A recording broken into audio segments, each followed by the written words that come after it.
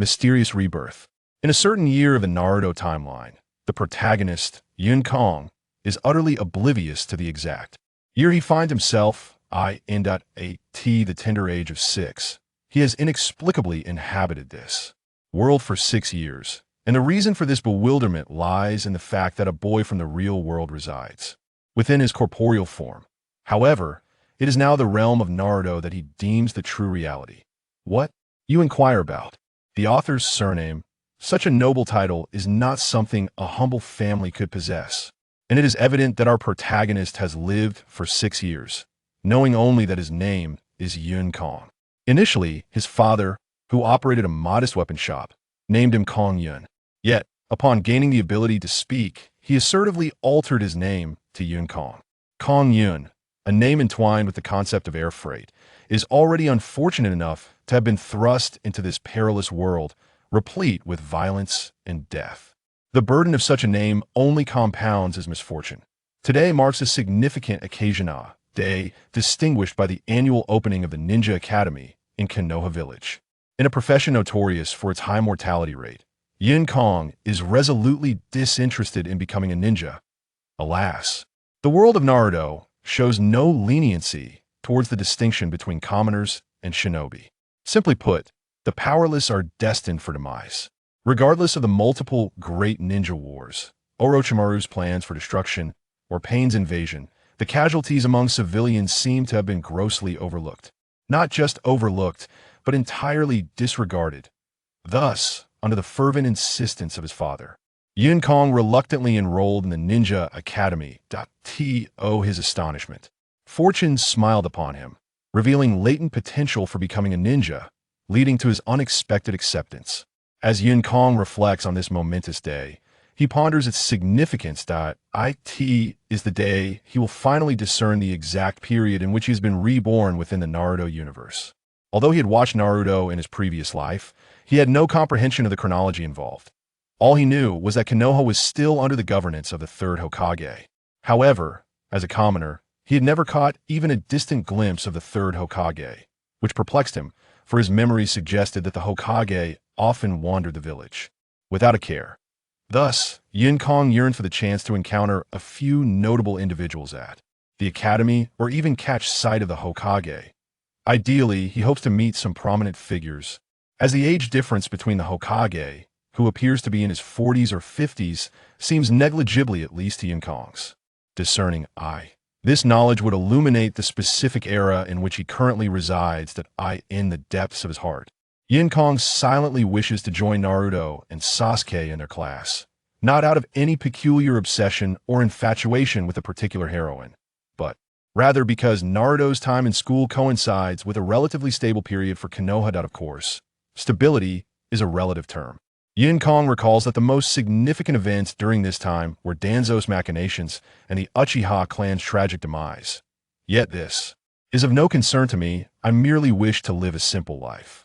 Yun Kong shook his head, attempting to dispel the chaotic thoughts swirling within. He waved his hand behind him, aware that despite the throng of parents and newcomers, his father had certainly noticed him.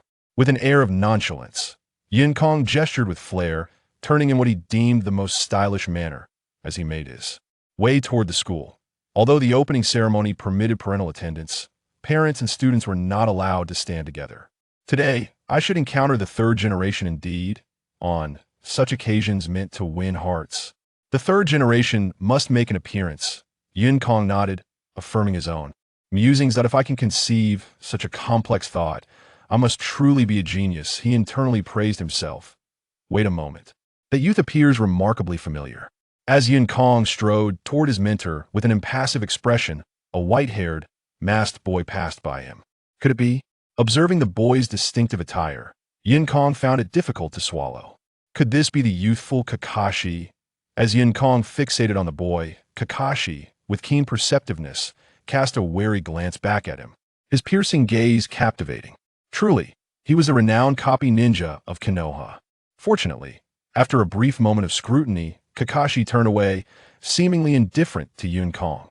Yun Kong, inexplicably, exhaled a sigh of relief. Oddly enough, it was not the intensity of Kakashi's gaze that brought him comfort, but rather the absence of that domineering phrase which would almost certainly incite a brawl. What are you staring at? What's it to you? And thus, Yin Kong would meet his end. Silently, he mourned for himself for a minute. Wait a minute, isn't it premature to mourn for my own fate? Damn it, this is a time when the Second Shinobi War has just concluded and the Third Shinobi War is looming just a few years away. Following that, the defection of Orochimaru, the Nine-Tails incident, and a series of tumultuous times await. Heavenly misfortune for prodigies. Yin Kong felt tears welling up. This truly was a cruel twist of fate in this period. Countless untapped talents had quietly perished before they could even blossom. Take, for instance, the tragic Kato Dan, who later instilled Tsunade's fear of blood and the future antagonist, Obito Uchiha. Speaking of which, Obito should be around here somewhere. Where could he be? Yin Kong suddenly realized, scanning his surroundings in search of Obito. Goodness, there are far too many Uchiha around. In his sweeping glance, he spotted a dozen or so Uchiha youths. Though some might be females that at this age, distinguishing between the genders proved quite challenging, especially with certain boys sporting long, flowing hair that appeared to have been straightened.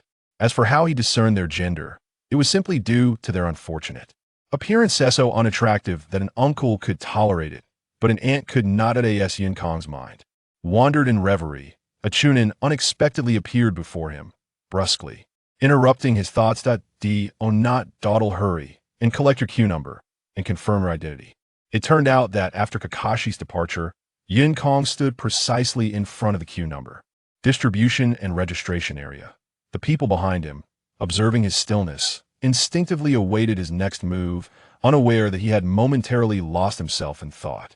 How dare you presume I am daydreaming when I am merely in contemplation? Such insolence is intolerable, he mused to himself, considering that this individual would likely amount to nothing more than cannon fodder in the future. With that thought, he resolved to let the chunin prance about for a few more days, in the fleeting moment that these thoughts crossed Yin Kong's mind. His face remained an impassive mask. He sincerely turned to the chunin and offered an earnest apology. Casting aside the chaotic thoughts swirling in his mind, Yin Kong swiftly retrieved his number tag. He rounded the corner. He found several lines formed on the small playground of the Wood Industry School. Upon entering the playground, a boy adorned with a forehead protector approached, casually taking the number tag from Yin Kong's hand. After a brief inspection, he pointed to a relatively empty line and informed Yin Kong, "Your place is over there." Having returned the tag to him, the boy quickly moved on to the next newcomer. Just as Yin Kong was about to express his gratitude, the boy had already hastened to assist another arriving youth, his demeanor markedly friendlier than when he had interacted with Yin Kong. "Goodness, Uchiha!" Yin Kong exclaimed, glancing back to see the same lower ninja exhibiting a far more respectful attitude towards the Uchiha than he had shown him. "With such narrow-mindedness, I shall surely blind you with my brilliance someday." With a smirk on his lips, Yin Kong made his way to the designated spot. So familiar. As he turned to glance behind him, he had failed to recognize the boy standing before him until he stepped closer, none other than Kakashi, who had just passed him moments ago. It was evident that Kakashi had also noticed the youth approaching him, the one who had been staring for a while. However, Kakashi merely cast a fleeting glance before shifting his focus elsewhere. Clearly, Yin Kong, being of humble origins, did not possess the merit to capture Kakashi's attention. Not perturbed by this, Yin Kong thought little of it. He was never one to stand out, and that suited him just fine. Quietly amassing his fortunes was the true path to success. After all, even standing beside Kakashi, he had little reason to believe that the legendary Konoha White Fan would acknowledge him. Yet, Yin Kong had already devised a plan in his mind. Though Kakashi appeared to be a genius, Obito currently languished at the bottom of the ranks. Before achieving recognition, individuals like Obito and Naruto yearned for someone to validate their existence. Thus, it was prudent to first forge a friendship with Obito. As for Kakashi, with Obito by his side, where could he possibly escape? As these thoughts danced in his mind, a smile unconsciously crept upon Yin Kong's face. Fortunately, being utterly ordinary meant few would take notice of him. After indulging in his daydreams, Yin Kong cautiously glanced around, relieved to find no one had witnessed his earlier embarrassment, but he let out a sigh of relief and quickly positioned himself behind Kakashi, half. An hour slipped by in an instant, and the once steadily arriving youths had finally dispersed from the playground. Yinkong took a deep breath, muttering to himself, "Why hasn't it started yet? I'm utterly exhausted. I arrived quite late. Had I known I would have to wait another half hour, I would have delayed my departure even further." It seemed that Yinkong's grumbling had some effect, for just as he was about to stretch and loosen up, the third Hokage, the leader of Konoha, along with others, finally made their slow entrance. With a steady and resolute gait, the third Hokage approached the already constructed podium. Behind him were the advisors of Konoha, Mito Gate-yin and Shun Koharu. The third Hokage, in the prime of his life, sported a head of lustrous black hair, and his advisors bore no signs of the decay typically associated with old age. Is the current wood industry still flourishing? Yinkong pondered to himself. Behind the two advisors stood Orochimaru, along with the clan leaders of Uchiha, Hyuga, and other prominent families in Konoha. To Yinkong's surprise, he even spotted the rumored prodigy of the wood industry, the future famed fourth Hokage, Minato Namikaze. Yet at present, Minato was merely an ordinary genin. Although he exhibited considerable talent and was beginning to make a name for himself, he was still just a capable yet unremarkable shinobi. Of course, ordinary here did not imply weakness, rather. It indicated that Minato had yet to attain the prestige he would later command. Jiraiya, Tsunade, and Danzo, who leads the route, are notably absent, Yinkong thought that as for the renowned Ino Shikacho trio, they too were merely ordinary ninjas at this time, lacking even the qualification to attend. It was unsurprising that Danzo was not present as a member of the route. His covert operations rendered him unsuitable for such public events. This realization brought a sense of relief to Yinkong, as he feared that, should Danzo take an interest in him, he might be forced into the rigorous training methods of the route, leading him to contemplate abandoning the shinobi path altogether. However, Orochimaru, what are you doing here? Can't you see that Jiraiya and Tsunade are absent? Why are you trying to join the fray? Yinkong secretly scoffed.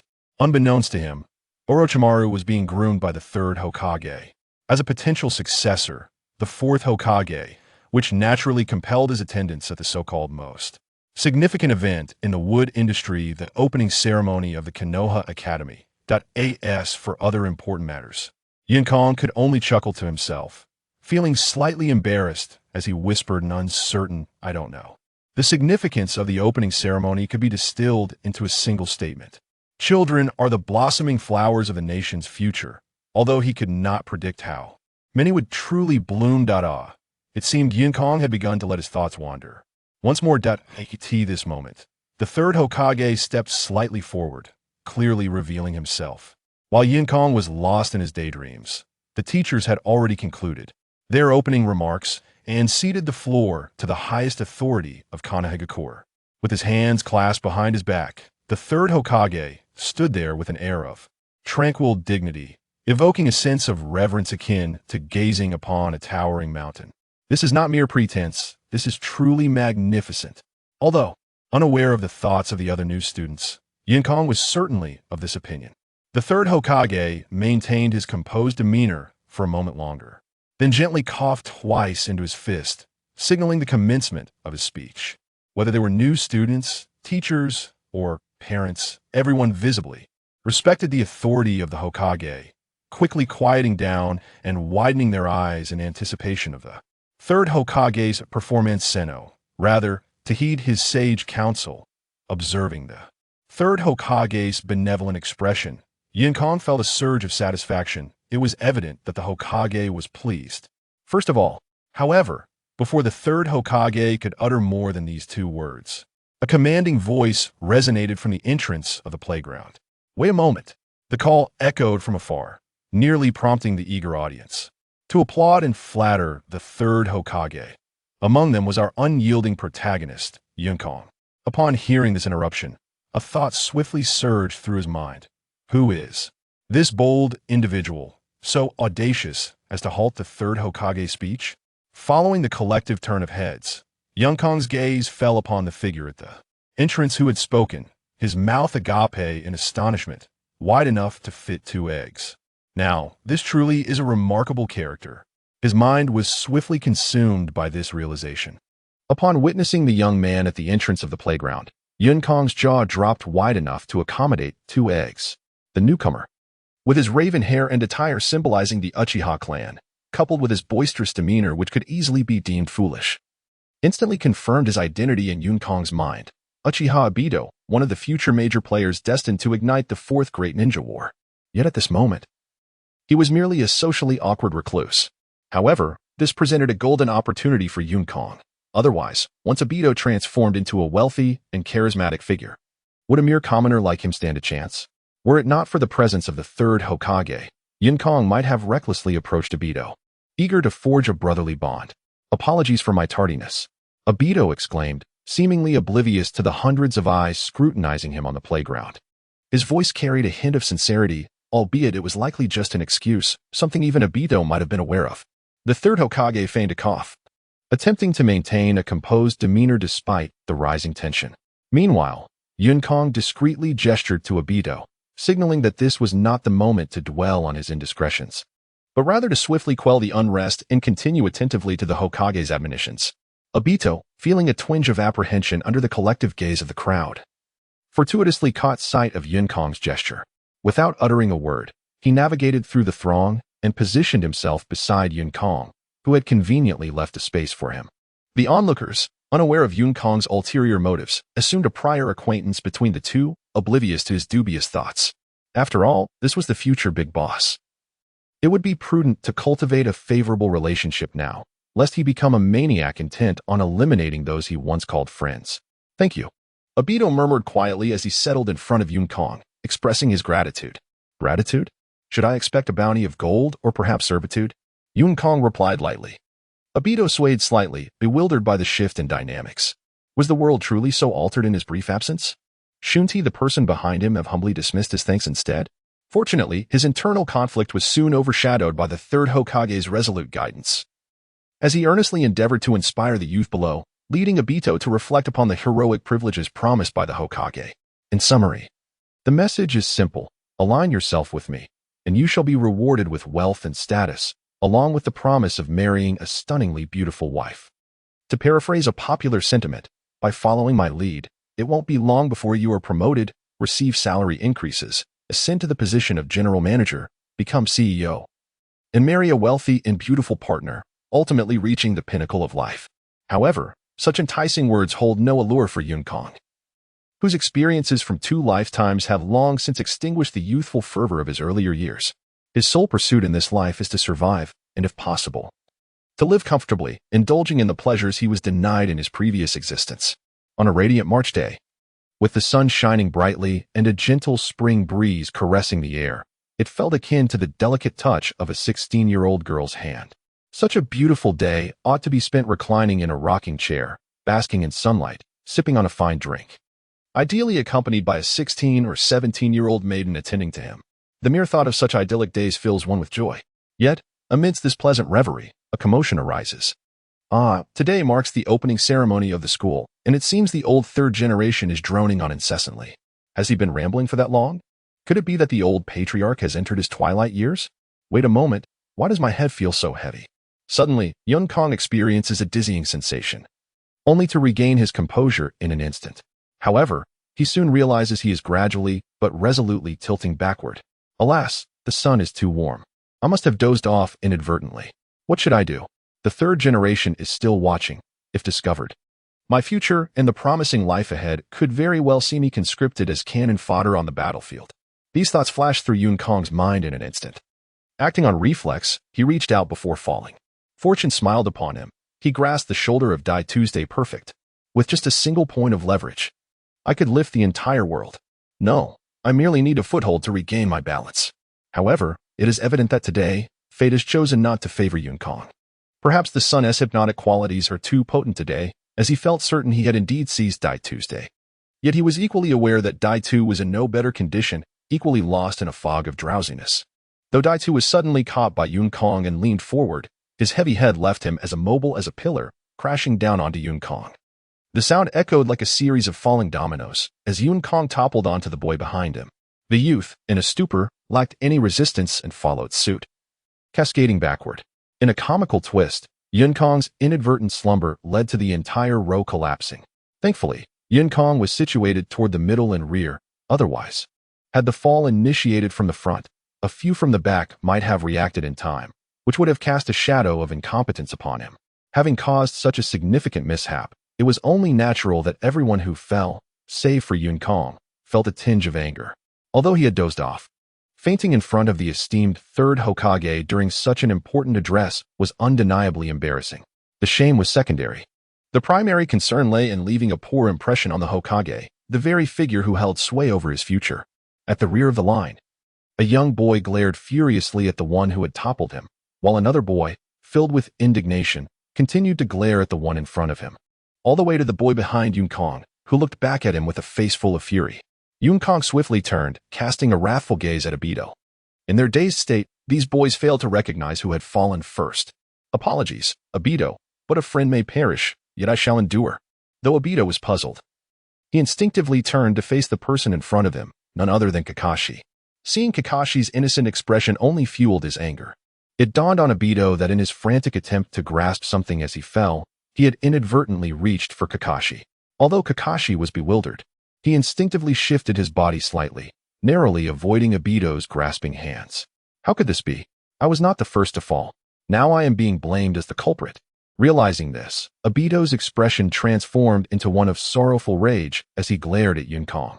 This was not how the story was supposed to unfold. I was clearly pulled down. How have I become the villain? Just as Obito was about to confront Yun Kong, he noticed Yun Kong suddenly break into a smile.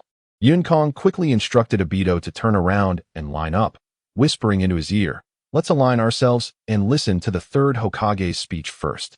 Afterward, we can discuss who was right or wrong." Upon hearing Yun Kong's quiet words, Obito pondered and recognized that this was indeed not the time for debate. He dutifully took his place in line, continuing to listen attentively to the third Hokage's address.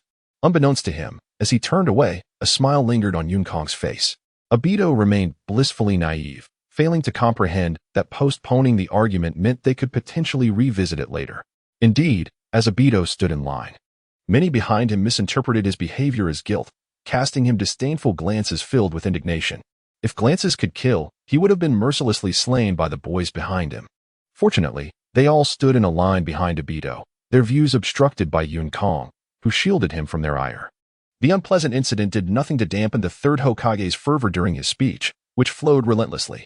It was unclear how others perceived the Hokage's address, but Yun Kong certainly felt it was excessively drawn out. After what felt like an eternity, the third Hokage finally concluded his speech. Yun Kong exhaled heavily. Having stood motionless for over 2 hours, his legs numb from the strain. "Third Hokage, are you not supposed to be busy? How could you spend so long rambling on?" As the Hokage's speech came to a close, a wave of enthusiastic applause erupted from the students on the playground, as well as from the teachers and parents outside. Among them, Yun Kong clapped especially vigorously, relishing the thought of finally being liberated. In fact, it has been conclusively proven that Yun Kong was entirely mistaken. After the third Hokage concluded his speech, the advisory duo, along with Orochimaru, proceeded to deliver remarks of varying lengths. Among these, Orochimaru's discourse resonated most with Yun Kong. The essence of his words could be distilled to a singular theme: survival. The teacher then ascended the platform to announce the class assignments, and fortuitously, Yun Kong found himself in the same class as Obito. As for the others, Yun Kong paid them no heed, with the formidable presence of his leader beside him. He felt assured in clinging to this influential figure, indifferent to the rest. Time dragged on until the class assignments concluded, and the teacher declared dismissal. Yun Kong's expression shifted to one of discomfort, as if his legs were no longer his own. Just as the teacher issued the order to disperse, Obito swiftly turned around, vocally accusing Yun Kong. "How dare you slander me? Apologize immediately and clarify to our classmates that I am innocent, or I shall challenge you to a duel." Obito anticipated various reactions from Yun Kong: denial, turning to flee, or engaging in a retort, but was taken aback when Yun Kong unabashedly admitted to the accusation and promptly retaliated. Yun Kong draped his arm over Obito's shoulder and unabashedly remarked, "What does it matter? It's merely a scapegoat for me, so don't be so petty." He gradually shifted his weight onto Obito, slowly moving his feet until they began to warm and regain mobility. Thankfully, Obito's presence provided the impetus Yun Kong needed to alleviate his stiffened legs. Yun Kong mused silently. Just as Obito's slightly awkward voice broke the moment, but your actions have left a negative impression on Lord Hokage. I aspire to be the next Hokage. And now I've tarnished my reputation with him. Yinkong suddenly felt a sense of underestimation towards Obito. It appeared he was not a fool after all, for he could contemplate such nuanced dilemmas. Indeed, a man with potential, destined to be a great leader. Fear not. Lord Hokage is an astute individual. He has surely discerned my trivial antics and knows they were not your fault. Yukong reassured him, not merely as consolation, for any seasoned ninja could recognize his slight mischief. Particularly someone as formidable as the third Hokage, who likely dismissed it as mere juvenile folly. Oh, I see. I apologize for my earlier demeanor. Obito stammered in a contrite tone. Why are you apologizing? You did nothing wrong. Yukong responded, somewhat perplexed. Well, as someone who aspires to be Hokage, I ought to be magnanimous, rather than petty as I was just now, Obito murmured quietly. Well, Yukong now feels like a wicked uncle, corrupting an innocent young lad. How delightful it is to find that Obito is adorably foolish. What kind of jolt could transform him into the deranged villain he will later become? Never mind. I forgive you, Yukong remarked. As he uttered these words, he felt a twinge of disdain for himself. It required an audacious lack of shame to speak such shameless phrases.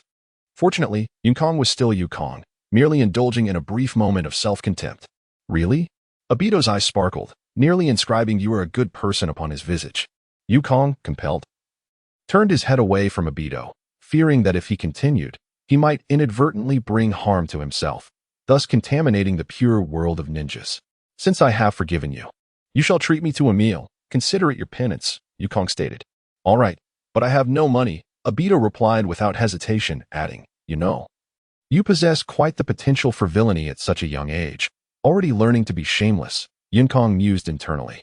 However, dismissing this thought, he exclaimed, then let me treat you. Chapter 5. Struck by inspiration really? Obito, who had just moments ago been dejected and awkward, suddenly seemed rejuvenated, passionately declaring, I want to eat mackerel rice balls, sweet red bean dumplings, and braised pork, and also... Stop. Yukong interrupted. It is my treat. Do you understand? As Yukong felt his legs regain their strength, he removed his arm from Obito's shoulders. He then gazed earnestly at Obito, whose eyes began to flicker with uncertainty. Are you not inviting me to eat, then? Obito asked softly, his voice tinged with vulnerability. Thump. Yukong gently tapped Obito's head. A man of honor must keep his word. Promises are like spilled water, and one must not be deceitful. What shall we eat? Obito inquired timidly, having never been treated to a meal before in his life. Of course, we shall go to my home. Whatever my mother prepares, we shall eat.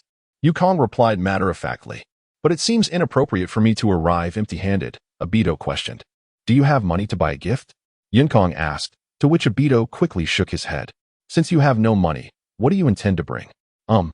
It appears I have nothing. Obito slowly responded.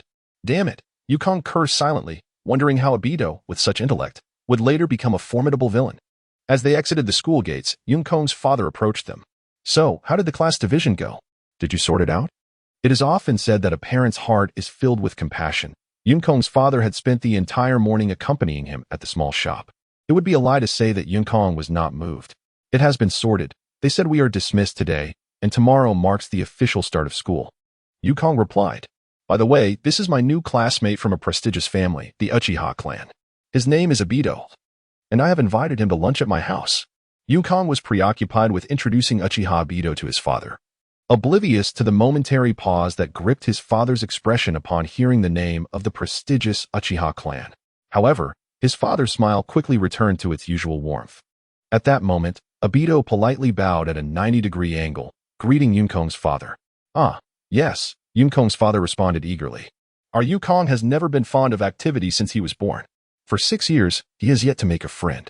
Initially, I thought him to be an introverted child, but to my surprise, he found a friend on the very first day. Come now, Yukong's mother must have prepared a meal.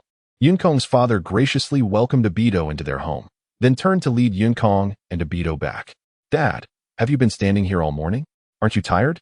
My legs are numb from standing, Yukong exclaimed. By the way, why aren't you at the shop? Oh, I'm not tired, Yukong's father replied without turning back.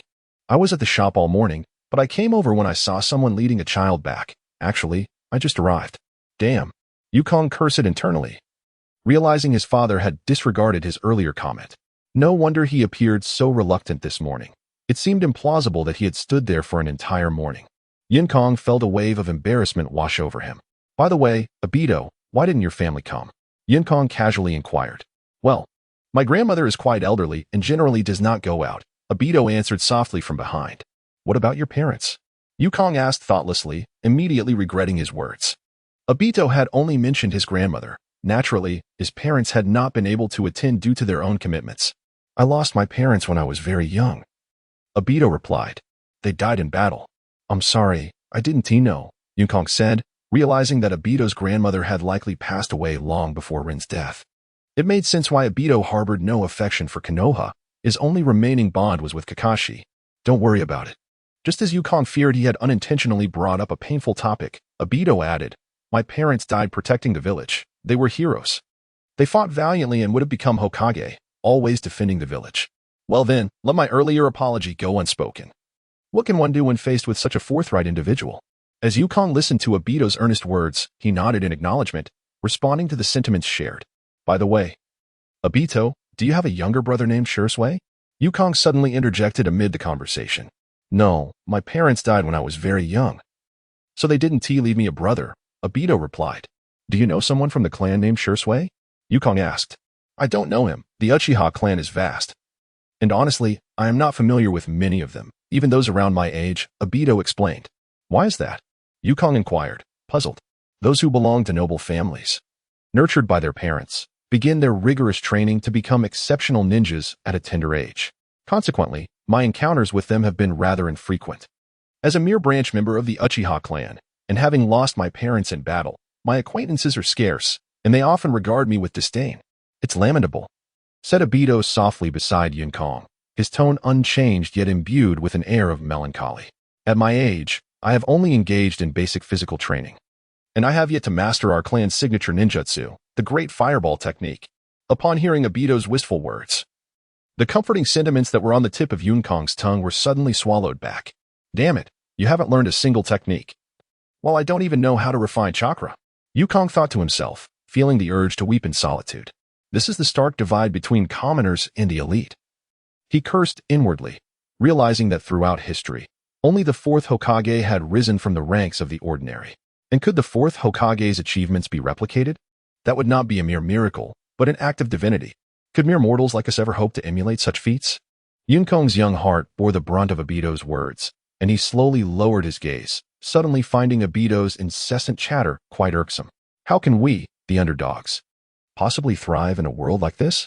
Grateful for his youth, he reminded himself that there have been instances of late bloomers.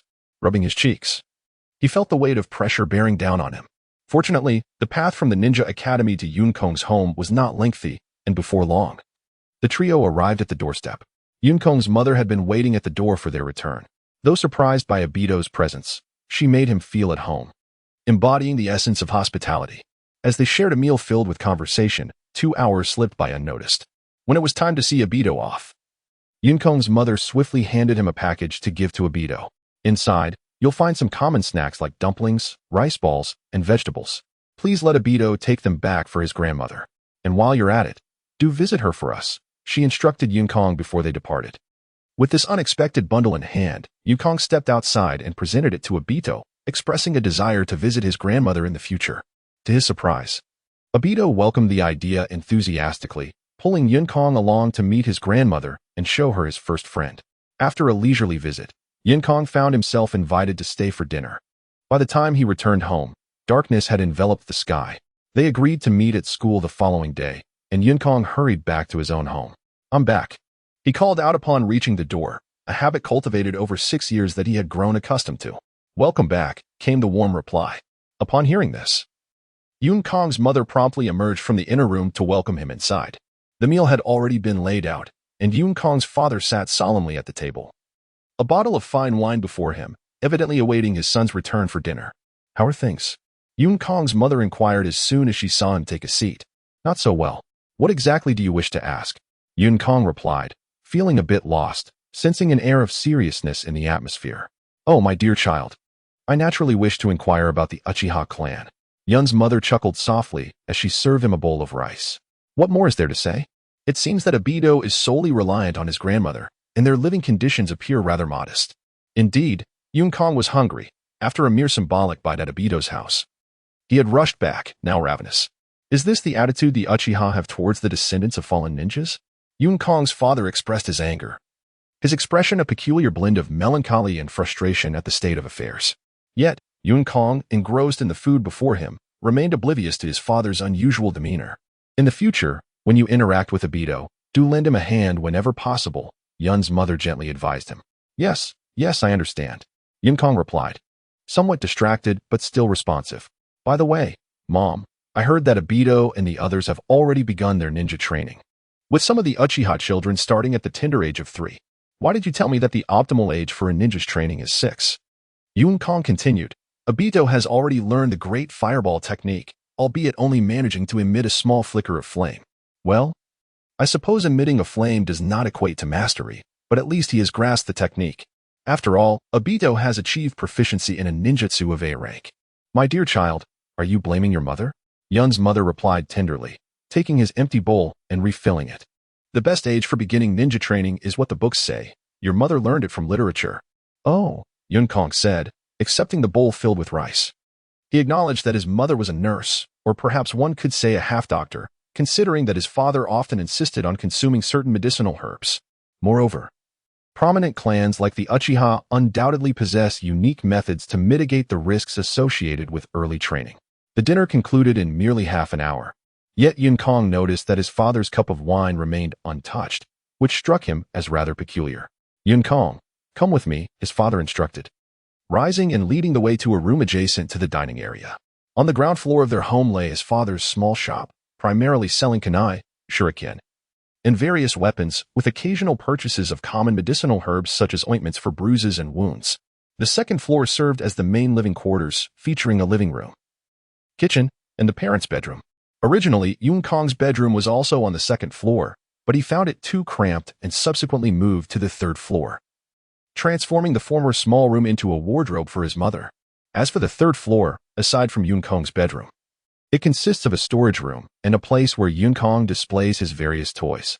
Additionally, at the rear of the building lies a modest courtyard, which also belongs to the Yun Kong family. Upon this realization, Yun Kong couldn't help but feel a sense of joy, thinking that he belonged to a moderately prosperous household. Had it not been for this wicked world of ninjas, Yun Kong might have simply languished in idleness. Soon, Yun Kong's father led him up to the third floor, navigating through twists and turns, revealing a plethora of rooms that Yun Kong had previously been unaware of. Finally, they arrived at the innermost room, where Yun Kong's father produced a pre-prepared key to unlock an old, dusty lock that had remained undisturbed for ages. Come in, he whispered, stepping into the room first.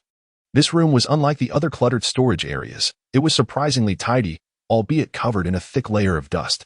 After entering, Yun Kong's father casually swept away the dust from a seat before formally kneeling upon it. Observing his father's demeanor, Yun Kong hurriedly cleaned off the seat in front of him, though the swirling dust caused him to cough a few times. Father, what is it that has you so serious? Is there a fortune hidden here for me to inherit? Yun Kong whispered, as if divulging a deeply confidential matter. The stern expression on his father's face broke into a smile at Yun Kong's words. You mischievous boy, what are you thinking? After sharing a light moment, Yun Kong's father returned to his serious demeanor. Yun Kong, have you made up your mind to become a ninja? He asked earnestly, seeing his father's expression. Yun Kong, despite wanting to smile, held back and replied seriously, I have made my decision. Do you understand what it means to become a ninja? His father inquired. Yun Kong nodded earnestly, recognizing that it would lead to an uncertain future, one fraught with peril and the possibility of an early demise, and that a simple, beautiful life would be irretrievably lost. Without a doubt, being a ninja is a perilous profession. In this lawless world, only the strong can survive. In battle, the ruthless do not care whether one is poor or wealthy, a commoner or a king. Many affluent or powerful individuals have fallen to ninjas. Take, for instance, the former leader of the city of Dahe, who had once seized Zabuza's sword. Wealthy and influential, he commanded an army, yet when faced with Sasuke and Suigetsu, he was utterly defeated, his fortress besieged. Once one embarks on the path of a ninja, there is no turning back. Have you considered this? Yun Kong's father asked once more, his tone serious. Yun Kong nodded, resolving that matters of the future could be addressed later. He would not regret this decision. even if the path he chose led to his own downfall. After all, who would know if he regretted it if he kept it to himself? In that case, your father's legacy can be entrusted to you. Yunfu rose to his feet and approached a corner of the wall, where he formed a series of intricate hand seals and, with a commanding shout of open, an entrance large enough for a single person gradually emerged from the wall before him. With Yunkong in tow, Yunfu stepped through the opening and into another chamber. This room, devoid of any furnishings, contained only a staircase descending into darkness, its steps thickly coated in dust. This resembles a tunnel beneath our courtyard, where I constructed a secret chamber, Yunfu remarked, observing the astonished expression on Yunkong's face. Your grandfather was once a ninja, but that was a long time ago. He passed this legacy on to me, and in my youth, I aspired to become a great ninja as well. However, after suffering severe injuries that nearly claimed my life, I was fortunate to receive your mother's devoted care, which enabled my recovery. As Yunfu quietly recounted his past experiences, Yunkong interjected from behind, teasingly, so, you and her shared some flirtations? Upon hearing this, Yunfu raised an eyebrow and turned to deliver a playful punch to Yunkong's head, retorting, flirtations? What are you talking about? A faint blush crept onto his usually stoic face as he added, but the process was somewhat similar.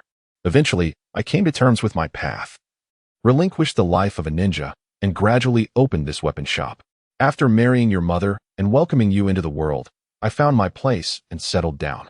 Most of my companions from those days have perished in battle, and now, very few are aware of my former identity as a ninja. Yunfu sighed, reflecting on his history as they strolled into the underground tunnel beneath the courtyard. This passage leads directly to the outskirts of a village 10 miles away. Should any calamity befall our village, this route will suffice for our family's escape. Remember this well and keep it a secret. Do not disclose it to anyone, not even to your future wife. Pointing towards a path leading into the distance, Yunfu continued, of course, this tunnel was not excavated by our family. After walking less than 2 miles, you will reach the village's sewer system, which will lead you out. The exit on that end also requires specific techniques to open, which I will teach you shortly. You must commit everything to memory. Yunkong nodded, pondering the possibility that their family might harbor a grand secret. Perhaps a lineage tracing back to a noble house, with treasures hidden within. What a future that would be, he chuckled, as Yunkong indulged in dreams of grandeur. Yunfu once again formed hand seals, and suddenly another entrance appeared at the tunnel's bend, leading Yunkong inside. They entered a spacious secret chamber divided into 2 sections, one filled with countless books and scrolls, the other stocked with weapons and a training area. This is the greatest secret of our family, Yunfu declared as they approached the shelves brimming with scrolls and tomes. It was evident that this place had not been visited in quite some time, likely since his father had abandoned his ninja vocation. These contained your grandfather's cultivation experiences and even some collected ninjutsu techniques. Certainly, those matters possess a certain quality. As for the rest, they are the collection I have amassed over the years. Father Yin gestured towards the arranged scrolls and books as he introduced them to Yunkong. Regarding that large scroll, it was left behind by the master whom our family once served. After guiding Yunkong around, Father Yin pointed to a scroll in the corner, thickly coated in dust, and spoke with a profound sense of melancholy. Since your grandfather's passing, I have not dared to open it. Does it contain your memories of grandfather? Yunkong inquired, observing Father Yun's expression with a hint of discomfort. No, Father Yun replied bluntly, it is not a matter of desire, but rather my inability to unlock it. Very well. Please take a seat. I shall recount our family history to you. Father Yun found a relatively clean spot to sit and gestured for Yunkong to do the same. Once Yunkong was settled, Father Yun solemnly instructed, you must keep these matters confidential. No one should ever learn of them. Who would want to let others know? Yunkong chuckled. The thought of his family having significant roots, possibly being descendants of some illustrious lineage, filled him with anticipation. Indeed. Father Yin replied without a hint of amusement, shortly, I will imprint a technique upon your mind to seal all that you learned today, unless you choose to disclose it. No one shall uncover it. Wow, Father, you are truly remarkable. You can even perform sealing techniques? Yunkong, who had assumed his father's claims of inadequacy meant he was merely an ordinary shinobi, was astonished to discover that sealing techniques were typically the domain of elite ninjas. Enough. Listen to me. Father Yin gently tapped Yunkong's head, urging him to remain silent. First, I wish to discuss our family name. Haven't you always been curious about it?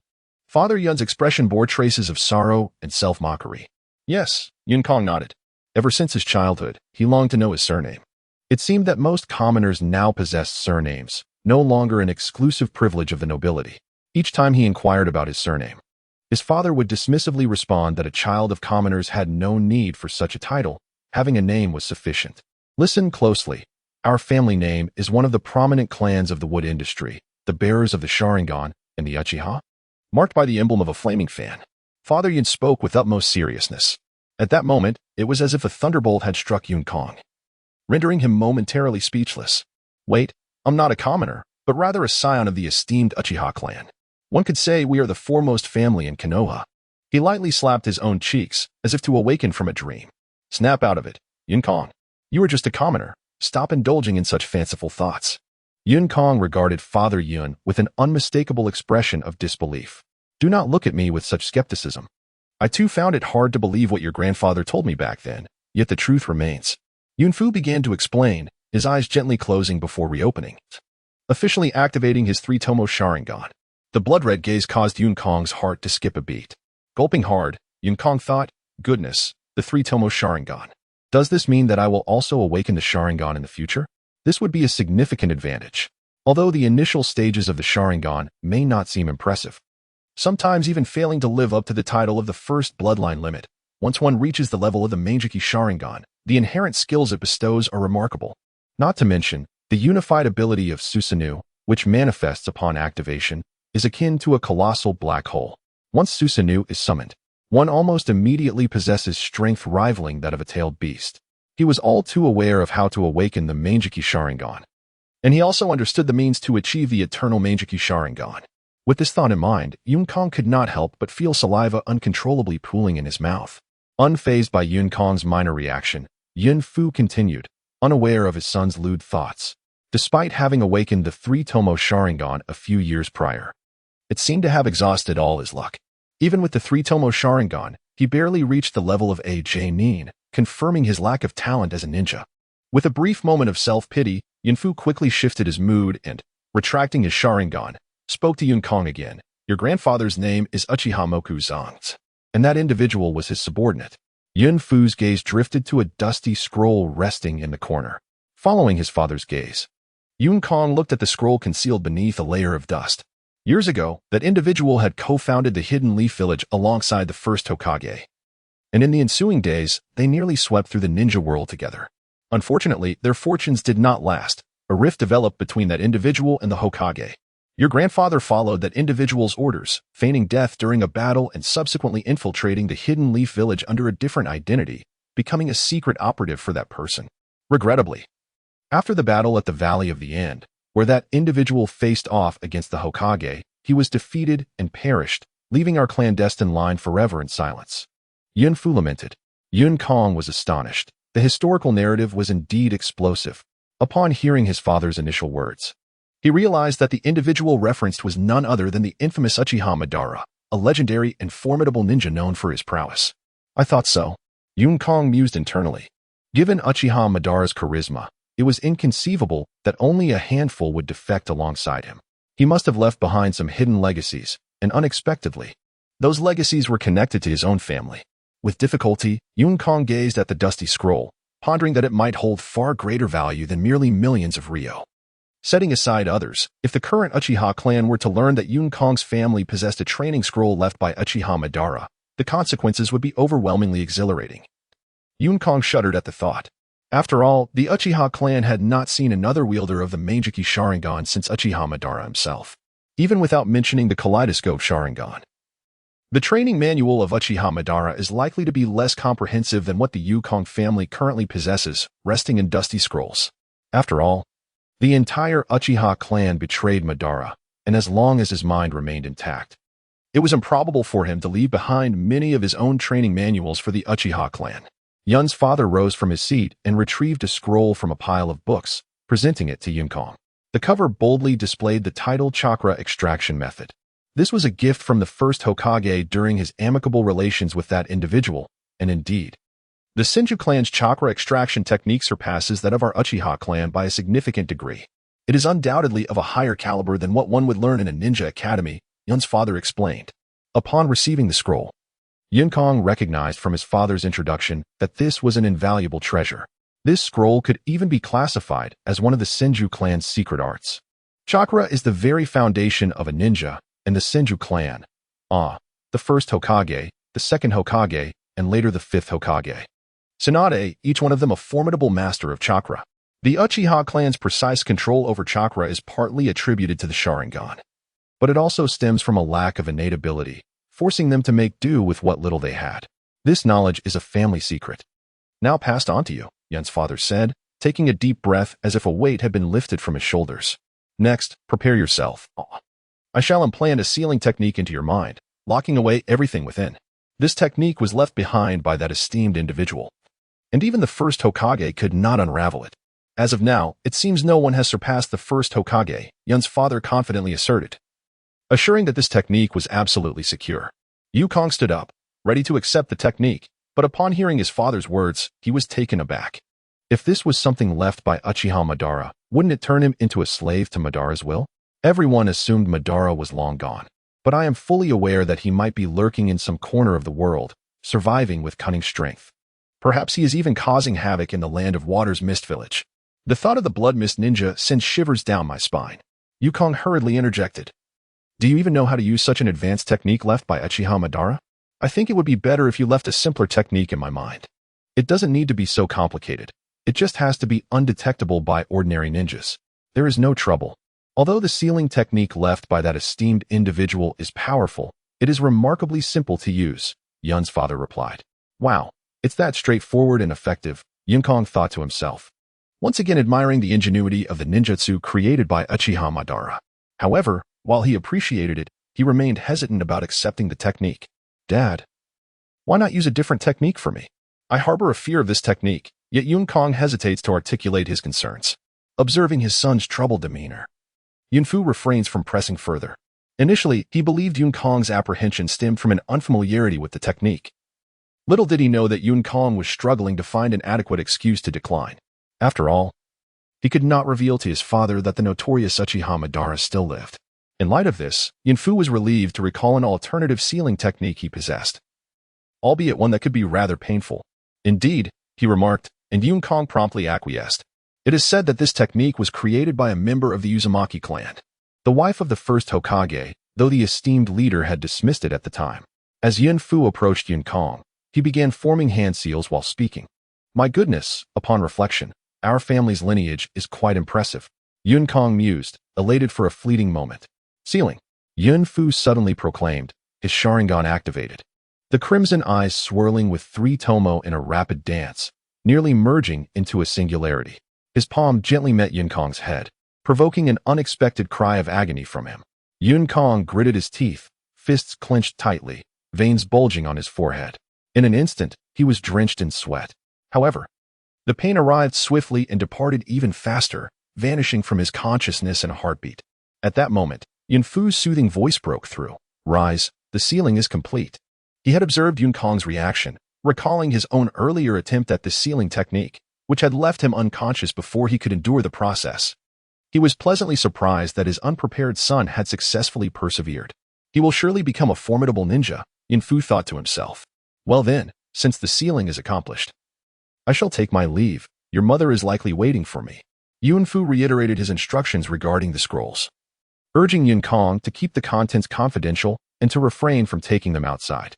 Understood, Yukong nodded, eager to unravel the mysteries of the chakra extraction method scroll, which he began to peruse with great interest. Observing his son's engrossed expression, Yunfu smiled with satisfaction. Suddenly, a realization struck him. Oh no! I forgot to drink my daily cup of sake. I hope Keiko hasn't poured it out. He fretted, hastily instructing Yukong, stay here. I shall return in an hour to fetch you. With that, he hurriedly exited the room. Fortunately, Yunfu did not forget his son upon returning home. At present, Yukong lacked chakra, rendering him incapable of activating any technique, especially since he had yet to learn the required jutsu.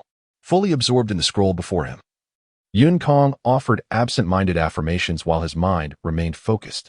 Chakra, as defined, is the energy extracted from all the cells within the human body, cultivated through extensive training and accrued experience, ultimately forged into a potent spiritual energy. By harnessing these 2 forms of energy from within, one can refine them into chakra. Through the act of forming seals, one can activate the energy of chakra. Simply put, Chakra is the essence of ninjutsu. The energies of a ninja's spirit and body resonate with what is referred to as vitality, facilitating the conversion of internal energy into chakra. The efficiency of this transformation directly influences the practitioner's capabilities. The scroll initially elucidates the concept of chakra, followed by a detailed exposition on methods of extraction. Thanks to my 9 years of compulsory education, 3 years of high school, and 4 years of university, within merely half an hour, Yun Kong had firmly etched the entire scroll into his memory. First, he sought to comprehend the power residing within his cells. Yun Kong assumed the appropriate stance and began to tune into the techniques outlined in the text. Whether it was his extraordinary mental prowess or the experience gained from 2 lifetimes, he settled into a meditative position and, in just 5 minutes, he swiftly sensed the flowing energy within his cells. What was the subsequent step? Extraction. But where to extract it to? It seemed akin to the lower dantian. He mused silently. Following the methods recorded in the scroll, he promptly extracted the bodily power from within his cells. By heavens, I accomplished this with such ease. I truly am a genius, he thought.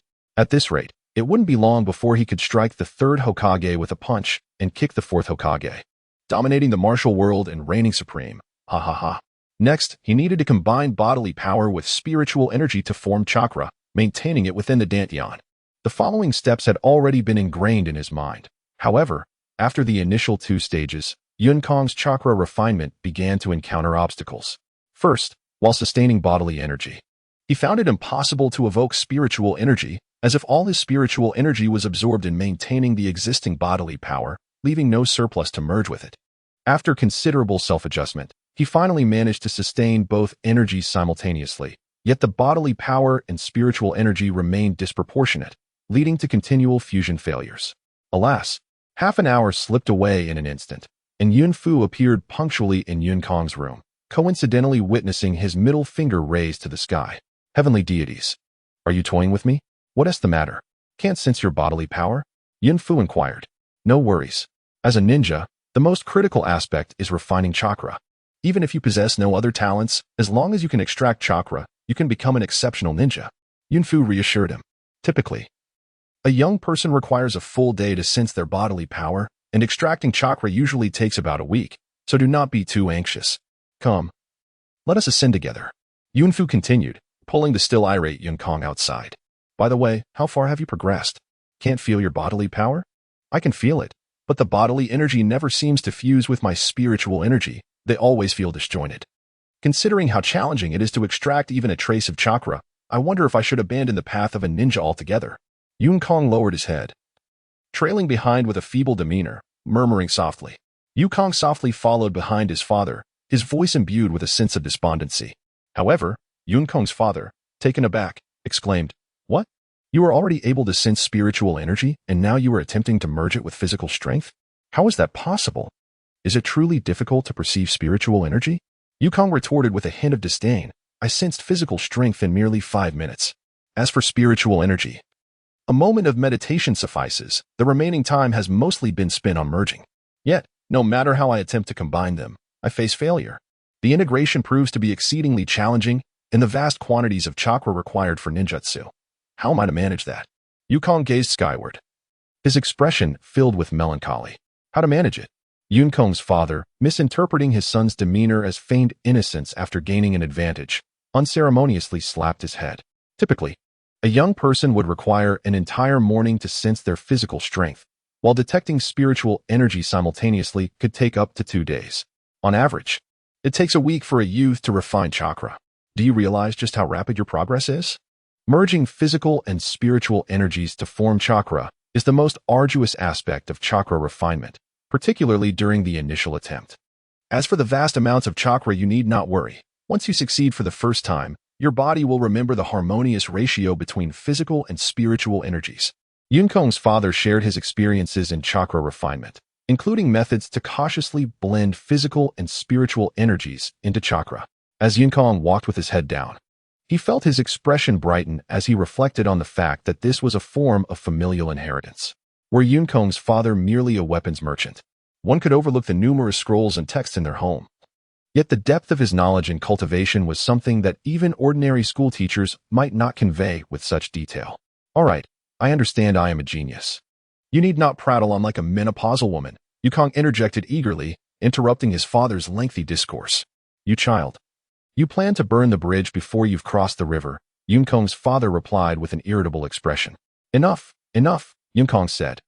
Having arrived at the vicinity of his bedroom, he playfully pushed his father forward. I have no interest in your youthful exploits.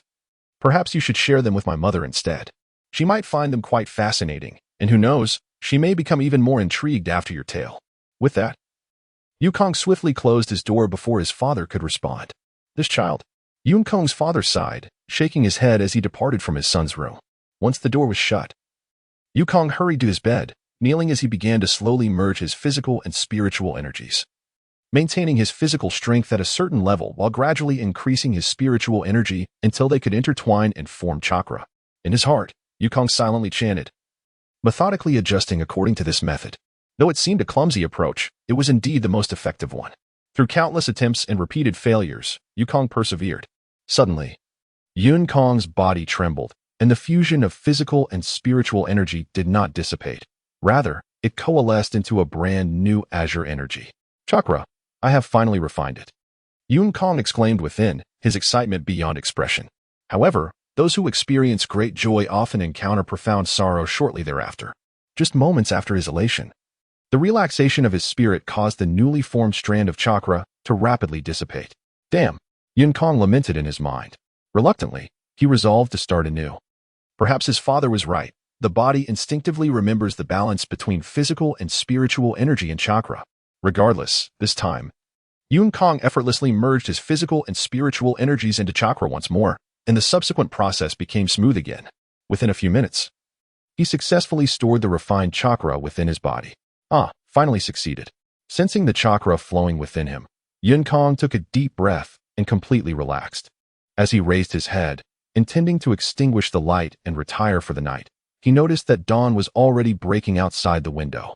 So tired, he thought, as the tension he had maintained all night began to protest against the arduous efforts he had expended, insisting that he deserved a proper rest during the day.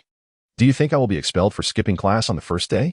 Yukong mused to himself, concluding that there was a 90% chance of that happening. Given this, he decided against sleeping and opted to refine a bit more chakra instead.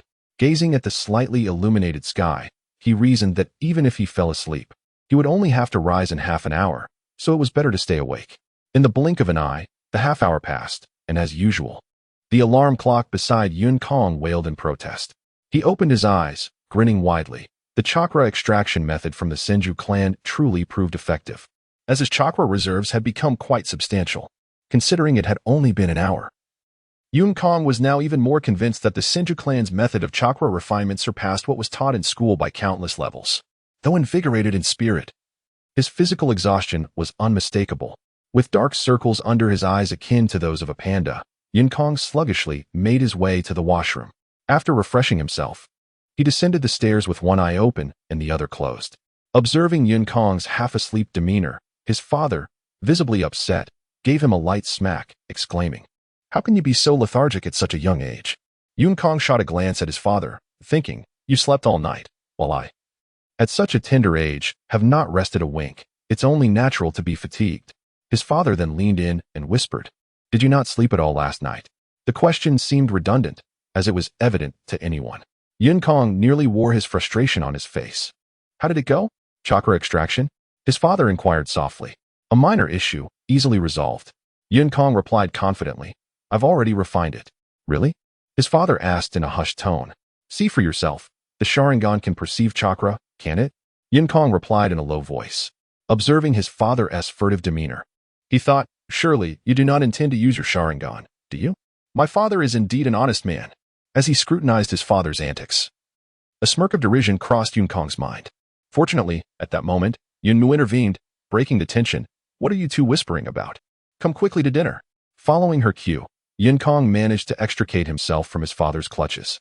After hastily consuming a couple of bites, he stood up early, declaring, "I've finished eating. I must head to school now."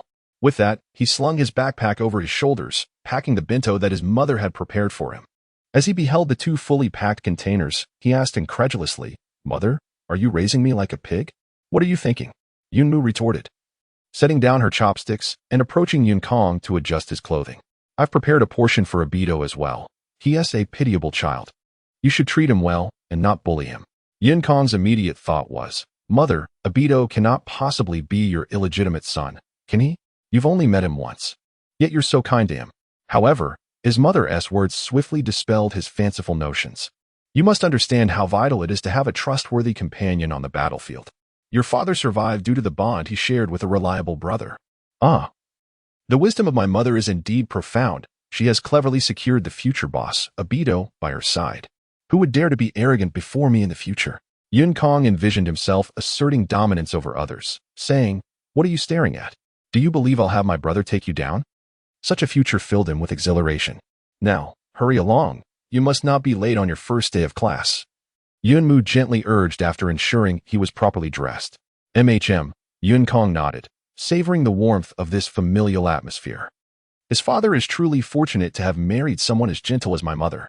Glancing at his father, who was tapping his empty bowl, Yin Kong rolled his eyes, thinking, I'm off now. He called out, slipped on his shoes, and dashed outside. His father's envious gaze nearly made him roll his eyes to the heavens. Dismissing his father's teasing glance, he suddenly recalled, at my young age, shouldn't you be the one taking me to school? Imagining his father's scheming expression back in the house, Yin Kong kicked a stone in frustration. With such an irresponsible father, I am utterly exasperated. Hey, Yin Kong. Just as he was about to turn the corner, a voice, jarring enough to disturb the tranquility of the morning, rang out from behind him. Turning around, he was greeted by a figure cloaked in dust, panting heavily. I recognized you from behind. I didn't expect it to be you. It was Obito. Clearly having run a great distance, appearing breathless. What brings you here? Your route to school shouldn't lead you this way, Yin Kong queried, perplexed. The Uchiha clan's residence is situated precisely on either side of the ninja school, rendering it unnecessary for Obito to traverse this street on his way to school. I came to walk with you. I was concerned you might lose your way or encounter unsavory characters. I can protect you, Obito declared, exuding a demeanor that suggested he would shoulder any burden. Unsavory characters? How dare you say that? You are the greatest villain, Yin Kong thought to himself. Though he felt a surge of gratitude, Obito's personality resembled that of Naruto. If one showed him the slightest kindness, he would readily offer his heart in return. Observing Obito's solitary state, Yin Kong inquired, Why haven't you brought anything with you? We won't be returning home for lunch. What will you eat? Unlike the schools in our homeland, the Ninja Academy does not boast a cafeteria nor a shop selling various snacks. What? We're not going home for lunch? I had no idea, Obito replied innocently, puzzled by his grandmother's insistence on preparing a bento. And then? Yin Kong pressed, You prepared a bento. Where is it? I ate the bento along with breakfast, Obito murmured softly. Are you a pig? How can you eat so much without feeling unwell? Yin Kong exclaimed, taken aback. It was a bit much, Obito admitted. Yet he remained a naive and innocent boy, too foolish and simple-minded. What will I do for lunch? The realization struck Obito. A crucial piece of information finally dawning upon him. Indeed, what would he do for lunch? It has been 2 minutes, and only now do you grasp this issue. I am truly astounded by your reaction time, Yin Kong remarked, observing the eager light in Obito's eyes. Do not even think about it. I will not share. He quickly retorted. Did you not say we are partners? A partner is someone you can trust with your back. Besides, it's just a bento. We can split it. Obito asserted with conviction. You rascal, Yin Kong thought, incredulous that Obito had so swiftly thrown his words back at him, revealing his thick-skinned and cunning nature. Yin Kong fixed his gaze on Obito, who began to blush in embarrassment. Perhaps you could give me a small portion. I can manage with less and hold out until the afternoon, Obito suggested hopefully. Obito, could you please refrain from looking at me with those adorably innocent eyes? I have no interest in children, especially not in young boys, Yin Kong mentally exclaimed, overwhelmed by a flood of thoughts. Surely, Obito could not be feigning such innocence. Fortunately, the present Obito had yet to transform into the cunning villain he would one day become. Yin Kong failed to detect any signs of pretense. Otherwise, he would have swiftly kicked Obito to the ground and fled. Unable to bear Obito's pitiful expression, Yin Kong decided against teasing him further. He removed his shoulder bag and handed it to Obito, saying, Take a look for yourself. Obito eagerly accepted the bag and opened it to discover 2 bento boxes nestled inside. Is one of these mine? He cautiously inquired. I have no idea, after all. I am not a pig, Yin Kong replied, raising his hands in exasperation as he walked away. As he continued on, Yin Kong suddenly realized that Obito had not followed him. As soon as I turned around, I was taken aback by Abito's sudden embrace. Yun-kong, you have been so incredibly kind to me. Since the loss of my parents, apart from my grandmother, you are the only one who has shown me such kindness. With that, he wiped his tears and snot on Yun-kong's clothes. Goodness. There's no need to be so emotional. This is a brand new outfit I just changed into today. Abito, please keep your distance. Yun-kong lamented inwardly, struggling to push Abito away. To his surprise, Abito clung on tightly, refusing to budge. After what felt like an eternity, Abito finally released Yun-kong. At that moment, Yun-kong's attire was utterly ruined, but he chose not to dwell on it. Once Abito finished his sentimental musings, he turned to Yun-kong and declared, "From this day forth, you shall be my little brother. If anyone dares to bully you, just let me know, and I will ensure they regret it." With that, Abito boldly stepped forward and patted Yun-kong's shoulder firmly twice, demonstrating his unwavering loyalty. Yun-kong found himself ensnared in a stupor, incessantly murmuring to himself that something was amiss. This scene was utterly incongruous. It was I who had summoned the sounds and the provisions. Shouldn't Abito have declared, "Big brother, from now on, you are my elder brother. I shall follow your lead, and whoever you wish me to eliminate, I shall do so"? How had things transformed into this? In an instant, Yun-kong felt his intellect faltering.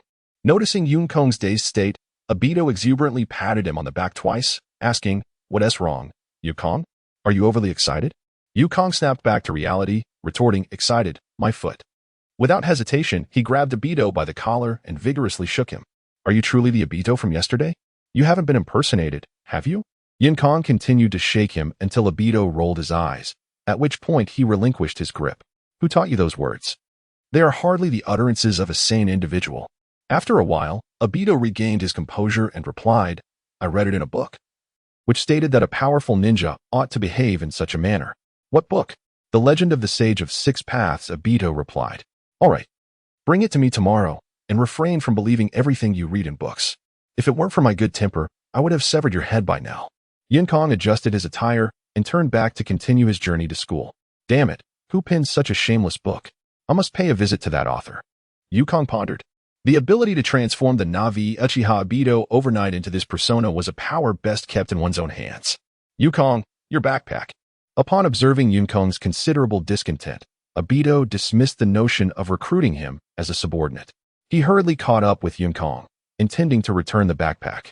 "Doesn't it contain your bento?" Yun-kong queried. "Then carry it. We mustn't let it get stolen." "All right," Abito acquiesced. Clearly, the allure of the bento was substantial, for he promptly slung the backpack over his shoulder. "Is this truly the Abito I know?" Yun-kong mused. Immature, innocent, kind-hearted, and most importantly, foolish. This was the ideal Abito. Yun-kong felt a swell of satisfaction. Perhaps due to Yun-kong's influence, Abito managed to arrive at school without delay. However, they were nearly late. Entering the classroom just as the bell rang, they chose the last row in the corner, and shortly thereafter, their ninja instructor, the Chunin Yamada no, entered the classroom. He appeared quite ordinary, donned a light green vest, wore a forehead protector on his brow, and sported hair of medium length. He exuded a somewhat unconventional aura, though he seemed to be in his 30s. "Hello, everyone. I am your Chunin instructor, Yamada no. For the next 6 years, I shall guide you until you become exceptional ninjas." Listening to teacher Yamada's introduction, Yun-kong reflected, it appears that this Yamada no is rather amiable. However, I haven't heard of him before. Could he be yet another disposable character? Teacher Yamada briefly introduced himself and provided an overview of life at the Ninja Academy. In essence, the schedule consists of theoretical classes in the morning and practical activities in the afternoon. He also outlined the school's rules. Punctuality is crucial, absences are forbidden, and respect for teachers is mandatory. Interestingly, the academy typically does not assign homework, a fact that Yun-kong wholeheartedly welcomed. Following this, the students were invited to introduce themselves, starting from the right side of the classroom. After addressing the necessary points, teacher Yamada willingly ceded the floor to the students. Upon concluding his remarks, a bespectacled boy in the front row was the first to stand up and say, "Hello everyone, my name is..."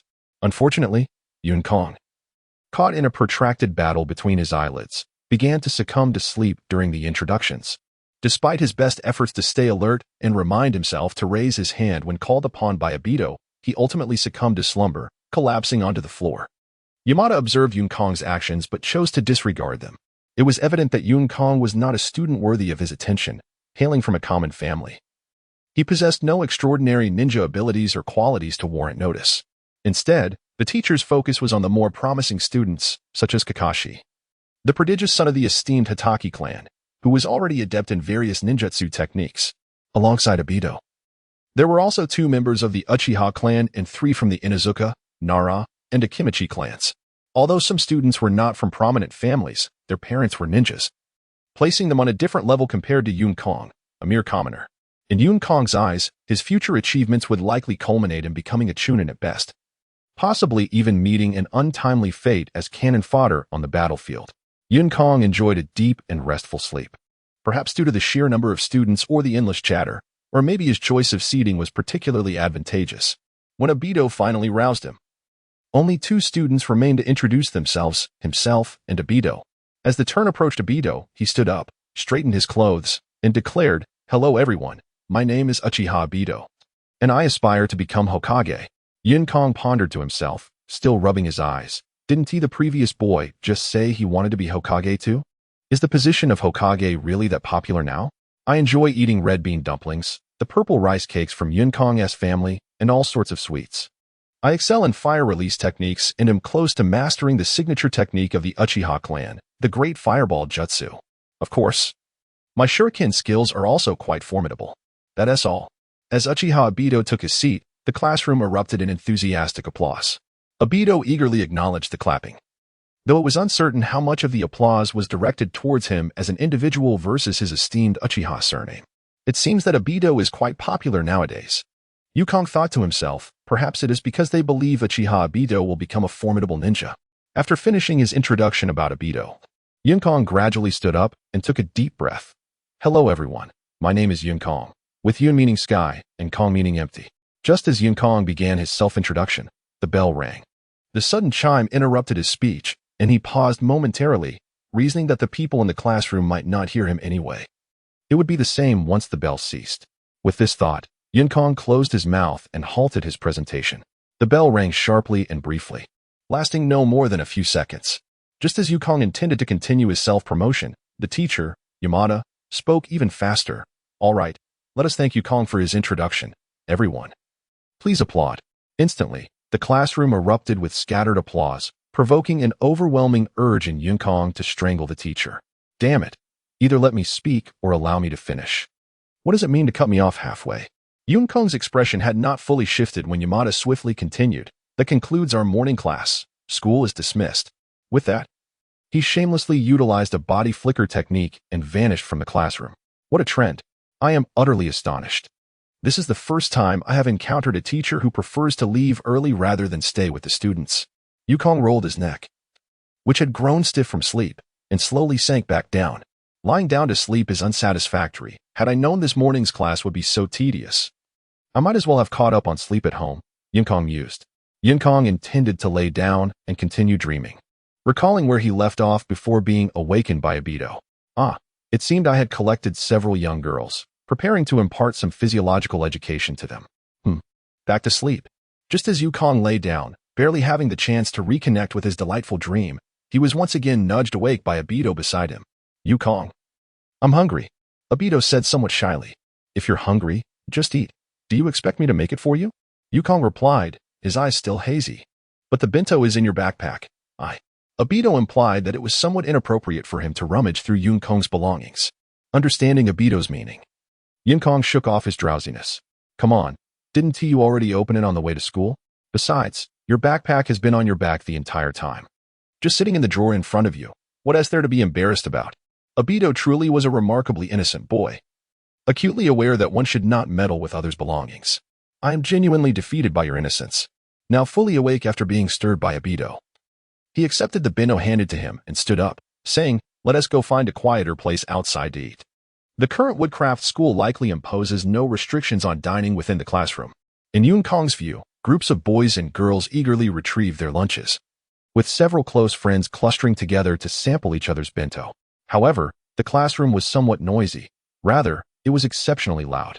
On their first day of school, the boys, filled with curiosity and excitement, especially after forging new friendships and free from parental oversight, instantly embraced a carefree demeanor. Yun Kong observed several individuals, possibly overwhelmed with enthusiasm, playfully tossing food from their lunches about.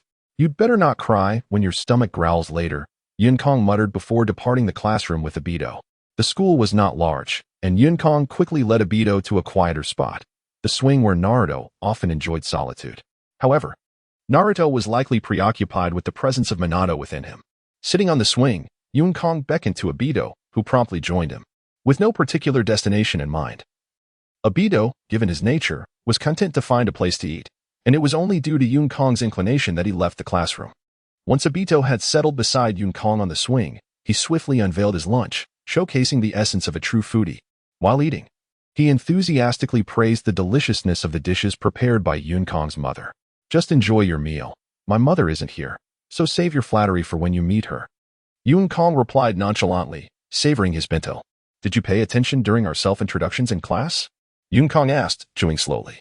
After all, he had indulged in a delightful nap earlier that morning and was now invigorated as if conversing with the spirit of sleep. "Yes," Obito mumbled, unclear. "Were there any noteworthy classmates?" Yunkong inquired. "What constitutes noteworthy?" Obito questioned, pondering that he had only found two individuals of interest but uncertain if Yunkong's notion of noteworthy aligned with his own. "Consider those who might pose a threat to you, or whom you subconsciously wish to regard with importance," Yunkong responded. The self-introductions, while a step in mutual acquaintance, also marked the initial lesson in becoming a ninja, intelligence gathering. The individuals in their classroom worthy of note included another Uchiha, a girl from the Hyuga clan, and the current trio of Inoshikacho. Yet, these were mere trifles. He hardly regarded them seriously. After a moment of contemplation, Obito earnestly replied, "However, there is one boy I find exceptionally strong. I even sense a faint hint of bloodlust about him, suggesting he has encountered violence, though perhaps not of a human nature. Oh, I did not anticipate missing out on so much by merely taking a nap. This could very well be the reason why that teacher, Yamada-yi, holds me in such low esteem." "Who is it?" Yunkong asked. "Konoha's White Fang, the illustrious son of Konoha's esteemed figure, Hatake Tsukumo, is named Hatake Kakashi," Obito remarked, astonishingly pausing his voracious consumption, donning a serious demeanor as he stated, "I encountered him a few days ago. Even then, he had already mastered a particular earth release technique with remarkable finesse. I can only presume he has made considerable progress since." "Ah, understood." Upon hearing Obito's words, Yunkong exhaled slowly, relieved, for he had feared a dark horse might have emerged unexpectedly. Instead, it was simply Hatake Kakashi, the copy ninja, the foremost technician of the Hidden Leaf. "Fear not, Obito, you shall never be inferior to anyone," Yunkong consoled Obito, who appeared gravely concerned. Yet, Yunkong soon realized that his words were akin to tossing scraps to a dog. For in the very next moment, Obito, who had just moments ago been solemn, unabashedly declared, "Of course, I am destined to become Hokage." Observing Obito's unwavering conviction, Yunkong could only find solace in the thought that Obito had yet to face the harshness of reality. Perhaps after he repeatedly failed to challenge Kakashi, his comfort might yield more effect. After savoring his meal, Yunkong retrieved his water bottle from his bag and took a couple of sips before extending it toward Obito, who was nearly choking on his lunch. Normally, Yunkong's nature would never permit him to share his water bottle, yet he found himself unable to resist Obito's pitiful gaze, thus reluctantly offering it. Internally, he cursed. "For heaven's sake, I have a cleanliness obsession." He then consoled himself, reasoning, "Oh well, he is Uchiha Obito. After all, he is destined to be the future boss. I shall consider this a kind gesture." After a satisfying meal, it was imperative to remain still, the best course being to find a place to recline. Yunkong felt precisely this way, having just dined, basking in the warm sun. He yawned once more. Obito, on the other hand, was the epitome of energy, joyfully swinging on the swings. For him, these days were idyllic. He had forged a true friendship, and the family of his friend bore him no ill will. Thus, the days passed pleasantly, filled with light-hearted banter and sunbathing, not merely idle chatter, but discussions of dreams and aspirations. Observing the exuberant Obito, Yunkong yawned again and said, "Obito, enjoy yourself for a while. I shall seek a place to rest." No sooner had he uttered these words than an unpleasant voice interrupted from behind. "Hey kid, hurry up and vacate the swing. My brother wants to swing." Initially inclined to rise, Yunkong, upon hearing this, resumed his seated position, turning to see who possessed the audacity to demand his space. Did they not see the future boss, Obito, was present? He thought, "Dare to challenge, and I shall obliterate your entire lineage." Of course, Yinkong only mused this internally. Presently, Obito was certainly considered a quintessential underdog. However, Yinkong had no intention of yielding. To begin with, his temperament was such that he responded better to gentle persuasion than to forceful demands. If the other party had approached him amicably, he would have felt no need to occupy the swing, as he had no particular fondness for it. Yet, upon hearing the loud shouts from the two boys, he found himself even more unwilling to concede. After all, school is akin to a miniature society. Those with a gentle disposition rarely meet with favorable outcomes. As the old saying goes, gold belts accompany murder and arson, while repairing roads and bridges leaves no corpses. Yinkong raised his head in displeasure, casting a scornful glance at the three individuals who had entered. The two subordinates in front appeared to be from humble backgrounds, much like Yinkong himself, while the one behind them was none other than a member of the Uchiha clan. Obito, is it now fashionable among the Uchiha to recruit little brothers? Yinkong inquired with a teasing tone. The downfall of the Uchiha clan had not gone unnoticed, and observing the conduct of its current members left him with little choice but to scoff. In less than a morning, they had already gathered two subordinates. While recruiting followers was one thing, one would expect at least someone of Kakashi or Obito's caliber, or at the very least, the likes of Inoshikacho. What did these two fools even represent? They had the audacity to provoke the Uchiha without a second thought. Yinkong was tempted to ask the two subordinates if they were specifically sent to tarnish the Uchiha name. Initially, he had no interest in their decline, feeling it was of no concern to him. However, upon realizing that he too belonged to the Uchiha lineage and witnessing the current state of the clan, he found it difficult to ignore the fact that his father had no intention of acknowledging their ancestry. On one hand, he adhered to the will of Uchiha Madara, and on the other, it was evident to everyone. Fortunately, his father had not engaged in foolish acts. Otherwise, he would have unwittingly become collateral damage for the Uchiha. Yet, Obito's attention was not on Yinkong's mockery, for he had spotted a familiar face. Indeed, it was a familiar face, though not a friendly one. Young Master Lu. Obito stammered as he stared at the approaching Uchiha youth. Ah, is that not the illustrious future Hokage, Uchiha Obito? Uchiha Lu approached without hesitation, immediately entering mockery mode. So, have you, a mere branch family member, also taken on a little brother? Uchiha Lu remarked, sizing up Yinkong from head to toe. Yinkong met Uchiha Lu's gaze with a faint smile, silently cursing him as a fool. How could the Uchiha clan produce remarkable figures like Madara, Obito, Itachi, Shisui, and even Sasuke alongside such obvious imbeciles? Very well, Obito, I wish to enjoy the swing now. You and your little brother can kindly make yourselves scarce. Uchiha Lu commanded after appraising Yinkong. Obito found himself in a dilemma. Logically, he and Yinkong had claimed this spot first and could not simply vacate it. Moreover, Obito felt a surge of pride. What did it matter if he hailed from a branch family? He was not necessarily inferior to them. However, the years of hierarchical education had instilled within Obito an instinctual urge to hastily distance himself from Yinkong. Yinkong remained quietly observant, refraining from uttering a word. To be frank, Yinkong was keenly interested in witnessing Obito's reaction. One could even assert that Obito's decision would shape the future of their relationship, should Obito choose to avoid conflict. Even if he were to become a formidable figure in the future, Yinkong would likely sever ties with him. True to form, Obito's choice did not disappoint Yinkong. My apologies, Master Lu, but this spot is already claimed by Yinkong and me. You may seek another place, Obito replied, gradually returning to his seated position after having initially stood. What? Uchiha Lu exclaimed in astonishment, taken aback by the unexpected defiance from the once timid Obito. For a moment, Uchiha Lu seemed at a loss for words. Did you not hear? He told you to leave. Yinkong interjected without hesitation, his words directed not only at Uchiha Lu but also aimed at Obito. At this moment, Obito remained remarkably innocent. Not merely innocent, but perpetually so. Having already offended another, what need was there for further apologies? Striking a snake only to be bitten in return was a lesson well learned. Yinkong wished to convey to Obito that once an adversary had declared themselves as such, there was no need for restraint. One should act decisively against them. What did you say? Uchiha Lu, now regaining his composure, pointed an accusatory finger at Obito and unleashed a torrent of profanities. Yinkong gazed at the irate Uchiha Lu, who, without hesitation, began to hurl insults at Obito, utterly speechless. Is this the conduct of the Uchiha clan nowadays? It resembled the time when three fools, driven by suspicion towards Uchiha Itachi, unceremoniously sought him out and were met with a beating at his doorstep.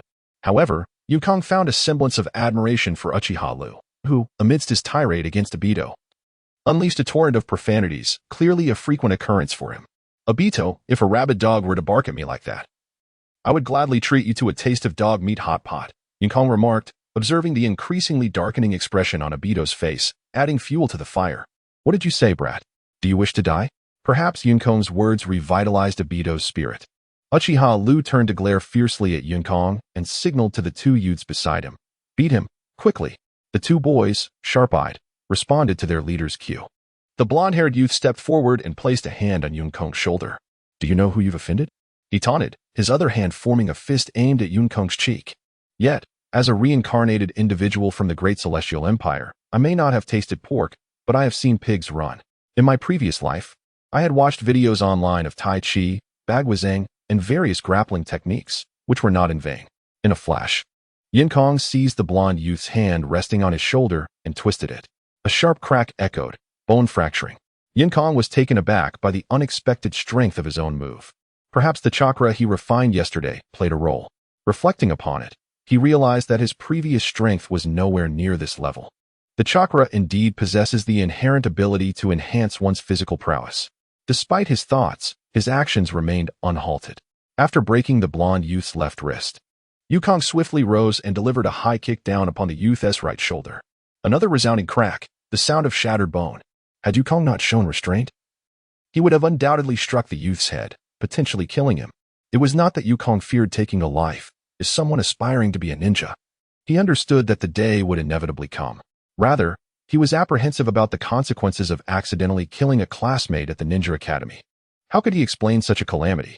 In that case, returning to an ordinary life would be the young boy with yellow hair, who had already been writhing in pain from fractures in his wrist and shoulder. Let out a series of cries that became increasingly intermittent under the merciless kick delivered by Yukong. Such ruthlessness is to my liking. Yukong remained oblivious to the presence of a pallid youth with flowing hair, who stood outside the school, peering through the iron fence, observing every moment of Yukong's actions. As Yukong brought the yellow-haired boy to the ground and stepped on his hand, twisting it cruelly, the youth's lips involuntarily parted, and his long tongue flickered out, swaying about. Yukong tilted his head, casting a mischievous glance at another boy, whose hair was a common shade of black. Yet at such a tender age, he sported a nose ring. What a delinquent, Yukong mused. Unbeknownst to him, his own demeanor was far more unruly than that of the boy adorned with the ring, and his indifference to the agonized cries of the boy beneath him sent a chill of dread through the nose-ringed youth. He sighed inwardly, pondering what kind of deviant he had entangled himself with. In a moment of clarity, the boy with the nose ring made a remarkably astute decision. He let out a cry, not of bravado to bolster his courage, but rather a desperate wail of fear. Then, with tears streaming down his face, he turned and fled, not daring to look back, stumbling twice in his panic. Am I truly that terrifying? Yukong gently touched his own cheek, contemplating that he still appeared quite refined. He then turned his gaze towards the astonished Obito and Uchiha Ru. Although Yukong's demeanor was somewhat characteristic of a lowly ninja, Uchiha Ru nevertheless mustered the strength to assert, "Do not approach me, I am a member of the Uchiha clan." However, Uchiha Ru's feet retreated slightly, clearly indicating that Yukong's recent demeanor had instilled a sense of fear within him. Yet, as a proud member of the Uchiha clan, he could not allow himself to turn and flee. "Rest assured, I shall not approach," Yukong declared, giving a kick to the yellow-haired youth at his feet, sending him sprawling away from the swing before resuming his seat upon it. "Having Obito is sufficient," Yukong stated. "Obito?" Uchiha Ru cast a sidelong glance at Obito. Although he had just been startled by the sudden appearance of Yukong, it did not imply that he feared Obito.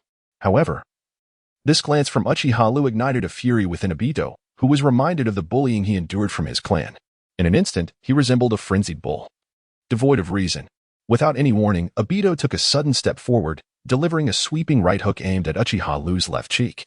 Yet, Uchiha Ru, as a direct descendant of the Uchiha clan, had undergone training that was unequivocally superior to that of Obito, who was merely a member of the branch family. Uchiha Ru raised his left hand, using his right to shield his head. Nonetheless, the force behind Obito's punch was overwhelming, although Uchiha Ru managed to block it. His body swayed precariously to one side under the sheer power. While Obito may not have received extensive training, he was certainly no fool. He possessed the instinct to capitalize on an opponent's weakness. Following his punch, Obito leaped into the air, executing a heavy horizontal swipe aimed once more at Uchiharu's head. This time, Uchiharu demonstrated wisdom, opting not to withstand the blow head-on. Instead, he swiftly lowered his head, deftly evading Obito's attack. A fierce gust swept through the air, tousling Uchiharu's stylish hair, rendering it somewhat disheveled. Seizing this moment of distraction, Uchiharu adeptly turned the tide of the confrontation that had initially placed him at a disadvantage. "Obito, you are quite impressive for daring to strike at me," he declared. Adopting a combative stance while taking aim at Obito. Psychological warfare, after all, is a facet of battle. Obito remained unfazed, his eyes fixed on Uchiharu like a venomous serpent. Yun Kong was about to offer a word of caution to Obito when he realized that Obito's combat prowess was commendably high. Once he resolved to engage, he harbored no intention of retreating. Wasn't Obito merely a low-ranking figure, merely by name? Observing the scene, Yun Kong noted that many adolescents of this caliber lacked even the basic combat acumen. In a moment of forgetfulness, he overlooked the fact that Obito earned his lowly title after being defeated by Kakashi. In Kakashi, one could hardly argue that there exists a rival among the current generation to match him. Setting aside Kakashi's innate talent and relentless effort, merely comparing him to the teachings of the legendary Konoha White Fang, Tsukumo Hatake, is futile for most. While Yun Kong was lost in these thoughts, Obito and Uchiharu were once more entangled in combat. Overall, Uchiharu had indeed regained some advantage over Obito, though it was marginal at best. Perhaps due to the extensive training Uchiharu had received, Obito gradually began to find himself on the back foot. With arms crossed defensively, Obito endured a powerful kick from Uchiha Itachi, sliding back several meters as if his feet had slipped beneath him. This recent kick clearly showcased Obito's inexperience. Yet, Obito possessed a resilience that Uchiharu lacked, his ability to withstand blows. Thus far, due to insufficient training or systematic education, Obito had suffered several covert setbacks during their exchanges. Nevertheless, he gritted his teeth and pressed on. As time passed, Obito steadily began to reclaim his footing. What had initially appeared to be a disadvantageous skirmish for him had now returned to a balanced state between the two. If this trend continued, victory would likely favor Obito. With the wisdom gleaned from 2 lifetimes, Yun Kong had a keen sense of the unfolding events. Indeed, as the battle progressed, Obito grew increasingly adept, gradually seizing the upper hand, while Uchiharu began to feel the pressure mounting against him. Suddenly, Obito delivered a powerful kick to Uchiharu's chest. Although Uchiharu managed to deflect it, the force still resonated through him, compelling him to stagger backward. Something felt amiss. Uchiharu had clearly possessed the opportunity to evade that strike. At least, Yun Kong believed that Uchiharu had not yet been cornered to such an extent by Obito. His gaze sharpened as he noticed Uchiharu forming hand seals. Though slow, his movements were resolute. The sign he was crafting was all too familiar to Yun Kong, Uchiha's signature ninjutsu. Fire style, fireball jutsu. "Obito, get out of the way." Yun Kong sprang to his feet, shouting urgently. It was evident that neither evasion nor rushing to interrupt Uchiharu's technique would suffice in time. Uchiharu had already created a considerable distance from Obito. On the other side, Obito caught sight of Uchiharu, who was in the midst of performing a technique. In an instant, Obito made a decision, the same hand seal. The same imprint appeared within his grasp, yet he was evidently lagging behind Uchiharu. Moreover, based on Yun Kong's recollection, it seemed that Obito had yet to fully master this technique. The Great Fireball technique, after all, is an A-rank ninjutsu.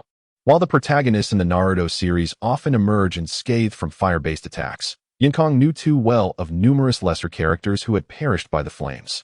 Presently, Obito was merely at the level of a disposable pawn. In a moment of urgency, Yun Kong's gaze swept to a half-broken brick beside the swing's great tree. With a surge of speed, he stomped forcefully on the ground, chakra inexplicably adhering to his foot, allowing him to leap nearly 8 meters in an instant, reaching the tree's side to seize the brick beneath it. Meanwhile, Uchiharu began to shout, "Fire style, great fireball." Yet, Obito had yet to complete his hand seals. Before Uchiharu could fully articulate his final technique, Yun Kong also shouted, "Fire at your head." As he hurled the brick with all his might towards Uchiharu, the shattered half-brick whistled through the air, hurtling towards Uchiharu, who now faced 2 choices: either continue to execute the jutsu and be struck by the brick, or cease the technique and evade the projectile. He was barely managing to release the ninjutsu, requiring utmost concentration, unable to release it freely while in motion. There was, of course, a third option: decisively use the jutsu to obliterate the incoming brick. Given the potency of the fire style, it could easily annihilate the approaching debris. Furthermore, Yukong and the brick were aligned, and with a stroke of luck, he might even strike Yukong. The great fireball technique inherently serves both offensive and defensive purposes, epitomizing the notion that the best offense is indeed the best defense. Unfortunately, Uchiha Lu appeared momentarily paralyzed by the incoming brick. Forgetting both to execute his technique and to dodge, merely watching as the brick sailed toward his head. Yukong, witnessing Uchiha Lu's current state, was equally taken aback. You should move, Yukong thought anxiously. His intention was merely to compel Uchiha Lu to abandon his jutsu, not to end his life. What if the brick were too solid, and he exerted too much force? Yukong felt a wave of despair wash over him. Such is the legacy of the Uchiha. He silently lamented, hoping that he would not inadvertently cause a fatality. It would already be a grave sin to accidentally slay a child from an ordinary clan, let alone one from the Uchiha lineage. Yukong could only hope that his prior exertion had been minimal, otherwise, he would have no choice but to flee. For remaining in the village would undoubtedly lead to his demise at the hands of the Uchiha, potentially endangering his parents as well. Even claiming his Uchiha identity might not guarantee his safety. The only individuals capable of offering protection would be figures like Orochimaru or Danzo. However, Yukong was resolutely opposed to aligning himself with such individuals. Just as the brick was about to crash down before Uchiha Lu, Yukong's heart raced in an overwhelming manner. Suddenly, before Uchiha Lu, a figure emerged, a young man with long black hair, his pallor slightly unnerving yet strikingly handsome. Rather than feeling instant relief at this person's arrival, Yukong was seized by an overwhelming urge to turn and flee. Orochimaru, whom Yukong feared above all others, his dread for Orochimaru surpassing even that of the utterly merciless Danzo. With a casual flick of his hand, the brick seemed to deliberately soar into his grasp, where it was effortlessly caught. Orochimaru grinned at Yukong, applying a slight pressure to the brick in his palm, which instantly crumbled into ash. As Yukong stood before Orochimaru, especially under his penetrating gaze, he found it difficult to swallow his own saliva. Yukong stared intently at Orochimaru, despite his best efforts to avert his gaze. Orochimaru loomed before him like an immense black hole, capable of devouring all light, and irresistibly captivated Yukong's attention. In that moment, Yukong comprehended the sensation that Sasuke must have felt when subjected to Orochimaru's insidious scrutiny back in the day, and he realized that the current incarnation of Orochimaru was but a shadow of his future, most formidable self. The palpable aura of menace enveloped Yukong, akin to a flurry of daggers swirling around him. No matter how he attempted to evade it, the threat remained ominously poised before his throat. This was an overwhelming force, a gravitas emanating from the powerful that rendered one hesitant to meet their gaze. Yukong pondered, recognizing that Orochimaru undoubtedly intended to imprint this very dominance upon him. Just then, Obito, who had been meticulously preparing a jutsu, unleashed his technique, Fire Release, Great Fireball Technique. Though its power was modest, a fireball merely half a meter in diameter surged toward Orochimaru. It was a notable improvement over the small flames Obito had previously conjured, which dissipated almost instantaneously. The fireball, though not large, demonstrated the potency of ninjutsu. Its passage distorted the air due to the intense heat, and it carved a deep scar into the ground. However, this level of ninjutsu was clearly ineffective against Orochimaru. As the fireball approached, he vanished with astonishing speed, evading it without even resorting to a substitution technique, employing instead an instantaneous body flicker. Yukong felt a wave of relief wash over him, grateful that Obito's jutsu had interrupted Orochimaru's oppressive force. Had it not been for that intervention, Yukong might have been left with a lingering shadow of fear akin to what Kakashi would later experience, despite his own strength surpassing that of Orochimaru. Suddenly, Orochimaru materialized 10 meters behind Yukong, casually discarding the Uchiha scroll he held. His piercing gaze was fixed intently on Yukong and Obito. Though his earlier psychological assault had been thwarted, leaving no lasting impression on Yukong's mind, Orochimaru remained unfazed. With his stature, the existence of such a trace mattered little to him. Obito, drenched in sweat as if he had just undergone an arduous endeavor, approached Yukong with visible astonishment, his eyes wide as they fell upon the quietly standing Orochimaru. It was undeniable that Orochimaru exuded a captivating allure. Even while one could distinctly sense his malevolence, there was an inexplicable charisma that drew one closer. Yukong, unaware if this was a form of illusion, remained momentarily silent. After a brief pause, as if awakening from a trance, Yukong grasped the still-stunned Uchiha Obito and bowed respectfully towards Orochimaru, addressing him with utmost reverence as Lord Orochimaru. Regardless of the myriad of misdeeds committed by Orochimaru and the ire he has drawn from all corners, he remains one of the legendary Sannin of Konoha, with a significant possibility of ascending to the position of the fourth Hokage in the future. Surprisingly, Orochimaru nodded politely, acknowledging Yun Kong and Obito. It would be prudent to engage in sparring under the supervision of a teacher next time. Private duels, as you two have done, can be perilous, he rasped. Yes. Thank you, Lord Orochimaru, Yun Kong replied respectfully with a deep bow. The recent fire technique demonstrated by Obito had already attracted the attention of the ninja school instructors. Given the nature of the Uchiha clan, it was almost certain that both Yun Kong and Obito faced expulsion. After all, clandestine combat could easily lead to serious injuries, an act strictly forbidden within the Ninja Academy and even the village of Konoha. However, with Orochimaru's declaration regarding their sparring without a teacher present, it was clear that any punishment would likely only amount to a verbal reprimand. The ninja school seemed to lack any severe disciplinary measures, thus salvaging the futures of Yun Kong and Obito. Although Yun Kong had briefly entertained the notion of withdrawing from school, given his family's substantial background, he ultimately dismissed the idea.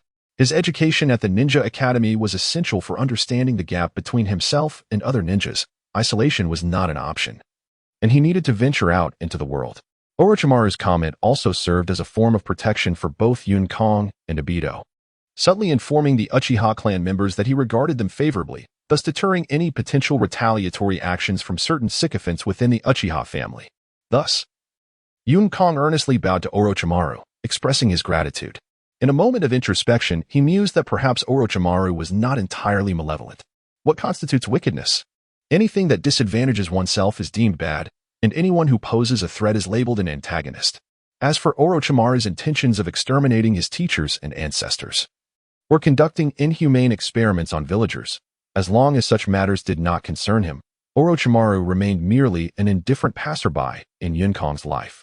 Regardless of how sinister Orochimaru may become in the future, Yun Kong felt genuine gratitude toward him in the present. Yun Kong's quick response surprised Orochimaru slightly. A 6-year-old child, even in the world of Naruto, exhibiting such maturity was indeed remarkable. This prompted Orochimaru, who had initially only valued Yun Kong's fierce combat prowess, to see him in a somewhat more favorable light, albeit still minimally. Orochimaru unconsciously extended his tongue, swirling it around the corners of his mouth. Interesting, he murmured. Perhaps this was a manifestation of Orochimaru's excitement, but Yun Kong felt a chill run down his spine at this unsettling gesture. My goodness, how terrifying. Even if he is a good person, I shall keep my distance. Had it not been for Yun Kong's commendable mental fortitude, he might have turned on his heel and fled. The afternoon class was about to commence, so Orochimaru urged, "Hurry to the classroom," before he silently pivoted and departed. Unlike Jiraiya, who meandered through life aimlessly, Orochimaru had a plethora of matters demanding his attention, especially now that the Second Shinobi World War had just concluded. Lord Orochimaru is indeed quite amiable, remarked Obito, startling Yun Kong with his unexpected words as Orochimaru sauntered away. With Orochimaru's exit, the hidden teachers of the Ninja Academy did not alert Yun Kong and Obito, who discreetly made their own departure. Although Yun Kong had already deduced from Orochimaru's words that others lurked nearby, he remained unperturbed. Lord Orochimaru is truly benevolent, Obito reiterated, observing Orochimaru's retreat. Yun Kong was left dumbfounded. It was the first time someone had referred to Orochimaru as kind. Obito, true to his nature, indeed possessed an extraordinary nerve. Meanwhile, Uchiha Lu, feeling a mix of embarrassment and anger, had departed early. Had it not been for Orochimaru's timely intervention, he would have faced severe injury or worse that day. He would have left without a shred of dignity, had it not been for Orochimaru's presence, especially since he had anticipated some words of comfort from Orochimaru, only to be met with indifference as he was cast aside without acknowledgement. Turning away, Yun Kong exited the playground, but rather than returning to the classroom, he headed home. It seemed he had gleaned little from the first week, so he resolved to return home and devote his time to enhancing his abilities. Although he had effortlessly dealt with a troublesome blonde youth, it was clear that the boy was merely a civilian, lacking even the basic refinement of chakra. If he were to encounter Uchiha Lu, Yun Kong believed he would be swiftly schooled in the ways of the world within mere exchanges. Since there was little to learn at school, he thought it best to return home and bolster his strength. Addressing Obito, who lagged slightly behind, he inquired, "Obito, I have a stomachache this afternoon and need to head home." Would you care to accompany me? He was concerned that if he left alone, Uchiha might return to stir trouble, leaving Obito vulnerable. Observing Yun Kong's lively demeanor, Obito quickly realized his intention to skip class. However, he hesitated, stating, "Is it really appropriate to skip class on the very first day?" Obito had made his stance clear. He wished to be a model student, diligently remaining in school to study and improve daily. Do take care then. If Uchiha comes looking for trouble, stand your ground if you can, but flee if you cannot. I shall head home first, Yun Kong replied, not wishing to impose his will upon Obito, even as he dismissed Obito's concerns. Having been a compliant student for over 20 years in his past life, he resolved to embrace the role of a troublesome youth in this life, one that would vex teachers and irritate classmates alike. What if the teacher inquires about you? It appears that Obito has no intention of being a good student. As he tells Yun Kong that he has a stomachache, Yun Kong waves his hand and exits the school under Obito's gaze. Eager to escape Obito's sight, Yun Kong hastens home. In his fervent state, he quickly arrives at his abode. Yun Kong's father, dozing at his weapon shop, finds the establishment rather lacking in customers, too few in number, with most deliveries being made directly to regular clients. Thus, individual buyers are a rarity. Upon Yun Kong's unexpected return, his father is taken aback and promptly inquires about the early visit. When informed of Yun Kong's purpose, his father is both amused and exasperated, especially upon learning that Yun Kong managed to engage in a brawl on his very first day of school, a feat that hardly seems characteristic of his usually tranquil son. "All right, wait a moment. I'll help you unlock those sealing techniques," his father concedes. Though somewhat reluctant, he acknowledges that enhancing Yun Kong's strength is indeed beneficial, considering that in the world of ninjas, others will not wait for you to grow stronger.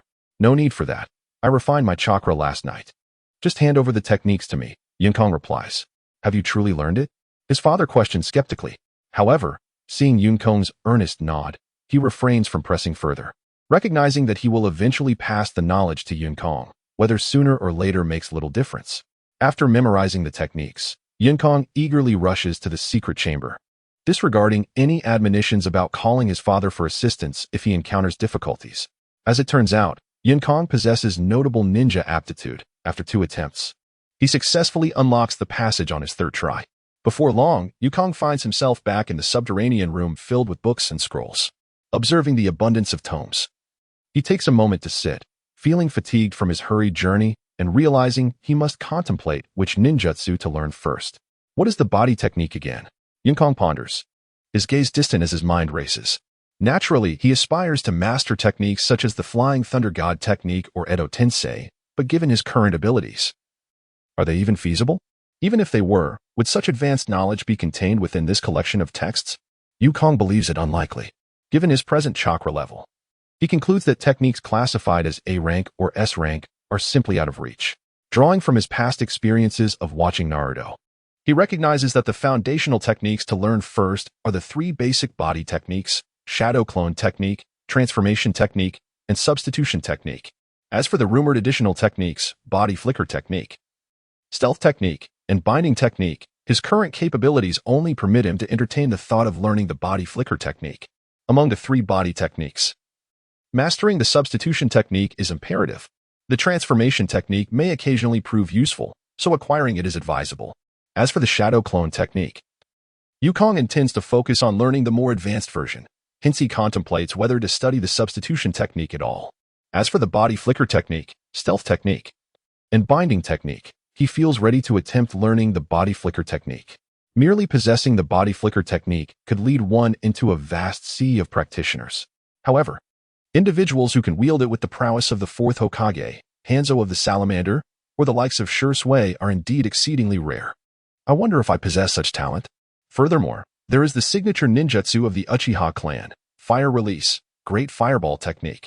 I am uncertain whether I, as a member of the Uchiha, possess the affinity for fire. I should have asked my father for a chakra test paper earlier. Yun Kong pondered, reflecting on his hasty actions.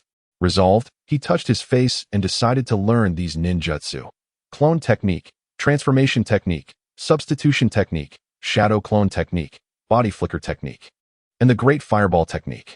I hope the books here contain these, he mused. Rising to his feet, Yun Kong approached the bookshelf and began to sift through its contents. He silently wished for a fire affinity within his chakra. It must be noted that the collection in the basement was remarkably abundant.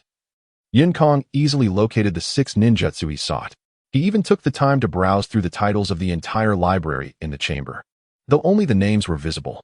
Notably, the fire release techniques comprised about 40% of the collection, with the remaining 30% dedicated to illusion techniques, and the final 30% to other elemental ninjutsu, such as wind, earth, lightning, and water.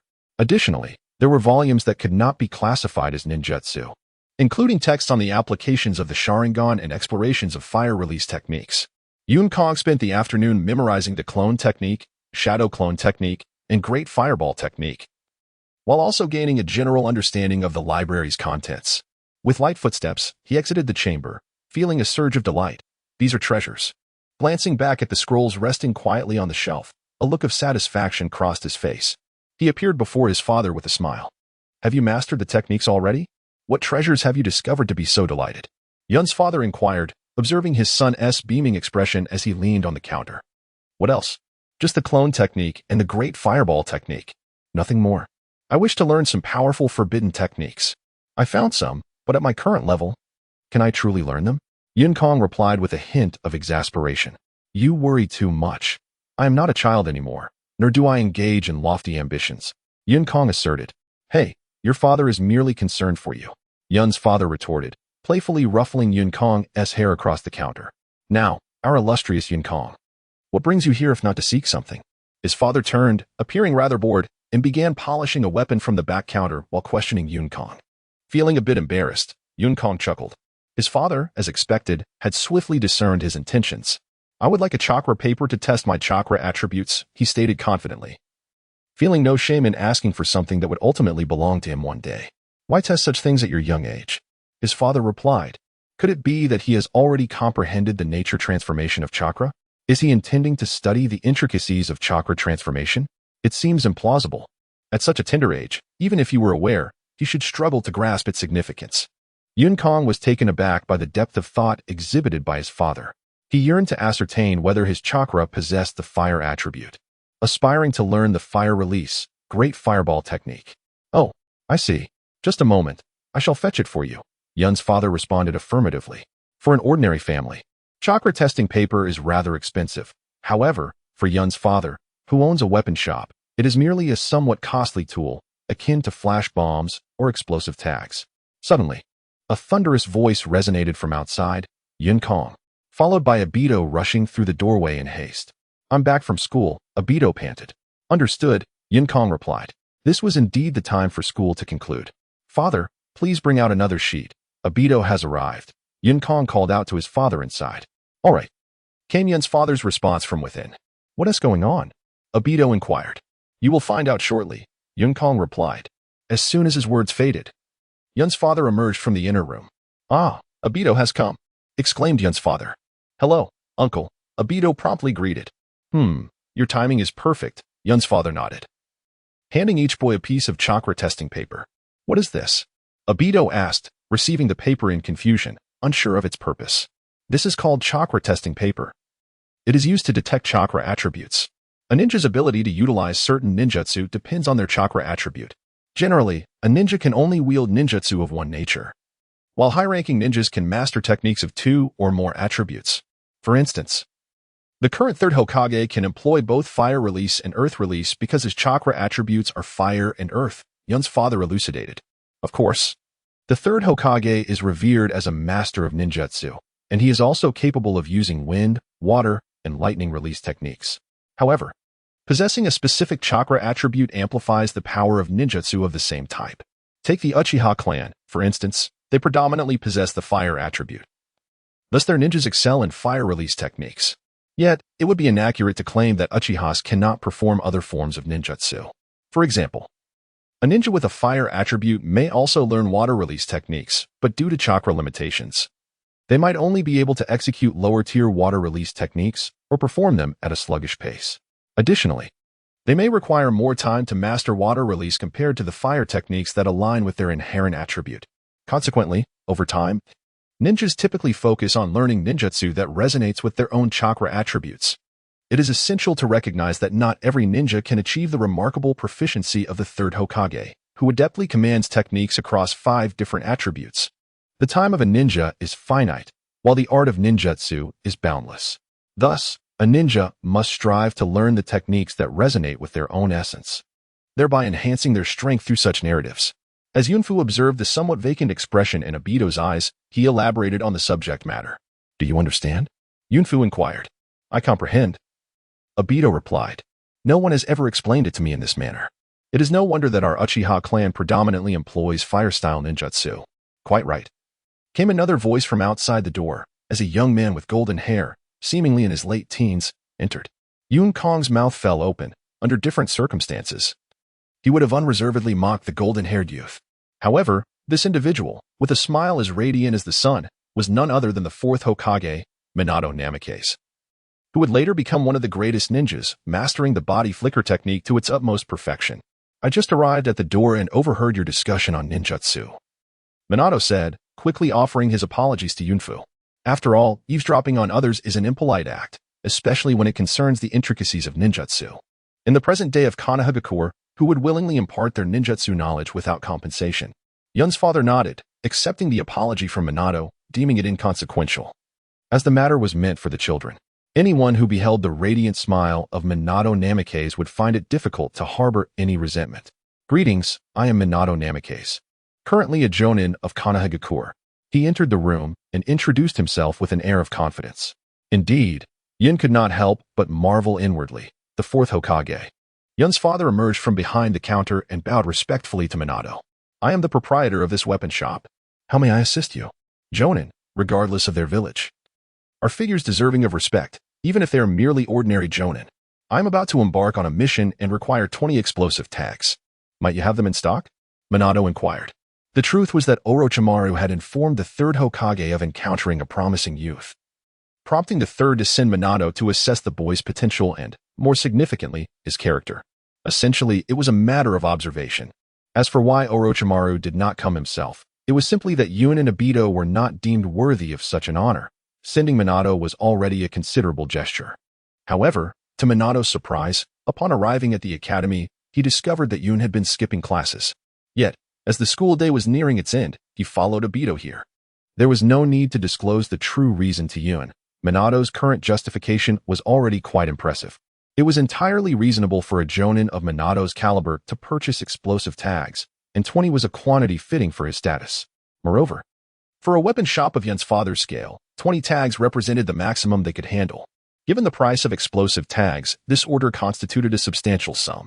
Typically, a conventional weapon shop would only stock around 20 to 30 tags at most, with larger orders made via special requests. After all, the potency of such items was considerable, and they were regulated within Konohagakure.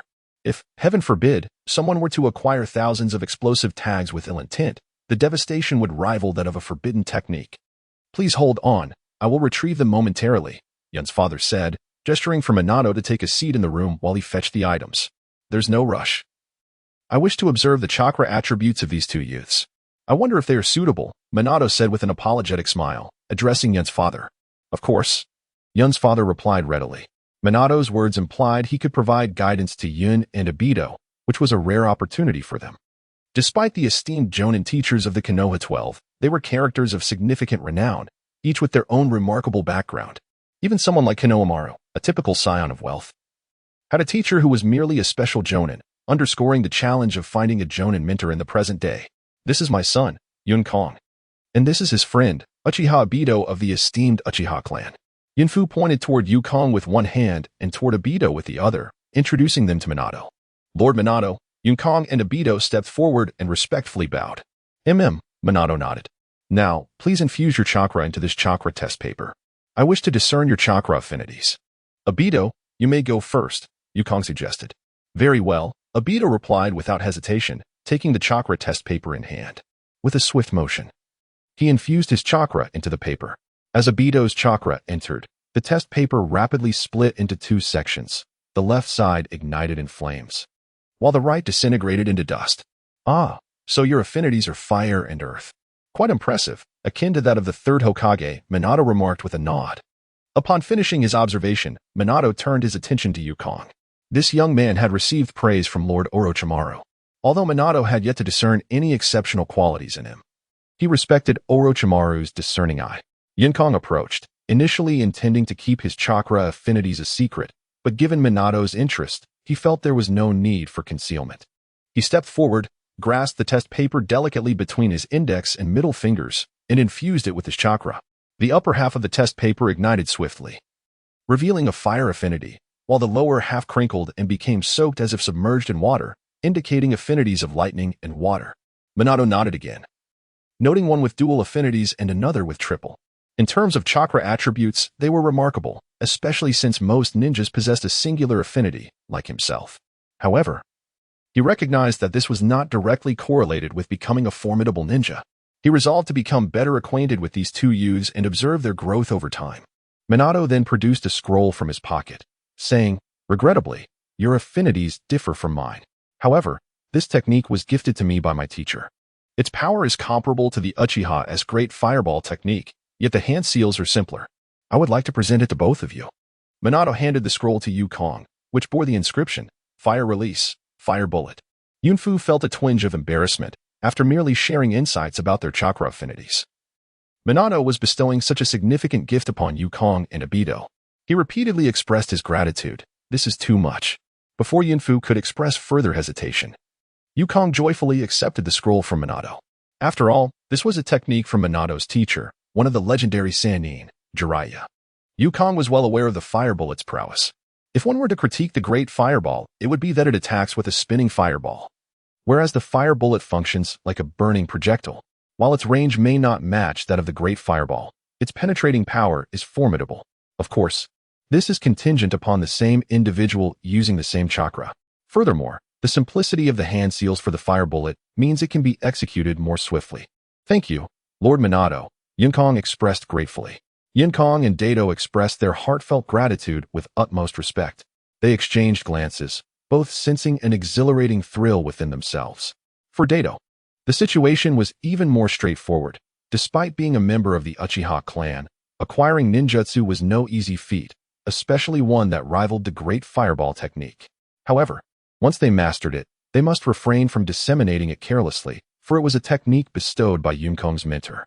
Long after Minato's departure, Yinkong remained enveloped in excitement, not merely due to the ninjutsu gifted to him, but because of Minato himself, the fourth Hokage, a figure destined to astound the entire shinobi world with the Flying Thunder God technique, even prompting every village to enact a decree that mandated the abandonment of tasks upon encountering the Yellow Flash. And now, the future fourth Hokage, the Yellow Flash of the Namikaze clan, had taken the initiative to meet him. "Wow, this is incredible," Yukong mused inwardly, realizing that he would at least have a valid reason to seek Minato's tutelage in the Flying Thunder God technique in the future. After all, it would be foolish to approach someone unknown and express a desire to learn such a technique. After retrieving the explosive tags, Yukong's father personally escorted Minato out of the shop, even enthusiastically offering discounts and price reductions on the tags Minato wished to purchase. Once Yukong's father had joyfully seen Minato off, he entered the room to find Yukong and Dato. "By the way, Dad, are you really not considering becoming a ninja again?" Yukong inquired. Minato had conducted a thorough investigation before his visit and had even uncovered that Yukong's father was once a ninja, and a nin at that. Hence, when Minato departed, he subtly indicated that he could speak to the Hokage about having Yukong's father teach at the Ninja Academy, but was met with a firm refusal. "Well, I've grown weary of the life of a ninja. I find my current existence quite satisfactory," Yukong's father replied. Yukong understood, for life as a ninja was fraught with turmoil, regardless of location. Much like Tsukuyomi, a teacher at the Ninja Academy, who was silenced after overhearing forbidden information.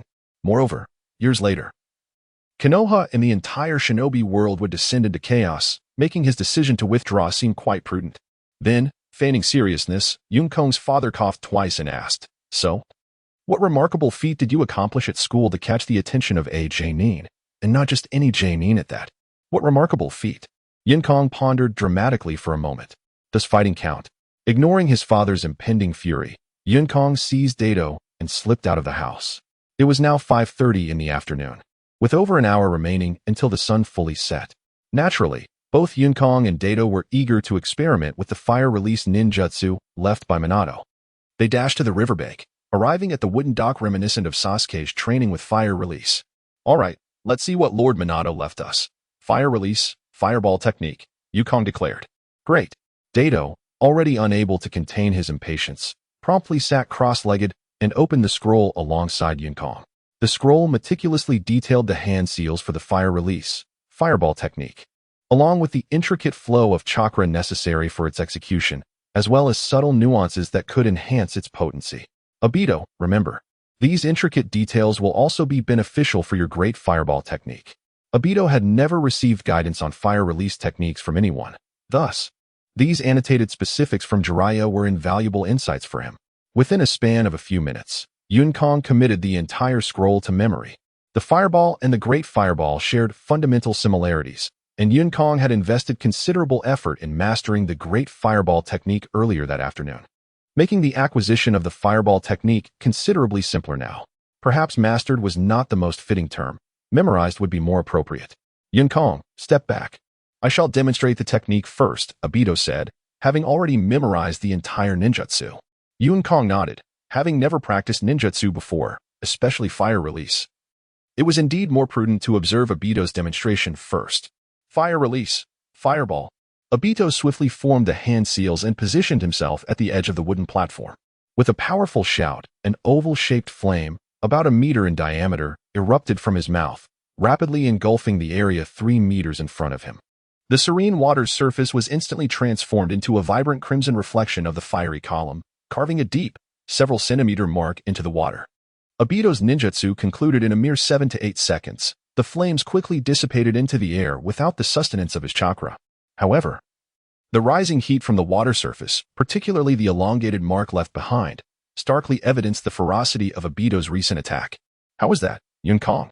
Obito turned around, his face flushed with excitement from the reflection of the flames, eager for Yukong's reaction. Impressive. It possesses at least half the power of the great fireball technique you demonstrated earlier today, Yukong replied. However, I believe it would be prudent for you to refine your great fireball technique first, considering you have mastered it for quite some time. Perhaps you could incorporate the subtle details mentioned in the fireball into your great fireball, Yukong suggested. Indeed, that's what I was thinking as well. Although the fireball is more powerful, it somehow lacks the finesse of the great fireball, Obito responded. Yukong nodded, contemplating. Obito certainly responded with remarkable wit. It could be said that I am indeed a genius, capable of considering such complex matters. Fire release, great fireball technique. As Yukong basked in his self-satisfaction, Obito formed the seals once more and unleashed a formidable fireball. It was clear that Jiraiya's annotations had significantly aided Obito. A fireball, a meter in diameter, spiraled towards him. Hovering 4 to 5 meters in front of Obito, shrouded in a thick mist of steam that created a somewhat hazy atmosphere. The fireball lingered for a moment longer than before, yet only for about 10 seconds. Awestruck by the spectacle before him, Obito was astonished at the substantial improvement he had achieved in merely half a day's time, or more accurately, in the brief moment following his perusal of Jiraiya's scroll. As Obito rejoiced, Yukong waved his hand and approached him. Obito, step back and witness my grand fireball technique. You can perform it too? Obito asked, surprised. Is it really that astonishing? Yukong replied nonchalantly. Have you forgotten? My father was once a ninja and naturally left behind some scrolls, among which is the grand fireball technique. Yukong explained, swiftly forming hand seals. Fire style, grand fireball technique. He concentrated his chakra at his chest and forcefully expelled it. Yukong felt that every step he took was flawless, even perfect. However, merely a few centimeters in front of him, a small flame flickered briefly before extinguishing rapidly. Coughing. Yukong's face flushed crimson upon witnessing the tiny flame that dissipated almost instantaneously. The grand fireball had transformed into a mere spark that barely lasted a second. Even with Yukong's thick skin, he felt a deep embarrassment. Cough, cough, he feigned a throat discomfort. An accident, purely an accident, he asserted. Yukong formed the seals once more, repeating the process, and shouted, Fire style, grand fireball technique. A small flicker of flame hesitated, as if shy. After much coaxing from Yukong, it finally made an appearance, only to swiftly extinguish in the air, just like before. Damn, Yukong muttered under his breath, utterly dumbfounded. Wait a minute, I learned ninjutsu quite rapidly. Just like when I deciphered the techniques of the hidden passages in my home, successfully on the second attempt. Why is this happening? This is not how the narrative should unfold. I am supposed to be a once-in-a-century genius. Unlike other reincarnated individuals who possess complete elemental affinities and the full arsenal of Sharingan and Rinnegan. I am a member of the Uchiha clan, with the Uchiha blood coursing through my veins. Yet, I know my mother is an ordinary person. Certainly not of the Uchiha lineage. Whether I can awaken the Sharingan remains uncertain, and I can't even master a simple fire-style ninjutsu swiftly. Is heaven playing tricks on me? Yukong silently gazed up at the sky, exclaiming in disbelief, I am even inferior to Itachi, and not even as capable as Sasuke. Obito noticed Yukong's despondent expression and approached, patting his shoulder. Yukong resolved that if Obito dared to show even a hint of mockery, he would not hesitate to deliver a punch. Yukong, don't be too disheartened. After all, this is your first attempt. Take your time. Focus on feeling the flow of your chakra, and try to gather more of it, Obito advised. What a good person. Yukong sighed, appreciating Obito's earnest encouragement. These are merely my own feelings. I can't be certain if they're correct. You should give it a try. After all, it won't result in any harm. Initially, I believed myself to be quite inadequate. However, upon seeing you, my spirits have been remarkably uplifted. It is no wonder that so many people visit me without reason. Now it all makes sense. In a sudden twist, Obito's demeanor took a complete turn. He feigned a look of enlightenment. How foolish of me to be treated like a mere guinea pig for your experiences, not to mention the mockery. Obito, I must be blind to have treated you with such kindness. Yukong's eyes brimmed with tears as he glanced around, contemplating where to deliver a kick. Come, watch me unleash another great fireball technique. Obito formed seals and gradually approached Yukong. Before Obito could execute his jutsu, Yukong, without any provocation, launched a kick, sending the seemingly invincible Obito tumbling into the river. Obito, seeing your dog paddling style, inexplicably lightened my mood. Just as Yukong uttered those words, he heard Obito shout from the water, fire release, great fireball technique. How ruthless, Obito. I merely intended to nudge you into the river, and you planned to roast me. Yukong thought, his body reacting with lightning speed as he leaped into the water. Silence enveloped the scene for a moment. The anticipated fireball did not manifest. And Yukong emerged from the depths, only to hear Obito's boisterous laughter from the shore. It dawned on Yukong that he had been outwitted by Obito. Can you not embody the essence of a true boss, Obito? Yukong mused, yet shouted, Obito, you are doomed. How dare you toy with me? Just wait until I catch you. Yukong sprinted towards the shore, while Obito had already turned to flee, laughing unrestrainedly. Perhaps this is the life I have yearned for. But I wonder how long it can last. Such thoughts flitted through Yukong's mind. A week passed in the blink of an eye. At the edge of Konoha village, by a small stream, two youths faced each other intently, Yukong and Obito, after school. Over the week, Yukong had managed to grasp the basics of the body flicker technique, shadow clone technique, and two variations of fire release. As for the body flicker technique, he could only chuckle. Mastering the technique seemed straightforward, requiring only the application of chakra to the feet for rapid movement. However, Yukong had no idea where he might end up when he executed it. Naturally, he shared all the techniques he had learned with Obito. Henceforth, the two often gathered at this spot to spar. Obito, did you skip lunch today? Your reaction seemed sluggish this afternoon, Yukong teased, effortlessly dodging Obito's relentless assaults. Do you think I'm like you, finding a corner to nap during afternoon activities? I recall you haven't participated in any this week. The moment the teacher dismisses us, you vanish, Obito retorted. At present, Obito finds himself somewhat breathless, having expended considerable stamina from repeatedly initiating attacks. What you call body flicker technique, you know nothing of, Yukong remarked, his demeanor unruffled. Although he had once made a fool of himself by crashing into a tree during his initial attempt at mastering the body flicker technique, he maintained his composure. Upon hearing Yukong's retort, Obito erupted into laughter.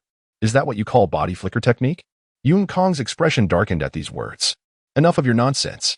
Obito, can you still continue? If not, it will be my turn. He cracked his knuckles, casting a mischievous grin at Obito. How dare you expose my shortcomings, Obito? Are you feeling bold? Obito's lips curled into a triumphant smirk. Why aren't you moving? Just as Yukong became alert and prepared to respond, another Obito suddenly lunged from behind him. Got you. Obito shouted, delivering a punch to Yukong's face just as he turned. To Obito's astonishment, Yukong offered no resistance and was sent flying by the blow, transforming into a wooden dummy upon impact, with Obito's fist clearly imprinted upon it. Substitution technique, Obito exclaimed, gazing at the fallen wooden post before turning to confront another version of himself. Yun Kong stood defiantly in front of the other Obito, stating, "You've used the technique well. Had I not looked closely, I might have been deceived. Not a clone, but a shadow clone." The Obito behind Yun Kong smirked, suddenly launching an attack. Yet, it seemed Yun Kong had anticipated this, effortlessly seizing Obito's hand as he reached out, and swiftly countering with a strike to the Obito behind him. Obito, having learned from countless past encounters with Yun Kong, now adeptly defended against his attacks. Recalling the times he had fallen prey to Kakashi's clones in Naruto, he had become more cautious. Yun Kong began to consciously hone Obito's combat skills in this regard. Meanwhile, Obito's original self quickly formed hand seals, declaring, "Fire style, Fireball Jutsu." A fireball, 2 meters in diameter, swiftly materialized before him, spiraling towards Yun Kong, who was entangled with Obito's clone. Almost simultaneously, another fireball surged in from the opposite direction, colliding with the one Obito had conjured, diverting it from its path towards Yun Kong. "I didn't expect you to keep another clone in reserve," Obito remarked with surprise, observing another Yun Kong emerging from the foliage. "No, I am the real one," Yun Kong asserted, as the Yun Kong entangled with Obito's clone erupted into a cloud of mist. "I have utilized the shadow clone technique to educate you countless times. Do you truly believe I would allow you to recklessly venture out without ascertaining the specific circumstances?" Yun Kong was drenched in sweat, his hair clumped together in damp strands. Although the recent skirmish could not be deemed particularly intense, it was certainly not as effortless as Yun Kong had claimed. Obito, much like Naruto, possessed boundless energy. Given that even Obito appeared exhausted, it was only natural for Yun Kong to feel the strain as well. Despite his earlier bravado towards Obito, he now gazed at the fireballs that had collided, leaving nearly half a meter deep craters in the ground, gradually dissipating into the air. Yun Kong silently exhaled, relieved that his week of arduous training had not been in vain. At the very least, the great fireball technique he had unleashed was now nearly on par with Obito's. As he glanced at the sun descending in the western sky, he mused, "Let us return home." Barely 2 or 3 minutes after Yun Kong and Obito departed, a white-haired boy, masked and ghostly, appeared at the site of their recent battle. His eyes drifted towards the direction in which Yun Kong and Obito had left.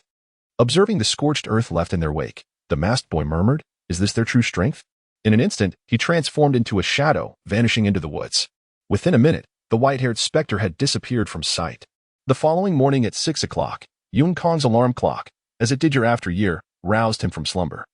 Groggily, he silenced the alarm and, half awake, wandered into the washroom, toothbrush in hand. Another Monday, the day he loathed the most. Habitually muttering his discontent, he recalled that the ninja school environment was akin to that of a university. No one would compel you to learn if you were unwilling. Completing the morning routine with monotonous regularity, Yun Kong hastily consumed a morsel, grabbed his lunchbox, and stepped out the door. Obito was already waiting on the street leading to Yun Kong's school. A few days prior, Obito had accompanied Yun Kong from his home, but to spare Obito the burden, they had agreed to meet on the street between Yun Kong's residence and the Uchiha clan, closer to the school, and proceed together from there. Arriving at school without incident, Yun Kong discovered that today's classes commenced with extracurricular activities. As expected, the previous week had seen the teacher imparting nothing more than the method of chakra extraction. The technique itself was disappointingly conventional. Yun Kong had even attempted to grasp it, realizing that using the teacher's method would require him at least 3 days to refine his chakra. Wasn't he the ninja world said to be in turmoil? Hadn't the relations between the various ninja villages been described as tense? How could Konoha village still afford to cultivate ninjas so leisurely? As Yun Kong pondered these thoughts, the class's responsible Nin, Yamada, stood before the lined-up students and announced, "Today, I will teach you the technique of shuriken throwing."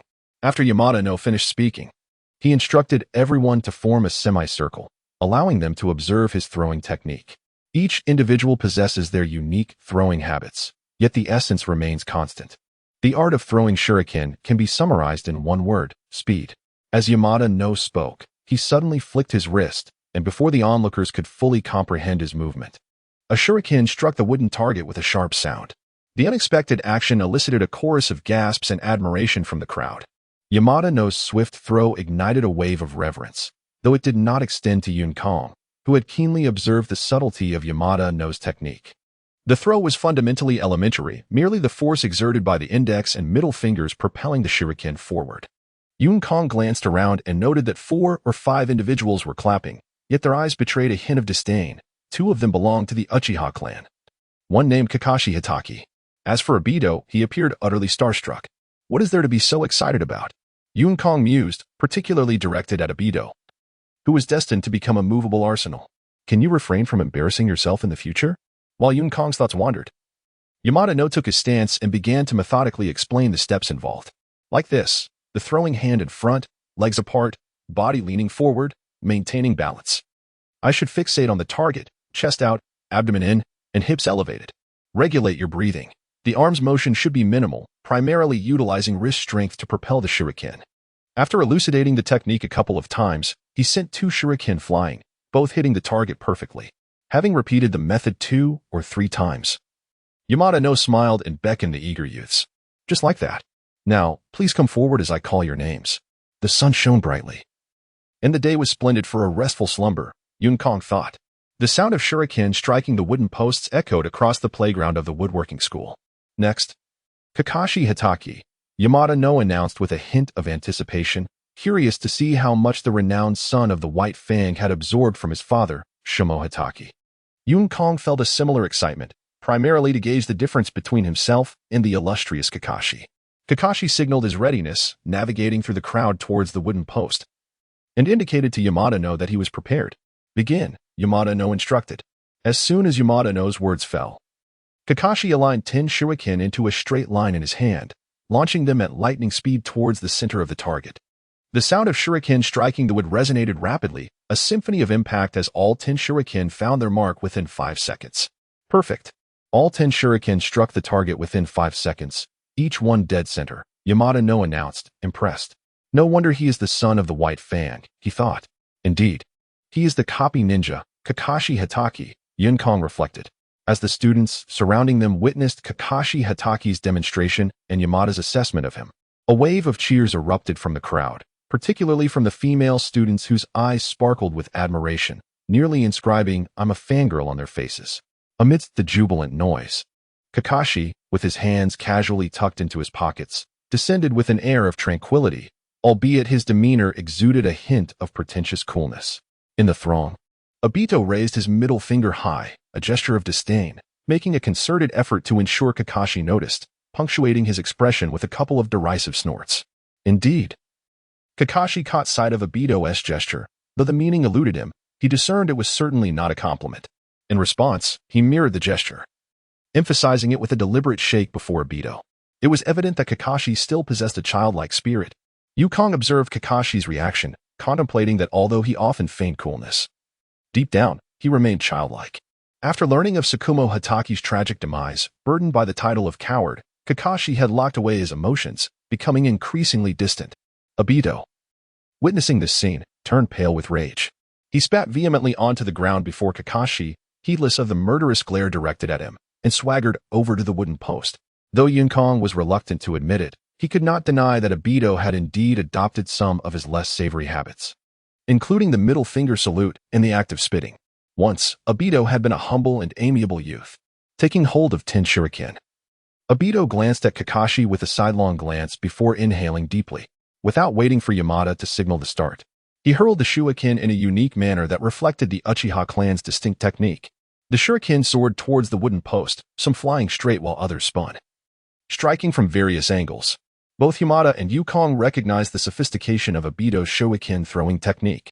As the shuriken struck the post, only 2 hit the bullseye. 5 struck the post, while 3 missed entirely. A chorus of derisive jeers erupted from the crowd, as not everyone possessed the discernment of Yamada and Yukong. Kakashi maintained a placid expression, mirroring the calm of several other youths with lineage, while the remaining 2 Uchiha youths wore expressions of contempt, firmly believing they could surpass Obito. As he descended amidst the jeers, Obito wore a proud visage. However, as he passed by Yukong, the latter unabashedly raised his middle finger in front of him. Obito reveled in the satisfaction of intellectually outmaneuvering his opponent, finding pride in the louder the jeers grew, the more he swelled with arrogance. This subtle art of understated superiority was indeed a lesson imparted by Yukong. No wonder Yukong always looked down on him intellectually. That feeling of superiority was undeniably exhilarating. With a sense of delight, Obito thought until he noticed the middle finger extended by Yukong. Next, Yukong, Yamadano continued to call out. Observing the scene, Yukong quietly remarked on the spectacle of a pretentious fighter. He approached the wooden post, received 10 shurikens, and weighed them in his hands. Subsequently, Yukong tossed one shuriken into the air, his fingers deftly catching 8 others mid-flight. With a flick of his hand, the 8 shurikens soared toward the wooden post, each following its own trajectory. Yukong then slightly bent his body, clutching the last 2 shurikens, and waved his hands in succession. At this juncture, Yukong's prowess undeniably eclipsed all present. However, the first 8 shurikens pierced through the wooden post and embedded themselves into the tree trunk behind it. The remaining 2 shurikens emitted a sharp sound as they collided in midair, causing one to change direction and fly over the wooden post, embedding itself at the base of the trunk. As for the last shuriken, its whereabouts became a mystery, and Yukong paid it no mind. All had missed their intended mark. A chorus of boos erupted. Yet, Yukong raised his hands triumphantly, akin to a victorious general, and returned to his position with a smile. Impressive, Namadano thought. Observing the 9 shurikens lodged in the trunk, from his vantage point, he clearly witnessed the 8 shurikens circumvent the post and strike the trunk concealed behind it. The final shuriken, too, had altered its course mid-air to embed itself at the very bottom of the trunk. This revelation made Yamadano realize that hiding behind the wooden post offered little advantage against Yukong's skill. More astonishing was the precision with which each shuriken had struck a leaf. Yukong felt a surge of satisfaction as he returned to his place, recalling how effective Uchiha Itachi's flamboyant style had been. Yet, he acknowledged that he still fell short of Itachi's prowess, who had once struck all his kunai targets simultaneously while airborne. Yukong, in contrast, could only achieve this success sequentially and with his feet firmly planted on the ground. Nonetheless, the outcome was sufficiently impressive. Yukong, with a serene smile, gracefully rejoined the crowd, utterly unfazed by the surrounding jeers. The source of these derisive sounds primarily emanated from a group of infatuated young girls. While he himself was but a humble youth from an ordinary family, those with a modicum of perception regarded Yukong not with disdain but with a mixture of apprehension and admiration. Observing the solemn expressions of Kakashi and the others, even Yukong felt that he had accumulated a considerable amount of animosity. However, this pretentious display was undeniably exhilarating. Dato silently raised his thumb in approval, acknowledging Yukong's prowess as a true master of ostentation. Thank you. Thank you. Yukong graciously accepted Dato's envious praise, allowing Dato to deeply appreciate Yukong's remarkable fortitude. Dato remarked, "No wonder you've been practicing shuriken throwing incessantly this past week. You've even pilfered my techniques. Were you planning to astound everyone at this very moment?" "Of course not," Yukong retorted playfully. "What good comes from seeking to astonish? Do you think I am like you? I am merely pursuing the goal of being the underdog, a means to soothe your troubled spirit." The subsequent events unfolded rather unremarkably, as no one emerged to captivate the audience like Yukong had. Even the 2 young members of the Uchiha clan could only muster a lackluster performance. The reason for their mediocrity was that Yukong unconsciously compared their shuriken throwing technique to that of Itachi Uchiha and found it woefully inadequate, thus deeming it merely acceptable. Before long, the 30-odd students in Yukong's class completed their practice swiftly. As usual, Yamada announced free time and shamelessly vanished from sight. "Where shall we go, Yukong?" As he observed their teacher's enthusiastic disappearance, even Dato couldn't help but admire Yamada's lack of professionalism. He had never been caught by his students. "Where can we go? First, we shall practice ninjutsu, and then I shall give you a good thrashing," Yukong replied. Dato nodded, uncertain of who would be thrashing whom. "Yesterday, I was so close to winning." Upon hearing Yukong's response, Dato understood that Yukong intended for them to return to the little stream where they often practiced. Under Yukong's dismissive influence, Dato, determined to be a good student, was finally swayed on the 4th day. Consequently, he began to skip classes frequently, trailing after Yukong. As the 2 exchanged banter and were about to exit the training field, a sudden flurry of shuriken shot towards them from behind. The event transpired with alarming abruptness, especially for the unsuspecting Yukong and Dato. In an instant, Yukong felt a surge of anxiety. His peripheral vision caught sight of 4 shuriken darting towards them with lethal precision. Without a moment's hesitation, Yukong pushed Dato aside and twisted his body to evade. The shuriken grazed Yukong's form, leaving 4 crimson streaks across his skin. In a swift motion, he flipped his body, disregarding the pain of his wounds, and regained his balance, warily eyeing the 2 assailants brandishing shuriken behind them. On the other side, when Obito was pushed away by Kumo, he quickly reacted, rolling on the ground and standing up, his face contorted with anger as he glared at the assailants.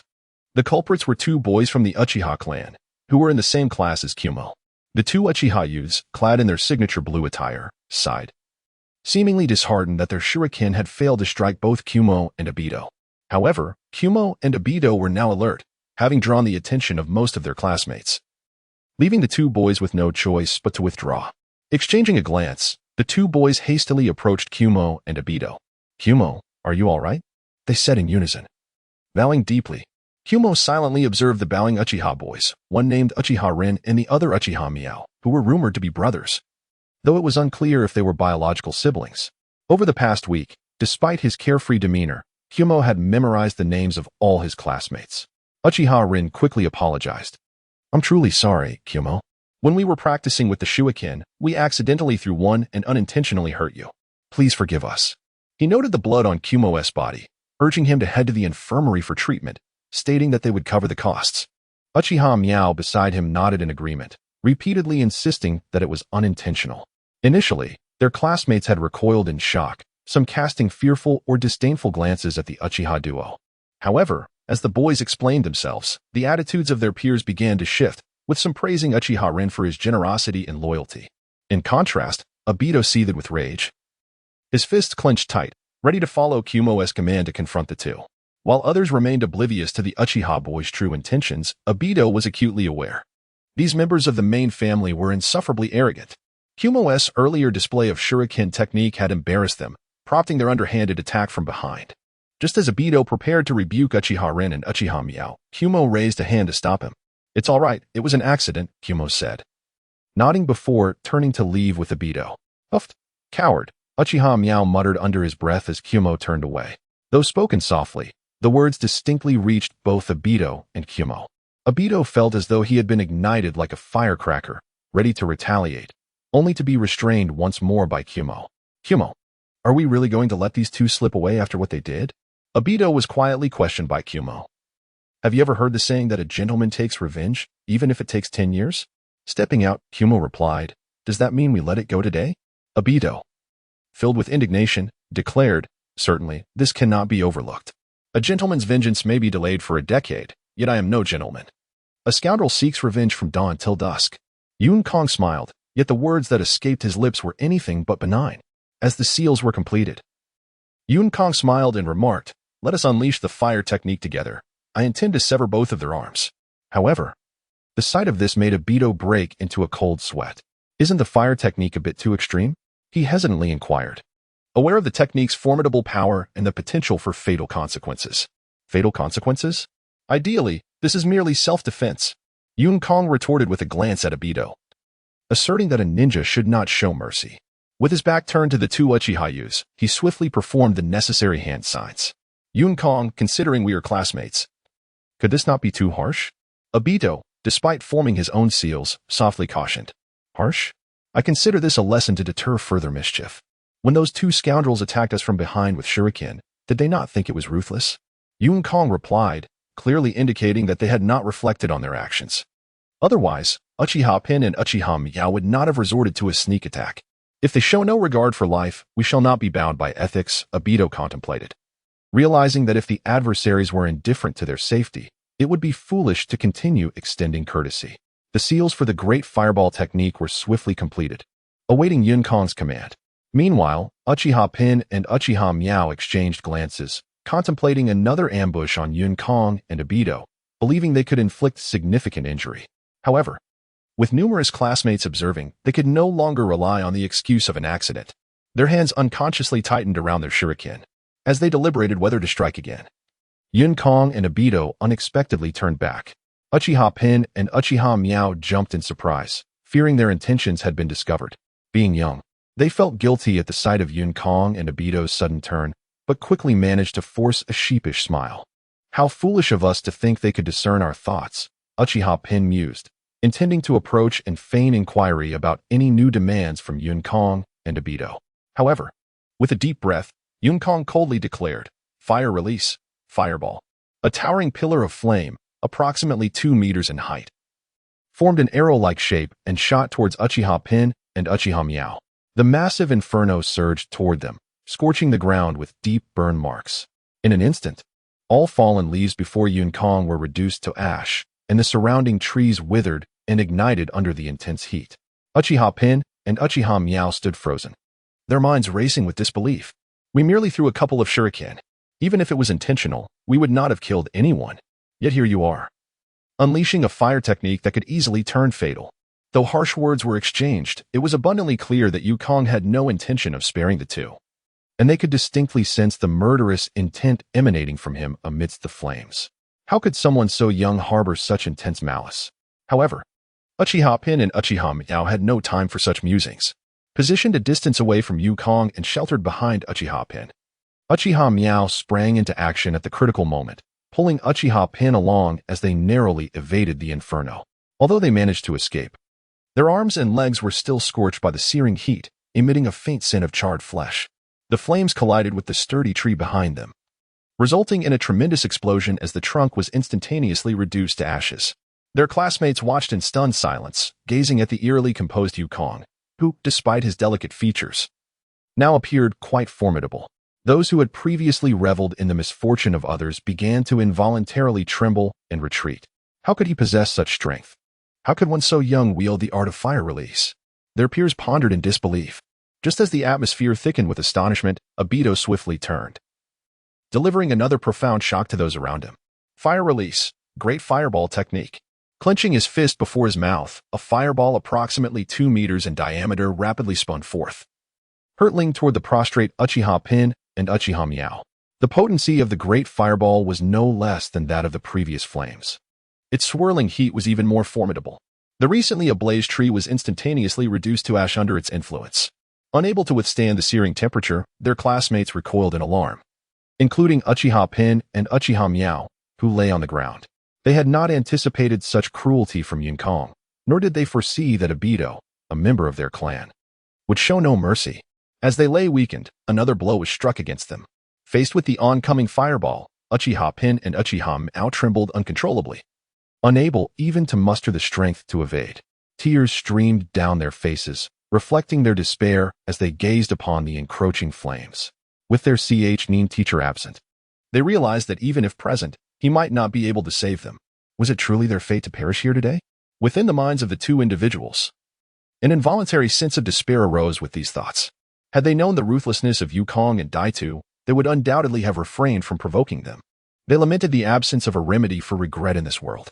As they spiraled into their futile musings, preparing to accept their fate, a white-haired figure, cloaked and masked, suddenly materialized before them. It was none other than Kakashi Hatake. With astonishing swiftness, Kakashi performed the necessary hand seals, exclaiming, "Earth release, earth barrier." He struck the ground with his palms, and in response to his movements, a towering earthen wall rose before him, shielding himself and the Uchiha brothers, Pin and Meow, from view. The fireball collided with the wall, resulting in a thunderous explosion, followed by a billowing cloud of black smoke that captivated the attention of all present.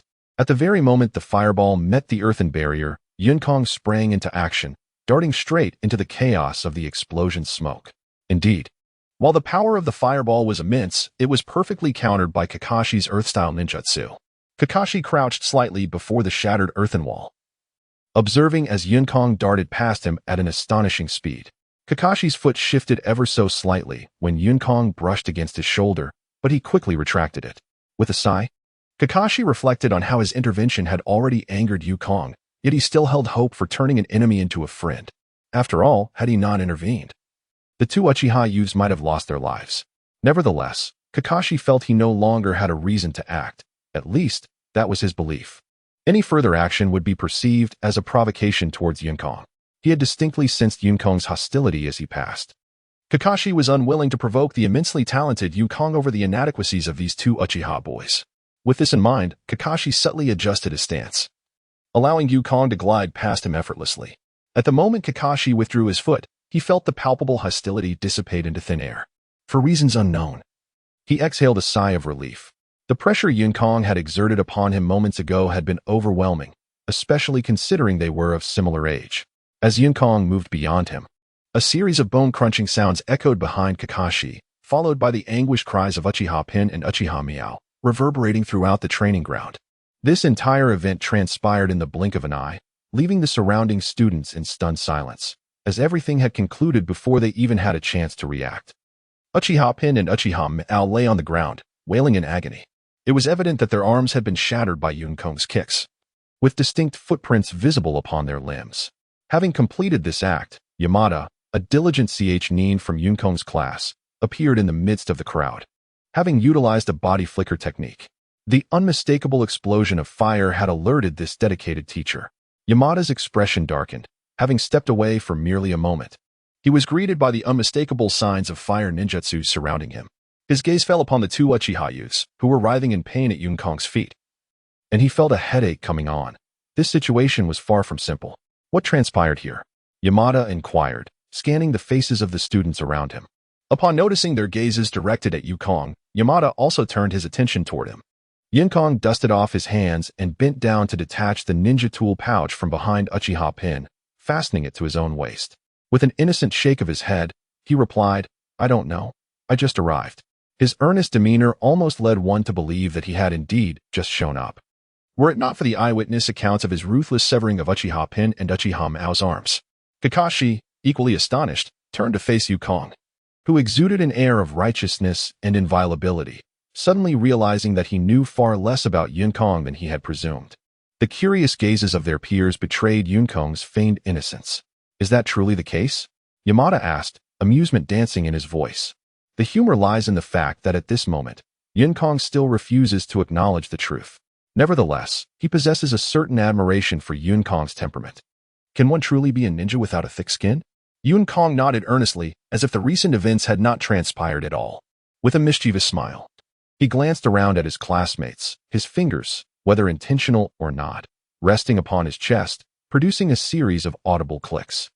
Even the dimmest of classmates could comprehend Yun Kong's blatant threat, especially after he had so brazenly dealt with Uchiha Pin and Uchiha Miao. With a touch of assistance from Obito, Yun Kong had already established his stance. Not only Obito, but even Yun Kong's peers dared not accuse him, for the outcome was already predetermined. Who would dare speak recklessly now? Such self-serving behavior is merely a phrase from textbooks.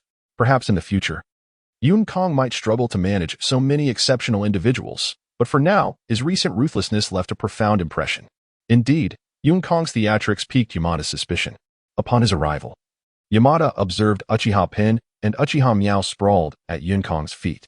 Kakashi quickly found two classmates to escort Uchiha Pin and Uchiha Miao to the infirmary. Yamada commanded without hesitation. Failing to identify the perpetrator immediately meant setting that matter aside for the moment. The two Uchiha youths were still moaning upon the ground. As for you, Yun Kong, you will accompany me, Yamada stated, turning to leave. He recognized that lingering here was futile. The resolution of the issue required a private discussion. In front of so many witnesses, he had no viable options. Could he truly exert his authority over Yun Kong in this situation? Although Yamada was convinced that this incident was entirely Yun Kong's doing, at least partially, the overwhelming aura of intimidation radiating from Yun Kong, yes, intimidation, was palpable. The malicious grin Yun Kong wore, coupled with the sight of Uchiha Pin and Uchiha Miao on the ground, conveyed an unspoken threat that even Yamada, who had not witnessed the events firsthand, could discern. However, while Yun Kong could silence his classmates with his might, he could not unjustly place the blame upon him. As a teacher, such actions would only invite ridicule. In contrast, Yun Kong, being a student like the others, would only inspire admiration or wariness through his conduct. Thus, Yamada was left with no choice but to make this decision. Teacher, how about a wager? Yun Kong interjected as Yamada contemplated his course of action. What kind of wager? Yamada inquired. Perhaps Yun Kong's recent display of shuriken practice had left a lasting impression, or perhaps Yun Kong's demeanor prompted a newfound respect. Otherwise, as a teacher, indeed.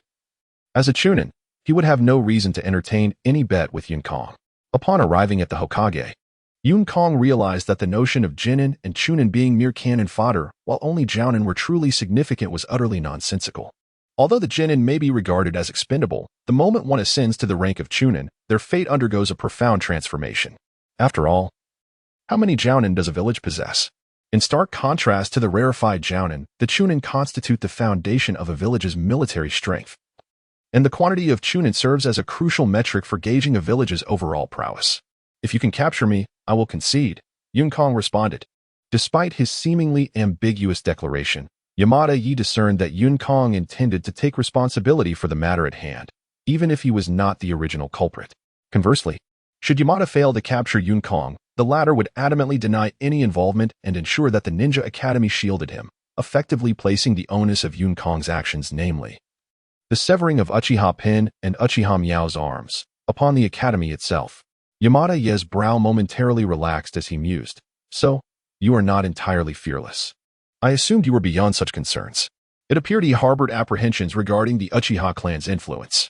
However, his expression soon turned pensive again. Could this be a deliberate ploy on his part? Has he schemed to ensnare me from the outset? Though Yamada-Ye had little insight into Yun Kong's character, he perceived a certain shamelessness, coupled with a lack of recklessness. As these thoughts flickered through Yamada-Ye's mind, he found himself more intrigued by the confidence Yun Kong possessed to engage in such a wager. It was worth noting that Yun Kong was merely 6 years old. If he could elude capture at such a tender age, it would indicate he already wielded the strength of a genin. Very well, I consent. Yamada-Ye replied after a brief contemplation. Yet, Yun Kong's expression betrayed disbelief, as if to question, do you dare offend the Uchiha? Do you possess the means to ensure they won't retaliate against me? Rest assured, I make this promise in the name of the Ninja Academy, Yamada-Ye stated, his eyes flashing with determination. Indeed, even if he, as a Chunin, could not afford to offend the Uchiha clan, he had the backing of the Konoha Ninja Academy, which in turn was supported by the Hokage. Could it be that the Hokage would not intervene on behalf of the Uchiha? As this realization dawned on him, Yamada-Ye grew increasingly convinced that he had fallen into Yun Kong's trap. Are you ready? Do you have any questions? If not, we shall forego this wager. Yamada-Ye said, his tone irritable as he pondered. Do you truly believe I am so idle as to entertain your whims? All right, let the games begin. Yun Kong replied with a smile. As Yun Kong prepared to descend, the surrounding classmates clenched their fists and widened their eyes, fixated on the unfolding challenge between Yun Kong and Yamada-Ye. This included Obito, who had recently been thwarted by Yun Kong's subtle gesture, and Kakashi, who was supposed to escort Uchiha Pin and Uchiha Miao to the infirmary. Upon hearing Yun Kong's declaration of a gamble, Kakashi promptly entrusted the injured Uchiha duo to several of his classmates. Commence! With Yun Kong's words, he suddenly launched 4 or 5 shurikens in a perfect arc toward Yamada-Ye. It turned out that Yun Kong had already devised this strategy after securing Uchiha Pin's shuriken pouch at his waist. Yamada's eyes narrowed slightly as he and Kakashi simultaneously contemplated the situation. Swiftly, Yamada extracted a kunai from his ninja pouch, spinning it effortlessly in his hand to deflect the shuriken hurled by Yun Kong. If you have any tricks up your sleeve, now would be the time to reveal them. Lest you missed your chance, Yamada remarked casually. The shuriken posed no threat to him. Yun Kong remained unfazed, undistracted even by Yamada's taunts. As a Chunin, Yamada was aware that even a moment of distraction could lead to capture. Yun Kong shifted his stance slightly, gripping several shuriken with a serious demeanor as he scrutinized Yamada. Suddenly, Yun Kong sprang into action, but instead of attacking, he darted to the side. Though he did not turn his back on Yamada, the direction of his escape was unmistakable. What the? Yamada was taken aback by Yun Kong's sudden retreat, as were the onlookers. This was not how the scenario was supposed to unfold. Moments earlier, Yun Kong had exuded confidence, perhaps even arrogance. Just when everyone believed he would launch another assault, he unexpectedly turned and fled. He truly possesses the potential of a ninja. Yamada mused, momentarily stunned before offering praise. To act knowingly against one's own interest is not valor, it is folly. Observing Yun Kong's rapid escape, Yamada chuckled. With your speed, do you truly think you can escape so easily before everyone? Was it a feigned retreat or a genuine one? Yamada dismissed the notion that Yun Kong would be so foolish as to turn his back on a Chunin so brazenly. Yamada quickly leapt onto a branch, using his strength to propel himself like a cannonball in pursuit of Yun Kong. His speed was on an entirely different level, and after just a few leaps, he closed the distance between them. Just as Yamada was about to catch up to Yun Kong from behind, Yun Kong took a powerful step forward, landing heavily on a branch to his left. Utilizing the rebound, he shot backward, crossing paths with the advancing Yamada. In that fleeting moment, Yun Kong unleashed his shuriken, which flew toward Yamada with precision, creating the illusion of punches landing from afar. Yamada swiftly countered, deflecting the shuriken with his kunai. He likewise leapt off the branch, using the rebound to reach for Yun Kong once more. Yet, Yun Kong remained composed in mid-air, grasping Yamada's hand and leveraging it to propel himself upward. As Yun Kong ascended, he released a barrage of shuriken in all directions, straight, curved, and in various angles, raining down upon Yamada. Even with Yamada's prowess, he was momentarily taken aback by the sheer onslaught. In the other empty hand, a shuriken was swiftly seized, both hands swung like wheels, while the body retreated with remarkable speed to evade. Amidst the flurry of motion, Yamada narrowly escaped the shuriken that Yun Kong had cast forth. Although Yamada was drenched in cold sweat from the fright, he maintained a calm demeanor and addressed Yun Kong, who stood poised on a branch. If you have any more techniques, do unveil them quickly, for the opportunity is fleeting. Yet, deep within, Yamada harbored a measure of admiration for Yun Kong. He reflected on his own prowess at 6 or even 10 years of age, and doubted he had possessed the strength that Yun Kong displayed now. Just moments ago, Yun Kong had nearly inflicted harm upon him. Although it would not have caused any real injury, the embarrassment would have been substantial. Without uttering a word, Yun Kong swiftly turned and leapt down from the tree, departing with haste. Yamada, feeling a slight stiffness in his body, chose not to pursue Yun Kong this time. With Yamada's speed, he could surely have caught up to Yun Kong, even by taking a longer route. Yet, Yamada sprang forward, adopting a zigzagging approach, and in the blink of an eye, he closed the distance to the fleeing Yun Kong, even as Yun Kong abruptly shifted directions multiple times. Yamada's figure flickered and he appeared before Yun Kong. If you possess no further abilities, this matter shall conclude here. Yun Kong, moving swiftly forward, felt a tightening in his gaze, silently lamenting, I still underestimated the strength of a Ch-nin. I had thought that my element of surprise would at least allow me to injure Yamada. Yet he remains entirely unharmed. With a leap, Yun Kong grasped a branch and, with a deft twist of his body, maneuvered to the back of a tree, successfully evading Yamada. The entire sequence was executed with fluid grace, prompting even Yamada to applaud in admiration. With a graceful leap, Yun Kong seized a branch, spun around, and evaded the looming presence of the great tree behind him, deftly avoiding Shanti and I. The fluidity of his movement was so remarkable that even Shanti and I couldn't help but commend him. Yet, despite this skillful maneuver, Shanti and I mused. He could not escape my grasp. Swiftly, Shanti and I traced an arc around the obstructing tree, reappearing before Yun Kong. However, Yun Kong appeared to anticipate this, a subtle smirk gracing his lips. To Shanti's astonishment, Yun Kong had already formed a series of hand seals. Fire release, fireball, Yun Kong bellowed. Positioned at the heart of the tree, he inhaled deeply as a massive inferno descended from the sky, hurtling towards Shanti and I. At that moment, Shanti and I found himself directly in Yun Kong's path, completely drained of his previous strength and lacking the vigor to defend himself. Before he could assume a defensive stance, the fiery torrent engulfed him entirely. With a thunderous crash, the fireball struck the ground, engulfing everything within a 3-meter radius in flames. Dense black smoke and debris from the explosion clouded the air, obscuring the vision of onlookers and Yun Kong alike. As Yun Kong descended from the treetop, his footing faltered, sliding across the ground for several meters before regaining his balance. Beads of sweat began to form on his forehead. The battle, albeit brief, had drained him of both physical and mental energy. He gasped for breath, his legs trembling slightly. Despite unleashing his full potential, he had been effortlessly thwarted by Shanti and I. The repercussions of his brief outburst of power were now evident. He realized he might not even be able to summon 70% of his strength at that moment. Moreover, after performing the fire release technique twice, Yun Kong felt his chakra nearly depleted, leaving him with little hope of executing another fire technique. A commendable effort, but alas. You were so close to ensnaring me, Shanti's voice echoed behind Yun Kong as the flames continued to burn. Gently, Shanti and I placed a hand on Yun Kong's shoulder. In disbelief, Yun Kong turned to see Shanti and I, and scathed, and asked in confusion, how is this possible? Observing Yun Kong's bewildered expression, Shanti and I smiled faintly, relieved. He recognized that Yun Kong was merely a promising youth. Had Yun Kong shown no reaction at all, Shanti and I would have doubted if this was truly Yun Kong. Soon, the flames from Yun Kong's fire technique began to extinguish as the chakra that fueled them waned. Yun Kong glanced at the massive pit created by the fireball. Remnants of charred wooden stakes still visible among the ashes. Substitution technique, Yun Kong murmured. Indeed, it was the substitution technique. You nearly struck me, Shanti and I replied, acknowledging the commendable timing of Yun Kong's combat instincts. With a bit more training, you are destined to become a formidable ninja, he added, patting Yun Kong's shoulder. Although Yun Kong had been defeated, his ability to endure for so long and nearly injure Shanti and I had undoubtedly impressed him. The substitution technique. Yun Kong gazed upward, contemplating the encounter. In youthful exuberance, one gazes upwards at a 45-degree angle, seemingly striking a pose. Indeed, there is no need for haste. The forthcoming lesson will impart this particular ninjutsu. As one of the 3 fundamental ninjutsu techniques, it may appear simplistic, yet it is the most practical. Yamadaya explained to Yunkong with a smile. Is that so? Yunkong's face lit up with a hint of a smile as he looked towards the heavens. The body replacement technique.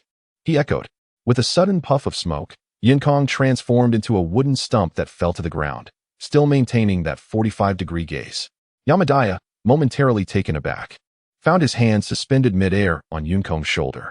However, being a chunin, Yamadaya quickly regained his composure within half a second. Observing a great tree behind him, he called out, "Come forth." Even with the body replacement technique, do you truly believe you can teleport beyond the confines of the school? As Yamadaya's voice faded, Yunkong emerged slowly from behind the tree. Indeed, what a formidable chunin he was. One could only wonder what kind of creature a jounin might be. Yunkong mused to himself. Stepping from behind the tree, Yunkong realized that such trivial tricks could not deceive a ninja. Yet, he still held one last card up his sleeve, uncertain of its efficacy. Leaning against the tree, he regarded Yamadaya. You appear quite exhausted. Will you surrender, or will you continue to resist? Yamadaya remarked, viewing Yunkong as a fish caught in a barrel. Despite Yunkong's recent use of the body replacement technique, which had surprised Yamadaya, he had not detected it immediately. Teacher, were I in your position, I would not be so leisurely, Yunkong said with a smile, taking a moment to catch his breath before speaking. Yamadaya questioned, scanning the surroundings. Did Yunkong have another hidden card? With a smile, Yunkong nodded towards the direction behind Yamadaya. This gesture instantly drew the gaze of everyone present, including Yamadaya. Given Yunkong's current state, even if Yamadaya chose to ignore him or granted him half a minute, there was no way Yunkong could vanish from sight. True to Yunkong's assertion, Yamadaya leisurely turned around to see where Yunkong had indicated. Upon glancing back, Yamadaya jumped in surprise. His eyes fell upon a youth who was bouncing away, nearly escaping the confines of the school, although there had been no explicit boundaries set for their wager. Both Yunkong and Yamadaya subconsciously understood that the contest was to take place within the school grounds. The training area was situated at the edge of the school, and Yamadaya had just been questioning why Yunkong hadn't chosen the nearest escape route. Initially, he thought Yunkong's choice to flee in the opposite direction was due to his own presence blocking the way. However, it became apparent that Yunkong had meticulously plotted his course from the very beginning. Teacher, not only am I proficient in the body replacement technique, but I also excel in the shadow clone technique, one of the 3 fundamental ninja arts, Yunkong remarked nonchalantly, exuding an air of confidence as if victory were already within his grasp. In truth, he was nearing the edge of the training ground. Hurry and chase, teacher. If you don't, I shall truly claim victory. Yunkong waved goodbye to Yamadaya, as if bidding him farewell. Hurry and chase, teacher. If you don't, I shall truly claim victory, he repeated, gesturing towards Yamadaya. Suddenly, Yunkong halted, turning to face Yamadaya. Forget it, teacher. Perhaps it would be better to concede defeat, he suggested, his expression brimming with anticipation. Just as Yamadaya was about to pursue, he heard Yunkong's counsel. He glanced again at Yunkong, who was on the verge of leaping beyond the school's boundaries, caught in a moment of indecision. Given his prowess, if he were to unleash his full strength, he had a good 70 to 80% chance of stopping Yunkong, even at this distance. Yet, the crux of the matter lay in whether he could strike without hesitation. Their relationship was that of teacher and student, not adversaries. And this bond restrained Yamadaya from attacking with full force. While Yamadaya hesitated, a shuriken suddenly sliced through the air before him and Lingfeng. In an instant, it caught up to the fleeing Yunkong, piercing through his shoulder and pinning him against a large tree. Who dares to act so shamelessly, so despicably? Yunkong's first thought surged as he felt his clone being pinned to the trunk just as it was about to escape the school's confines.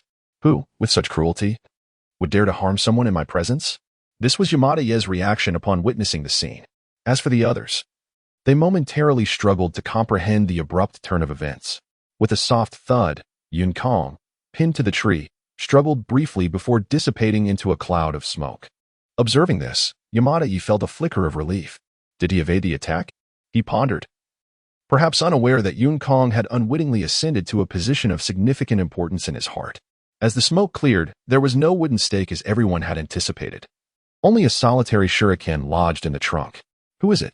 Yunkong glared furiously at the intruder, realizing he had almost claimed victory. This disruption had ruined everything. Almost immediately, his seething gaze turned blank. A figure with flowing black hair, Orochimaru, approached, clapping his hands as he walked. What a splendid display, Yunkonkuen. I did not expect that our second encounter would leave an even more profound impression than the last. Damn you, Orochimaru. Are you that idle? Aren't you a jonin? Shouldn't you be preparing for the third great ninja war? Yunkong lamented inwardly. Orochimaru, can you not strive for something greater? Must you continually loiter about the ninja academy? I've seen you twice already. Goodness, it's absurd. You've even learned my name. Did we not agree to be each other's angels? Was it necessary to become acquainted? On the surface, nothing was revealed. He promptly bowed to Orochimaru, addressing him as Lord Orochimaru. The surrounding classmates, along with Yamada, quickly bent their waists in a respectful greeting. Lord Orochimaru. Orochimaru casually waved his hand, indicating that such formalities were unnecessary.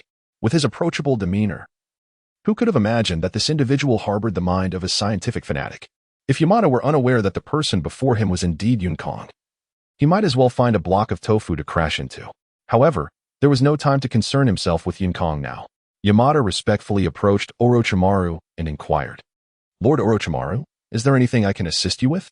Orochimaru, having established his reputation during the Second Great Ninja War, along with Konoha's deliberate efforts to elevate his status, commanded the utmost respect from most ninjas regarding one of the legendary three and the potential fourth Hokage.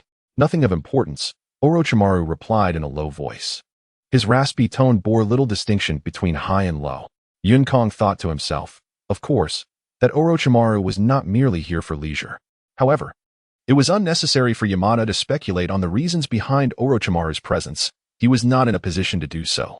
Once again, Orochimaru shifted his gaze to Yunkong and remarked, Yunkong, you possess great potential. Should you find the time, feel free to visit my residence. Yunkong pondered. Is Orochimaru implying that he wishes to be my guardian? With this statement from Orochimaru, not even the Uchiha clan would dare to provoke Yunkong, at least publicly. Orochimaru, please do not take an interest in me, Yunkong lamented internally. Yet, the current situation seemed to suggest the opposite. Orochimaru was particularly attentive towards him. Although Yunkong wished to maintain distance from Orochimaru, ideally having no interaction, the presence of such a formidable protector was an opportunity not to be squandered. He quickly bowed in gratitude, saying, Yes, Lord Orochimaru, I may trouble you in the future. Orochimaru nodded, offering a couple of indifferent words of encouragement to the surrounding students before turning to depart. After Orochimaru's departure, Yunkong exhaled deeply, relieved that he was finally gone. The pressure Orochimaru exerted upon him was immense. Every response and expression in his presence required utmost caution. Once Orochimaru had left, Yamada turned his attention to Yunkong, stating, Since Lord Orochimaru has promised to protect you, our wager comes to an end here. Indeed, teacher, Yunkong replied respectfully, acknowledging that had it not been for Lord Orochimaru's arrival, he would have already lost. Regardless of the sincerity behind Yunkong's words, Yamada appreciated his current attitude. Yunkong had not become arrogant due to Orochimaru's attention, nor had he let his ego soar. After a brief conversation with Yunkong, Yamada warned the surrounding students to ensure their safety before disappearing in a sudden body flicker, leaving the crowd in awe. Yunkong, you are impressive, was the sentiment that resonated as Yamada vanished. Just moments ago, under the subtle suggestion of Yunkong, Obito swiftly approached Yunkong and playfully struck his chest, laughing as he remarked on Yunkong's recent display of prowess that had undoubtedly astounded many of their classmates. This boy, who often dozed off in class and frequently skipped lessons, had revealed an unexpected strength. In an instant, the gazes of his peers toward Yunkong shifted, tinged with newfound respect. Particularly notable was Yunkong's unabashed retaliation against Uchiha Pin and Uchiha Miao, breaking their arms without hesitation, a clear demonstration of his principle of an eye for an eye, a tooth for a tooth, which instilled a sense of caution among his fellow students. Enough of the antics, Yunkong interjected, halting Obito's teasing. He found the sensation of being scrutinized rather unpleasant, at least for his liking. Let us depart from this place, he murmured softly. Before long, Yunkong led Obito back to the small stream where they often trained. With a grin, Obito suggested, Yunkong, let us spar once more. I never anticipated you would be this formidable. Have you been concealing your true abilities? Obito, brimming with energy, was met with a glance from Yunkong, who felt utterly exhausted. Although the events of the past 10 minutes had been exhilarating, they had drained him of stamina equivalent to a week's worth of exertion. Rolling his eyes, Yunkong chose to ignore the exuberance of Obito. His mind was preoccupied with a more pressing concern. Did he now find himself under the watchful gaze of Orochimaru? While the current situation suggested that being under Orochimaru's scrutiny bore more advantages than disadvantages, acting as a protective talisman for Yunkong, he could not help but recall the cursed seal he had given to Akamichi during their defection, which had yet to be fully developed. The survival rate was a mere 10%, even less favorable than the odds of a coin toss. Just the thought of Orochimaru's future misdeeds sent a chill down Yunkong's spine. As he pondered, Yunkong leaned against a tree trunk and slowly settled to the ground. How might he evade Orochimaru's attention? He contemplated. Meanwhile, Obito had begun to energetically strike a wooden post, the sound resonating through the clearing. Half an hour slipped away unnoticed as Yukong remained lost in thought. Frustrated, Obito kicked the post with fervor, using the rebound to perform a series of flips before landing gracefully before Yunkong. "Come on, Yunkong. Let us spar. Practicing alone is dreadfully dull," he urged. Yukong shook his head. "I lack the inclination, and I haven't yet recovered from earlier. I wouldn't stand a chance against you now," he declined. "Someone has been watching you from that thicket for half an hour. Why not challenge them instead?" Yunkong suggested, pointing toward a secluded grove. "Is someone truly there?" Obito exclaimed, turning sharply, his gaze sharp as a blade, fixated on the designated thicket. 1 second, 2 seconds, 3 seconds. 1 minute, 2 minutes, 3 minutes. Obito remained vigilant, taking a cautious step back. Is there really someone there? Why is there no sound? In the vast expanse of the sky, Yunkong rolled his eyes in exasperation. Isn't it sufficient to throw a couple of shurikens, or perhaps utilize a fire technique? Why ask me? He reminisced about the time when Naruto first accompanied Kakashi on a mission. At the slightest hint of danger, Naruto had promptly hurled a kunai, displaying remarkable vigilance and decisiveness. In stark contrast, Yunkong felt frustrated as he merely stared, devoid of action. After enduring 3 more minutes of the standoff, Yunkong could no longer contain his annoyance. He retrieved the forgotten ninja tool pouch from behind his waist and tossed it to Obito, who stood before him. "Staring serves no purpose. Can mere eyes inflict harm?" Yunkong remarked with irritation. "Just throw a couple of shurikens." Obito, momentarily taken aback, accepted the pouch and, as if suddenly awakened, turned to Yunkong, exclaiming, "Yunkong, you're truly impressive. You always have clever ideas. But wouldn't he that hurt someone? Anyone daring to spy on you is certainly no good. Harboring either ulterior motives or a deranged mindset. It's unlikely that a girl with a crush would sneak around to observe you," Yunkong replied. "Yet, it is conceivable that someone enamored with me might have followed me here," he mused cheerfully, though he knew better than to voice such thoughts aloud. Expressing them would only lead to embarrassment. He nodded to himself in quiet satisfaction. "Why is it impossible for a girl to have a crush on me? After all, I am destined to be the future Hokage, a member of the illustrious Uchiha clan," Obito countered. "Because you are unattractive," Yunkong retorted. Obito, upon hearing Yunkong's words, scoffed dismissively. Just as he was about to reply, Yunkong interrupted him. "If you don't act soon, even a rabbit could escape."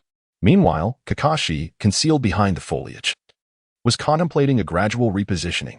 Obito swiftly gripped 2 shurikens in his hand and, with a swift motion, launched them forward, unadorned, lacking flamboyance, yet embodying the most straightforward and rapid method of shuriken throwing. The 2 shurikens embedded themselves inconspicuously within the underbrush, prompting a figure to emerge from the thicket just as the projectiles soared through the air. The individual deftly evaded the incoming shurikens, yet inadvertently revealed their presence.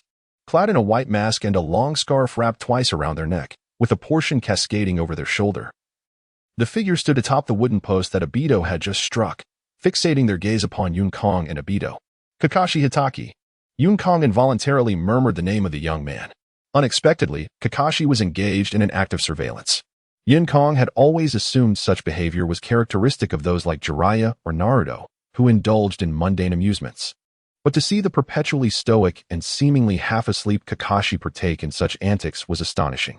Obito took a few steps forward, addressing Kakashi with a tone lacking warmth. "What brings you here?" Fortunately, Obito refrained from uttering any insinuations about Kakashi harboring feelings for him. "I am not here to seek you out." Kakashi leaped to the side of Obito, yet his gaze transcended to the figure of Yunkong, who was half reclining against a tree trunk. Kakashi clarified his intent, indicating that he was not there to seek out Obito, but rather Yunkong. Observing Kakashi's eyes, Yunkong felt a twinge of confusion.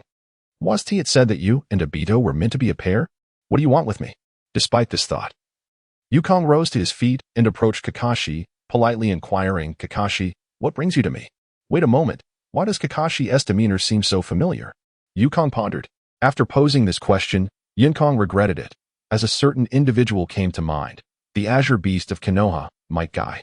Suddenly, Yinkong recalled that this was indeed the expression Guy wore when challenging Kakashi.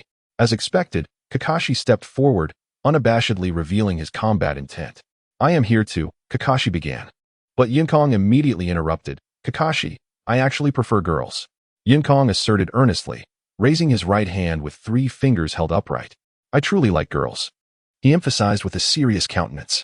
So, if you require anything special, you might as well seek out Obito. He gestured toward Obito standing nearby. Oh. The atmosphere grew somewhat awkward. After Yukong spoke, he noticed that both Obito and Kakashi stared at him as though he were an extraterrestrial, wide-eyed and dazed. Clearing his throat, Yukong pretended to cough a couple of times to rouse both Obito and Kakashi from their stupor. Could you two refrain from being so sordid? Please. Just vanish from my sight. It's revolting, Yinkong declared, his face displaying disgust and aversion as he waved his hand dismissively. Inside, Obito and Kakashi felt a wave of irritation wash over them. Brother, we haven't said or thought anything. It's you who is conjuring these absurd notions and repulsing yourself, they lamented silently. Kakashi coughed lightly, redirecting Yinkong's attention toward himself. Yinkong, I am Hatake Kakashi. I came here a few days ago hoping to spar with you. He swiftly expressed his purpose, understanding that Yinkong's rambling might obscure his intentions. Surprisingly, Yukong nodded seriously after hearing Kakashi's words. Ah, so you wish to engage in battle with me. Kakashi nodded in agreement. Indeed. This understanding was quite close to the mark. In essence, Kakashi felt that Yinkong was strong and wished to test his mettle. Look at me, Yinkong said, gesturing toward himself. What of it? I'm perfectly fine, Kakashi replied, following Yukong's gaze. He appeared healthy, with no significant injuries. Do you think I'm someone who idly seeks to fight with others? Yukong's tone took a sharp turn. As a youth with ideals, goals, and morals, would I engage in senseless brawls? Yukong continued to expound, looking at Kakashi and Obito. We should win people over with virtue. Much like myself, I remain unyielding in the face of wealth, poverty, or intimidation. Thus, I resolutely refuse. Yukong positioned himself atop a moral pedestal, embodying the role of a moral exemplar, and delivered a half-hour lecture on ethics to Obito and Kakashi, his words punctuated with fervor. Do you understand? He queried at the conclusion of his moral discourse, observing the bewildered expressions of Obito and Kakashi. With a smile, he mused to himself, at your age, while the youth in the world of Naruto are generally precocious, my intellect surpasses yours. You wish to challenge me? Perhaps in another life. Unbeknownst to Yinkong, his self-admiring demeanor had been wholly transformed in the eyes of Kakashi and Obito into a representation of foolishness. Kakashi, in particular, scorned inwardly. How absurd. Half an hour extolling virtue, yet he speaks of the unity of knowledge and action. Just this morning, he displayed no such virtue when he charged forward and broke the arms of those who provoked him, Uchiha Pin and Uchiha Miao. How much of that did he actually achieve? Kakashi regarded Yinkong, who seemed blissfully unaware of his own absurdity, and questioned who had bestowed upon him such audacity to be so shameless.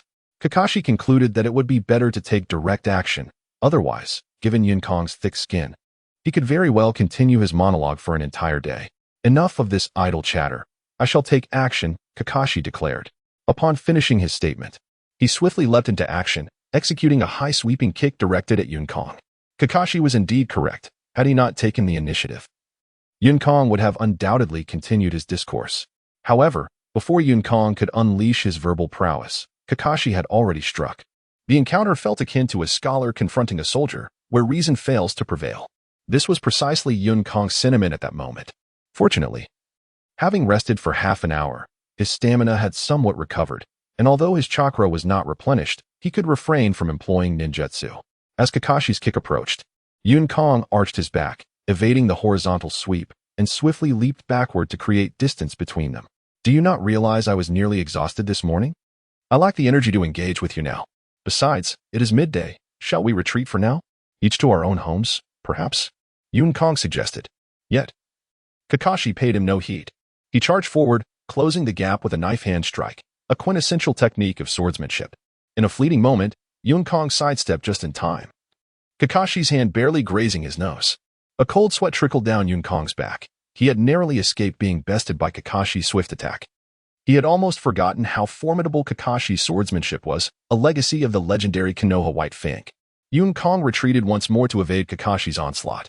Constantly retreating serves no purpose, Kakashi remarked. Is that so? Yun Kong spoke softly, halting his steps, deftly evading Kakashi's punch with a sidestep. With a powerful thrust of his leg, he executed a high side kick aimed at Kakashi's head.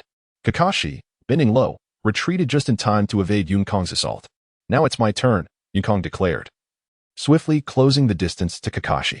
With his left hand clenched into a fist, he unleashed a rapid succession of 4 straight punches. This maneuver was one he remembered from watching boxing in his previous life, though he had never employed it until now. As anticipated, Kakashi crossed his arms defensively, shielding his head with a firm guard. Despite the swiftness of Yun Kong's punches, their limited reach diminished their power. Rather than clumsily dodging, Kakashi opted to withstand the blows. Yun Kong pivoted swiftly, executing a massive right hook that arced in a semicircle toward Kakashi. This was the follow-up to his earlier feints. Though such techniques are rarely practical in actual combat, where lethal strikes are paramount, they proved remarkably effective in youthful sparring, Yun Kong mused. Yun Kong's right hook came in a flurry, leaving Kakashi with no time to evade. He could only raise his left arm to shield his head, bracing for Yun Kong's strike. The impact was palpable. Kakashi's arm collided with his own head, and he was sent flying by Yun Kong's powerful punch. Yet, true to his reputation, even as a youth, Kakashi quickly regained his composure midair. He executed a graceful somersault, landing steadily on the ground before immediately leaping back to create distance from Yun Kong. In the world of ninja combat, battles can be astonishingly swift when there is a significant disparity in strength. One side may be dispatched in an instant, much like the future events where Kakashi effortlessly defeats the Ghoulish brothers or Asuma eliminates the Sound Ninja Pursuit team. Conversely, battles can drag on interminably, as seen in the protracted clash between Orochimaru and the third Hokage, which spanned 3 days and nights. The current confrontation between Yun Kong and Kakashi, however, revealed a more balanced contest. Whenever Kakashi gained the upper hand, Yun Kong adeptly created distance to mitigate his disadvantage, and likewise, Kakashi could do the same when Yun Kong held the advantage. However, Yun Kong had no intention of retreating. His relentless approach was characterized by seizing the opportunity to strike while the opponent was vulnerable. With remarkable speed, he charged toward Kakashi, moving so swiftly that he seemed to leave an afterimage in his wake. Utilizing the momentum of his retreat, Kakashi quickly formed hand seals and executed the earth release, earthquake wave technique. In an instant, he pressed his palms against the ground, his movements fluid and seamless. The earth beneath them began to undulate like the waves of the sea, destabilizing Yun Kong's footing and halting his advance. The tremors intensified rather than dissipated, prompting Yun Kong to leap into the air without hesitation. Under normal circumstances, he might have refrained from such a bold maneuver against an enemy. After all, suspended in midair without a point of support, one easily becomes a target. However, in combat against Kakashi, Yun Kong harbored no such concerns. Kakashi was devoid of shurikens and kunai. Otherwise, he would not have engaged in close combat. Indeed, Kakashi lacked shurikens. Nevertheless, he was undoubtedly an exceptional ninja, a prodigy in his own right. As Yun Kong leaped into the air to evade Kakashi's jutsu, Kakashi swept his hands across the ground, gathering the swiftly moving pebbles by the riverbank, preparing to hurl them in the manner of throwing shurikens. Yun Kong felt a cold sweat form within him. He had momentarily forgotten that years ago, when Uchiha Madara first encountered the first Hokage, he had also utilized water bubbles to refine the technique of throwing shurikens. Now, Yun Kong found himself practicing by a stream, where suitable-sized pebbles were abundant. Fortunately, Yun Kong remained undaunted. Suspended in midair, he swiftly formed hand seals. The best offense was indeed the best defense. Yun Kong was not like Uchiharu, who would become flustered by the onslaught of a few stones. Fire style, great fireball technique. Yun Kong inhaled deeply, and a fireball, 2 meters in diameter, erupted from his mouth, sweeping before him and hurtling towards Kakashi on the ground. The pebbles that Kakashi had sent flying were quickly reduced to ashes under the intense heat of the flames.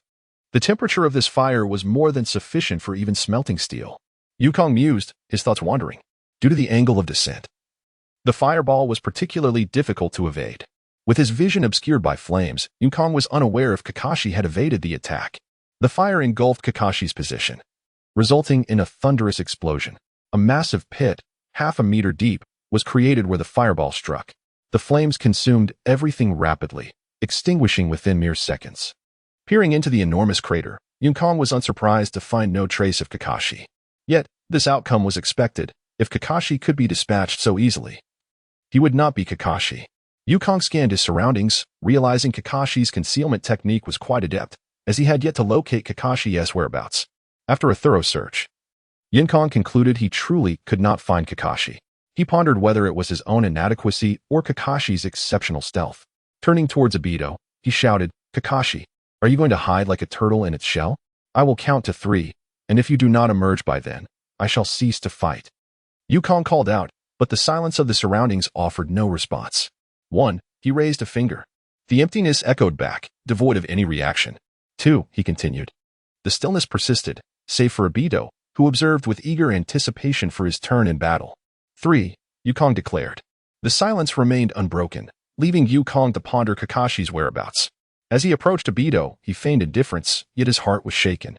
This was the true strength of Kakashi. If this was how he approached assassination, Yun-Kong thought, I could only await my demise, for I could not discern Kakashi's presence at all. Suddenly, a hand emerged from the earth beneath Yun-Kong, grasping his ankle as he attempted to lift his foot. Doton, heart decapitation technique, Kakashi's voice echoed from below. With a resounding crash, the ground beneath Yun-Kong shattered, plunging into the depths, leaving only his head exposed above the surface. Kakashi stood beside Yun-Kong and softly declared, "You have lost." Lost? A trace of a relieved smile appeared on Yun-Kong's face as he regarded Kakashi. Despite his youthful appearance, Kakashi still harbored a competitive spirit, no matter how mature he seemed. What I meant to convey is that you have not triumphed. Yun-Kong gestured towards a direction, revealing another version of himself standing quietly beside Obito, observing Kakashi. With a poof, the Yun-Kong trapped in the soil transformed into a cloud of smoke, vanishing. Shadow clone technique, Kakashi muttered, his expression darkening. Witnessing Kakashi's increasingly grim demeanor, he charged forward with ferocity. Oh no, is Kakashi truly angry? Yun-Kong thought anxiously. He hastily pushed Obito away, exclaiming, Kakashi, I concede. You take on Obito. Obito, ever the loyal comrade, responded, What, is it my turn now? Turning to Yun-Kong, he received a nod of affirmation and declared, Haha, it's finally my time to shine. Uchiha Obito. However, Obito's exuberance was short-lived, as Kakashi swiftly imparted a lesson in humility. Kakashi initiated the confrontation with a powerful strike, landing heavily upon Obito. As Obito stumbled backward, Kakashi surged forward, making him feel the chill of a blade's wind. For the next half hour, Kakashi and Obito showcased to Yun-Kong the essence of rivalry and the brutality of their clash. After half an hour, both Kakashi and Obito lay exhausted on the ground, resembling battered figures. Yun-Kong slowly approached and seated himself beside them, remarking, How tragic, it must hurt greatly. Yet, the tone of schadenfreude in his voice was unmistakable. In truth, the comparison of Kakashi to a pig was unfitting. Compared to Obito's swollen visage, Kakashi merely bore dark circles under his eyes. The battle was not entirely one-sided, but Kakashi had maintained a significant advantage. Obito's techniques emphasized sheer power, each strike resonating with a commanding force reminiscent of the legendary Uchiha Madara. Regrettably, Kakashi's approach was the antithesis of Obito's, prioritizing speed. Thus, Obito endured a tragic fate, being thoroughly outmatched throughout the encounter. Although he had learned, under Yun-Kong's guidance, to employ shadow clones to achieve unexpected outcomes. However, the outcome was merely an unexpected twist, only to be swiftly countered by Kakashi, who would then proceed to inflict a thorough defeat once again. Yun-Kong gently pressed his hand against Obito's swollen head, prompting Obito to take a sharp breath. His voice somewhat indistinct as he murmured, be gentle, it hurts. Meanwhile, Kakashi had already risen swiftly to his feet, his expression unchanged, still embodying that cool demeanor. Yet, he bore 2 distinct dark circles under his eyes, lending him an amusing appearance. It seems you've recovered well. Come on, we have yet to determine the victor. Kakashi remarked, directing his gaze towards Yun-Kong. In your current state, can you still fight? Yun-Kong inquired with a hint of surprise, wondering how Kakashi could exhibit such a juvenile demeanor. Yun-Kong recalled that this kind of personality was more befitting of Might Guy or Rock Lee. Wait, I have not yet been defeated. Toby rose to his feet, casting a provocative glance at Kakashi. Due to his mouth's condition, his voice sounded rather peculiar. With your current state, you haven't even lost yet. If it were a genuine battle, you would have long since perished, Kakashi scoffed. Witnessing the escalating tension between Kakashi and Toby, Yinkong promptly intervened, stating, "Enough of this bickering. What is there to argue about between a pig's head and a panda?" As he spoke, he delivered a sharp slap to the heads of both Toby and Kakashi, earning him murderous glares in return. The sensation was rather delightful. After all, these were once the figures he admired most, and now he relished the audacity of striking their heads. Ignoring their indignant stares, Yinkong continued, "Cease your quarrel. First, let me tend to your wounds, and then I shall treat you both to lunch." True to his reputation as a glutton, Toby's expression of indignation quickly transformed into one of eager anticipation upon hearing Yinkong's promise of a meal. "Do we really need to tend to these minor injuries? After a brief respite, we shall be fine. Let us proceed directly to dine," remarked Obito. Kakashi, however, turned away with unmistakable disdain for Obito's company. Sensing the escalating tension between the two, Yinkong swiftly guided them towards the Konoha hospital. Owing to his mother's employment there, Yinkong was quite familiar with the Konoha Ninja Academy. After 30 minutes of walking, they finally arrived at the hospital. Throughout the journey, Yinkong could feel the palpable discord between Obito and Kakashi, leading him to ponder that their eventual camaraderie would not stem from amicable exchanges, but rather from a cycle of quarrels and skirmishes that would ultimately forge a bond. Unfortunately, the prolonged delay had exacerbated their conditions. Obito now resembled a swollen visage, while Kakashi's eye was reduced to a mere slit. Due to Yinkong's mother's position at the hospital, many nurses and doctors recognized him. Consequently, upon entering the premises, Yinkong's mother was informed of their arrival. Shortly thereafter, as Yinkong was assisting Kakashi and Obito in locating the registration area, his mother approached him. "Yinkong, what brings you to the hospital? Shouldn't you be in class right now?" Yinkong did not expect to encounter his mother so soon. He had initially planned to keep his visit a secret. Observing a shift in Yinkong's expression, Yunmu suddenly inquired with a hint of displeasure, "You haven't skipped class, have you?" The gravity of her tone darkened, and Yinkong could almost perceive the fierce glint in his mother's eyes. It's no wonder that students dread when teachers call their parents. Just that gaze alone instilled a sense of unease and fear in Yinkong. Fortunately, in the realm of Naruto, there is no custom of informing parents about such matters. Sensing his mother's increasingly stern demeanor, Yinkong hurriedly introduced his companions, Obito and Kakashi, who were standing behind him. "Mom, I didn't skip class. These two were fighting instead of attending, and since I am familiar with the hospital, the teacher asked me to bring them here to treat their wounds." Yinkong spoke with a calm demeanor, swiftly casting Obito and Kakashi as scapegoats. His reasoning was both transparent and reasonable. Upon seeing Obito's battered face and Kakashi's narrowed eyes, Yunmu's expression softened. "Ah, I see. You can bring them along. I will take care of their injuries," Yunmu responded, accepting Yinkong's explanation. After all, as her child, she believed in Yinkong's good nature. She turned and led the trio toward a treatment room. As Yunmu turned her back, Yinkong quickly made a gesture to silence them, followed by a fist-clenching threat, signaling, "Be quiet. If you dare speak nonsense, I will teach you both a lesson." Obito nodded in a hurry, while Kakashi, maintaining his stoic demeanor, turned away. Nonetheless, Yinkong trusted that Kakashi, being intelligent, would keep his mouth shut. Yunmu was swift in her actions, and within a mere 10 minutes after arriving at the treatment room, she had attended to Obito and Kakashi's wounds. Only then did she recognize the battered figure as Obito. Consequently, Obito endured a thorough reprimand from Yunmu for a full half-hour. The three of them strolled leisurely down the hospital corridor, taking measured steps. Just then, a strikingly beautiful woman appeared before Yinkong. Acknowledging the presence of this captivating figure, he realized she was none other than Tsunade Senju, a renowned character in the Naruto universe and the princess of the Senju clan, destined to become the 5th Hokage. Tsunade walked ahead with an impassive expression, flanked by numerous leaders and experts from the Konoha Ninja Hospital, exuding an air of authority. However, beneath that formidable exterior lay the sorrow of a woman who had lost much. Her clan had faded, her brother Nawaki had perished in battle, and she had recently lost her lover, Dan Kato, in the Second Great Ninja War. As these thoughts crossed Yinkong's mind, he realized he had not actually left the Hidden Leaf Village as he had initially believed. However, he speculated that the current Tsunade, the future 5th Hokage, must be suffering from hemophobia. Yet, this was of little concern to him. He merely wished to learn medical ninjutsu from her. Yinkong contemplated the significance of medical ninjutsu for a ninja, a notion he would never forget. A prominent figure in this realm is Kabuto, whose creation of the chakra scalpel. In Yunkong's eyes, rivals Kakashi's Chidori and the fourth Hokage's Rasengan. Kabuto even transformed himself into a pseudo-Jinchuriki through his experiments. A formidable presence that necessitated the combined efforts of Itachi and Sasuke to confront.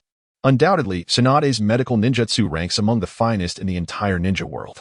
Furthermore, Tsunade's creation of the creation rebirth technique, alongside her unique methods of chakra manipulation and the In seal, are invaluable forms of ninjutsu in Yunkong's perspective. Regrettably, he does not know Tsunade, nor do they share any connection, making the idea of apprenticing under her to learn her techniques utterly fanciful. However, a slight smile curved Yunkong's lips as he considered the possibility of making an impression on Tsunade's mind. Upon Tsunade's arrival, Yunkong and his companions swiftly stepped aside in the corridor to grant her passage.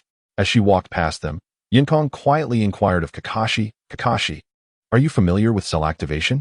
Though his voice was neither too loud nor too soft, it was sufficient to capture everyone's attention in the hushed corridor, including the impassive Tsunade. Her expression shifted minutely, almost imperceptibly, but Yunkong, keenly observing her reaction, discerned her intrigue. Tsunade's gaze inadvertently flicked towards him. "Cell activation? I haven't heard of it. What is it?" Kakashi replied, oblivious. Yunkong nodded at his perplexed expression. Future Kakashi would come to understand the stimulation of his cells through lightning release to achieve cell activation. But the current Kakashi lacked the extensive experience of mastering over 1,000 ninjutsu. "Let me ask you this. Have you heard of the 8 gates?" Yunkong posed another question without directly answering. Kakashi shook his head, indicating his ignorance. "What? You haven't heard of the renowned forbidden technique, the 8 gates?" Yunkong regarded Kakashi with a quizzical look. Even with his mask, Kakashi's face flushed slightly, realizing that despite his previous confidence, he was now confronted with 2 inquiries he could not answer. "Very well," Yunkong conceded, continuing his explanation. "Let us put it this way. Do you know about forbidden drugs?" This time, Kakashi nodded, for forbidden drugs are well known among ninjas. Often, ninjas would voluntarily or involuntarily ingest certain forbidden substances. Some components of these drugs can induce abnormal cellular activity, enabling the body to extract more chakra or possess greater stamina. Cell activation refers to the degree of cellular activation. Or rather, the extraordinary activation of cells, Yunkong elucidated. After Yunkong finished his explanation, Tsunade and her entourage vanished from the corridor where Yunkong and his companions remained. Although Tsunade did not express it, Yunkong was aware that his recent remark had made a lasting impression on her, at the very least. He had etched himself into her memory. Yunkong distinctly recalled that Tsunade had initiated her research on cellular activation after witnessing Kabuto's ability to rapidly heal wounds during Naruto's return to Konoha. Perhaps she had contemplated this idea earlier, but had yet to pinpoint the most precise direction for her inquiries. As he had surmised, shortly after turning a corner, Tsunade gestured towards the window, and a masked ninja suddenly appeared before her. After a brief exchange of whispers, the ninja vanished without a trace. Whether Tsunade had discerned that Yunkong had deliberately spoken those words in her presence was of little consequence to anyone. Meanwhile, Kakashi nodded thoughtfully, seemingly lost in contemplation. "Well, it's past noon. Allow me to treat you to lunch. How about barbecue?" Yunkong proposed. Kakashi appeared somewhat dazed, likely still reeling from Yunkong's previous 2 questions. While Obito was always enthusiastic about food and readily agreed. Perhaps due to their collective hunger, the trio moved swiftly, soon arriving at a barbecue restaurant.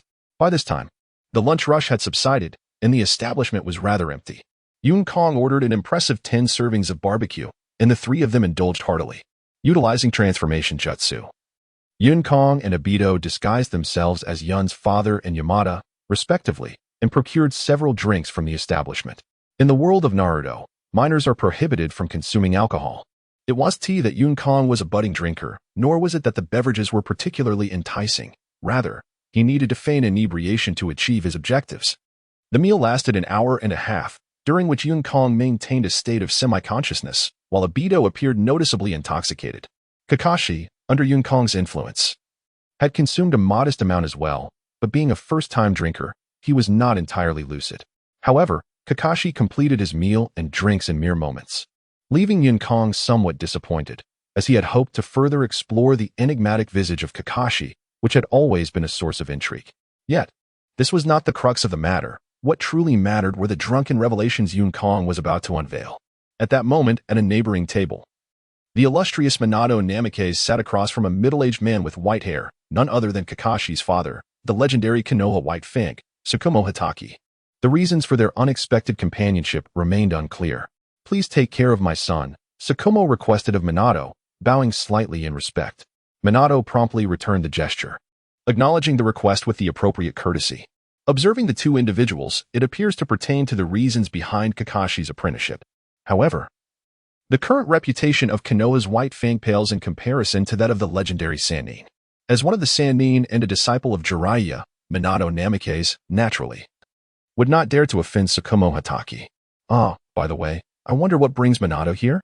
Tsukumo inquired, having fortuitously noticed Minato inquiring about a boy named Yukong, who happened to be in the company of his son, Kakashi Hitaki. Consequently, Tsukumo decided to follow him, seizing the opportunity to finalize Minato's mentorship of Kakashi. "The third Hokage has tasked me with learning about a boy named Yukong, or rather, to uncover certain matters," Minato replied, neither concealing nor clearly elucidating what those matters entailed. Although Tsukumo's status was sufficient for Minato to divulge the specifics, it showcased Minato's astuteness. While he could share the information with Tsukumo, it was wise to limit the number of individuals privy to what the third Hokage had instructed. Tsukumo nodded, refraining from further inquiries. It is likely that Tsukumo, too, wished to discern the identity of this Yukong, as he had evidently garnered his son Kakashi's esteem. Tsukumo was well aware of Kakashi's pride, having grown up by his side. Inside the private room, Obito, in a drunken stupor, proclaimed that he would undoubtedly become Hokage and urged Kakashi to wait, promising that once he healed from his injuries in a few days, he would show him. Without regard for decorum, he clutched Yukong's hand, assuring him of his future as Hokage and vowing to protect him. Although the three were initially intoxicated, Yukong abruptly sat up with a serious demeanor, gazing intently at Obito, saying, "You certainly will, as long as you can survive, or rather, endure until the conclusion of the Third Great Ninja War, you shall undoubtedly become Hokage, perhaps the 5th or 6th. Obito and Kakashi were startled by Yukong's earnest expression, even the effects of the alcohol momentarily fading from Obito's mind. The prospect of becoming Hokage brought a gleeful expression to Obito's face. "In this era of peace, why do you speak of a Third Great Ninja War?" Kakashi, exhibiting a calm demeanor, quickly grasped the crux of Yukong's statement. Obito, too, was taken aback, considering the recent conclusion of the Second War. The prospect of another conflict seemed implausible. "Is it really so strange? I not only foresee the imminent outbreak of the Third Great Ninja War, but I am also aware that the decline of Konoha village is now unavoidable." Yukong appeared somewhat inebriated as he drained another cup of sake. "Is that so?" Kakashi remarked, his expression betraying skepticism. Outside, Konoha's White Fang and Minato were equally astonished upon hearing Yukong's pronouncement, not anticipating such a foreboding prediction. I too find it hard to believe.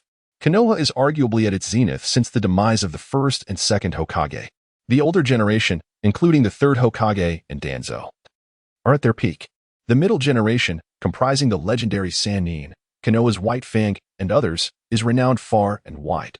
The younger generation, represented by Minato and the new talents of Inoshikacho, have emerged as formidable forces.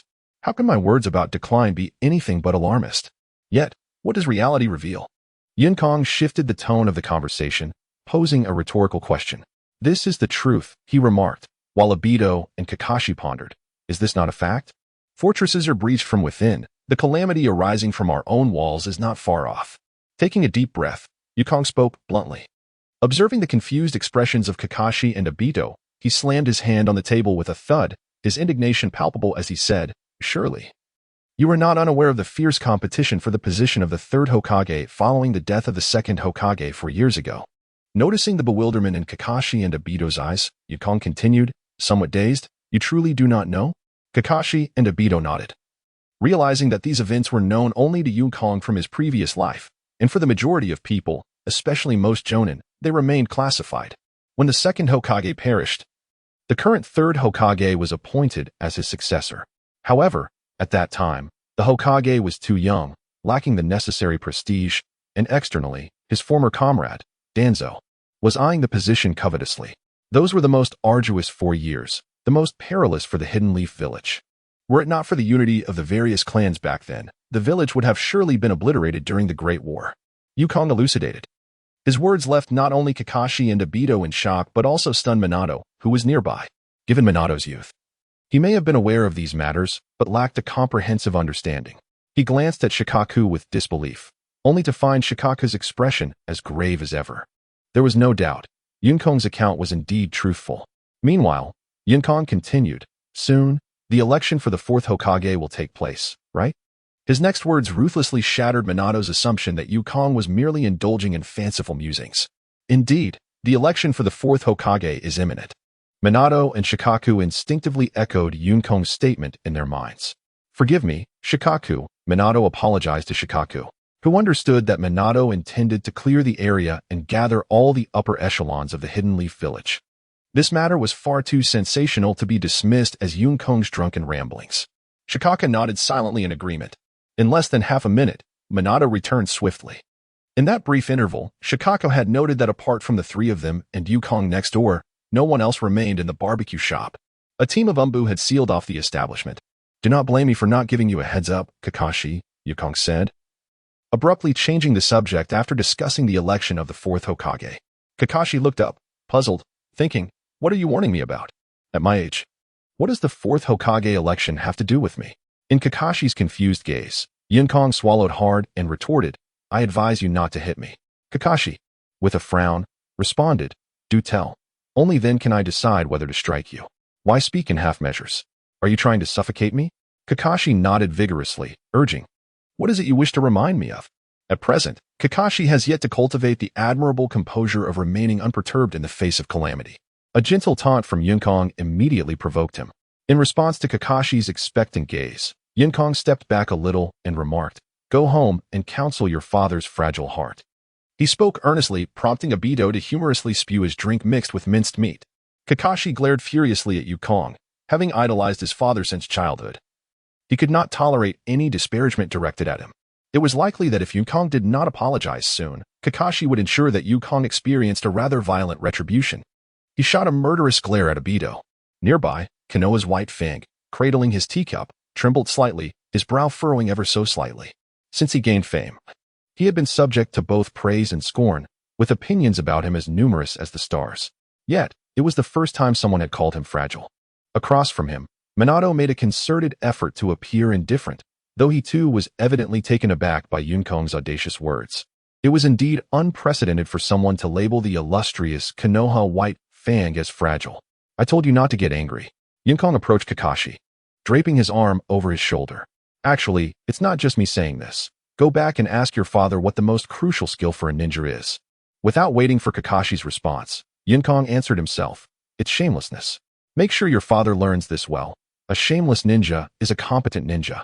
Your father may not reach my level of natural talent and divine prowess, but he should at least aspire to be as unashamed as Obito here." He pointed at Obito, who, despite being full, was still stuffing food into his mouth. "If all else fails, let your father come to me as a disciple. I guarantee that I will personally instruct him, ensuring he will become proficient in a month and reach Obito's level in 3 to 5 months, Yunkong declared. At this point, not just Kakashi, but even the adjacent Tsukumo's expression darkened. Just as Yunkong continued his amusing discourse, the senior officials of Konoha arrived simultaneously at the barbecue restaurant. The third Hokage, flanked by his duo of advisors, the root leader Shimura Danzo, the Uchiha clan, the 3 legendary Sannin, the heads of the Hyuga clan, and leaders from various other clans like Inuzuka, Nara, and Akimichi converged upon this seemingly insignificant eatery. Indeed, it was remarkable that Konoha's elite, amidst their busy lives, had gathered at this unassuming barbecue shop due to Yunkong's drunken banter. All right, enough jesting. Yunkong positioned himself directly across from Kakashi, estimating that his light-hearted banter had bought enough time for Konoha's higher-ups to arrive. Should Tsunade fail to notice the signals he had left, and thus not achieve his intended effect, Yunkong could only lament Konoha's misfortune, as he had done all he could. The rest was left to Kakashi to disseminate. After all, the high-ranking officials of the Wood Village are formidable ninjas, and Yunkong is utterly unaware of whether they have all arrived. In truth, their presence is not even necessary. The arrival of the third Hokage, or even his informants, would suffice. Yunkong, however, is too cautious to venture outside for a look, fearing that his painstaking efforts would be rendered utterly meaningless. "Kakashi," he inquired, "what is the foremost issue that would confront the selection of the fourth Hokage in Konoha?" Given Kakashi's eventual refusal to engage in the political machinations of the village, One could surmise that his political acumen is not to be underestimated. It remains uncertain whether this wisdom was gleaned after the demise of his father, Tsukumo, or if it was an inherent potential from the outset. Faced with Yunkong's penetrating gaze, Kakashi fell into a contemplative silence before finally swallowing his uncertainty with great effort. "Are you referring to my father?" he asked. Yunkong adopted an expression that conveyed a hint of intelligence, prompting Kakashi to realize that his assumption was indeed correct. Yukong had artfully steered the conversation towards Kakashi's father and given Kakashi's astuteness. He could not possibly be oblivious to the fact that Yunkong's subsequent remarks would inevitably pertain to his father. "That is impossible. My father has no intention of contesting the position of the fourth Hokage," Kakashi responded skeptically. "I cannot discern whether you are naive or genuinely simple-minded. Or perhaps I am unaware if the white fang of Konoha is indeed simple," Yunkong jested. "Do you believe that by merely stating he does not seek the position, others would accept it? Do you think I would believe it? Would the third Hokage believe it? Would those eligible to vie for the position of the fourth Hokage believe it?" With each assertion, Yukong seemed to plunge a knife deeper into Kakashi's heart, forcing him to grapple with the uncomfortable truth of Yunkong's words. Even Kakashi began to question the veracity of his father's claims of disinterest and contention, let alone what others might think. The crux of the matter lies not in whether you wish to contend, but rather in whether you possess the capacity to do so, Yunkong ultimately concluded. Indeed, Yunkong's words resonated with Kakashi, highlighting that the issue is not rooted in one's desire to compete, but in one's ability to do so. In the adjacent room, the high-ranking officials of Konoha, seated neatly around a table, found their gazes inadvertently drawn towards Tsukumo. Tsukumo maintained a stoic expression, seemingly oblivious to the attention he garnered. Yet within, he was engulfed by a tumult of emotions, as Yukong had elucidated his predicament with startling clarity. The essence of the issue lay not in the act of contention itself, but in the capability to engage in it. Otherwise, given his stature, he would not have entrusted his son, Kakashi, to Minato for training. Surely, he could have nurtured him himself. Was his prowess truly inferior to that of others? However, Yunkong's subsequent remark shattered the last vestiges of hope within Kakashi's heart. "Do you wish for your father to explicitly declare before Lord Hokage and everyone else that he harbors no intentions of vying for the Hokage position, even to the extent of temporarily leaving the village during the election?" Yunkong continued. "When have you ever seen two tigers contend while allowing a hungry wolf to lurk nearby? Even if this famished wolf repeatedly insists that he is merely passing through, merely out for a trivial errand. The pivotal truth remains. It matters not if others falter in their competition. For your father, should he choose not to contend, only one fate awaits him, death." Yunkong stated earnestly, his demeanor appearing slightly inebriated, yet his eyes sparkled with sharp clarity, revealing to Kakashi that Yunkong was not fabricating tales or resorting to alarmist rhetoric. The world we inhabit is aptly named a chaotic era, immersed in this grand vortex. Even if one wishes to abstain from conflict, one is compelled to engage. In the face of overwhelming circumstances, to advance is to embrace boundless possibilities, while to retreat is to face utter annihilation. Hence, we find ourselves with no option but to move forward, never to retreat. Yukong turned to Kakashi with a serious expression and asked, "Do you understand?" Kakashi shook his head, not because he did not comprehend Yunkong's words, but rather because he was perplexed as to why Yukong claimed that his father would inevitably die if he failed to compete for the position of Hokage, or even if he chose not to pursue it at all. Kakashi opened his mouth to inquire about why Yunkong asserted that his father was destined for death. But before he could speak, Yukong preemptively addressed the matter. "Are you wondering why, even if your father fails in his bid for Hokage, it does not necessarily mean he will die? Or who could possibly kill him? Given the strength of the Leaf's white fang, it is questionable whether even the current third Hokage could definitively defeat him," Yukong stated. Kakashi nodded in acknowledgement.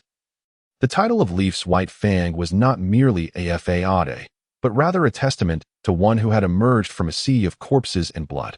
The ability to ascend from a commoner, or from the non-Hokage faction of Konoha, to such a formidable reputation speaks volumes of Tsukumo Hataki's extraordinary talent. Even if he were not a match for the third Hokage, it would still be a daunting task for the Hokage to eliminate the white fang. "Let us first discuss why your father is fated to die." Yukong raised a finger and began to elucidate. "It is a rather simple dilemma, one that anyone could deduce, yet no one has dared to voice. Your father is not of the Hokage lineage. From the establishment of Konoha by the first Hokage, through the second, and now to the third, can you not perceive the succession of the Hokage position?" Yunkong continued. "The second Hokage was the brother of the first. and the current third Hokage is the disciple of both the first and second Hokages. Even Danzo, who contended for the Hokage title against the third, was a pupil of the second Hokage. Regardless of who triumphed in their rivalry, the position of Hokage remains within the lineage of the first Hokage. Yukong then suddenly chuckled. Have you not realized how similar the position of our Leaf's White Fang is to that of the distinguished individual who co-founded Konoha alongside the first Hokage? Which distinguished individual? Kakashi inquired. The revelations Yukong presented were entirely unfamiliar to him, leaving Kakashi uncertain of their veracity. Nonetheless, this did not deter him from seeking clarity on these matters, or from voicing his father's concerns. He resolved to relay every detail he had heard that day to his father without omission. Obito, too, wore a curious expression. Anyone who had collaborated with the Hokage in establishing Konoha must have been an extraordinary figure. However, regarding Yukong's earlier remarks, Obito had not grasped their significance. With his limited understanding, he instinctively recoiled from the darker implications conveyed by Yukong, failing to internalize them. Kakashi's youth and naivety were understandable, but Yukong could not conceal his disdain, remarking, "You are truly oblivious to the fact that this distinguished individual is part of your own family?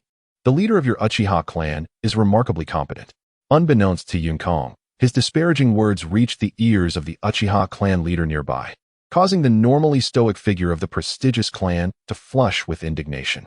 However, this is a predicament that cannot be avoided.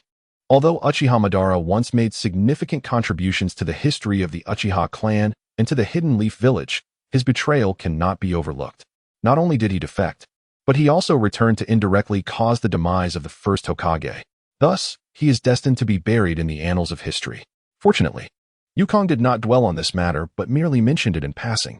This esteemed individual is known as Uchiha Madara. The expression on Yukong's face was inscrutable, a blend of joy and sorrow, with a hint of sarcasm. When he uttered the name Uchiha Madara, everyone present in the upper echelons of Konoha echoed it silently in their minds. Particularly, Kakashi Hitaki felt a profound resonance. The similarities between his current identity and that of Uchiha Madara were striking. Yukong, noticing the exchange between Obito and Kakashi, raised an eyebrow, prompting both to nod in agreement. "Allow me to recount the deeds of this venerable figure," Yukong began. As he finished his sentence, he noticed Obito nodding eagerly. The connection to his own kin and the founder of the Hidden Leaf Village piqued Obito's interest immensely. Kakashi, too, adopted a serious demeanor, eager to discover the parallels between his father and this illustrious character. To understand this, we must journey back to the time before the establishment of the Hidden Leaf Village. Yukong continued, during the Warring States period, there existed two of the most powerful clans in the ninja world, one known as Uchiha and the other as Senju. These formidable clans produced two equally formidable ninjas, who in turn solidified the strength of their respective clans. One was named Uchiha Madara, and the other Senju Hashirama. Observing the bewildered expressions of Kakashi and Obito, Yukong elaborated, "You may not be familiar with the name Senju Hashirama. We are more accustomed to referring to him as the first Hokage." Upon this revelation, Kakashi and Obito came to understand why Yukong had mentioned Hashirama. He was indeed the first Hokage. And then what happened? Obito inquired, eager to learn the events that transpired between these two powerful ninjas. Many events unfolded. The process was intricate and brutal, but that is not for you to know, Yukong replied vaguely, eliciting a displeased pout from Obito. "What does this have to do with my father?" Kakashi asked. "Quite a bit, actually. Uchiha Madara and the first Hokage established the Hidden Leaf Village together. And it was Madara who even named it. He held immense prestige back then. Do you know even a fraction of his deeds now?" Yukong remarked. It was evident that Kakashi and Obito were unaware, or rather, that over 95% of the Hidden Leaf Village was oblivious to this history. The reason for their ignorance was painfully obvious, stemming from the deliberate concealment by the village's leadership. Do you understand why the Land of Fire is the most powerful among the 5 great nations? Although the first Hokage was indeed remarkable, one might question how Konoha could instill fear in the 5 great nations with his overly gentle demeanor, especially when compared to Uchiha Madara's formidable presence. It is noteworthy that Madara single-handedly subdued the entire land of Earth. Yukong remarked with a smile, tinged with nostalgia and sentiment. He embodied a terrifying existence that could conquer an entire nation alone. His words echoed in the ears of Kakashi and Obito, prompting them to reflect on the legendary prowess of Uchiha Madara in their youth. At that time, it was rumored, or perhaps rumored is not quite accurate, that the esteemed first Hokage had personally declared Madara as the successor to the position of second Hokage. Yukong spoke in a leisurely tone. And what was the outcome? He inquired. Kakashi and Obito were well aware of the answer. The second Hokage was the younger brother of the first, suggesting that Madara had become a sacrificial pawn. When it comes to contributions to the village, Madara surpassed Hatake Tsukumo by a considerable margin. As for strength, even the renowned Konoha White Fang, Hatake Tsukumo, could not be compared to Uchiha Madara in any significant way. However, they both shared the unfortunate distinction of being non-direct heirs to the Hokage lineage. Thus, one could argue that Tsukumo's fate was indeed tragic. Yunkong's assertions were not only plausible but resonated with an unsettling truth. As for their veracity, who truly cared? Yukong mused. For he certainly did not. From the looks of it, Obito would not doubt him, and Kakashi had little time to dwell on such matters. Currently, Kakashi needed to contemplate the plight of Hatake Tsukumo. Whether the individuals nearby would believe Yunkong's fanciful claims was of no consequence. Yukong was even unaware if they were present at that moment. Despite having laid some groundwork, Tsunade had completely ignored him, thus negating any anticipated outcomes. Unbeknownst to Yukong, as he concluded his statements, the glances of non-direct heirs such as Uchiha and Hyuga subtly shifted towards him and the Hokage faction. The atmosphere instantly thickened with tension. Of course, none of this pertained to Yukong and his companions. After a prolonged period of contemplation, Kakashi raised his head and spoke. However, I have also stated that, given the current strength of the Konoha White Fang, no one could kill him. Yukong seemed to understand Kakashi's intentions. Kakashi nodded.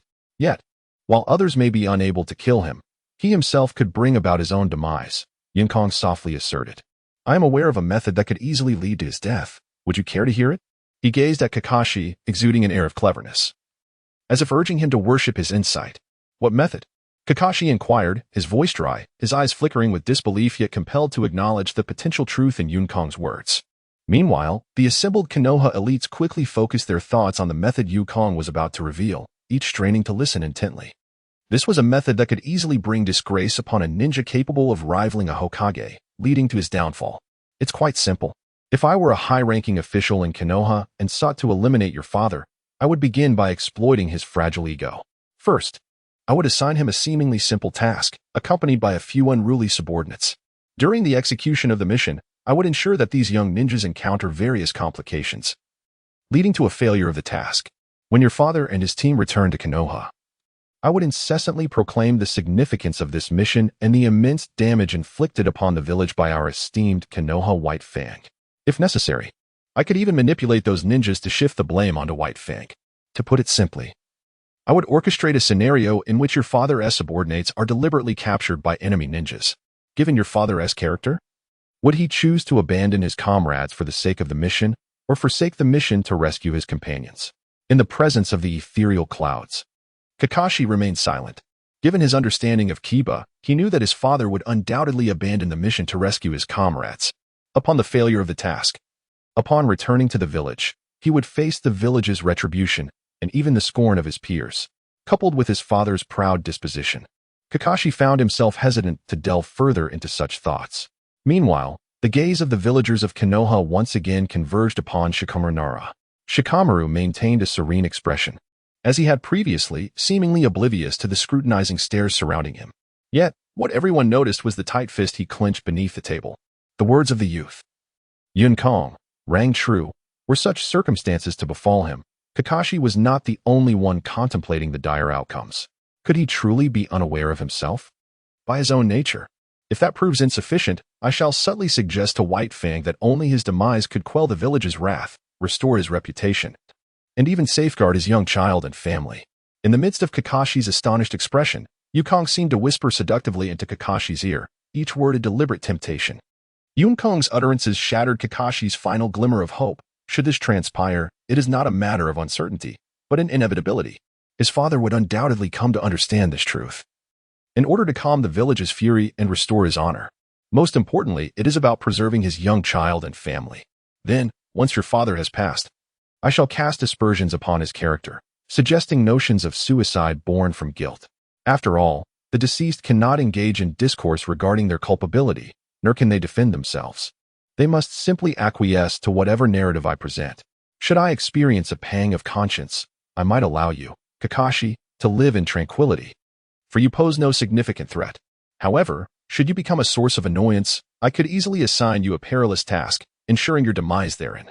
Moreover, this course of action bears an additional advantage. Even if you were to ascend to the heights of White Fang in the future, no matter how deeply you might suspect, you would find no trace of evidence to substantiate the village's persecution of your father. What you would ascertain is merely that your father's unilateral decisions inflicted grievous harm upon the village. What would you choose to do in such a scenario? Yun Kong smiled as he posed a question to Kakashi, despite the fact that the inquiry was not particularly amusing. The maliciousness was not confined to Kakashi. Even the higher-ups of the neighboring Leaf Village were left in a cold sweat by the audacity of Yun Kong's maneuvers. Observing the once composed Shikaku now contorted with rage and veins bulging, it became evident that Yun Kong's assertions were unequivocally true. This situation transcended mere homicide. The unseen puppeteers had orchestrated the downfall of a formidable expert, tarnishing his reputation and leading to his demise, with even his young family destined to share in the ruin. Moreover, should the child grow to adulthood, he would bear the weight of his father's infamy, quietly laboring for the very village that had persecuted and ultimately driven his father to despair, shedding blood and tears in the process. It seemed the narrative was unfolding as such, with Kakashi undeniably serving as an indispensable pillar of the Leaf Village. Suddenly, Yun Kong mused to himself, "Goodness, I truly am a genius." Seizing the opportunity while Kakashi was still in shock, he indulged in a moment of self-admiration. Nearby, Orochimaru extended his long tongue, silently swirling it around his lips, contemplating that he had underestimated this young man, who was adept at manipulating hearts and minds. A brief glance around the assembly of Leaf Village's elite revealed that it was not solely he who recognized the potential of this youth. Among them was Shimura Danzo, the leader of Root, whose eyes sparkled with interest, were it not for the presence of the Hokage and others. He might have already made a move to claim the boy for himself. Never be astonished by the depths of a politician's shamelessness. Their depravity knows no bounds. You are still young. Acknowledge me as your elder brother, and I shall protect you henceforth, Yun Kong said, patting Kakashi, who was taken aback by the revelations he had just received. However, such tactics are only effective on individuals with fragile hearts like your father. Someone like Obito has no need to worry, he added, gesturing towards Obito, who was lost in fantasies of becoming as powerful as Uchiha Madara. Obito nodded, mistakenly believing Yun Kong was praising him. This was a testament to Yun Kong's training. Whenever he signaled, Obito would acquiesce, even after having been duped on several occasions. I genuinely mean it, Yun Kong said, having approached Kakashi once more, his arm casually draped over Kakashi's shoulder as he whispered, "Let your father take me on as his mentor. In 3 months, he'll be ready, fair and square, no deceit." He suggested Kakashi inquire with his father, positing that upon hearing Yun Kong wished to take him as a disciple, his father would likely come running, tearfully exclaiming, "You'd say you are my younger brother, and your father would be my disciple. Thus, you would be his uncle. Just look at how considerate I am of you. Stick with me, and I assure you, you will neither suffer nor be deceived." Yun Kong gazed at Kakashi with anticipation. Having already secured Obito, if he could also charm Kakashi into his fold, the Leaf Village, nay, the entire shinobi world, would be at his beck and call, dispatching them to eliminate those who displeased him, all while collecting protection fees. This, he mused, was the life of a true human being. Yun Kong nodded contentedly, pleased with his scheme. Kakashi, dismissing Yun Kong's frivolous remarks, retorted, "Are you serious? The White Fang of the Leaf Village would deign to take you as a master? Yun Kong, do you truly believe your words? Do you truly believe that the villagers, or the Hokage-sama, would permit such occurrences?" Kakashi inquired. The tales spun by Yun Kong were exceedingly sensational, bordering on the fantastical. Kakashi yearned for Yun Kong to provide him with some affirmation. "What matters?" Yun Kong replied. Kakashi gazed at Yun Kong with an expression of disbelief, feigning ignorance. "Ah," he muttered. Under Kakashi's mournful gaze, Yun Kong finally recalled the previous memories, stating, "I was merely jesting. Do not take it to heart." Consequently, Kakashi's expression grew even more woeful. "Isn't this just drunken bravado? Who would believe such nonsense?" "Surely you do not genuinely believe it," Yun Kong remarked, pointing at Kakashi. Kakashi's face was a tapestry of frustration, mirrored by the solemn expressions of the higher-ups from Konoha nearby. "You can't be serious. Your reckless words have inadvertently implicated nearly all of Konoha's elite. Do you intend to forfeit your standing in the village?" The third Hokage cast a glance at Shikaku, who nodded in response. then acknowledged the head of the Yamanaka clan with a slight nod. The Yamanaka clan leader silently stepped aside, forming seals for a technique. As Kakashi was about to rise, he suddenly found himself immobilized. The Yamanaka clan leader seized control of Kakashi's body with ease, unbeknownst to Yunkong, who assumed Kakashi was merely inebriated. Kakashi quickly regained composure and stated, "I will inform my father to exercise caution regarding your claims. After all, Shikaku is already aware." The Yamanaka clan leader within Kakashi pondered to himself, relieved that all of this was merely Yunkong's conjecture. Although it served as a warning to Shikaku, the plans had yet to be set in motion by the denizens of Konoha. Even if Shikaku harbored suspicions, they were merely doubts about whether the villagers would truly act upon such intentions. What do you believe is the root of Konoha's decline? Even with the passing of White Fang, Konoha has only lost a single formidable warrior, Kakashi asserted.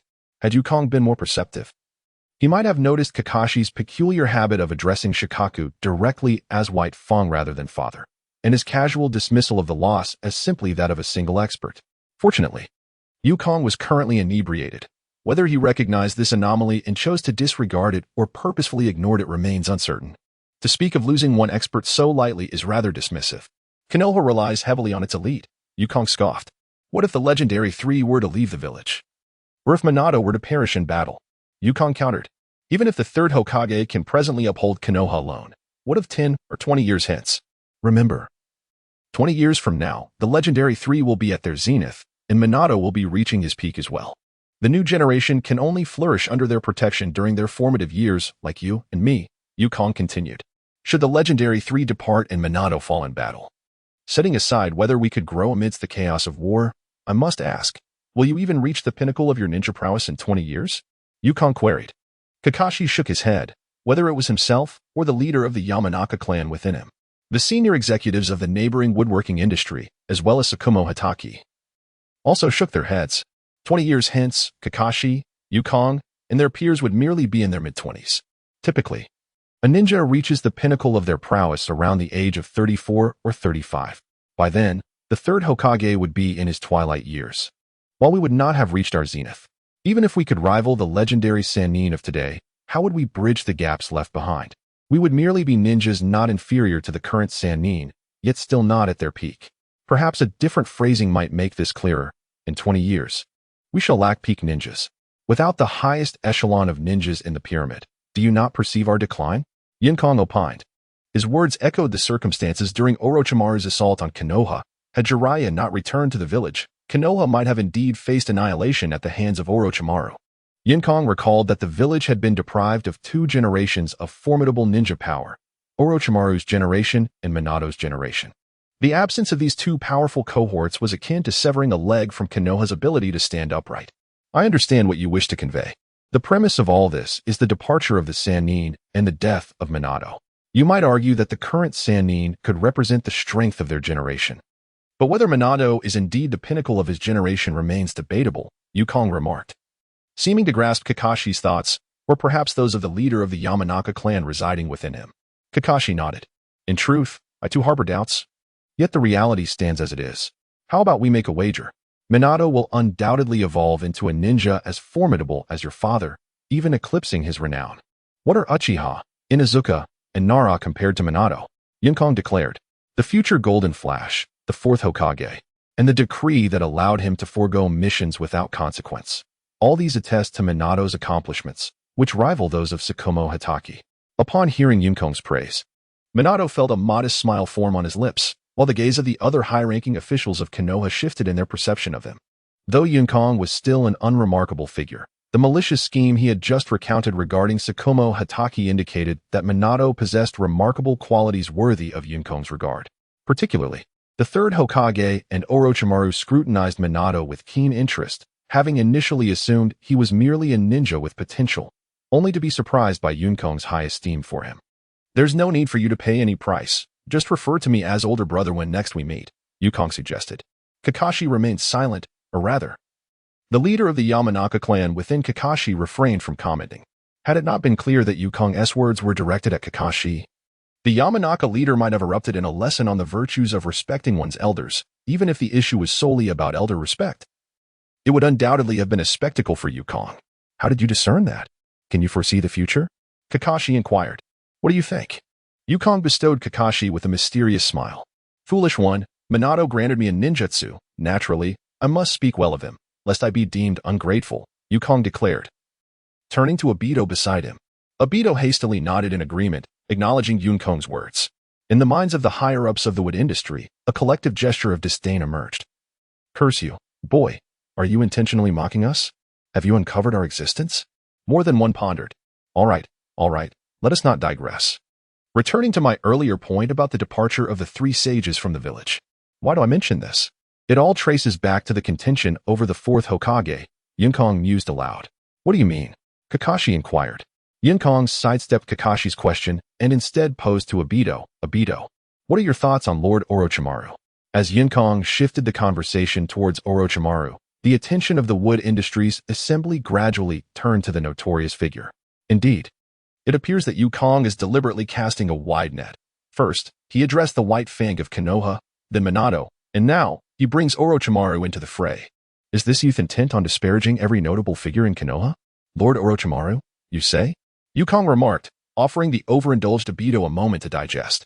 For otherwise, having a burping Obito at his side while he parched himself would render his situation rather pitiful. After a considerable pause, Obito responded amiably. Good heavens! Are you truly suggesting that this evidently twisted individual, whose very name is derived from cold-blooded creatures, is amiable? Are you filled with nothing but mush, Obito? Yukong silently derided, and it was likely that the high-ranking officials of Konoha shared a similar sentiment. Yet, the typically frosty Orochimaru surprisingly flushed with a hint of color. What do you think? Yukong redirected the question to Kakashi. After a moment's contemplation, Kakashi, or the clan leader of the Inuzuka, remarked, Lord Orochimaru should become the fourth Hokage, at the very least. He is a figure of great recognition. It was a jest. Lord Orochimaru was right outside, and the clan leader would certainly not dare to speak ill of him in his presence. The Hokage, a great ninja? Yukong chuckled. Is that all you perceive in Lord Orochimaru? Orochimaru, in his signature manner, pondered, could this youth truly be my confidant? Perhaps it is due to the 2 instances I casually assisted him that he speaks thus. What is the first impression of Lord Orochimaru? Yukong continued. Cold, powerful. Yet, one cannot overlook the silent demeanor.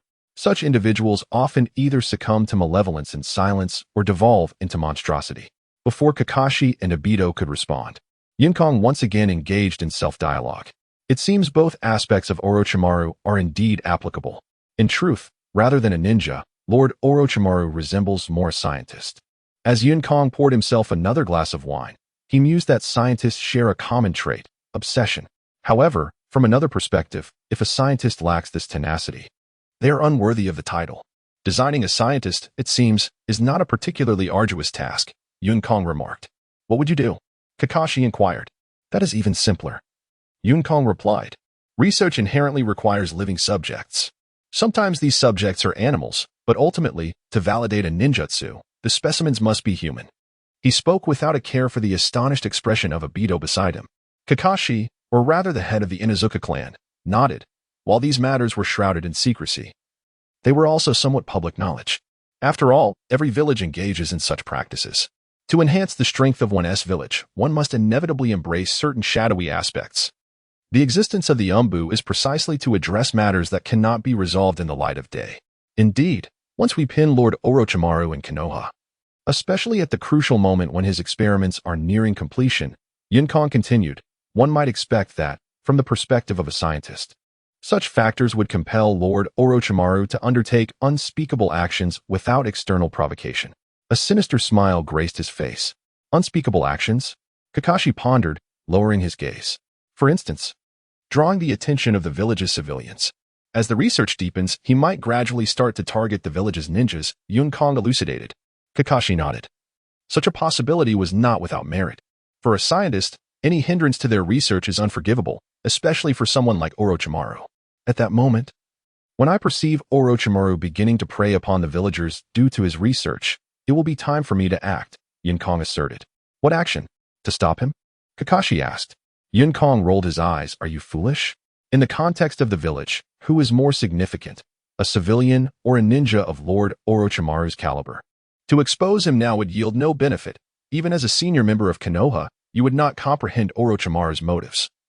merely alarming the snake, and perhaps becoming its prey in return. At this juncture, we must actively influence events. I will discreetly inform Orochimaru that he may pursue his research without concern. The Hokage is already aware, and we will fully support him, Yinkong declared. What do you think Orochimaru would do in this situation? He inquired. I believe he would not easily place his trust in you. One must understand. Kakashi responded. One must understand that individuals of Orochimaru's caliber are not fools. However, I have never expected Orochimaru to believe, Yinkong concluded. I merely provided him with a justifiable rationale to convince himself, offering an excuse that would alleviate his pangs of conscience. Yinkong remarked. It is precisely because he is an astute individual that he feigns ignorance while persisting in his research, Yinkong continued. I have previously stated that Orochimaru's ambitions extend far beyond a single village or nation. Do you truly believe that the elusive position of Hokage could restrain him in his pursuit of knowledge? Yinkong inquired. Next door. The third Hokage also cast a glance toward Orochimaru. Indeed, how could this rare genius of 50 years, his favored disciple, be confined by such a title? Fortunately, the third merely swept his eyes over him before diverting his gaze. When the time comes for the fourth Hokage election, I shall disclose this matter to the third Hokage. By then, Orochimaru will have become deeply entrenched in his predicament.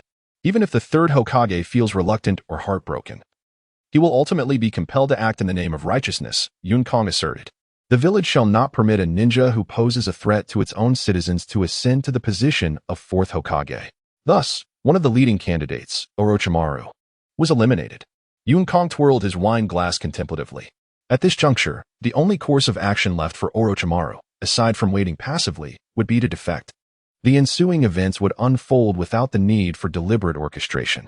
Given the bond between Jiraiya and Orochimaru, it is certain that Jiraiya would abandon everything to pursue Orochimaru after his defection.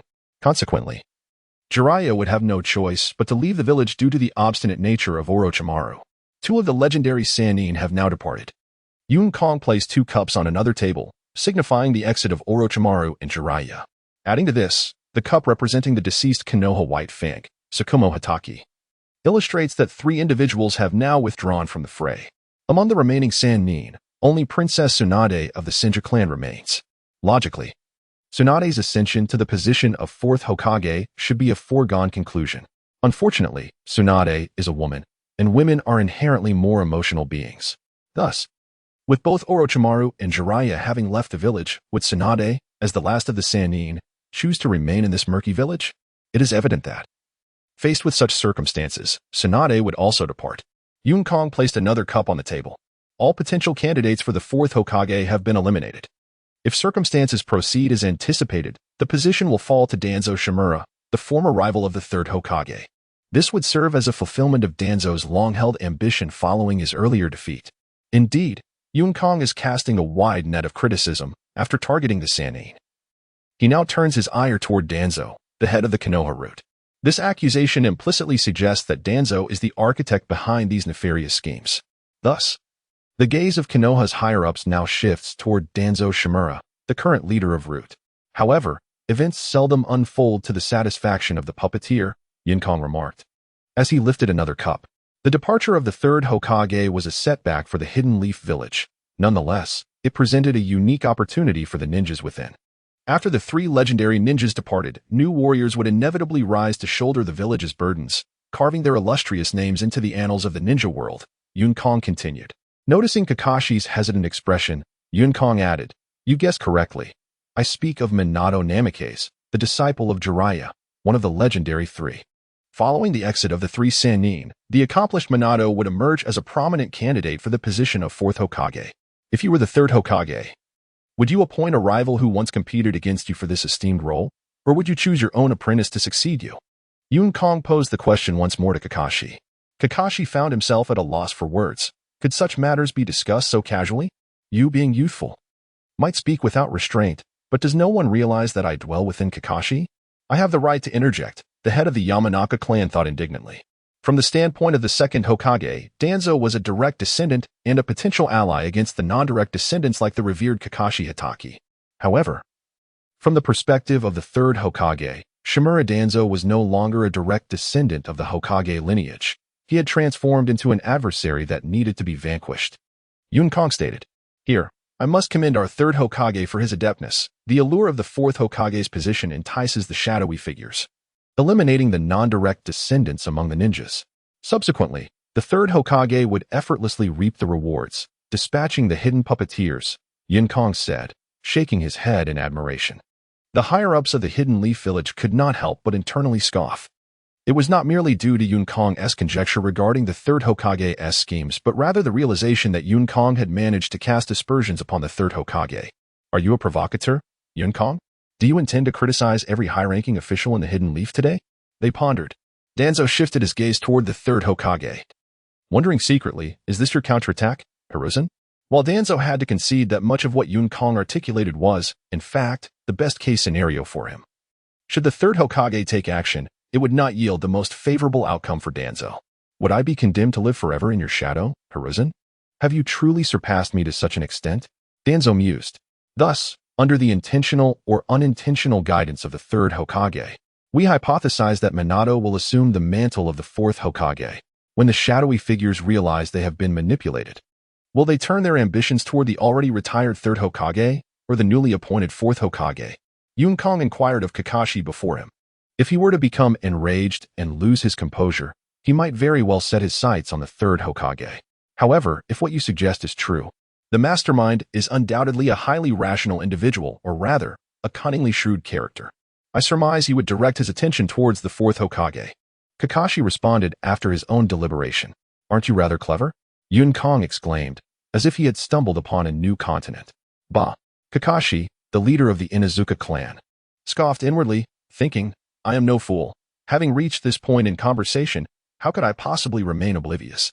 Indeed, I wager that Minato will meet a tragic fate. That will be our cue to make an entrance, Yun Kong said, suddenly filled with excitement. With a punch at Dongshan Kindergarten and a kick at the Southwest Nursing Home, I shall shout in the morgue. Those who are unconvinced, stand up. No one would dare to breathe. Yun Kong proclaimed, relishing the thought of such a life. What do you think? He queried. Meanwhile, Obito, under Yun Kong's persuasion, or perhaps his brainwashing, stood before Kakashi with an expression of undeniable superiority. Thus, you see, following my lead will ensure a life of indulgence and luxury in the future. Are you not eager to revere me? Yun Kong grinned at Kakashi. Observing the smile on Yun Kong's face, it seemed as though he was on the verge of inscribing the words "Come worship me" upon his own visage. Tell me, if you were to confront Minato, how would you proceed? Kakashi inquired. Confront Minato, you say? Yun Kong mused thoughtfully. Why should I care? After a moment of serious contemplation, Yun Kong replied rather rudely. Calm down, calm down. Were it not for my cultivated demeanor, I would have posed him in a myriad of ridiculous stances. The leader of the Inuzuka clan stifled his rising ire. Scheming against Minato is a trivial pursuit compared to our grand aspirations. What we must do now is live fully and completely, to survive until they turn upon one another, until they are frail and ailing, Yun Kong asserted. Damn it, he exclaimed. With a punch at Dongshan Kindergarten and a kick at the Southwest Nursing Home, I shall shout in the morgue. Those who are unconvinced, stand up. Such a foolish ambition requires no realization. You could achieve it right now. Why can't you strive for something more substantial? The leader of the Inuzuka clan once again suppressed the urge to strike Yun Kong. Did you not claim that Minato is a ninja on par with the White Fang of Konoha? Does Minato not share similar character flaws with the White Fang? No. Yun Kong replied decisively, shaking his head. Then what? Kakashi pressed on, but Yun Kong interrupted. Is it not possible to confront someone by targeting those around them? If you can be utilized against your father, why can't we apply the same tactic against Minato? Yun Kong elaborated. To my knowledge, Minato's current girlfriend is the Jinchuriki of the Nine Tails, and I have heard that the seal is particularly vulnerable during childbirth. It appears there are not a few who are fixated on the Nine Tails. At that moment, the notion that this ninja would unleash the Nine Tails in collusion was evident, and the subsequent events could be deduced with little effort, Yun Kong remarked. As his words settled, the smiles on the faces of those in Konoha, especially Minato, vanished in an instant. The insights Yun Kong shared were far beyond the grasp of an ordinary youth, revealing countless secrets with casual ease. Well, these are trivial matters. Let us not dwell on such details. Have you made a decision about joining me? Yun Kong inquired of Kakashi. Suddenly, Kakashi's head drooped, and he succumbed to slumber before Yun Kong. What on earth, at such a pivotal moment?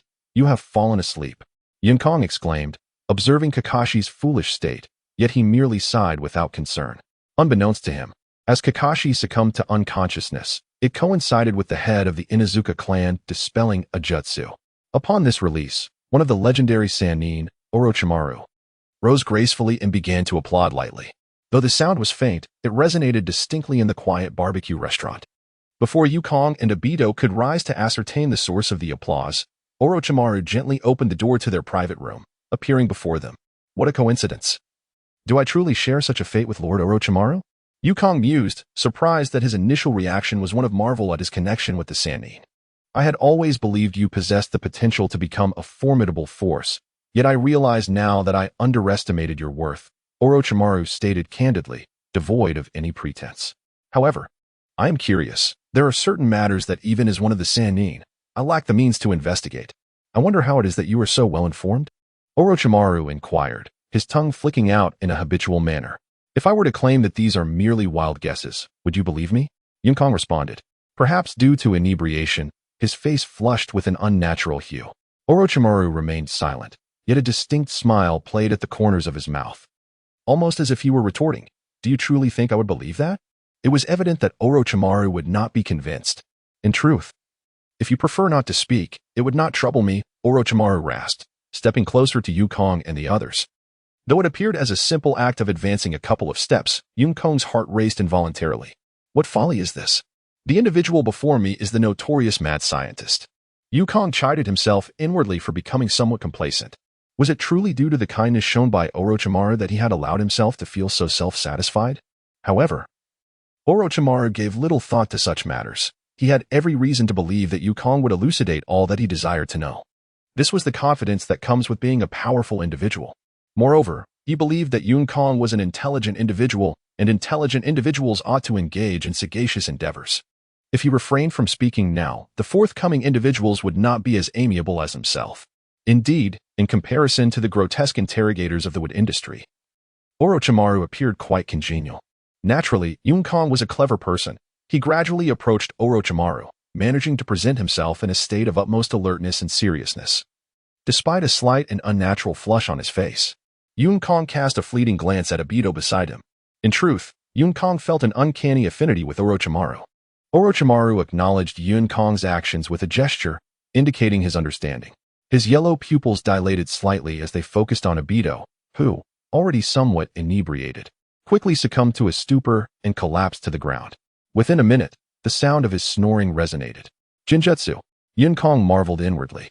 The ability to cast illusions merely with one's gaze. Was this not a unique power of the Sharingan? However, Yukong soon reconciled himself to the fact that a ninja as formidable as Orochimaru could subdue Obito with naught but a glance. Sasuke of Yore was undoubtedly inferior to the current Obito, yet he too had been ensnared by Orochimaru's Genjutsu.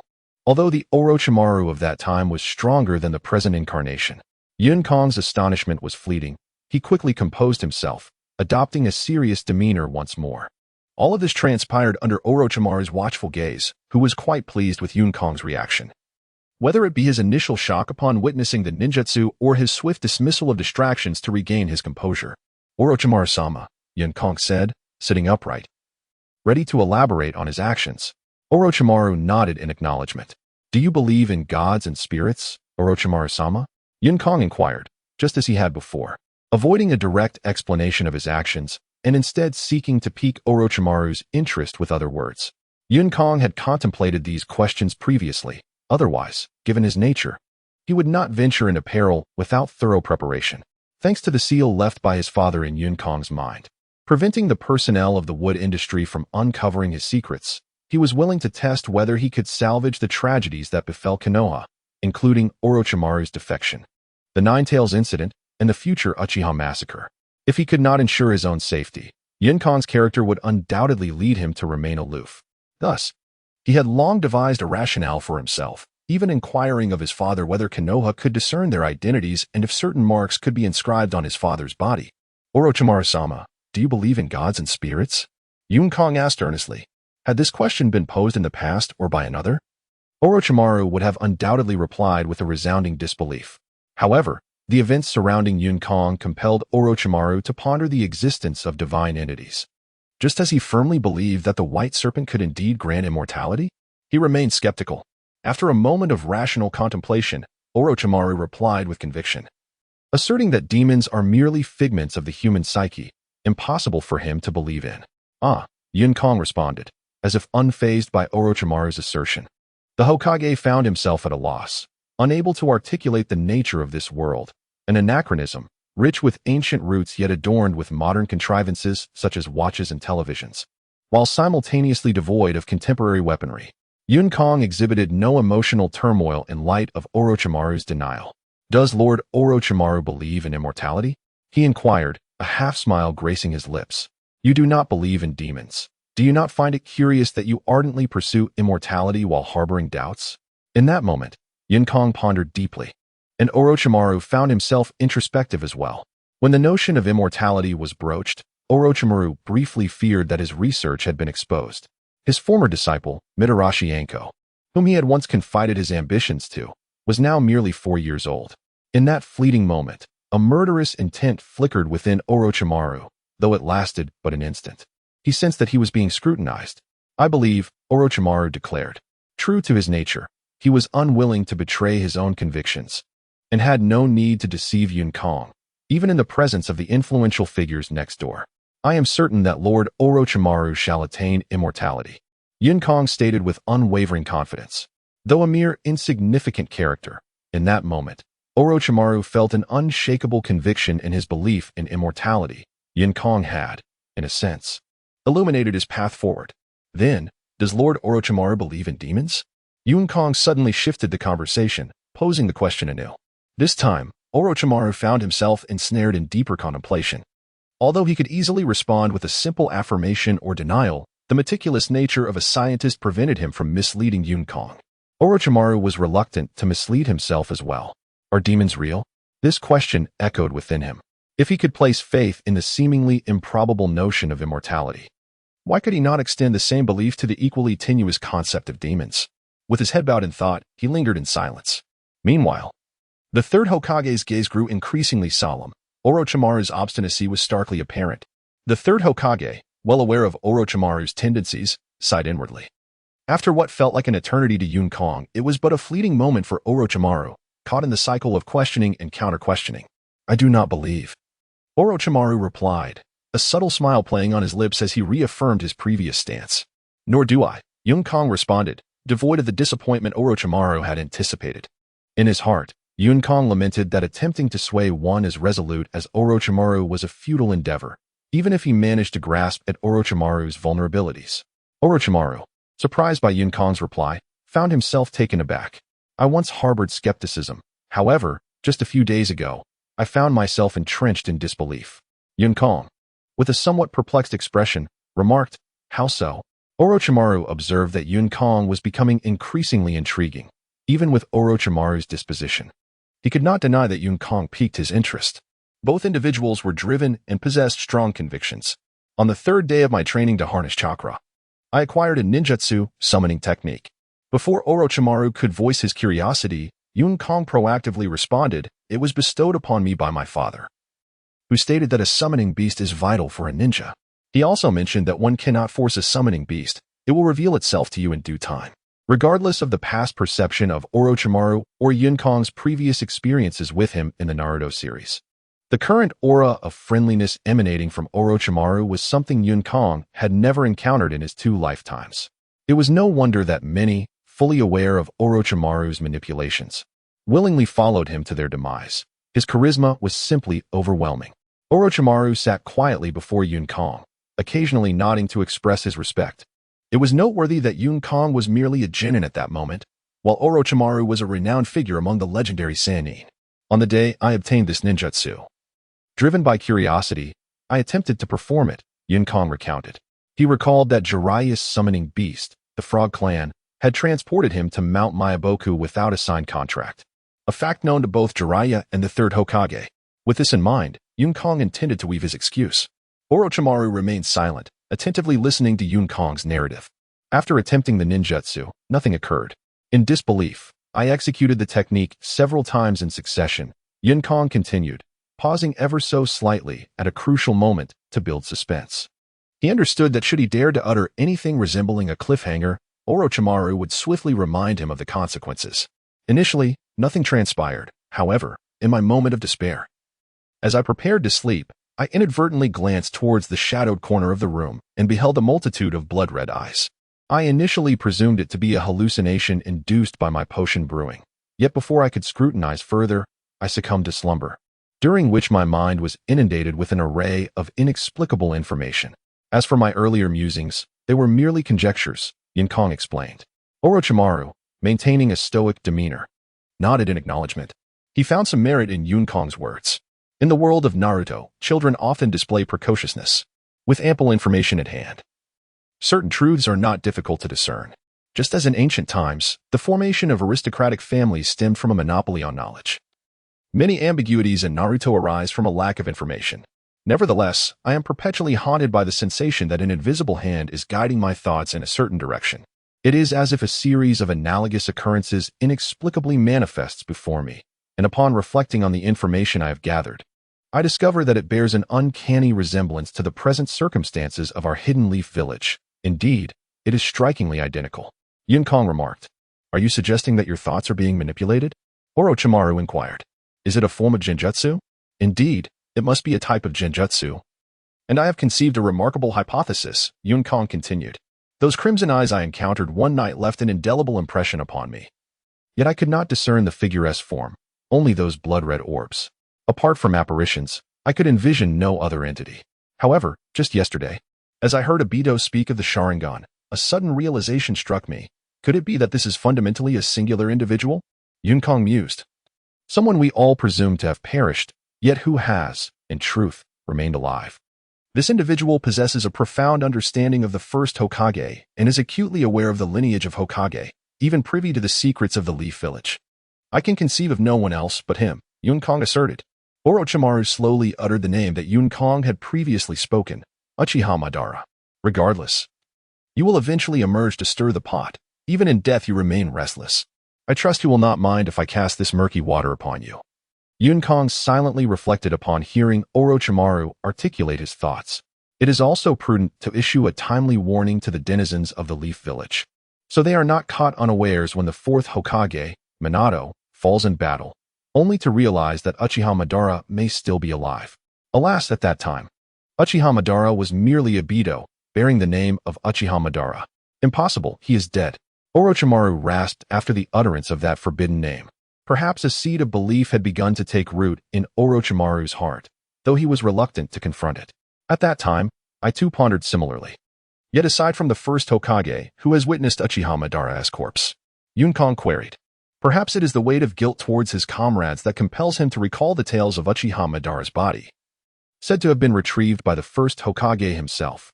Even the second Hokage, the brother of the first, did not partake in such matters. Is this truly the case? Yinkong's words struck heavily upon the hearts of Orochimaru and the upper echelons of the Leaf Village.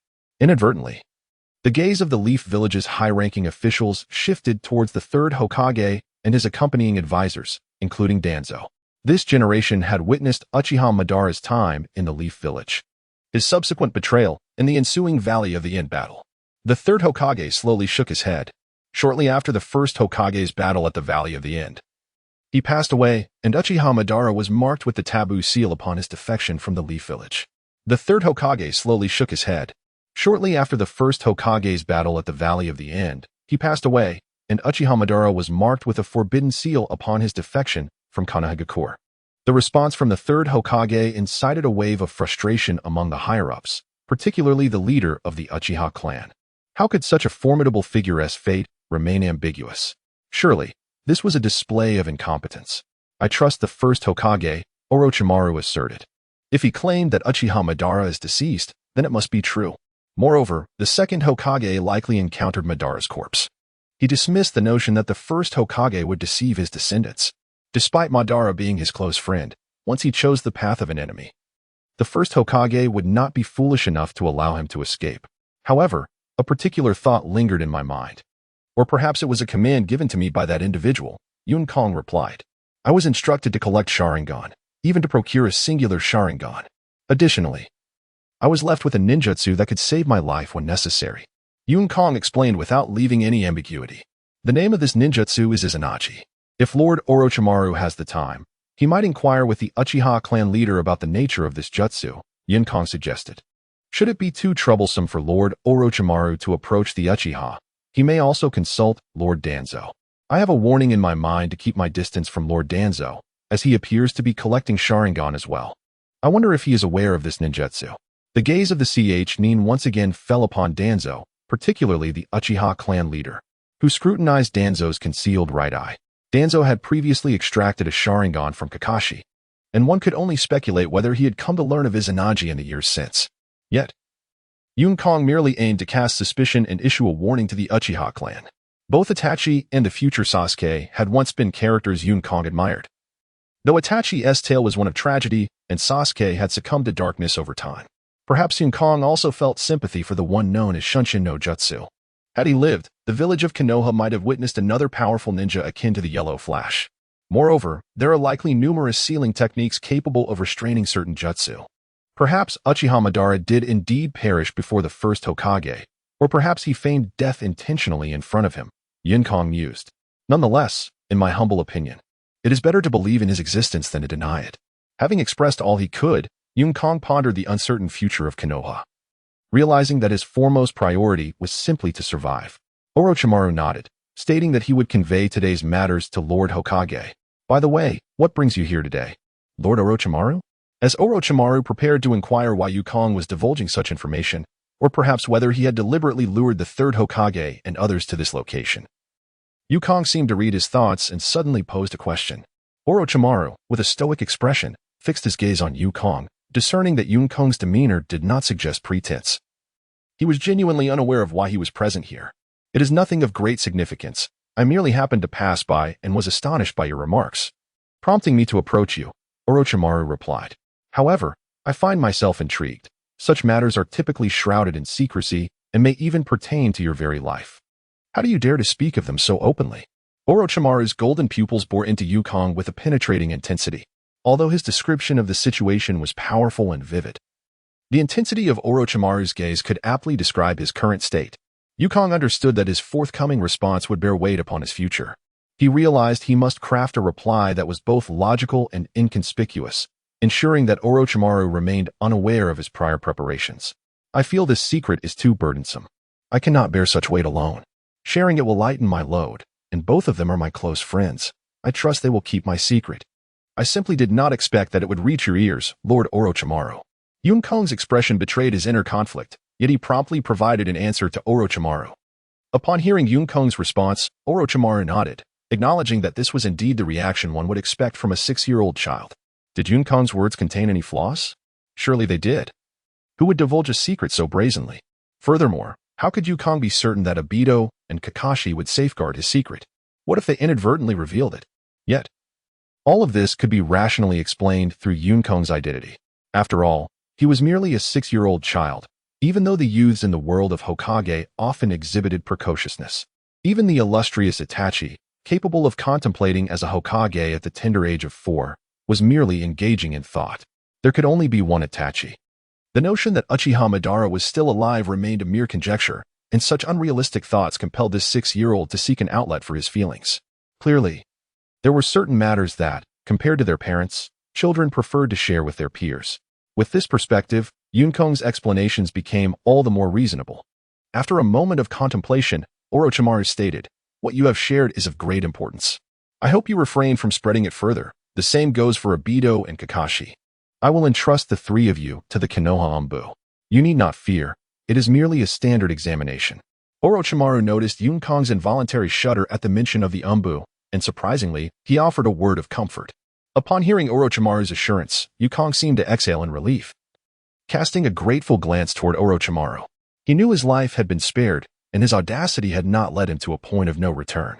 If it were not for Orochimaru's assurance, it is likely that the third Hokage, in his benevolence, would have gently set matters aside. However, should the situation have escalated, he might have faced a fate of annihilation. Yinkong surmised that such selfless acts, solely for the benefit of others, would only occur once in his lifetime. For surrendering one's destiny into another's hands is an unsettling feeling. Henceforth, he resolved to prioritize the enhancement of his own strength. For humility would be the overarching theme of his existence. A year slipped by in the blink of an eye. during which Yun Kong and his companions made remarkable strides in their studies.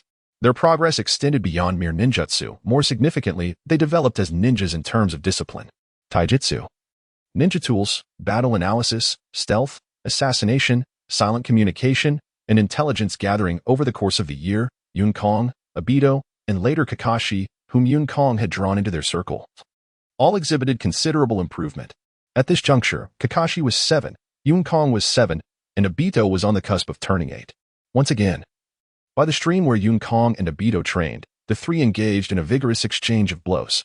"Kakashi, take this," Obito shouted, swiftly forming hand seals for fire release, Phoenix fire technique. A dozen fireballs, each the size of a fist, rapidly formed at Obito's mouth, spinning like shurikens as they were launched toward Kakashi, and Yun Kong, standing on the opposite side, did not relent. Kakashi and Yun Kong anticipated this move. They each darted backward, leaving behind several craters the size of heads in the wake of the fireballs. Over the year, the trio had grown accustomed to such chaotic skirmishes. They often fought in various combinations. Sometimes Yun Kong and Obito would team up against Kakashi, other times Kakashi and Yun Kong would unite against Obito. Or Kakashi and Obito would ally against Yun Kong. Currently, Kakashi was the strongest among them, while Yun Kong and Obito were evenly matched. Consequently, they often collaborated against Kakashi. Yet after successfully pushing him back, they would almost instantaneously turn against each other, launching assaults on what had once been their ally. Throughout the year, their progress was evident. They had become adept at maintaining composure amidst the tumult of battle, with their fighting styles becoming increasingly fluid. Yun Kong evaded Obito's fire technique, swiftly producing several shurikens that traced an arc toward Obito, while also ensuring that Kakashi, who had just been attacked by Obito, was not overlooked. On the other side, Kakashi mirrored Obito's movements, sending shurikens flying towards Yun Kong and Obito. With a deft flourish of his fingers, Yun Kong conjured a kunai, launching several shurikens with rapid precision. As he deflected the projectiles, he skillfully concealed his hand seals. Meanwhile, Kakashi drew forth the short blade gifted to him by the legendary Konoha White Fang, slicing through the air with ease to knock Yun Kong's shuriken aside. Obito's technique was almost identical to Yun Kong's. He deftly avoided the shurikens aimed at him.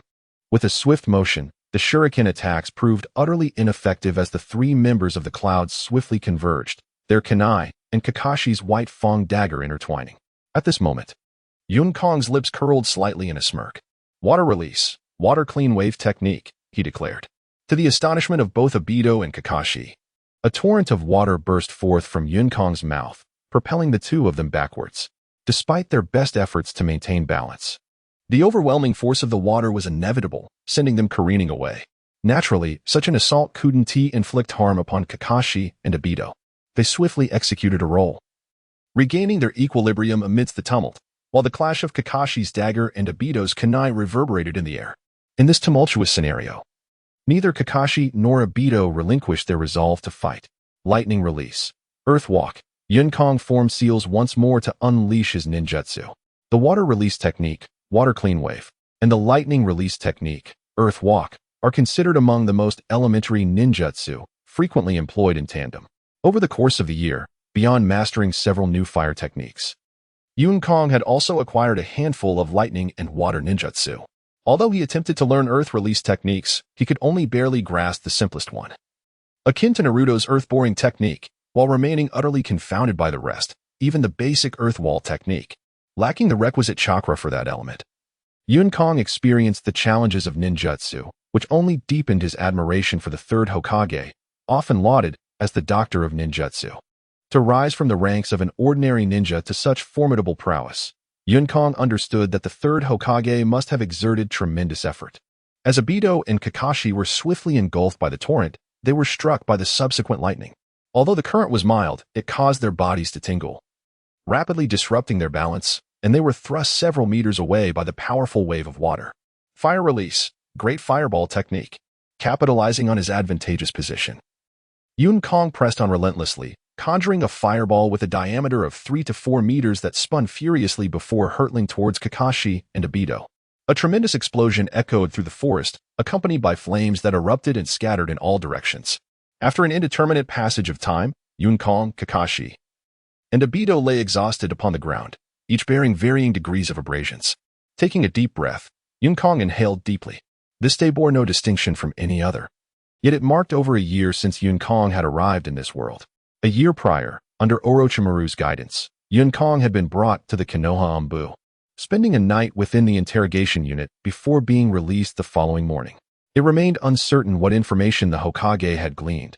In any case, Yun Kong had remained in a state of slumber. He pondered whether the Jinjutsu he had deliberately instructed his father to cast with the Sharingan had been uncovered by the Konoha interrogation unit. Should it have been, it would undoubtedly bolster the accuracy of Yun Kong's claims. However, in the 3 months following that day, Yun Kong felt the watchful gaze of the Ambu.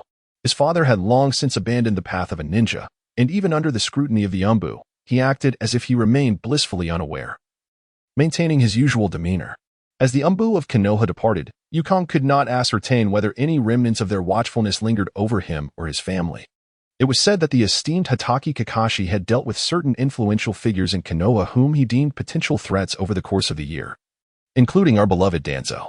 This information, however, was discreetly shared with Yun Kong by Kakashi, who merely remarked that his father had not come to harm. Yun Kong concurred. Given the prowess of the White Fang, few could pose a threat to him within the village, perhaps out of gratitude for Yun Kong's previous musings. Kakashi had inadvertently imparted a few simple yet practical sword techniques to him. As the day swiftly passed, darkness enveloped the sky before they realized it. It's getting late. We should head back, Yun Kong suggested. Thanks to his healing, the wounds on the 3 of them had nearly healed completely, a testament to Yun Kong's progress over the past year as he had learned some medical ninjutsu. Although his skills were still rudimentary, he could manage minor injuries with ease. The only slight regret was that his mentor was not the illustrious Tsunade, one of the legendary 3 Sannin. Yet, Yun Kong paid this little mind. Remaining inconspicuous was his priority. I hope we will have more time to practice together in the future. I've decided to apply for graduation tomorrow, he announced. His father had not opposed this decision. Kakashi, following behind Yun Kong and Obito, took a moment to contemplate before revealing this news. You're graduating? Yun Kong and Obito turned in surprise. After all, Kakashi was only 7 years old now. Rumors had it that he graduated at 6, but it remained uncertain, as his current age might merely be a formality. While Yun Kong and Obito were taken aback, they accepted this news without objection. Yun Kong felt he had gleaned all there was to learn at the Ninja Academy. Yet, he intended to voice a caution. The ninja world is not particularly peaceful at the moment, and given our age, there is no need to rush into graduation. It would be wiser to solidify our foundation, Yun Kong advised. He understood better than anyone the significance of a solid foundation for a ninja. Obito nodded in agreement, recognizing Yun Kong's wisdom.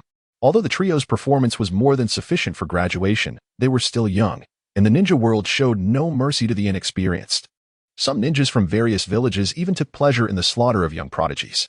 Thus, Obito too was reluctant to support Kakashi's immediate graduation. Precisely because I am aware of the current turmoil in the ninja world, I have resolved to graduate now, to become a ninja early and start accumulating experience. I aspire to prove my worth in the impending war, Kakashi declared. Over the past year, whispers of war had begun to circulate throughout the village of Konoha. Yun Kong nodded slightly, refraining from further persuasion, while also curtailing Obito. The current Kakashi had graduated at least 6 months later than he did in Yun Kong's memory. In his recollection, Kakashi had graduated from the Ninja Academy merely 6 months after enrollment, and at this moment, he should have already been promoted to Chunin. Yun Kong recalled that during the time Obito graduated, he had celebrated with Rin, who was also preparing to congratulate Kakashi on his promotion to Chunin. Well then, let us graduate together. I have had enough of the Ninja Academy, Yun Kong declared. Rather than languishing in the academy, we might as well become ninjas right now. At present, the trio of Yun Kong, Obito, and Kakashi were almost invincible within the school. Under Yun Kong's leadership, with Obito's loyalty and Kakashi's later inclusion, they had become the notorious trio of the Ninja Academy. Unfortunately, the formidable alliance of the 3 left the other students defenseless. Among their classmates, the Uchiha youths, Uchiha Rin and Uchiha Miao, bore the brunt of their antics. Should the 3 graduate now, it was certain that, aside from Obito feeling a tinge of regret, the other students would undoubtedly welcome their departure with both arms and legs raised in approval. Isn't that right? Yun Kong inquired, glancing at Obito. While Kakashi's gaze also turned toward him, Yun Kong sought Obito's input. There were matters he would decide for Obito, yet others he would firmly leave for Obito to determine himself. Yun Kong was adept at maintaining a balance that allowed those around him to feel his respect. Indeed, I've longed to make a name for myself, One day, I shall make the entire ninja world tremble beneath my name, Obito proclaimed. Then it's settled. The three of us shall apply for graduation together tomorrow, Yunkong asserted, raising his fist before Obito and Kakashi. Obito and Kakashi responded by placing their hands atop Yunkong's. In the future, the three of us shall be regarded with even greater reverence than the legendary Sannin, Yunkong declared, setting a modest goal for the trio. However, at this moment, Yunkong felt they should first address some minor inconvenience. Although his expression remained unchanged, his eyes blinked rapidly. Kakashi nodded, seemingly in agreement that it was indeed not a trivial matter. You noticed it too? Yunkong remarked, tilting his head and subtly surveying the situation before him. It appeared to be a chunin. At the moment we departed, I sensed a murderous intent. The ability to conceal oneself so flawlessly indicates that this is not an ordinary chunin. It is likely an elite chunin or perhaps even a special jonin, Kakashi whispered. Can the three of us defeat this ninja? Obito inquired quietly. While Kakashi analyzed the situation, Obito, like Yunkong, discreetly scanned their surroundings, taking in the scene before them. Defeating this ninja shouldn't pose a problem, but Yunkong hesitated. It seems there are 2 additional ninjas, Kakashi added after surveying the area. To the 11 o'clock position. It appears that someone is hidden among the treetops. Kakashi absorbed the words of Yunkong, and the three of them simultaneously sensed an unsettling presence, as though they were being watched unbeknownst to them. Initially dismissive, they swiftly realized, upon sensing the aura of hostility emanating from the other party, that these were not the ninjas of their village, but rather those with malicious intent. Although they had contemplated feigning ignorance to evade the situation, it soon became evident that their adversaries had no intention of allowing them to escape unscathed. It appears we are encircled, Obito murmured, his words barely escaping his lips. Yet Yunkong and Kakashi deciphered his meaning through the subtle movement of his mouth. Very well, I have a cunning plan. Let us see if it proves effective. Yunkong's mind raced, formulating a strategy in a matter of moments. The trio withdrew their previously determined stances, signaling their readiness to depart. In the shadows, 3 concealed ninjas observed the departing trio with frigid gazes. To their astonishment, these individuals hailed from the sand village of the Land of Wind. As they exchanged sinister smiles, their fingers tightened around their shuriken, akin to predators lurking in the dark, poised to strike at the slightest indication of vulnerability from Yunkong and his companions. Consequently, under the watchful eyes of the sand ninjas, Yunkong and his allies turned to leave, seemingly oblivious to the impending threat. Under the watchful eyes of the sand shinobi in the Land of Wind, Yunkong and his companions turned to leave. Suddenly, Yunkong, who was at the rear, called out to Yunkong and Obito. His abrupt action caused the 3 sand shinobi, poised to launch their shurikens, to involuntarily tighten their grips. It appeared that Yunkong had something to hand over to Obito and Kakashi. As he removed the ninja tool pouch from his waist and opened it to retrieve items for his companions, a small, purplish-red pill inadvertently fell to the ground. Action! Yunkong exclaimed as the pill hit the floor. In an instant, it detonated, releasing a 3-meter-wide cloud of purple mist that enveloped the trio. Smoke bomb! One of the sand shinobi murmured instinctively. Seemingly in unison, the 3 sand shinobi hurled their shurikens into the mist, which quickly filled with the projectiles. At that moment, Yunkong and his companions dashed through the purple smoke, evading the barrage of shurikens. Simultaneously, a brilliant firework shot into the sky. This was a distress signal from Yunkong and his team. Over the past year, many ninjas in the village had come to know that they often trained in this area. While the noise of ninjutsu might be mistaken for training, the firework signified something far more urgent. Yunkong was confident that even if nearby ninjas did not comprehend the meaning of the firework, they would come to investigate. Naturally, Yunkong and his companions hoped for assistance from Kakashi or members of the Uchiha clan. As they burst forth from the purple mist, there was no hesitation. All 3 accelerated simultaneously, fleeing in 3 different directions, swiftly disappearing into the forest. Their movements were fluid, exhibiting no trace of stagnation. Although they escaped from 3 distinct paths, their destination remained the same, the defensive outpost of Konoha. Only by reaching the outpost or its vicinity could Yunkong and his companions ensure their survival. The sand shinobi exchanged glances and nodded, splitting into 3 directions to pursue Yunkong's team. As they departed, beneath the purple mist, 1 meter below ground, Yunkong and his companions were huddled in a small space. They must have gone in that direction, Obito signaled, reading the ground's vibrations through lip movements. It turned out that Yunkong and his companions who had dashed out from the mist were not their true selves, but rather shadow clones. Upon sensing the ill intentions of the ninjas monitoring them and realizing that one of the adversaries was an elite CH Nin or even a special J Nin, Yukong had swiftly devised this strategy. Utilizing clones to draw the enemy away was a tactic Yukong had employed on numerous occasions. The trio had even resolved that should their ruse be uncovered, they would exploit the Sand Shinobi's momentary shock upon eliminating the shadow clones to escape once more, until they could ensure a successful breakout. However, they had not anticipated that it would unfold so smoothly. Thus, at the moment when the fog bombs concealed their figures, Yukong swiftly employed the shadow clone technique and transformation jutsu to disguise himself as himself, along with Obito and Kakashi. Obito promptly released a flare for assistance, while Kakashi utilized his earth release techniques to hide the trio underground. In retrospect, this stratagem proved remarkably successful, having successfully diverted the three sand ninjas. We shall wait for 5 minutes. If there is no movement after that, we will make our escape, Yukong communicated through lip movements, although their scheme appeared flawless. One must remember that human plans often fall short of the whims of fate. Should their ruse be uncovered, and the three sand ninjas turned the tables by laying a trap for Yukong and his companions, it would spell disaster for them. Thus, it was prudent to linger here for a few moments longer. Moreover, the more time they spent in this location, the more advantageous it became for Yukong and his companions. After all, this was the village hidden in the leaves and having released a flare signal. The sand ninjas were unlikely to remain here for long. Kakashi and Obito nodded in agreement, heeding Yukong's counsel, and fell silent. They needed to conserve their energy, uncertain of how events would unfold next, and thus aimed to restore themselves to peak condition. As the 5 minutes swiftly elapsed, Yukong exchanged glances with Obito and Kakashi, observing their simultaneous nods of approval for his intended actions. Just as Yukong prepared to leap from beneath the ground, Kakashi suddenly grasped his shoulder. A sand ninja had inexplicably materialized on the very ground where the trio stood. "Come forth. You nearly deceived me, you three little mice," the sand ninja proclaimed, standing nonchalantly at an angle above Yukong and the others. "Had it not been for my proficiency in earth release techniques, your trivial ruse might have indeed eluded me." Noticing the trio's lack of movement, the sand ninja spoke again. Kakashi observed the standing sand ninja through a crevice in the earth, noting he was a special jonin.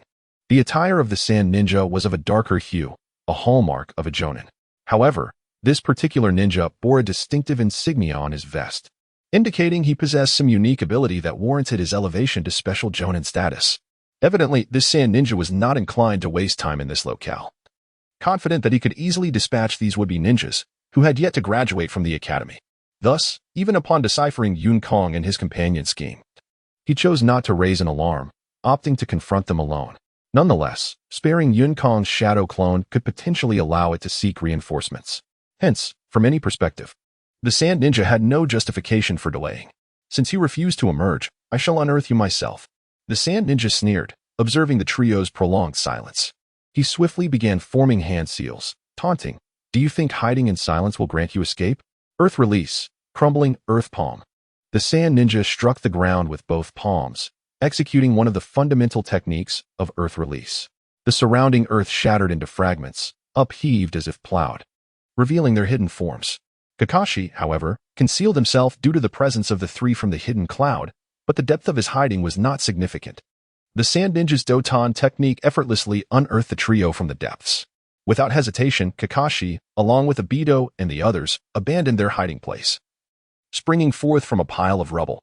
Both Obito and Kakashi clutched their kunai with determination, while Kakashi's white light blade had already been drawn, firmly gripped in his hand. Yukong, Kakashi, and Obito decisively abandoned their hiding place, leaping forth from a pile of rubble. In their hands, Yukong and Obito gripped kunai tightly, while Kakashi brandished his white-toothed short blade, already drawn. With no option left for concealment, Yukong resolved to fight with all his might. Throughout the past year, the trio had often engaged in battles with their teacher, Yamade, primarily during their escapades to skip class, which Yamade relentlessly pursued. Yet, these encounters allowed them to gain a modest understanding of their own capabilities. Together, they were not necessarily weaker than the average CH Nin.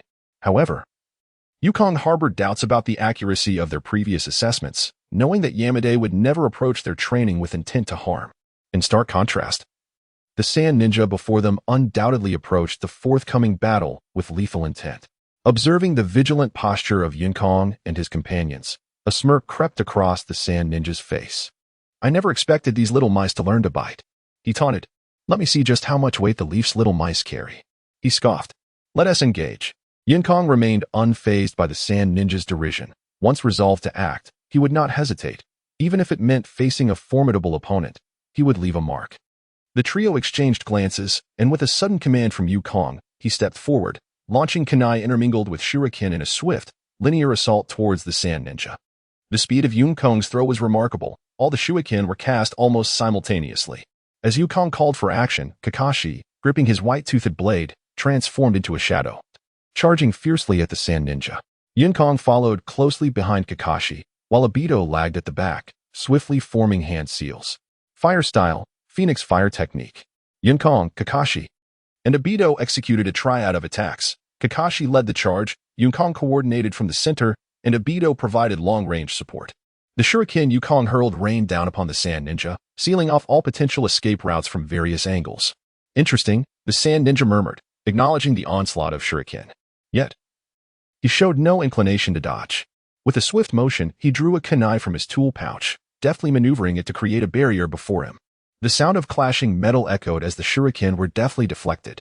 Following the shuriken, Obito unleashed a fireball that arced through the air, crashing toward the sand ninja amidst a cacophony of explosions. The sand ninja retreated nimbly, evading the fiery assault with composure, withdrawing several meters to safely distance himself from Obito's technique. With a sigh of relief, the sand ninja reflected that despite his earlier mockery, he had not underestimated the trio entirely. Observing their coordinated attack, he discerned that these youths were not mere ordinary children. However, he mused, if this was all they could muster, it was still far from formidable. At that moment, a shadow suddenly loomed before the sand ninja. Yet, it was Kakashi who suddenly appeared above the sand ninja. Kakashi swiftly charged in front of the sand ninja, leaping high into the air, executing a classic technique, a downward slash known as the Great Severing Blade. The blade glimmered with a fierce light, creating an illusion of cleaving in two beneath its white radiance. The sand ninja, however, remained undaunted, raising his kunai towards the heavens to counter Kakashi's descending strike. While the sand ninja's response was not inherently flawed, it was unfortunate that he faced Kakashi. Observing the sand ninja's conventional defense, Kakashi internally scoffed. The descending blade accelerated rapidly in midair, striking heavily against the kunai with a resounding clash. A sharp sound echoed, causing the sand ninja's hand to tremble, nearly sending his kunai flying from Kakashi's powerful blow. Under the weight of Kakashi's assault, the sand ninja involuntarily staggered back several meters. At that moment, Yinkong, who had been positioned behind Kakashi, surged forward. As the sand ninja lost his footing, Yinkong seized the opportunity to advance, inflicting a gash of over 10 centimeters across the sand ninja's chest. Enraged, the sand ninja realized that his momentary underestimation had led to his injury, especially at the hands of mere youths who were not even true ninjas. Abruptly halting his retreat, the sand ninja clenched his left fist and aimed a powerful punch at Yinkong. The kunai that Yinkong wielded proved utterly ineffective against the force of the sand ninja's blow. Flying from his grasp, at that very moment, the sand ninja thrust the kunai in his other hand towards Yinkong's throat. In a split second, Yinkong deftly flicked the kunai aside with his fingers, crouching low to evade the lethal strike. Before the sand ninja could launch another attack, Kakashi, who had been slightly behind Yinkong, rushed forward once more, wielding his white fang blade to intercept the incoming kunai. Yinkong then pressed a foot against Kakashi's shoulder, delivering a kick to the sand ninja's chest, causing him to retreat yet again for several meters. The sand ninja's face flushed with anger and humiliation, astonished that as a seasoned jonin, he was not only unable to vanquish these two youths from the Hidden Leaf Village, but had also found himself at a disadvantage throughout their exchanges. As the sand ninja retreated once more, he twirled the kunai around his thumb, launching it at the approaching Kakashi. Kakashi deftly deflected the kunai with a gentle tap of his white fang blade. The sand ninja paused, surprised that Kakashi did not seize the opportunity to attack. This was not the style of the two youths before him. The duo had taken full advantage of the sand ninja's underestimation, relentlessly pressing their assault without any intention of retreating. The last two exchanges had been marked by Yinkong and Kakashi's unyielding attacks. Suddenly, the sand ninja began to ponder, where was the third youth? Moments ago, the battle was waged against three young warriors. Fire style, Great Fireball technique. Just as the sand shinobi prepared to assess the position of the third individual, namely Obito, he was suddenly confronted from behind by the fierce and unexpected appearance of Obito, who took a deep breath and shouted, A 4-meter fireball spun rapidly into shape amidst the astonished gaze of the sand ninja, radiating a searing heat that illuminated the dim surroundings with a crimson hue. With a resounding boom, the fireball swiftly engulfed the sand ninja, producing a deafening crackle. Everything within a 10-meter radius was consumed in flames, reduced to ashes. While a deep pit, several meters in depth, billowed with black smoke, coming into view for Yun Kong and his companions. Yun Kong and Kakashi swiftly positioned themselves in front of Obito, their eyes warily surveying the smoke-shrouded abyss. The fireball had rapidly devoured the sand ninja, leaving a scene of devastation in its wake. The flames crackled ominously as they surveyed the crater left by the impact. Obito could not help but inquire, "Is it done?" Given the potency of this fire release technique, it should suffice to eliminate any ordinary ninja. Yet, both Yun Kong and Kakashi sensed that the situation was far from straightforward. Even Obito, who posed the question, merely sought some reassurance from his comrades. Suddenly, sounds reminiscent of cracking eggshells emanated from the flames, and gradually, a humanoid figure emerged from the dying embers. Yun Kong's pupils constricted. Indeed, as expected, even a special jonin could not be so easily subdued. The sand ninja was enveloped in a layer of earth armor, which had afforded him survival against Obito's formidable fire release technique. However, despite this, the figure appeared remarkably disheveled, with various degrees of burns marring his body. In his haste, the earth armor could not entirely withstand the might of Obito's fire technique. Remarkable, truly remarkable. I never anticipated that my momentary lapse could nearly cost me my life. The sand ninja, Amidst, stepped forth from the inferno. The earth armor that encased him was now severely compromised due to the intense heat, crumbling away in chunks. Indeed, the esteemed Hidden Leaf Village boasts formidable ninjas. I never expected that even 3 freshly graduated youths could exhibit such exceptional talent. A member of the Uchiha clan. And that short blade must belong to the legendary White Fang of Konoha. I never imagined that one day I, Amidst, would have the opportunity to extinguish such prodigious talent. The thought is exhilarating. Amidst's tone was laced with a bitter hatred, tinged with the thrill of impending conquest over genius. Unconsciously, Yun Kong, Kakashi, and Obito tightened their fists or gripped their weapons more firmly. Under Amidst's piercing gaze, the trio felt an overwhelming pressure. The murderous intent emanating from the jonin enveloped them, transforming Amidst from a seemingly dismissive figure to one who was utterly serious. In that moment, the 3 faced Amidst in an extraordinary standoff. He remained still, while they dared not budge. In less than a minute, beads of sweat formed unnaturally on the foreheads of the trio. Yun Kong felt an overwhelming fatigue. Akin to having sprinted several thousand meters, the air seemed impossible to draw into his lungs, despite his earnest efforts to inhale more. Suddenly, his brow furrowed as his gaze met the malevolent eyes of Matthews. His heart raced uncontrollably, and just as he intended to sound a warning, Matthews, still 10 meters away, swiftly closed the distance and delivered a simple yet remarkably swift sidekick. Yun Kong barely managed to raise his left arm to shield his chest. But before he could even adopt an offensive stance, Matthews' kick landed heavily on his arm, forcing him back and compressing against his chest. Like a soccer ball, Yun Kong was propelled over 10 meters, colliding with a tree that could be embraced by 2 people. Coughing violently, he felt a tightness in his chest. Matthews' kick had indeed been powerful. Although Yun Kong had attempted to block it with his left arm, it proved futile against such immense force. His arm felt as if it had sustained a fracture, likely due to the impact of that powerful kick, yet it served its purpose, at least sparing his chest from harm. He realized that had he not intercepted that blow, he would not merely be struggling to breathe. Several of his ribs would likely have been broken. Meanwhile, at the moment Yun Kong was sent flying, Kakashi and Obito reacted swiftly. Kakashi twirled the short blade in his hand, tracing a semicircle towards Matthews. Obito charged into Matthews' embrace, delivering a powerful punch to his chest. Although Kakashi was a fraction of a second late, Obito was closer to Matthews. However, as Obito struck, he sensed something amiss. Matthews' left hand was raised defensively, firmly grasping Obito's fist. Without hesitation, Obito leaped, driving his knee forcefully into Matthews. Though positioned as the rear support in their trio, no one had ever doubted Obito's prowess in close combat. Matthews' right arm intercepted Obito's heavy strike, while Kakashi's short blade swiftly approached from behind, compelling Matthews to relinquish his hold on Obito. A shuriken appeared in Matthews' hand, which he thrust backward, colliding with Kakashi's descending blade, creating a shower of sparks. Seizing the moment, Obito retreated, distancing himself from Matthews' reach.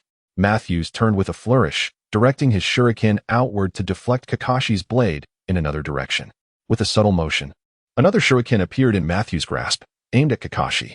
Undeterred, Kakashi withdrew his blade, using its broad surface to block Matthew's thrust. The clash of metal rang out as, with Obito's assistance, Kakashi managed to hold his ground against Matthew's, navigating the perils of battle while successfully staving off his advance. Unexpectedly, you managed to endure my presence for such an extended period. Suddenly, Matus hurled a kunai, forcing both Obito and Kakashi to retreat. Utilizing Earth Release, Earth Spike. Matus knew that pressuring the two was not a favorable turn of events. However, due to their insufficient strength, Kakashi and Obito could only watch helplessly as Matus executed his jutsu before them. Matus's hands struck the ground, causing the earth to tremble beneath Kakashi and Obito, who stood merely 2 meters away. As they struggled to maintain their footing, jagged spikes of solidified earth erupted from the ground. Kakashi and Obito swiftly retreated to evade the onslaught of the earthen spears. Water Release, Water Whip. Thanks to the time that Kakashi and Obito had bought for Yukong, he managed to regain his composure. Observing the perilous situation of his comrades, Yukong decisively employed his jutsu to provide assistance. With a swift motion, a whip-like torrent of water surged forth from Yukong's hands, splitting into two as it coiled around the waist of Kakashi and Obito. With a powerful tug, Yukong pulled both of them out of the range of the earthen spikes. However, lacking Orochimaru's Shadow Snake Hand, which was a versatile technique that required no hand seals, Yukong quickly formed new hand seals. The stream behind Yukong began to swirl as if stirred by invisible hands, the tranquil surface of the river bubbling into a furious torrent. Water Release, Water Surge. The raging stream surged past Yukong, hurtling towards the advancing Matus. During his retreat, Kakashi unleashed a lightning release technique, with crackling electricity coursing through his hands and leaping into the stream. Instantly, the river was enveloped in a crackling aura of lightning. Matus, who had been charging forward fiercely, was forced to abandon his attack by the combined efforts of Yukong and Kakashi. The force of the torrent pushed him back to his original position. As Matus rubbed his slightly numb body, a serious expression began to cloud his gaze. What he had initially perceived as mere children to be dispatched within moments had now been a battle lasting a full 10 minutes. Moreover, the three youths did not appear to have reached their limits. Momentarily, Matus found himself wavering. It was not that he could not defeat the three, rather, he was within the vicinity of Konoha village.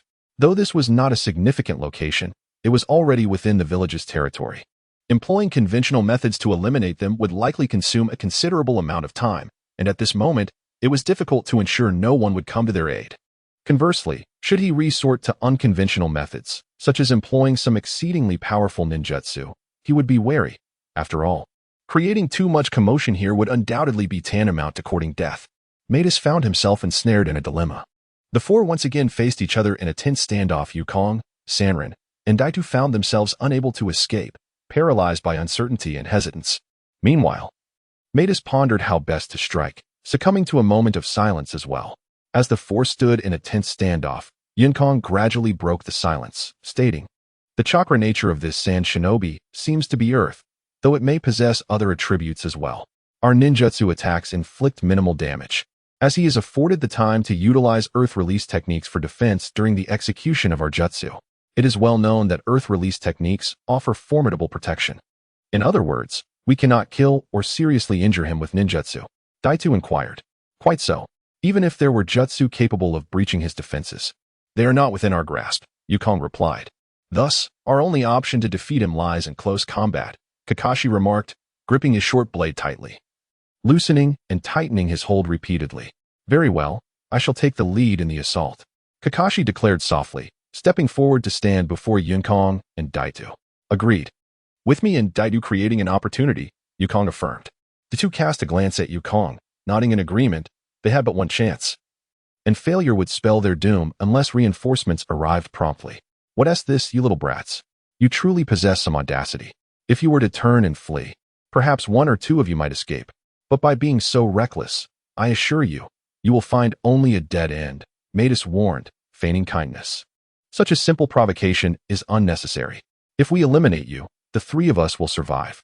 Rather than worry about us, you ought to concern yourself with your own fate. After all, this is the Hidden Leaf Village." Yukong taunted, a psychological onslaught. For who among them would dare claim to be second when the so-called invincible master of verbal jutsu, Naruto, had yet to be born, then perish? Matus' face contorted into a cruel grimace. With a flick of his hand, shurikens were unleashed in a torrential wave towards Yukong and the others. Fire release. Great fireball technique. Dedu swiftly formed hand seals, leaping aside to evade Yukong and Kakashi. A blazing inferno erupted, creating a barrier of flames that consumed the shurikens, turning them to ash.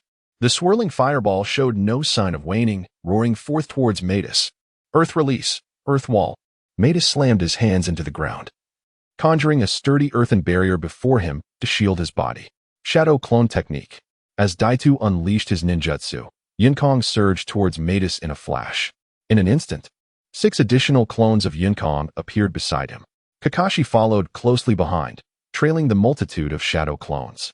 The explosive flames ravaged the earth wall, leaving deep, charred imprints of half a meter on either side. Despite the overwhelming force of destruction, the earth release technique successfully withstood the fireball, inflicting no significant harm upon Matus. Amidst the billowing black smoke of the flames, a figure suddenly burst forth from the shadows. A shuriken materialized instantaneously in Mathis' hand, and he rose to launch a swift thrust. Just as Yukong dashed into the murky fog, he deftly twisted his hand to deflect the shuriken. Leveraging Mathis' arm to pivot his body and executed a sweeping kick aimed at Mathis' head. Mathis ducked to evade Yukong's strike and decisively seized his leg, twisting it to perform a side kick. Every movement flowed seamlessly like water. A piercing scream escaped Yukong's lips as he was struck, bursting into a cloud of smoke. Vanishing before Mathis. A shadow clone, Mathis mused inwardly.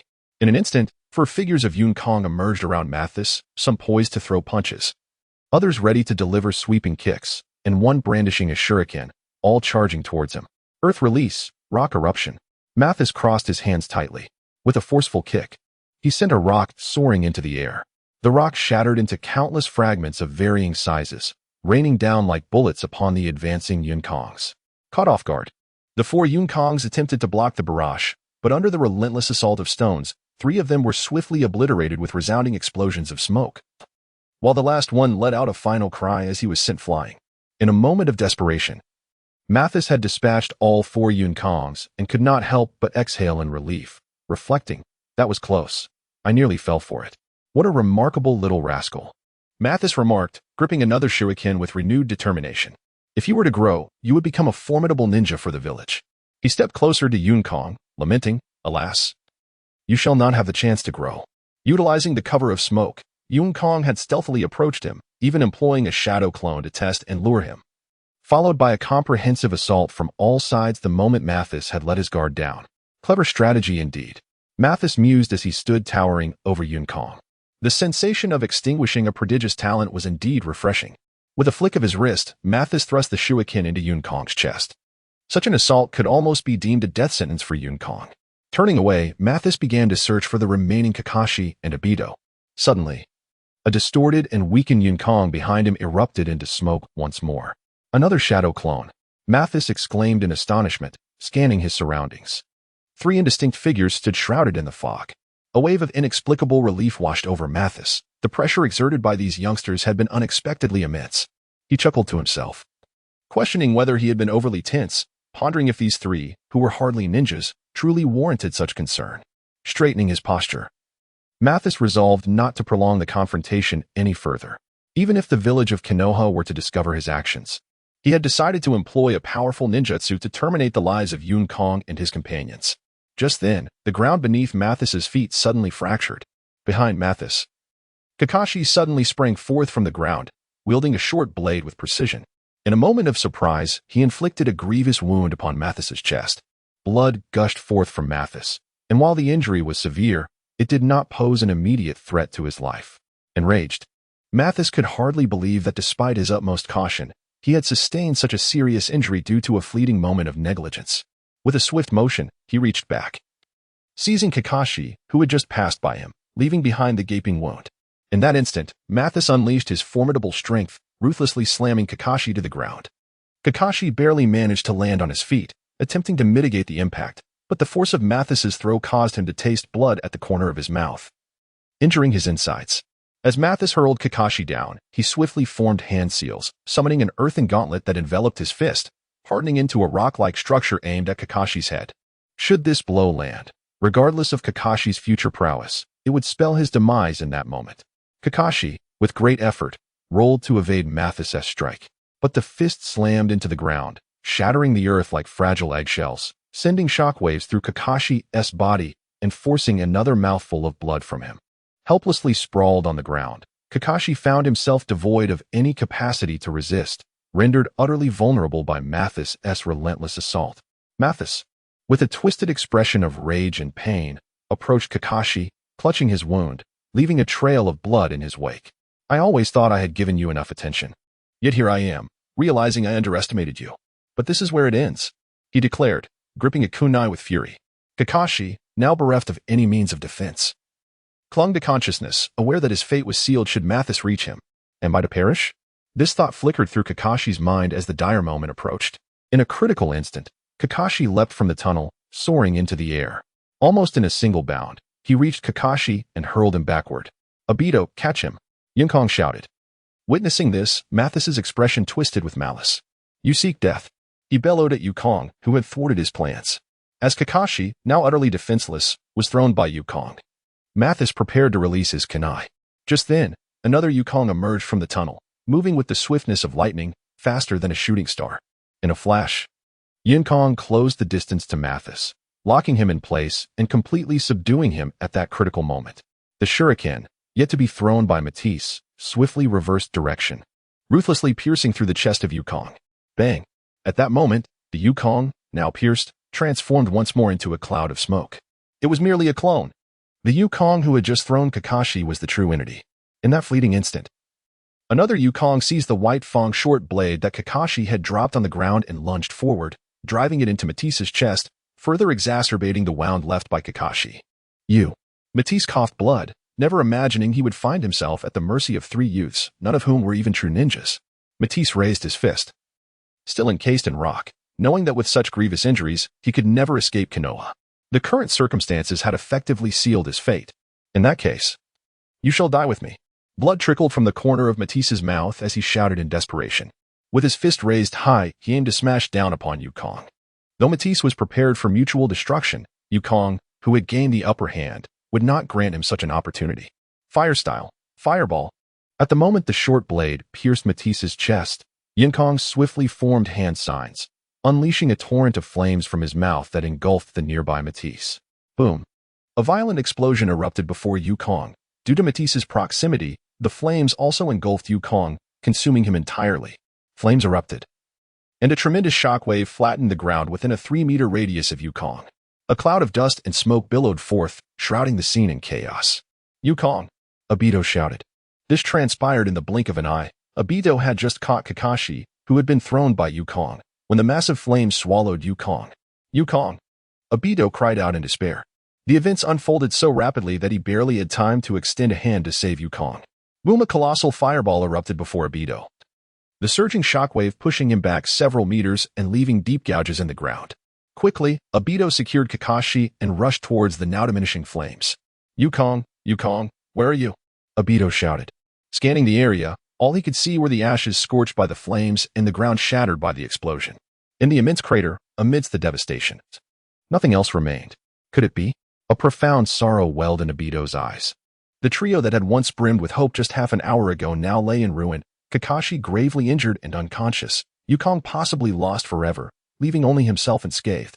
In a fit of rage, Obito pounded the ground, recalling how both Kakashi and Yukong had consistently shielded him during the battle. It was his own helplessness that had allowed Yukong and Kakashi to fall into peril. In that moment, Obito was engulfed in deep self-reproach. If only I could have been stronger. Unbeknownst to anyone, as his anger and guilt surged, the once dark pupils of Obito transformed into a blood-red hue, with two tomoe gradually manifesting within his eyes. The sound of unsteady footsteps echoed from behind the ashen flames, momentarily revitalizing the despondent Obito. Yukong, you're all right. Obito exclaimed, his voice laced with surprise. However, this astonishment abruptly ceased as he beheld the figure emerging from the smoke. At that moment, Mathis was in a state of utter disarray. His left arm had completely vanished, and his right hand clutched the gaping wound that pierced through him. Dragging his broken left leg, he limped towards Obito, a grotesque sight. Mathis's face was entirely charred, disfigured by the searing heat of the flames, and over 80% of his body bore burn marks. Obito could even detect the scent of scorched flesh. That damn brat dared to reduce me to this pitiful state. Mathis growled, dragging his injured leg closer to Obito with each agonizing step. Instinctively, Obito took 2 steps back, fear coursing through him as cold sweat dripped down his brow. He is still alive, he whispered. Though his voice was barely audible, Mathis caught every word. Alive? You think too highly of yourself, brat. If I don't slaughter you both, I will never meet my end. Mathis roared, his fury causing fresh blood to trickle from the corner of his mouth. As Mathis advanced, Obito felt an overwhelming urge to retreat further. How weak. Am I truly so inferior to Yun-Kong and Kakashi? Obito chastised himself inwardly. He raised his trembling arm, acknowledging his fear. Indeed, Obito was gripped by terror, psychological dread. Given Mathis's current condition, he should have been no match for Obito. Yet, the memory of Kakashi's grievous injuries and Yun-Kong's reckless bravado instilled an uncontainable fear within him. Step by step, trembling, Obito retreated until he inadvertently stepped on Kakashi's hand, which lay on the ground. Startled, he quickly lifted his foot, murmuring apologies to Kakashi, only to realize that Kakashi had long succumbed to unconsciousness, wearing a pained expression. The thought of Kakashi's suffering and Yun-Kong's reckless plight pierced Obito's heart. They had endured this for his sake, and here he was, lacking even the courage to fight. I am truly a coward, he admonished himself. In such a state, what right do I have to be a ninja, or to stand alongside Yun-Kong and Kakashi? As these thoughts consumed him, Obito's trembling eyes began to shine with determination. I am a ninja. I am a member of the esteemed Uchiha clan. I am destined to become Hokage. His self-affirmation grew louder, culminating in a near shout as he declared, I will become Hokage. Though his voice softened, those words infused him with newfound resolve.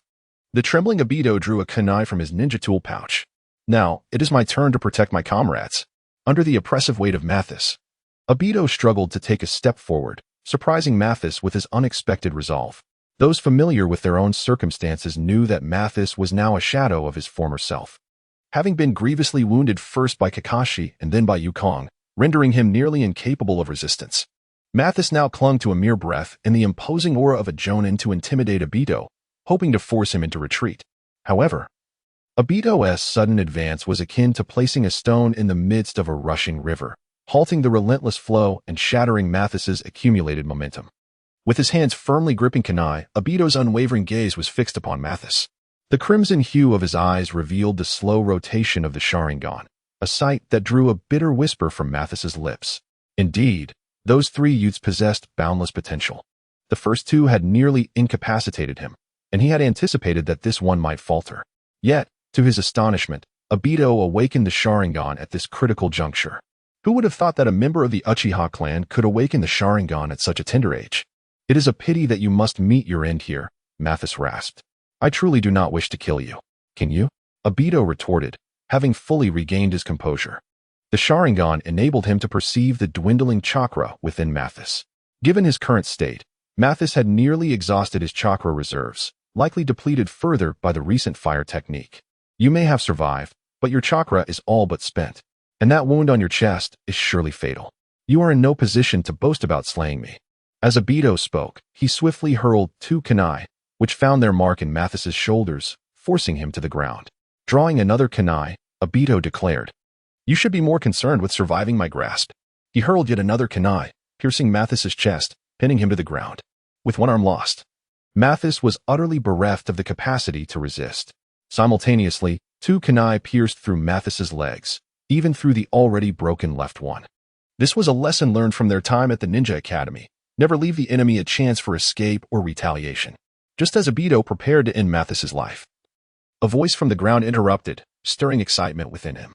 Wait, do not kill him yet. It was Yun-Kong's voice. In that moment, Obito's fearsome expression softened, quickly replaced by a look of surprise.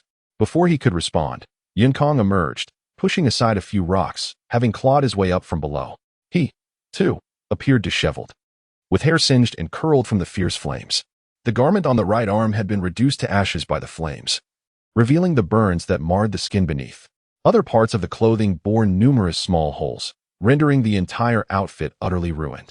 However, Yun-Kong appeared in a better state than Matis, as the fire technique had primarily targeted Matis. Yun-Kong had merely been caught in the collateral damage due to the proximity of the attack. Struggling to emerge from the ground, he was swiftly aided by Obito, who rushed to his side and helped him regain his balance. It was indeed a stroke of misfortune, nearly falling victim to his own fire technique. Thankfully, he had utilized the pit that Kakashi had previously excavated. Otherwise, he would have become a laughingstock in the annals of ninja history. Yun-Kong seemed to be in relatively good spirits, still possessing the wit to jest, a sentiment that was contingent upon Amidst being rendered completely incapacitated by Obito. Having been briefly knocked unconscious by the fire technique, Yun-Kong awoke just in time to witness Obito's intent to end Amidst's life, prompting him to interject. "Is Kakashi all right?" Yun-Kong inquired. Although he had entrusted Kakashi to Obito, he had not had the opportunity to assess Kakashi's injuries. Nor was he aware of any adverse events that might have transpired during his momentary lapse of consciousness. He should only be suffering from internal bruising. Although his breath is faint, I believe his life is not in jeopardy. Obito's response brought a sigh of relief from Yun-Kong. Despite the dire circumstances, the trio had managed to eliminate a Jonin, albeit one of the special Jonin variety. By the way, why not simply finish him off? Obito gently assisted Yun-Kong to sit next to Kakashi, allowing him to conduct a brief examination. Given that Yun-Kong had studied medical ninjutsu, he was somewhat adept in this regard. After a moment, he exhaled in relief. Kakashi's condition was stable, as Obito had stated, merely suffering from internal injuries that had caused a brief fainting spell. With proper rest over the next few days, he would certainly recuperate. This ninja from the Sand Village must have infiltrated Konoha with some ulterior motive. While we can extract intelligence from the deceased, a living ninja holds far greater value than a fallen one, Yun-Kong remarked. However, as a precaution, it would be wise to sever his limbs first, ensuring he remained alive. Yun-Kong reiterated this directive. "I have already taken care of that." Obito nodded in affirmation. Compassion towards enemies is a form of cruelty to oneself. This is one of the fundamental lessons taught in ninja school.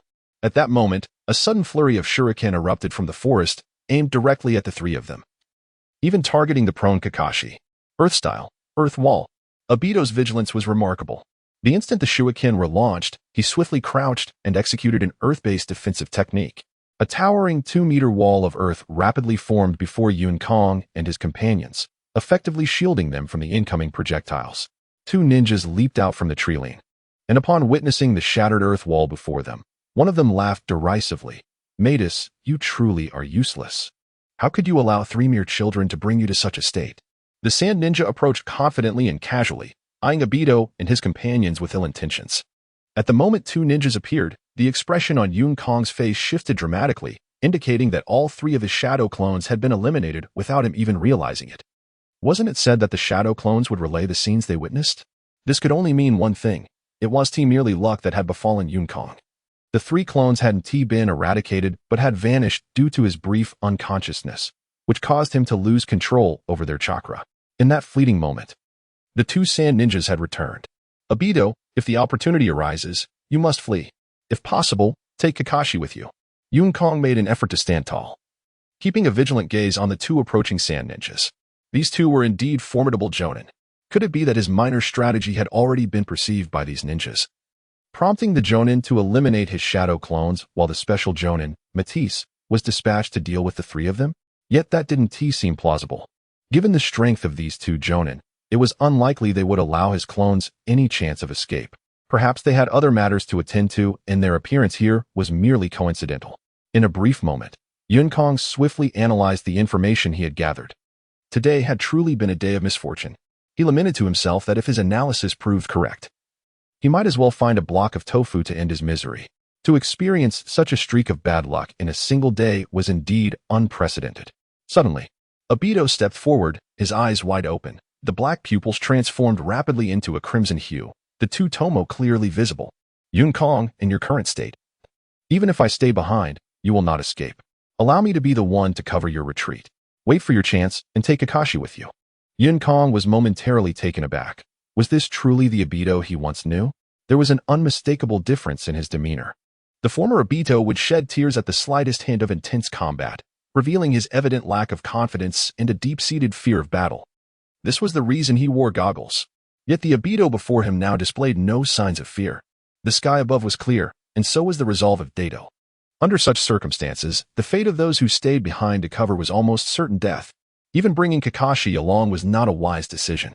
Nevertheless, Both Yukong and Dato had not given up on Kakashi.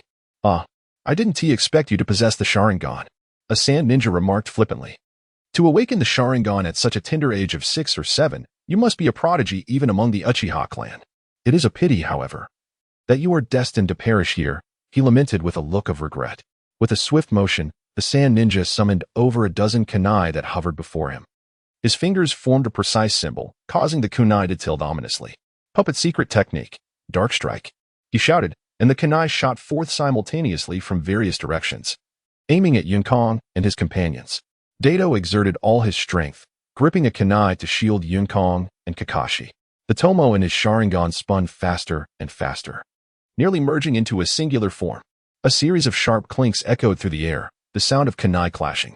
However, it was not Dato who had intercepted them. Instead, the kunai aimed at Yukong and his companions were struck down mid-flight by other kunai. In a flash, 4 figures emerged before Dato and Yukong, separating them from the 2 sand ninjas. At the forefront stood a man with white hair, tied back in a small braid, clad in a Konoha green jacket, with a short blade on his back identical to Kakashi's. This was none other than the legendary Konoha White Fang, Tsukumo Hatake, Kakashi's father.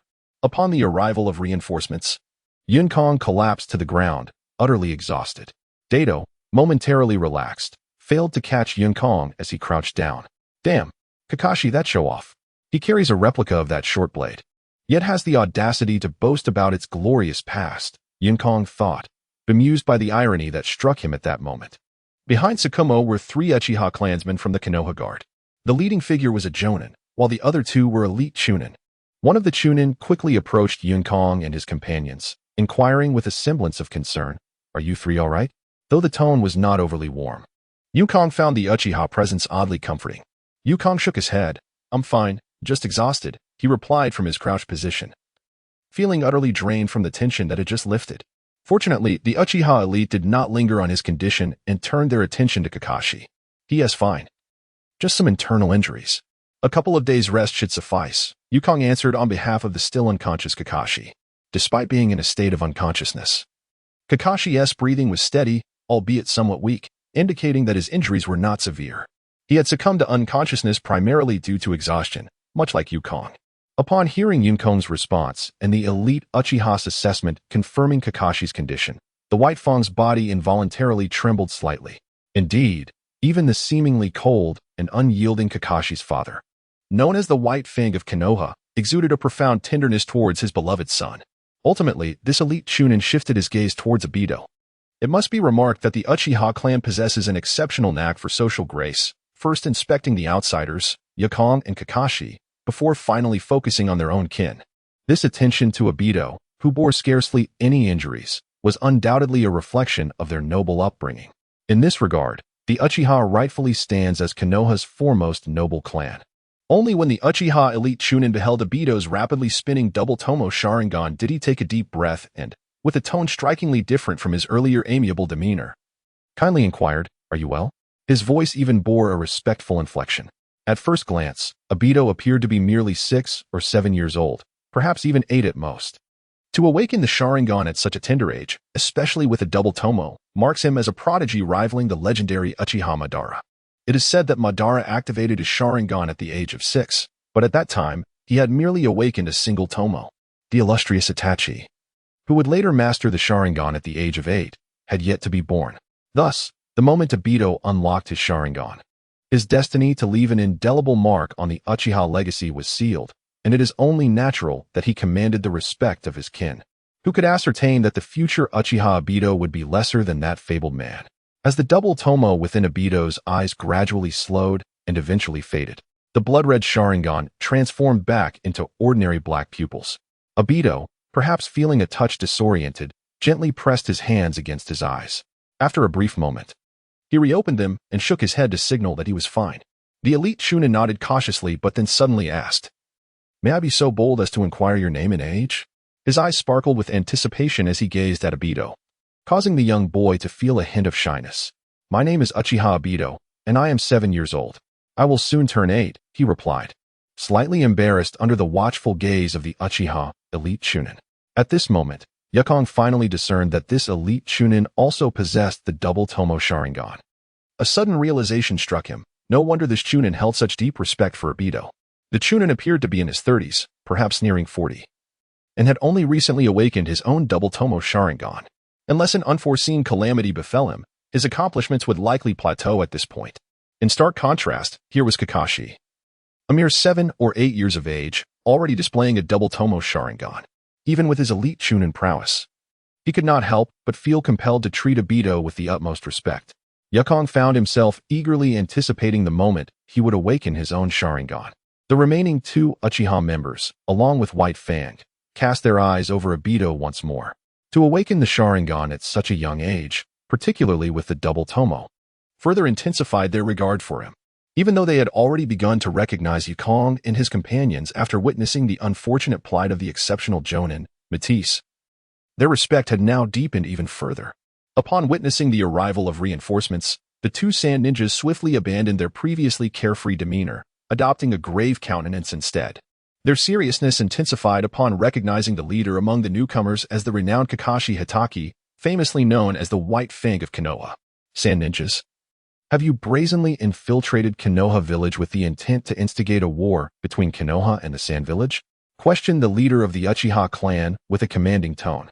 Having just launched a kunai, one of the sand ninjas retreated quickly to join his companion, simultaneously revealing 2 scrolls in his hands. With a couple of explosive sounds, a cloud of smoke enveloped them, and 2 humanoid puppets emerged, standing guard in front of the sand ninja. Another sand ninja promptly drew his kunai, preparing for confrontation. After all, the 4 individuals before them included not only the White Fang, but also members of the prestigious Uchiha clan, all of whom were formidable foes not to be underestimated. The Uchiha leader took a step forward, intent on dealing with these audacious intruders who dared to breach Konoha's sanctum. The audacity of their intrusion was one thing, but they had nearly harmed a genius of the Uchiha clan and the son of the White Fang. You have brought this upon yourselves. We cannot be blamed for your recklessness. Unexpectedly, Kakashi Hatake intervened. Tsuyo, you stay aside and ensure they do not escape. Slowly, he drew the short blade from his back. A faint yet palpable killing intent emanated from the White Fang, intensifying as he unsheathed his silver blade. The oppressive aura became so formidable that even Tsuyo, a fellow Jonin, instinctively stepped back, distancing himself from Kakashi. This was the true essence of the White Fang, far removed from the polite and affable middle-aged man he often appeared to be. Tsuyo felt a shiver of fear within.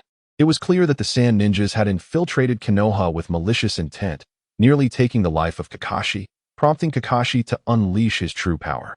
With a wave of his hand, Tsuyo gestured towards the trio of Yukong, directing 2 other Uchiha clan members to swiftly position themselves in front of Yukong, thus providing protection, particularly for Kakashi and Obito.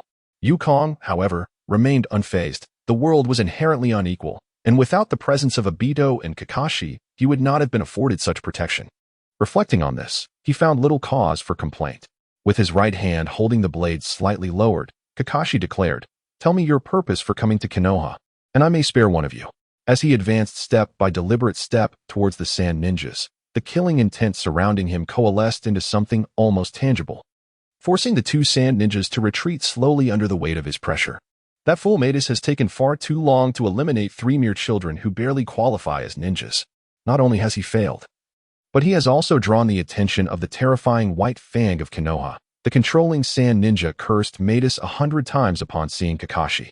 At that moment, the sole thought occupying the minds of the 2 sand ninjas was clear. Escape was their only option. Now, their prevailing concern is whether they can escape. While the mission has long since been cast aside by the 2 sand shinobi, the directive regarding the automatic abandonment of missions upon encountering Konoha's White Fang is well established among the ninja codes of all villages. Do not underestimate them. Just as Hatake Tsukumo effortlessly closed in on the 2 sand shinobi, one of them, commanding a puppet, bellowed a command. With a flick of his index finger, a puppet before him suddenly opened its gaping maw, unleashing hundreds of shuriken that shot forth like raindrops towards White Fang. The other sand shinobi cast aside a shuriken from his hand and formed a series of hand seals, unleashing wind release. Great breakthrough. A fierce gale erupted from the sand shinobi's mouth, propelling the launched shuriken with increased velocity. In the blink of an eye, the shuriken appeared before White Fang. However, he remained unperturbed, his gaze fixed upon the oncoming projectiles. Just as the shuriken converged upon him, Hatake Tsukumo's figure flickered and vanished from their path. Body flicker technique? The sudden disappearance of Tsukumo left the puppet-controlling sand shinobi in astonishment. "Be careful," barked the other sand shinobi in alarm, heeding his companion's warning. The puppet-controlling shinobi once more beckoned with his finger, retreating the two puppets in a bid to shield himself. Yet, it was evidently too late. A short blade, devoid of any hint of smoke or fire, pierced through the back of the puppet-controlling sand shinobi. Information could be extracted from your mind. White Fang had never known mercy in combat. At least, that was the impression left on Yukong. Hatake Tsukumo twisted the short blade gently, shattering the sand shinobi's heart. In a flash, the blade gleamed. As the mortally wounded sand shinobi began to collapse, Tsukumo's swift strike severed his head cleanly from his body. The extent of White Fang's vigilance was made clear. With a thud, the headless corpse fell to the ground, and White Fang tightened his grip on the short blade. "Now, it is your turn." The blade shone brilliantly, not a single drop of blood marring its surface. A sharp blade, swift as the wind. Indeed proved to be a fine weapon. How could such a splendid blade have been broken by that prodigal Kakashi?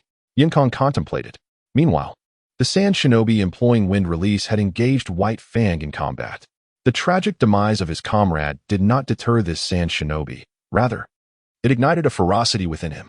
The sound of shuriken clashing against the short blade resonated, yet Yukong perceived a lack of genuine effort in these exchanges. Each clash seemed as though a weapon would retreat upon contact. Neither the lightning release enhanced Konoha White Fang nor the wind release accelerated sand shinobi could be discerned by Yukong's naked eye. Instead, beside him, Obito activated his Sharingan. Intently observing the combat styles of the two ninjas. Wind release, pressure damage. Wind release, vacuum sphere. In the span of mere seconds, the sand shinobi was overwhelmed in his physical confrontation with Hatake Tsukumo, compelled to resort to ninjutsu for defense and offense, employing alternative techniques as well. The howling wind appeared to hinder Tsukumo, while the vacuum spheres acted like shuriken, forcing Tsukumo to abandon his pursuit. As the renowned Konoha White Fang was momentarily obstructed, the sand shinobi's face lit up with delight. Swiftly, he produced a scroll from his possession, but before he could unfurl it, a short blade, crackling with lightning, sliced through the air with astonishing speed, driving itself into the sand shinobi's chest. Like a duck caught by the throat, he pointed at Kakashi Hatake, attempting to utter something. But in an instant, Kakashi reappeared before him, having executed a body flicker technique. With a deft turn of the blade, he obliterated the sand shinobi's innards. And in a flash of white light, the shinobi's head soared into the air once more. Kakashi, disregarding the fallen body, seized the severed head, which still bore the incredulous expression of the sand shinobi. Without a hint of emotion, he tossed the head to Uchiha Kiryu, as if he had merely dispatched two chickens rather than two elite shinobi of the Sand Village. Witnessing this, Yukong stood in stunned silence. This was the true essence of the Konoha White Fang. These were elite shinobi. How many elite shinobi could a single village possess? Typically, the number did not exceed 100. Even the most formidable of Konoha's elite shinobi numbered no more than 200. Kakashi appeared to slaughter the two sand shinobi as easily as one would cull fowl. Yukong reflected on this, recognizing that this was his aspiration. Kiryu, take these two heads and the barely alive sand shinobi back to await further orders. I will handle these three youngsters, Kakashi commanded after dispatching the two sand shinobi. Understood. Uchiha Tsuli bowed respectfully in response. The recent display of power by Hatake Tsukumo had profoundly shocked this elite shinobi of the Uchiha clan. Given Uchiha Tsuli's strength, even a slight edge over the two sand shinobi would not be significant. The ease with which Hatake Tsukumo dispatched them, akin to slaughtering mere animals, indicated that he possessed the capacity to eliminate Tsuli with similar ease. The prowess of Hatake Tsukumo compelled this proud Uchiha elite to lower his haughty head. Uchiha Tsuli accepted the severed head of the sand shinobi thrown by Konoha's White Fang, while another elite nin concurrently delivered the head of the puppet master from the opposing side. Uchiha Tsuli stored the two heads within a scroll, and at that moment, his subordinates had completed the cleanup of the battlefield. Hundreds of kunai, two intact puppets, and the corpses of the sand shinobi were simultaneously secured in the scroll. The faces of the two elite Uchiha nin bore expressions of mild amusement. Acquiring these spoils without engaging in combat was, for them, a considerable gain. Setting aside the village's rewards, the two intact puppets alone held substantial value. While these items might not have appealed to Hatake Tsukumo, they represented a noteworthy treasure for the two Uchiha ninjas. After the battlefield had been thoroughly cleared, Uchiha Tsuli approached Hatake Tsukumo and respectfully stated, "Lord Tsukumo, we shall take our leave now." Kakashi Hitaki nodded expressionlessly. Uchiha Chulu respectfully bowed once more to Kakashi Hitaki before vanishing behind him. Kakashi then approached Yukong and Obito. As Yukong and Obito stood in confusion, Kakashi addressed Yukong. "So, you are Yukong?" Struggling to rise, Yukong bowed respectfully. "Greetings." Kakashi nodded. "Indeed. The words you spoke last time were relayed to me by Kakashi. You possess remarkable wisdom for one so young." Yukong was momentarily speechless. Fearing Kakashi had come to reprimand him, especially since choosing such a remote location for training had led to their encounter with the Sand Shinobi, nearly costing them their lives. Contrary to his expectations, Kakashi was indeed there to hold him accountable, but not for the injuries sustained by Kakashi. Rather, it was due to Yukong's previous remarks about Kakashi's sensitivity. "Young man, I apologize for my drunken ramblings and hope you can forgive me," Yukong said, bowing deeply. "You are correct. It's my own family matters that I should be grateful for your reminder." Kakashi, being a straightforward man, accepted Yukong's apology without any pretense. "And how do you intend to show your gratitude? Will you impart the Hitaki sword techniques, or take me as your disciple?" Yukong boldly inquired, seizing the opportunity without hesitation. Kakashi, observing the sincerity gleaming in Yukong's eyes, sighed. The boy's audacity indeed qualified him to be his apprentice, although Yukong was initially in the wrong.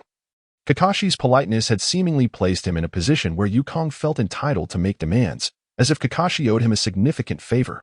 Kakashi sighed again, pondering whether it was good or bad for his son to befriend such a person. In response to Yukong's eager gaze, Kakashi chose to ignore the latter's question and stated, "In the future, refrain from training in such secluded locations. I will ensure you 3 train at the 5th training ground." He then turned his attention to Obito. "You are Obito, correct?" Obito nodded repeatedly. "Ah, a true Uchiha ninja, awakening the Sharingan at such a young age. Your future accomplishments are boundless," Kakashi praised with a smile. "Uncle Kakashi, look at me. I too have extraordinary potential and aspirations. Will you consider taking me as your disciple?" Yukong shamelessly interjected, promoting himself once more. Kakashi felt a vein throb on his forehead, astounded by Yukong's audacity to boast about himself so brazenly. Obito, standing beside him, was equally taken aback, realizing that Yukong, his younger brother, could remain so refreshingly unapologetic even in the presence of the legendary Konoha White Fang. Kakashi lay on the ground as Shikaku turned away without acknowledging Yukong. Hoisting Kakashi onto his back, "Let us proceed. I shall escort you to the hospital," he declared, departing with haste as if evading a plague. Obito, supporting Yukong, hurried to follow. This place was undeniably perilous. Although the likelihood of encountering any rogue ninjas was nearly non-existent, it was prudent to stay close to Shikaku, who was a formidable ally. Upon reaching a more populated area within the village, Shikaku instructed the pair to head to the hospital while he vanished from their sight. Still carrying Kakashi. "Damn it, that wretch White Fang. After I warned him, he treats me this way? Am I to perish en route to the hospital?" Yukong cursed inwardly. His apprehension was not about the possibility of an ambush. They had crossed the village's walls, which would not easily allow intruders from other villages. Even if an enemy were to breach the perimeter, reinforcements from Konoha would arrive within moments. Yukong lamented the interruption of his persuasive efforts toward Shikaku, just as he seemed poised to sway him. Obito, speechless, recognized that Shikaku's endurance in the face of Yukong's antics was commendable. Throughout this journey, Yukong had thoroughly showcased what it meant to be unabashed, leaving even Obito feeling somewhat embarrassed in Shikaku's presence. "Come now, Yukong. Your demeanor exudes an air of relentless audacity. For Kakashi's sake, it would be prudent to temper your approach," Obito advised. Yukong nodded, understanding that Obito wished to prevent Shikaku from misconstruing his intentions as ulterior motives in befriending Kakashi. Despite Yukong's incessant buzzing like a fly around Shikaku, he believed he had not overstayed his welcome, as he had not sensed any signs of annoyance from Shikaku. Unbeknownst to him, after he had revealed fragments of his past at the barbecue establishment, Konoha's higher-ups, while skeptical about Madara's existence, had begun to scrutinize Yukong closely. They were assessing whether he was a talent worthy of their investment and training. From their observations over the past year, it appeared that Yukong indeed possessed remarkable capabilities, making him a candidate for their mentorship. Consequently, Shikaka held no reservations regarding the friendship between Kakashi and Yukong. As the journey unfolded through Obito's narration, Kakashi SHM unraveled the tragic fate of Matsui, the Sand Ninja, orchestrated by the trio from the Cloud. This revelation deepened SHM's regard for the individuals from the Cloud, long before Obito and Kakashi forged their friendship. SHM had dispatched personnel to thoroughly investigate both Obito and Kakashi. After all, how else could he have permitted Kakashi to associate with them? Not long after SHM's departure, a ninja from the Uchiha clan unexpectedly approached Obito and Kakashi. The ninja knelt respectfully before Obito, stating, "Lord Obito, the clan leader summons you." It was evident that Obito was about to be called back by the Uchiha clan immediately after SHM's exit. Naturally, Obito understood the reason behind this. At such a young age, awakening the double tomoe Sharingan placed him among the clan's prodigies, thus earning him newfound recognition. Obito was visibly taken aback by the title Lord Obito, unable to fathom why he was addressed in such a manner, his gaze instinctively shifting towards Kakashi. "Come now. Your clan leader seeks you. It seems a life of luxury and privilege awaits you," Kakashi remarked, encouraging Obito. Obito, bewildered, nodded and took a few steps before turning back to inquire, "Are you sure you can make it home by yourself?" Kakashi, noticing Obito's concerned expression, thought to himself, "Ah, how clever I am.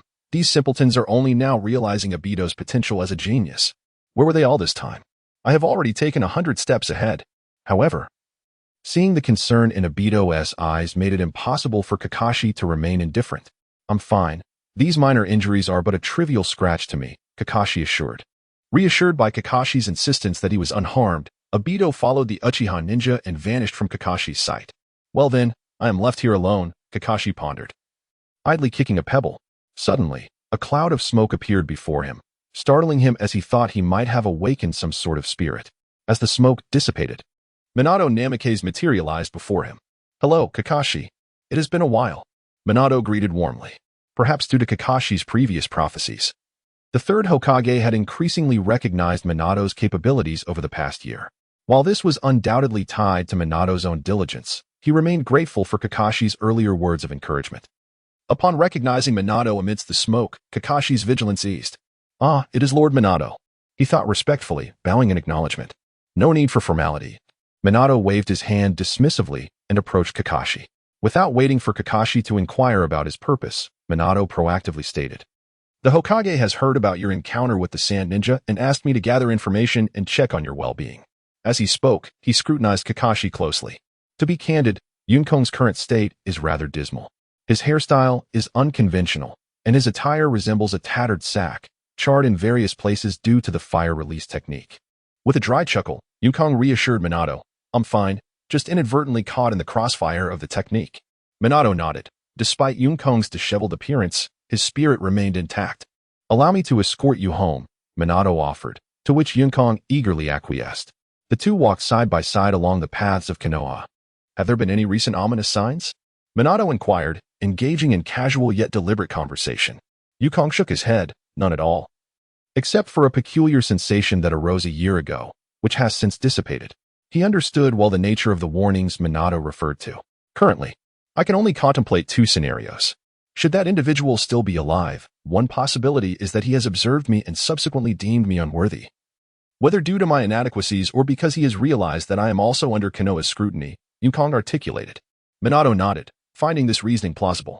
It was conceivable that Yunkong might have been overlooked due to perceived inadequacies in his abilities. However, recent assessments indicated that while Yunkong's combat prowess might not be exceptional, his strategic acumen and vision warranted recognition as a genius. The notion that he might be abandoned due to Konoha's oversight was also within the realm of possibility.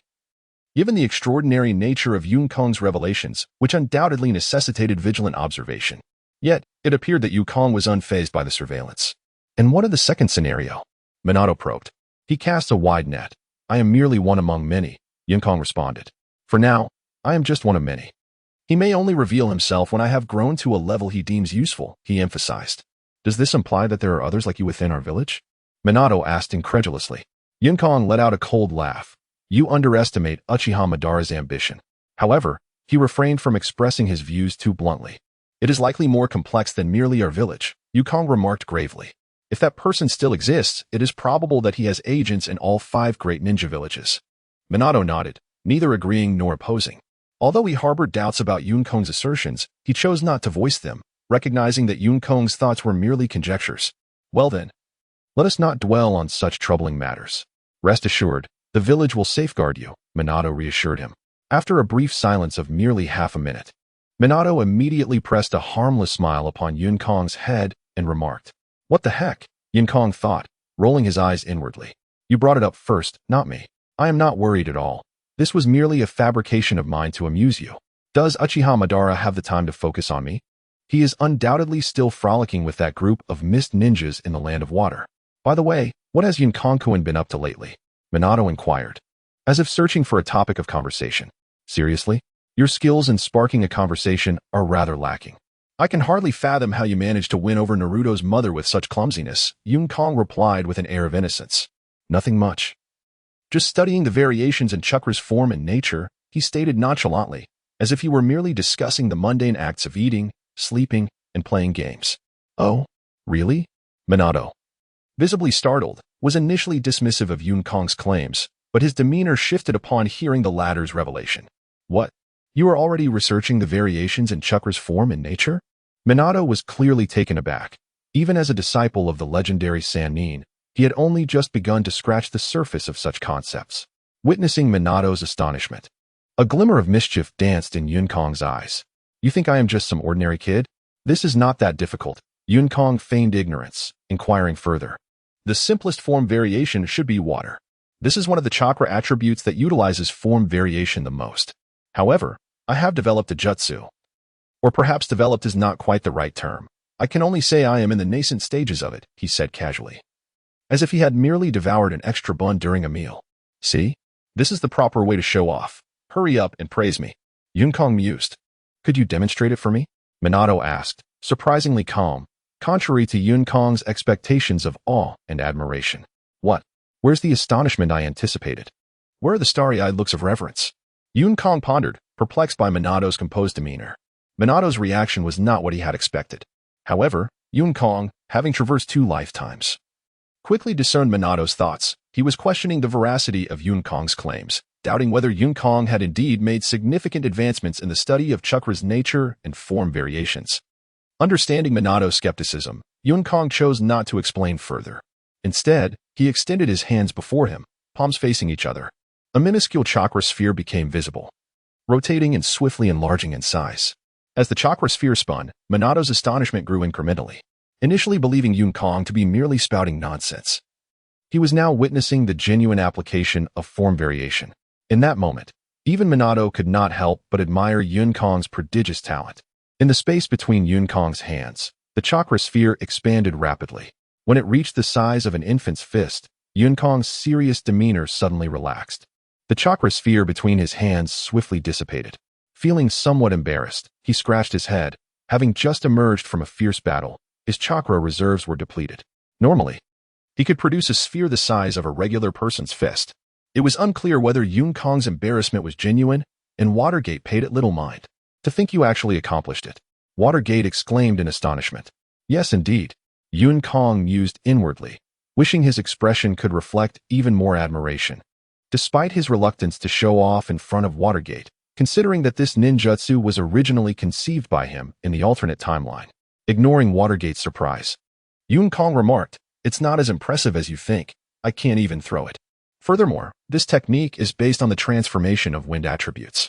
However, I discovered that I lack any wind affinity, which means I can only achieve the form transformation but cannot delve into the nature transformation research. Hence, future developments are limited. At most, it could be a ninjutsu that doesn't require hand seals. Nevertheless, if a ninja has an abundance of chakra, they could still utilize it. Where quality is lacking, quantity can compensate. Although I envision the completed state of normal ninjutsu to be the size of a palm, if I were to surpass the limitations of chakra volume, expanding the chakra sphere to the size of a basketball or even a human, the power would be incomparable." Yun Kong paid no heed to Watergate's astonishment, fervently showcasing the ninjutsu he had either created or appropriated before its original inventor. "Have you truly mastered this ninjutsu, Yun Kong-kun?" Watergate asked, astonished, initially believing that Yun Kong had merely dabbled in it, only to discover that he had already completed the development of the form transformation. What Yun Kong described as an incomplete state was not the lack of form transformation, but rather the absence of its integration with nature transformation. Watergate gazed at Yun Kong as if he were an extraterrestrial. What was happening in this world? Was it possible that a sage truly emerges every 500 years? Having once thought himself a genius, he now felt a torrent of thoughts swirling within. So how is your research on chakra nature transformation progressing? Did you not mention that you were also studying nature transformations? Watergate inquired. That remains unfinished, Yun-Kong replied modestly. Although there are no theoretical issues. Neither Kakashi nor I can currently endure the strain of this ninjutsu. Under Watergate's watchful gaze, Yun-Kong reluctantly nodded. The implication was clear. Watergate wanted him to demonstrate. However, it was not a demand. After all, ninjutsu was something highly valued by everyone, and no one would reveal it lightly. Watergate hesitated to make a direct request, particularly since Yun-Kong had already shared his research findings on form transformation. With a swift motion, Yun-Kong formed a series of seals Cho-in and Shun, almost instantaneously. He grasped his right wrist with his left hand, his gaze intensifying as he focused intently on his right hand. For a considerable duration, nearly 2 minutes. Yun-Kong maintained this grip, yet no significant phenomenon occurred. Under Watergate's watchful eyes, Yun-Kong exhaled deeply. His chakra was depleted. Yun-Kong expressed his frustration. And Watergate recognized the fatigue etched on his face. After all, Watergate was already aware that Yun-Kong and his companions had engaged in a fierce battle against a formidable Sand Shinobi. During the demonstration of chakra transformation, Yun-Kong had exhausted his chakra reserves. In such a short span of time, he had no opportunity to replenish them. Watergate nodded, refraining from pressuring Yun-Kong further. The two traveled in silence until they reached Yun-Kong's doorstep. Well then, Yun-Kong-kun, I shall take my leave for now. If time permits tomorrow, I would like to visit you again to discuss the issues surrounding chakra transformation and its properties, Watergate stated. Yun-Kong nodded in agreement, pondering that since he could not complete certain tasks himself, entrusting them to Watergate would not be amiss. This arrangement would also leave Watergate indebted to him, laying a solid foundation for his future studies of the Flying Thunder God technique. Yun-Kong-kun, here is a specially crafted kunai for you, Watergate said, producing a kunai resembling a double-edged blade from his ninja tool pouch and placing it in Yun-Kong's hand. This is a ninjutsu I have just completed, though I am not yet fully proficient in its use, he continued. This kunai is slightly heavier than an ordinary one, but you will find it quite manageable once you grow accustomed to it. Moreover, this seal allows me to appear before you in an instant, Watergate explained, gesturing to the markings he had inscribed on the kunai. The Flying Thunder God technique? Yun-Kong remarked with a smile, inspecting the kunai that bore an uncanny resemblance to its anime counterpart. Did you know? Watergate inquired, slightly puzzled. It is said to be the ninjutsu of the second Hokage, rumored to possess certain flaws. Have you managed to overcome these, Lord Watergate? Yun-Kong replied candidly, using the previous incident as a pretext. Watergate's expression brightened upon hearing Yun-Kong's response. Indeed, it is a technique invented by the second Hokage, but I have made certain enhancements to render it more practical, he explained.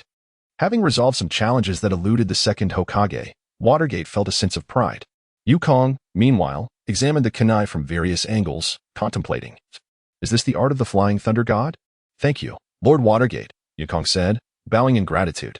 Regardless of the circumstances, the gift Watergate presented was invaluable. It wasn't merely about practicing the Flying Thunder God technique with this kunai.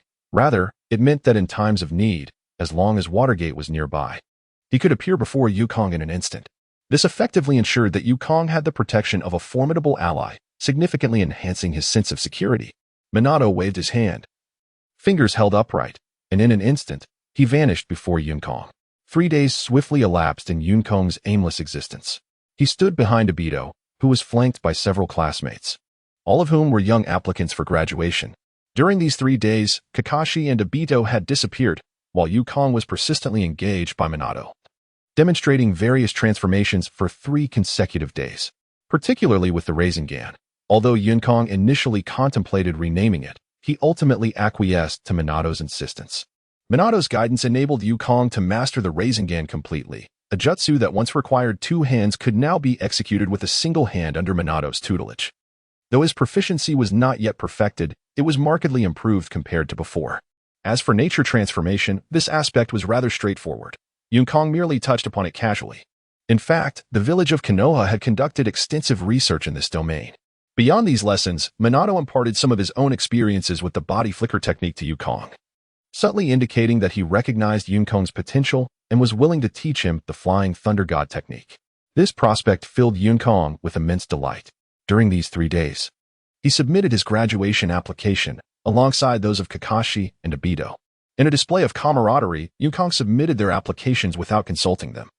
declaring with a nonchalant air that he did not seek their gratitude, as he performed good deeds anonymously. "Yukong, why hasn't Kakashi come out yet?" Obito murmured anxiously in Yunkong's ear. Kakashi had been inside for 20 minutes without any sign of movement, which caused Obito to feel uneasy. Could it be that even Kakashi struggled to pass the exam? Although Obito believed that, since awakening his Sharingan, he was not significantly weaker than Kakashi. "There's no need to worry," Yukong replied dismissively. "It's probably just a complicated test. With Kakashi's capabilities, a bit of practical training would suffice.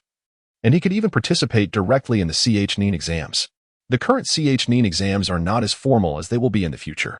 Obito, here's a piece of advice. In the future, refrain from over-relying on your Sharingan, unless it's a matter of life and death," Yukong advised earnestly. "The Sharingan is merely a tool, akin to the kunai in our hands. Ultimately, we must rely on our own strength. Of course, exceptions apply during training." Yukong earnestly counseled Obito, aware that an excessive reliance on the Sharingan was a tendency not just of Obito, but of the entire Uchiha clan. Yukong earnestly counseled Obito, fully aware that the excessive reliance on the Sharingan was not merely Obito's personal inclination, but rather a prevailing tendency within the entire Uchiha clan. Under Yukong's serious gaze, Obito instinctively nodded, agreeing to the counsel.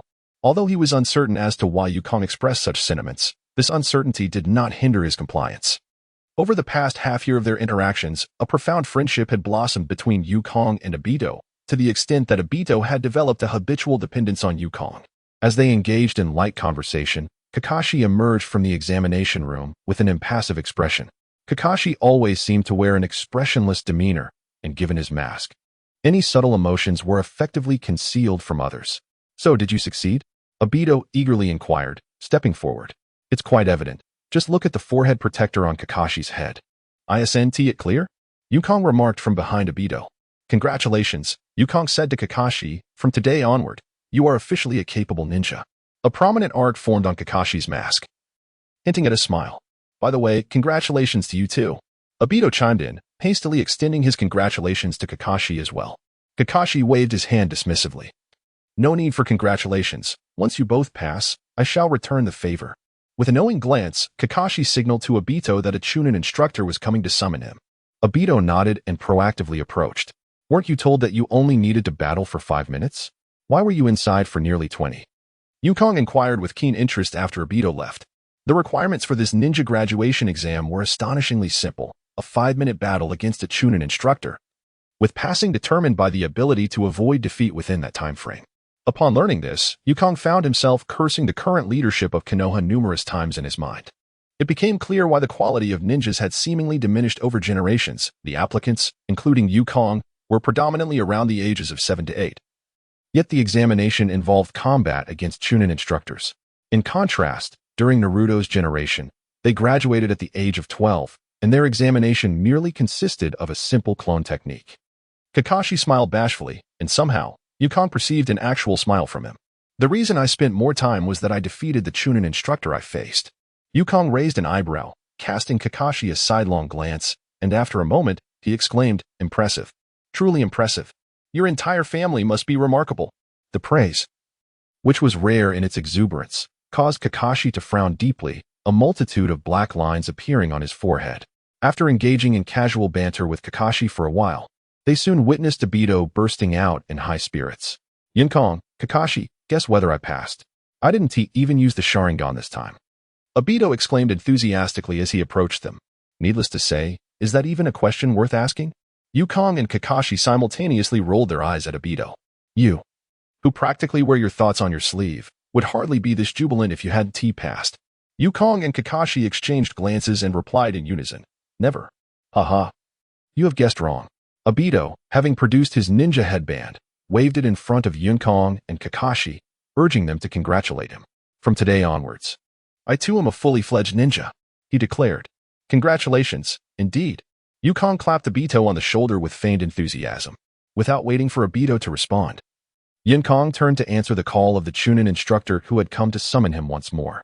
Upon entering the examination room, it was unlike the wooden structure encountered during Naruto's exam. Rather, it resembled the stone chambers of the Chunin exams. However, there was no visible distinction from the outside. Yukong surveyed the room briefly. It was smaller than the venue used for Naruto's Chunin examination.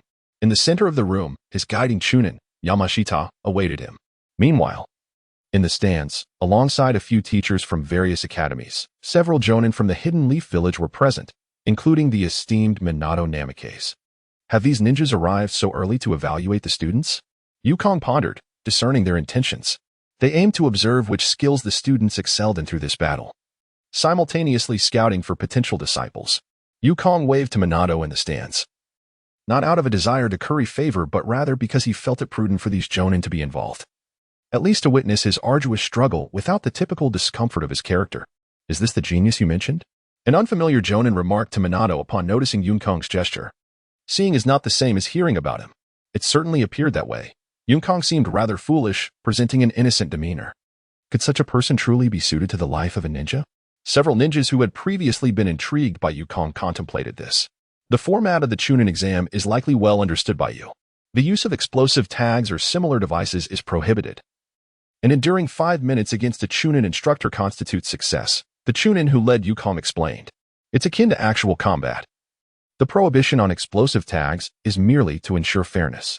After all, this is not a genuine battlefield, and ruthless victory is unnecessary. The objective of the examination is to assess your capabilities, the Chunin clarified, noting Yukong's momentary confusion. The ban on explosive tags was indeed a new stipulation, not directed solely at Yukong, as it had not been part of the previously announced examination criteria.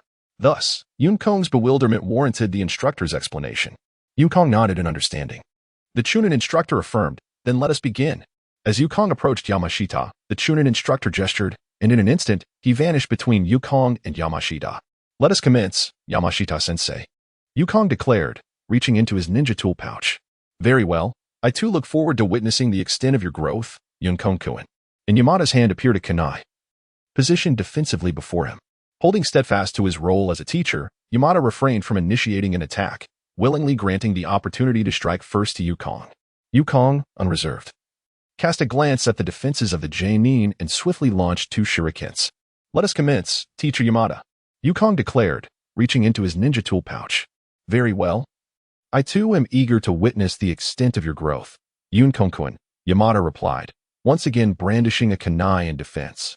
The shurikens did not directly target Yamada. Instead, they were launched high into the air. A crisp sound resonated as the 2 shurikens collided mid-flight. One shuriken plummeted towards Yamada, while the other, whether by design or happenstance, hurtled towards the group of Jainin, including Minato. Yukong hastily formed hand seals, having completed the necessary technique as he released the shurikens. Ninjutsu, Shadow Shuriken Technique. The descending shuriken instantly split into 2, and then into 4, filling the room with a flurry of projectiles aimed at Yamada, while simultaneously targeting the unsuspecting Jainin. Yamada's reaction was swift. A hand seal formed in an instant. "Water release. Water barrier." A voice echoed from the viewing platform. True to their reputation, the Jainin effortlessly neutralized Yukong's ambush despite being caught off guard. The myriad shurikens clattered against the protective wall of water, producing a sound reminiscent of pebbles dropped into a pond. Lightning release. Earth walk. Yukong's nature was one of merciless aggression. Following the execution of the Shadow Shuriken technique, upon witnessing Yamada employing a water-based ninjutsu for defense, Yukong wasted no time in unleashing a lightning assault. Threads of electricity surged from the ground toward Yamada, while another bolt, glowing with brilliant blue light, targeted the cluster of Jainin. If the earlier shurikens could be deemed accidental, it was now clear to Minato and the others that this was a deliberate strike by Yukong. Wind release. Great breakthrough. Minato advanced 2 steps, utilizing wind-based ninjutsu to disperse the lightning that raced along the ground. The gale did not cease, having dissipated the lightning. The residual force of the wind technique surged towards Yukong. Yamada, however, would not allow the wind ninjutsu to obstruct the incoming lightning. He swiftly retreated, evading the oncoming bolts, as the water barrier before him momentarily dissipated, allowing the shurikens to crash to the floor. In that fleeting moment, Yukong seized the opportunity. Leveraging the wind technique unleashed by Minato, Yukong's speed became astonishingly rapid. In a single stride, he materialized before Yamada, wielding a kunai that descended with the force of a blade, striking down with tremendous weight. Yamada deftly pivoted his kunai, thrusting his arm upward to deflect Yukong's fierce assault. With a swift motion, one hand reached towards Yukong, while Yukong's other hand grasped at Yamadano. In an instant, their arms intertwined, On one side, they fiercely clashed their kunai, while on the other, they pulled at each other with great resolve. Just as Yukong and Yamadano were locked in a fierce struggle, another Yukong emerged from behind. Leaping high into the air, he unleashed the fire release, great fireball technique. A fireball with a diameter of 3 meters descended from the heavens, engulfing both Yukong's clone and Yamadano. How swift! When did he form the shadow clone seals? A watching Jonan's eyes narrowed in astonishment. The speed at which Yukong had executed the seals was so rapid, or rather so concealed, that he had failed to perceive it. As the fireball crashed down, even within the sturdy confines of the room, the ground was left with a massive crater, 1/2 meter deep and 3 to 4 meters wide, due to the explosive flames. Yamadano, enveloped in water chakra, burst forth from the flames. Although he had timely employed the water release technique, he could not completely evade the fire. To think that, after a year, the boy who had once struggled to escape from him had grown to such an extent. Yamadano mused inwardly. When had he mastered the practical application of the shadow clone technique without my notice? Yamadano dismissed any sense of underestimation. He no longer regarded Yukong merely as his student, but as an equal adversary. Yamadano adopted a serious demeanor, though he pondered whether it was somewhat late for such seriousness. One of the Uchiha clan's ninja, with his Sharingan slowly whirling, remarked, "It is indeed a bit late." Quite late, Watergate whispered in agreement. As Yamadano resolved to take the battle seriously, Yukong suddenly reappeared behind him. "Teacher Yamadano, where are you looking?" Yamadano turned in surprise, glancing behind him to find Yukong had appeared from seemingly nowhere. "What about the one in front of me?" In a flurry, Yamadano caught a glimpse of the Yukong who had just unleashed the fire release technique, smiling at him. "This is bad. The one in front is a feint. How careless I have been." Yamadano thought anxiously. Yukong's kunai pierced Yamadano's body without obstruction. Yet, Yukong felt no thrill. The Yamadano before him transformed into a puff of smoke. The body replacement technique. "I never expected to force you, teacher, to resort to such a technique." The place where Yamadano had stood erupted with a series of loud bangs, as 7 or 8 Yukongs surrounded him. "I believed I had given you due consideration. Yet I find I have still underestimated you." Yamadano's face bore no signs of disappointment. Rather, he appeared somewhat proud. "This is all thanks to your teachings, teacher." Although the battle raged on, Yukong earnestly bowed in response. Yamadano nodded, satisfied with Yukong's respect for his mentorship.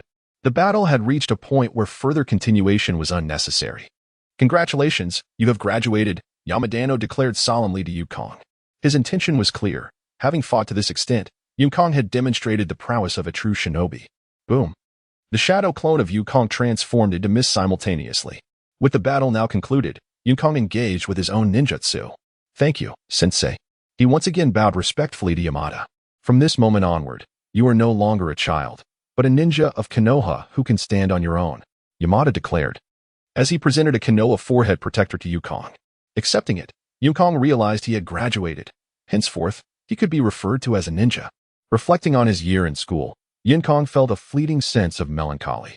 However, this sadness quickly dissipated, replaced by an overwhelming fervor for the boundless future that lay ahead. Yukong has graduated, and from this moment forth, he can proudly be referred to as a ninja. Reflecting on the past year of his academic journey, a subtle melancholy washes over him. Yet, this sorrow fades swiftly, replaced by an overwhelming enthusiasm for the boundless future that lies ahead. At last, Yukong muses, "I have become a ninja. Make sure to attend the graduation ceremony on time tomorrow. It is of utmost importance. No tardiness or absence will be tolerated," Yamada sternly emphasized.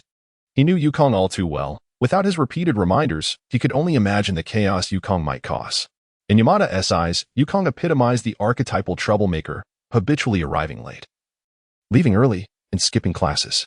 Despite his mischief, Yukong possessed remarkable talent, and even Yamada, albeit begrudgingly, had to acknowledge that Yukong's future achievements would undoubtedly surpass his own. Yukong nodded, aware that tomorrow's ceremony was not only a celebration of graduation, but also a pivotal moment for class assignments.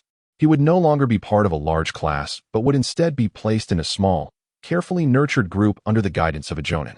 Suddenly, several jonin appeared before Yukong with a swift motion. "Congratulations, Yukong-kun. From this moment forward, you are an independent ninja," Minato declared first. "Thank you," Yukong replied with a smile, though the simplicity of this occasion felt devoid of joy for him. Nevertheless, he maintained a humble demeanor in his response. What a promising talent. To achieve this level at just 6 years of age, And you seem to have reserves of energy yet, one of the jonin remarked, before suggesting, how about a friendly match between us? This sudden pivot was intended to assess Yunkong's capabilities further. The previous interruption during Yamada's battle had left this jonin somewhat unsatisfied, prompting him to desire a personal evaluation of Yunkong's prowess. How presumptuous, Yunkong thought, feeling a surge of indignation. Isn't a ninja's strength supposed to be confidential? Why should I permit you to test my abilities when we share no kinship? He recalled how Itachi had effortlessly overwhelmed Orochimaru. Attributing his victory not solely to the Sharingan but to the asymmetry of information, Itachi was fully aware of all of Orochimaru's techniques, while Orochimaru knew nothing of Itachi's. Despite his inner disdain, Yunkong maintained an impassive exterior. Very well, he responded directly. The other ninjas exchanged glances, a hint of amusement gracing their faces. This youth appeared rather arrogant, mistakenly believing he could stand toe-to-toe with a chunin and show no fear of a jonin. They understood that jonin and chunin were worlds apart. Nevertheless, they deemed it beneficial to temper this young man's confidence, as it would serve him well in his future endeavors. After his declaration, Yunkong swiftly leaped backward, creating distance from the jonin. Not all ninjas would engage in combat, but given their proximity, he felt compelled to act. Yunkong thought to himself, swiftly conjuring a small sphere. With a textbook retreat, he launched a projectile, not a shuriken, but a flashbang. The explosive device illuminated the air with a blinding radiance, filling the room with dazzling light. Despite the rapid reactions of the elite shinobi, the blinding light momentarily disoriented them. How could this rascal possess a flash bomb? The collective thought of the ninjas echoed in their minds. However, Minato understood that while such devices are considered precious by the average genin, they are hardly surprising for yukikes, who hails from a family that owns a weapons shop. Fire release, great fireball technique. In the wake of the dazzling brightness, a colossal fireball surged forth, engulfing the entire room and hurtling towards all the elite shinobi. Earth release, earth barrier. Fortunately, one of the elite shinobi regained consciousness just in time to cast a defensive jutsu, thwarting the impending inferno. The flames collided with the earthen wall, producing a far less catastrophic effect than if it had struck a water wall. Shattered rocks flew in all directions, enveloping the distinguished elite shinobi in debris. In the aftermath of the fire jutsu, the shinobi found themselves covered in fragments, while yukikes had already vanished from sight. Seizing the brief moment of chaos, he slipped out of the room undetected. The elite shinobi, now in disarray, exchanged helpless glances, realizing that this impudent boy had made a significant impression among them. However, this impression was far from positive. Let us consider who among us is fortunate enough to be this brat's instructor, one of the elite shinobi lamented. Having just proposed to teach yukikes a lesson, no one had anticipated yukike's audacity. He exhibited little respect towards these esteemed shinobi, revered by the villagers. Yukikes now comprehended why Kakashi had remained inside for so long. It was likely because this group of insufferable elite shinobi had not permitted the chunin instructors to halt, forcing Kakashi to triumph over them in an extended battle. Otherwise, given the nature of the chunin instructors, if they felt overwhelmed by their students after a year of teaching, they would certainly end the fight with dignity, much like Yamadaya. Yukike speculated that Yamadaya concluded the battle swiftly based on prior experiences. As he exited the testing room, Kakashi and Obito approached him from either side. Sensing that Kakashi and Obito were about to speak, Yukikes quickly interjected, "All right, no need for congratulations. I'll treat you both to lunch today. Kakashi will pay."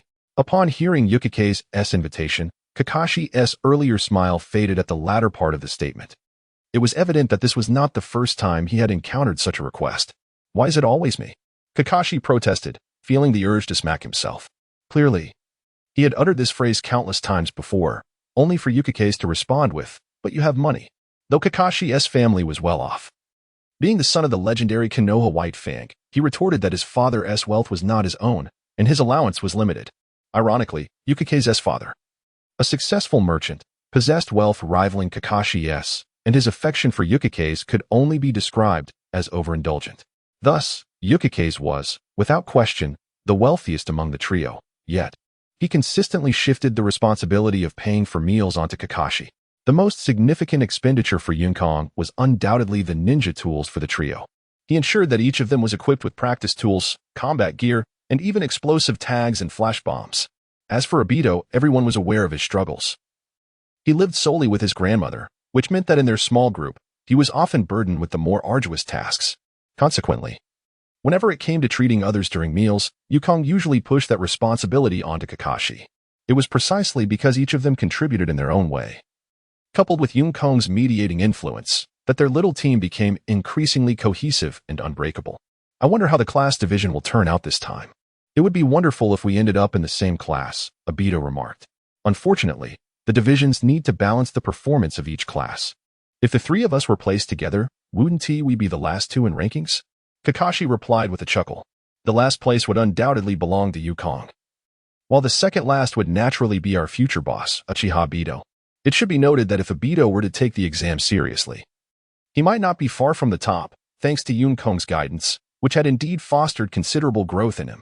However, it was a pity that Yukong's mentorship had not only enhanced Obito's prowess, but had also led him astray. The once obedient Obito, under Yukong's grandiose tutelage, had transformed into a delinquent who was frequently tardy, skipped classes, got into fights, and even engaged in arson. Typically, after Kakashi's jibes, Obito would launch an immediate counterattack, leading to a playful exchange of barbs that often escalated into a brawl, disregarding the surroundings, time, or place. Usually, this resulted in Obito emerging with a bruised visage while Kakashi sported a panda-like appearance, until both were eventually subdued by Yukong. However, today's circumstances were somewhat unusual. Obito surprisingly refrained from retorting, leaving both Yukong and Kakashi puzzled by this shift in his demeanor. I was summoned back by my clan a couple of days ago. They mentioned that I might be expected to return to the Konoha Guard in the future, which means I may not have the same freedom to take on missions at will. So, I'm uncertain if we can still be placed in the same class. Obito confessed, a hint of frustration evident in his voice. Since awakening his Sharingan, Obito had garnered increasing attention from his clan, a situation that came with both advantages and drawbacks. Regrettably, the price he paid was his freedom. It seemed that for his protection, he would likely complete missions under the auspices of the Uchiha clan, leaving little room for the independent decisions he once enjoyed, akin to Yukong's carefree approach. In the original timeline, Obito became Minato's apprentice, perhaps due to being overlooked by the Uchiha. Now, in this timeline, with his Sharingan awakened and receiving the Uchiha's attention, would Obito still have the opportunity to become Minato's disciple? In that moment, Yukong found himself ensnared in a web of uncertainty. Cease your foolish thoughts. The trio formation was established by the second Hokage, and even the Uchiha clan must abide by the village's decisions, Kakashi said coldly, extricating the two individuals ensnared in despair. Indeed, even the prodigious talents of the Uchiha are not exempt from adhering to the village's resolutions. Although the Uchiha may wish to safeguard Obito, it will merely manifest as a duty to look after him during missions. Upon realizing this, Yukong chastised himself for his own naivety. Yes, let's not dwell on such matters. Yukong patted Obito on the shoulder. Even if we are divided into different teams, does that mean we cannot remain together? With Yukong's words of consolation, Obito's spirits began to lift, prompting Yukong to cast a flirtatious glance at Kakashi, surprised by his unexpected eloquence. However, Kakashi merely responded with an exaggerated eye roll. As the trio jovially made their way to lunch, they stumbled upon a narrow alley where four young boys had a girl cornered. Judging by their attire, they appeared to be classmates of Yukong and his friends. The four boys had pushed the girl down, hurling insults at her. Initially reluctant to intervene, Yukong, inspired by Obito's heroic demeanor, felt compelled to approach. Within mere moments of dialogue, Yukong discerned the reason for the conflict. This girl had unexpectedly passed today's graduation examination, while the four boys had failed. As they gazed at her fragile form, it was unclear whether their actions stemmed from envy or jealousy, but they were intent on teaching her a lesson. What a splendid opportunity to play the hero. But wait. Let me assess just how beautiful this girl is before deciding whether I should intervene or allow Obito and Kakashi to take the lead. Upon closer inspection, Yukong found her rather ordinary, yet something about her seemed familiar. Suddenly it struck him. This was the object of Obito's future affections. The girl who would be slain by Kakashi, Rin Noera. Yukong mused. I never anticipated encountering Rin Noera here, the future host of the Three Tails. Should I rescue her or not? It can be said that Rin is a pivotal reason for Obito's descent into darkness. Should I allow them to interact? This past year, under Yukong's influence, Rin had not developed any significant connection with Obito, which left Yukong somewhat unsettled. Yet, in that fleeting moment of hesitation, Yukong resolved that now that he recognized Rin, he could not simply disregard her plight. With a commanding voice, Yukong shouted, "Release that girl and allow me to handle this." His declaration naturally caught the attention of the four boys, as well as that of Obito and Kakashi.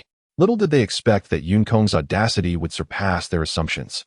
Who could so boldly proclaim, "Release that girl and allow me to intervene," in the presence of a girl being bullied? However, it was evident that Yun Kong's wishes would not be fulfilled, just as Yun Kong had shouted. The two youths surrounding Nozowa Rin turned to face Yun Kong and his companions, their expressions fierce as they warned, "We advise you not to meddle in our affairs." As he spoke, he pressed his hands firmly against his chest, producing a series of cracking sounds from his bones. How naive this youth was. Still attempting to intimidate others with such antics, Yun Kong presented a formidable front to Kakashi and Obito. Suddenly, he advanced a step forward and delivered a direct blow to the boy's abdomen, causing him to double over like a shrimp, collapsing to the ground. Before the other boy could react, Yun Kong swiftly moved to his side, delivering a precise strike that rendered him unconscious. Almost simultaneously, Kakashi appeared beside the other two boys, colliding their heads together, causing them to fall to the ground in a daze. Yun Kong suddenly stepped forward and delivered a direct punch to the boy's abdomen, causing him to curl up like a shrimp and collapse to the ground. Before the other boy could react, Yun Kong swiftly darted to his side, delivering a precise chop that rendered him unconscious. Almost simultaneously, Kakashi appeared beside the other two boys, colliding their heads together, causing them to fall to the ground in a daze. Obito approached Lin Nohara, extending his hand to help her up from the ground. Lin Nohara's pure and innocent face, adorned with a touch of radiance, reflected in Obito's eyes, momentarily entrapping him in a trance. It was over. The turtle had locked eyes with the mung bean, Yun Kong mused. Realizing that Obito had fallen into a stupor, Nohara Rin quietly pondered her gratitude towards Obito, attempting to withdraw her hands from his grasp. Obito, lost in a daze, was evidently oblivious to the fact that he was still firmly holding onto Rin's hands. Only when he sensed Rin's efforts to free herself did he come to his senses. He hastily released her, scratching his head in a bashful manner, offering her a sheepish smile as he apologized. "I just suddenly recalled something." "It's nothing. Thank you," Rin replied. Nohara Rin lowered her head, her cheeks tinged with a faint blush, having witnessed Obito's recent embarrassment. The mature young boys and girls of the Hidden Leaf Village were well aware of the reason behind Obito's dazed expression. "By the way, what is the meaning of all this? Are you students of the Ninja Academy?" Yun Kong gestured toward the youth who had just been felled to the ground by his punch, writhing in discomfort, and inquired about Nohara Rin. Although Yun Kong had long comprehended the circumstances, he still instinctively posed the question, perhaps as a means for Obito to become acquainted with Rin. In that fleeting moment, Yun Kong realized that there was no need for him to deliberately alter the course of history. It was best to let things unfold naturally. His inquiry about whether Rin was a student at the Ninja Academy stemmed from the fact that she bore the headband of Konohagakure upon her brow. "I am Nohara Rin, a student of Class 2, she introduced herself to Yun Kong and his companions. Indeed. Yun Kong let out a sigh of relief, but soon pondered why Rin was not in the same class as Obito and Kakashi, and how they would later be assigned to the same ninja team. Could it be that my arrival has altered the flow of history?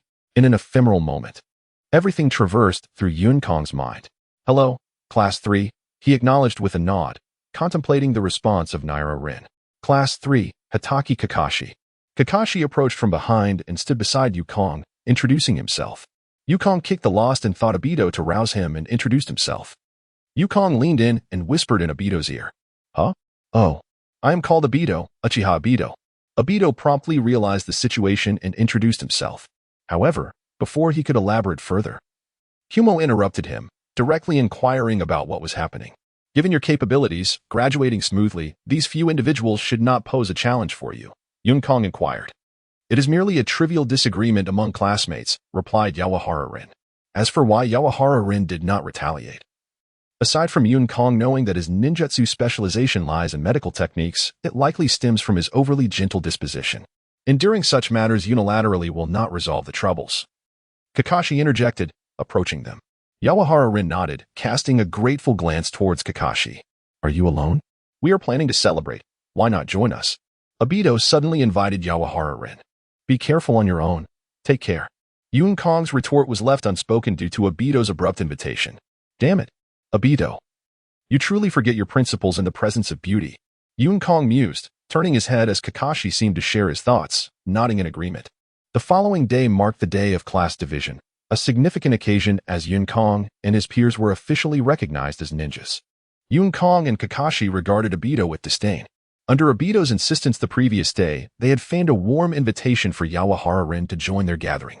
Now, Obito's gaze lingered intently on the subtly charming Yawahara-rin. The classroom was filled with individuals who had passed the examination, indicating that the attendees were not limited to Yun Kong's class or even his grade. At this moment, the graduation rate was far from the nearly perfect rate witnessed during Naruto's graduation. Those who could graduate were either prodigious talents of Yun Kong's generation or slightly older youths. An unfamiliar Chunin teacher delivered a heartfelt and profound graduation speech. Now, we shall proceed with the class divisions, the unknown Chunin announced. Yun Kong's heart raced. The moment of truth had arrived, and he wondered how his presence would alter the class assignments. As he pondered, the Chunin slowly read aloud, Class 4, Sarutobi Asuma. Yui Kurenai, Inuzuka Kiba. Yun Kong was taken aback. The second son of the third Hokage, he hadn't anticipated encountering him today.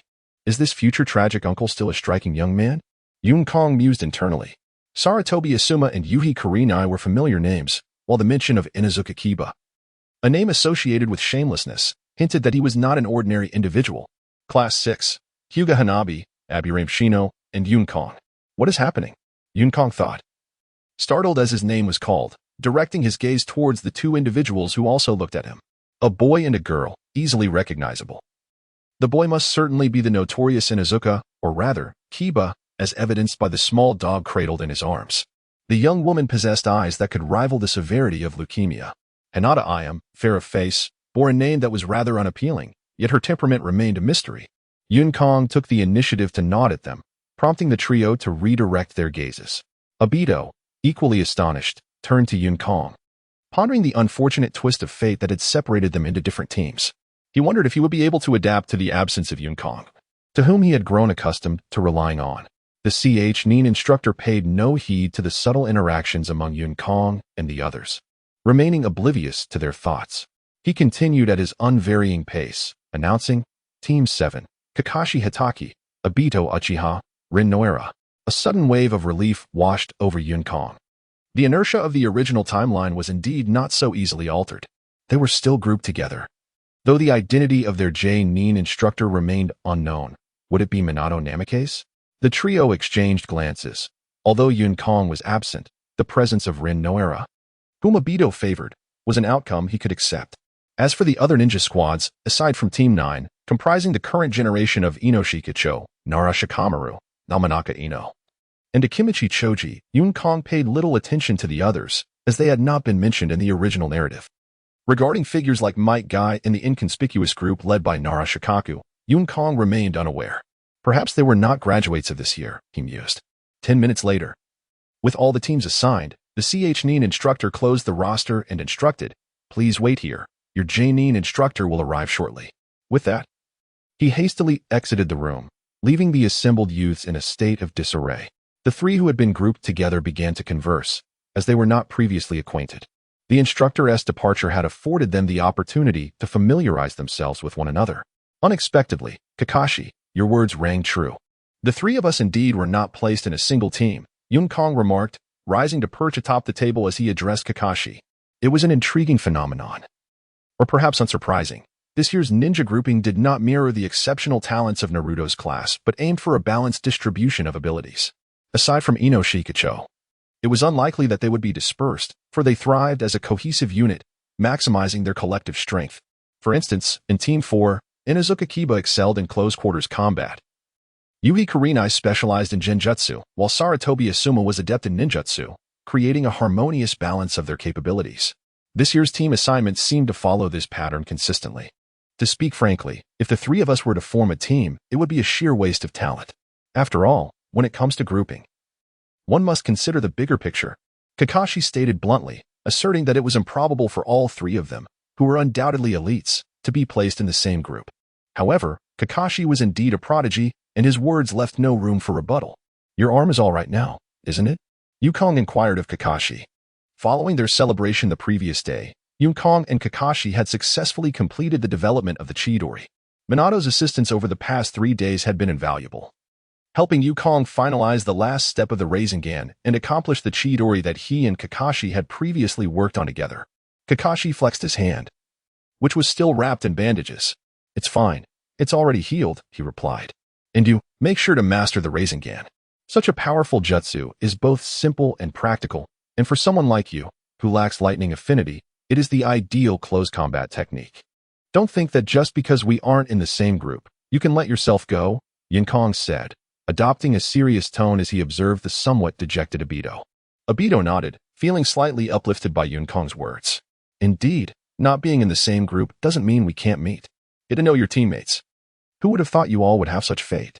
Just yesterday, you were the hero saving the damsel in distress, and today you find yourselves in the same group.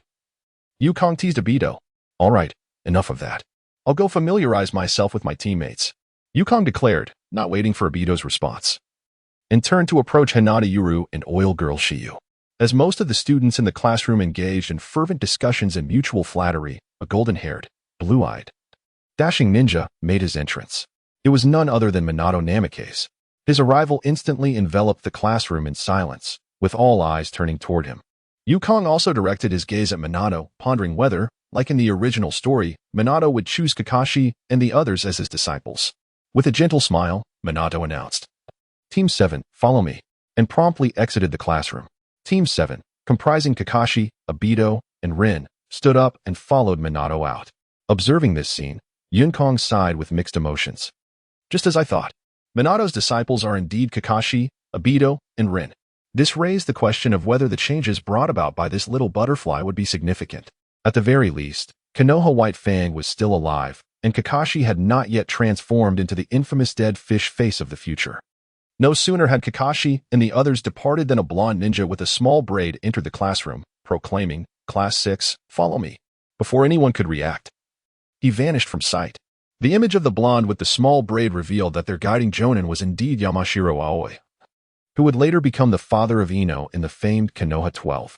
Yinkong and his companions quickly rushed out of the classroom, just in time to see Yamashiro Aoi waiting for them at the end of the corridor.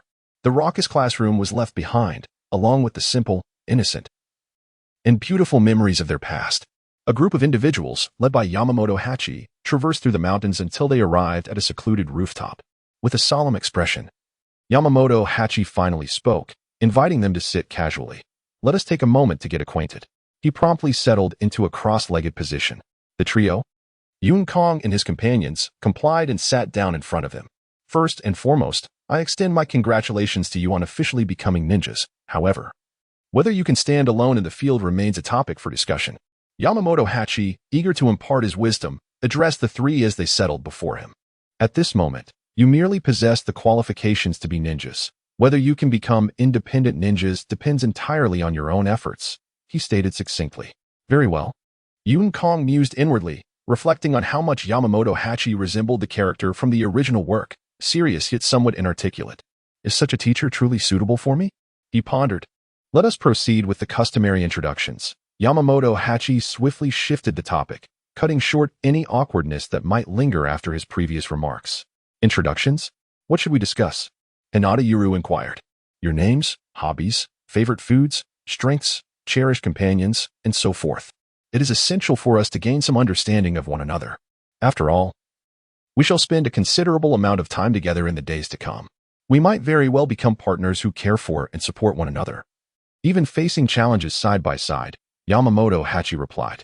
After a brief exchange of glances among Yinkong, Hinata Yuru, and Shiyu, Yinkong suggested. Perhaps you could introduce yourself first, teacher. Yamamoto Hachi glanced at his perceptive disciples and did not refuse. To him, Yinkong and the others were not merely subordinates. They would become companions with whom he would share life and death experiences. My name is Hachi. I am a member of the Yamada clan, proficient in illusions and sensory perception. My interests include gardening, and I have a fondness for various foods, such as pudding, pork belly, and sashimi. The companions I cherish are the other two members of the Inuzuka clan, the boar, deer, and butterfly, Yamamoto Hachi stated plainly, providing a direct introduction. Observing Hachi's candid self-introduction, Yinkong and the others felt compelled to follow suit. They exchanged glances, and Hinata Yuru stepped forward to introduce herself. I am Hinata Yuru. From the branch family of the Hyuga clan. I enjoy illustration, have a sweet tooth, and aspire to become an independent ninja in the future. As is well known, the Hyuga clan excels in gentle techniques, making close combat my forte. After Hinata Ayu finished speaking, Yamamoto Kaichi was the first to applaud, serving as encouragement for her initial address. At this moment, Aburame Shiyu spoke up. I am Aburame Shiyu, belonging to the Aburame clan. I have an affinity for insects and excel in their rearing. My favorite foods are vegetables and winter melons, while I detest strongly flavored dishes. Following Shiyu's introduction, Yamamoto Kaichi turned his gaze towards Yukong, the young man frequently praised by Minato. Kaichi was curious about what made this commoner, named Yukong, worthy of attention. Amidst the scrutiny of the three, Yukong pretended to cough twice and said, I am Yukong, with Yun meaning sky and Kong meaning empty. I have many likes and dislikes, and numerous interests as well. As for what I excel at, I'm not quite sure. Regarding my future aspirations, let me ponder that further. This segment echoed a certain dialogue from Kakashi in the original text, a remark steeped in arrogance that must have stirred a considerable wave of admiration back in the day. Is that all we know about you? Just your name? The forthright Aburame Shiyu remarked, her voice loud enough for everyone to hear, though it was more of amusing to herself. Is this fellow seeking trouble? Yukong thought as he cast a sidelong glance at Shiyu, noticing her unperturbed expression. He took a deep breath. Forget it, Yukong sighed. It's well known that the Aburame clan possesses high intelligence but lacks emotional awareness. I'll choose to overlook her bluntness. With this thought, he felt somewhat elevated, even a touch prideful, as he recognized his own nobility in rising above petty grievances. Well then, everyone has introduced themselves. Tomorrow morning at 9, we shall meet at the 6th training ground, Yamamoto Kaichi declared after listening to the introductions, his expression unchanged by Yukong's diplomatic demeanor. With a command, he vanished from the trio's sight, becoming a ninja isn't so bad after all. Yukong mused, realizing that at least for now, the teacher seemed to prefer solitude over being with them. Unexpectedly, he found his new life as a ninja to be quite liberating. Well then, goodbye. I shall take my leave, Yukong announced, standing up to bid farewell to Aburame Shiyu and Hinata Ayuyu as he prepared to depart. Wait. Shiyu called out to the departing Yukong. What is it? He replied, a hint of curiosity in his voice. It seems we have no previous connection. I believe we should deepen our understanding of one another, Shiyu suggested, adjusting her glasses that nearly obscured her face. So what now? Yukong inquired. You're not proposing a fight, are you? He added casually. Upon witnessing Shiyu's surprised expression, he realized that his offhand remark had inadvertently struck true. You can't be serious about wanting to fight me, can you? Yukong asked, uncertainty creeping into his voice. Young Shiyu, the young man, does not appear to embody the characteristics of a typical combative individual, yet he surprisingly broached the topic of fighting upon our initial acquaintance. With unwavering resolve, young Shiyu nodded, mentioning that after our graduation, our supervising jonin would subject us to yet another assessment, with a passing rate of merely 67%. This implies that 1/3 of the participants would face elimination. While I am unaware of your strengths, it seems you have no intention of divulging your information. To better understand you, I believe it would be prudent for us to engage in combat, Yun Vjiyu explained. Cloud nodded, not out of agreement with Yun Vjiyu's suggestion, but in acknowledgement of the rational analysis characteristic of the Yun clan. However, despite this recognition, Cloud had no intention of battling Yun Vjiyu.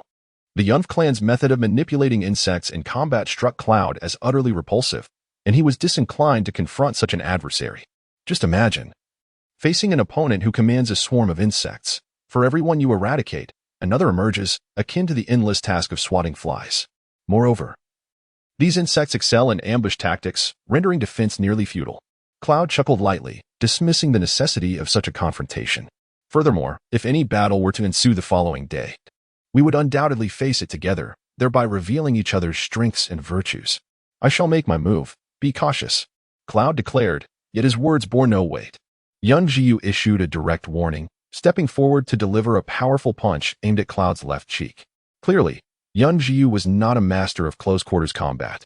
Perhaps this blow was merely a test. Despite its rapid execution and unexpected nature, Cloud perceived numerous openings in Yun Vjiyu's attack. With a gentle push of his palm, Cloud effortlessly intercepted the punch, subsequently seizing Yun Vjiyu's fist. Let it be this way, Cloud stated. Being a person of tranquility and restraint, he often evaded opportunities for sparring. Even when encouraged by Jonin, Yun Vjiyu's challenge was perceived by Cloud as a troublesome affair. Unleash your full potential and engage me in earnest. Yun Vjiyu was evidently unwilling to relent so easily. His other fist struck from an unorthodox angle, targeting Cloud's abdomen. Cloud, taken aback, marveled at how a member of the rational Yun clan could also possess such a combative spirit. seizing Yun Jiyu's fist. Cloud deftly pushed him aside while bending backward to evade the other punch. Yukong leaped backward, distancing himself by 4 to 5 meters from Yun Jiyu. In close combat, Yun Jiyu could hardly keep pace with Yukong. His 2 attempts to strike were effortlessly neutralized by Yukong, who was not particularly adept in hand-to-hand combat himself. I decided to join in, cautioning Yukong, be careful. Perhaps due to Yun Jiyu's lackluster melee skills, which posed no real threat to Yukong, Hinata Yuru, who had been observing from the sidelines, also joined the fray. Regrettably, she was not there to assist, but rather to complicate matters. Upon entering the fray, Hinata Yuru immediately surpassed Yun Jiyu, closing in on Yukong and launching a soft fist technique, striking toward him. The seemingly slow and simple punch made Yukong wary, as he could not afford to underestimate it, given the notorious reputation of the Hinata clan's gentle fist style. Yukong doubted that Hinata Yuru was merely executing a simple strike without any follow-up. He countered with a punch, deflecting her palm just before she could initiate her subsequent move. Yukong then leaped back, descending directly from the rooftop. Below the school's rooftop lay a forest, where Yukong intended to lose both Hinata Yuru and Yun Jiyu among the trees. However, he underestimated Yun Jiyu's determination to engage him in battle. Following closely behind, Yun Jiyu jumped off the roof in pursuit of Yukong, with Hinata Yuru trailing behind him. As they entered the forest, Yukong's figure vanished from their sight. Byakugan. The trailing Hinata Yuru promptly activated her Byakugan to track Yukong's movements. There, Yukong, hidden among the treetops, cursed under his breath upon witnessing Hinata Yuru's Byakugan activation. Am I foolish? Who are these 2 behind me? With the addition of the Inuzuka clan, this is practically a special tracking team from Konoha. How could I be so naive as to attempt hiding from them? Yukong swiftly leaped from the treetops and plunged into the dense underbrush. I found him. Just as Yukong emerged, Hinata Yuru exclaimed. Instantly, several shurikens were hurled at Yukong's back. Shadow clone technique. As Yukong dove into the lush foliage, a series of soft thuds resounded, and 5 clones of Yukong appeared beside him. Disperse, Yukong commanded, and the 6 versions of himself scattered in various directions. Secret technique. Parasitic insect. Yun Jiyu, unwilling to be outdone, unleashed a swarm of insects that surged ominously above the forest. Despite Yukong's desperate attempts to escape, he tragically found himself surrounded by Yun Jiyu's parasitic insects, while his 5 clones formed a protective circle around him, gazing up at the swarming insects. He felt a wave of frustration. I utterly detest the style of combat employed by ninjas. With a series of explosive sounds, Yukong's shadow clones began to dissipate one after another. Realizing escape was futile, Yukong resolved to confront them instead, believing his strength would suffice against Yun Jiyu and Hinata Yuru. However, when it came to combat experience, he felt vastly outmatched. Jiyu, I shall say this once more, if you do not clear the way, I will not hold back. Yukong shouted. Do not hold back any longer. Strike. Oil Girl Shiyu proclaimed as she stood upon a branch before Yukong. Adhering to the principle of preemptive action, Shiyu urged Yukong to attack, yet she did not allow him the opportunity, instead clenching her fist and invoking the secret technique, spindle technique. The insects swirling in the sky coalesced into an arrow-like weapon, hurtling towards Yukong. He retreated swiftly, leaping sideways from a tree trunk to evade the incoming projectile. The dark insect arrow glided past him, coming to rest before a large tree. The insects then whirled, gradually forming a vortex of bugs, surging toward Yukong. With no retreat left, Shiyu, you have forced my hand. After a series of evasions left him with no option but to confront the oncoming swarm, Yukong ceased his dodging. He swiftly completed the hand signs for a fire release technique. Fire release, great fireball technique. A 3-meter diameter inferno erupted before him, charging forth to meet the encroaching tide of insects. The brilliant flames clashed with the dark swarm, illuminating the sky. Boom. The flames engulfed the insect horde. The sound of cracking insects echoed within. On the periphery, some insects were scorched and fell to the ground, while those at the center, once buzzing, were instantly reduced to ash. The fire cast a crimson glow upon Yukong's visage, creating a gaping hole in the previously gloomy sky, akin to sunlight piercing through a shroud of dark clouds. The charred insects rained down like droplets. Plop, plop. The fallen insects formed a curtain between Yukong and Oil Girl Shiyu. Suddenly, a figure dashed towards Yukong. Hinata Yuru, her gentle fist poised with a faint blue chakra, struck out. Yukong sidestepped, evading her attack. However, the gentle fist of the Hyuga clan was not so easily dealt with. To Yukong's astonishment, Yuru abruptly halted her advance. pivoting her body to strike again. At that moment, Yinkong stepped forward, as if calculating perfectly, just managing to evade Yuru's gentle fist. In the same breath, Yinkong retaliated, his palm meeting hers with a resounding clap, disrupting her momentum. Yuru, under the force of his strike, was compelled to veer off course, creating further distance between them. How could this be? How is he so familiar with the gentle fist? Yuru gazed at Yinkong in disbelief. While she might have dismissed his initial ability to create distance between them, his second effortless disruption of her attack left her utterly astonished. It seems that Yinkong is effortlessly evading her, as if he possesses a deeper mastery of the gentle fist technique. Otherwise, once approached by the members of the Hyuga clan, how could an average person maintain distance against the onslaught of the gentle fist? Little does she realize that this technique, which employs softness to conquer hardness, bears a remarkable similarity to the Tai Chi that Yinkong had previously studied. Fortuitously, Yinkong is aware of the power dynamics inherent in Tai Chi, where softness is also a form of strength. Otherwise, how could it possibly overcome rigidity? As Yinkong once again creates distance between himself and Hinata Ayuro, Oil Woman Shiyu completes another ninjutsu. Secret technique, insect summoning. A swarm of insects, darkening the skies, erupts from Shiyu, compensating for the damage inflicted by Yinkong's fire release technique moments ago. Secret technique, insect tide. The insects surge toward Yinkong in waves, completely obscuring Shiyu and leaving Yinkong at a loss for how to execute his intended decapitation strike. How does one combat such a relentless onslaught? If these insects can regenerate using chakra, by the time I eliminate them all, I shall be utterly exhausted. Fire release, great fireball technique. A colossal fireball, imbued with searing heat, hurtles towards the approaching tide of insects. Yinkong, having no other recourse, is compelled to meet force with force. Although he wishes to engage Shiyu in close combat, she is imperviously shielded by the swarm, rendering any direct assault impossible. At this juncture, Yinkong resigns himself to the situation.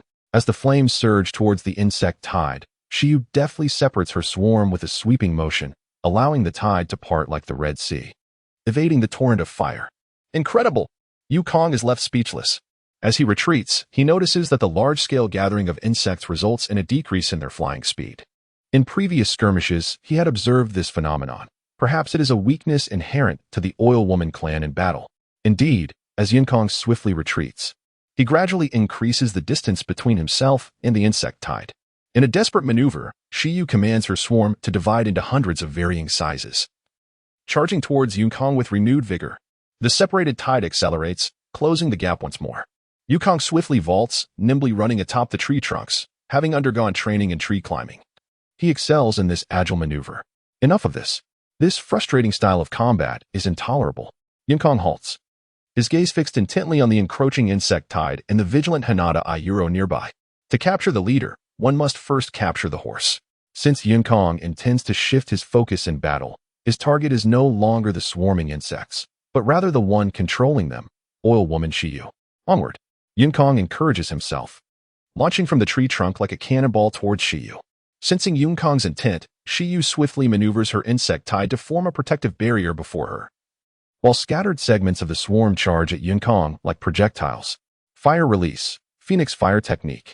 As Yinkong advanced, he swiftly formed hand seals and fireballs, each the size of a head, shot forth from various directions toward the oncoming swarm of insects. The fireballs flew rapidly and accurately, converging upon the insect tide. In midair, the swarm resembled a brilliant display of fireworks. After the explosions, charred insects fell to the ground like ash. Yinkong's exceptional body technique allowed him to weave through the encirclement of the swarm, carving a path toward Yuya Aburame. Secret technique, insect barrier. Under Yuya Aburame's command, the insects soaring through the sky flowed like water, forming a wall before her. Almost simultaneously, Yinkong reached her side, when suddenly, Shuriken's was toward him from the side. Due to Yinkong's rapid advance, Hinata Yuyo, who was supposed to provide support, was left far behind.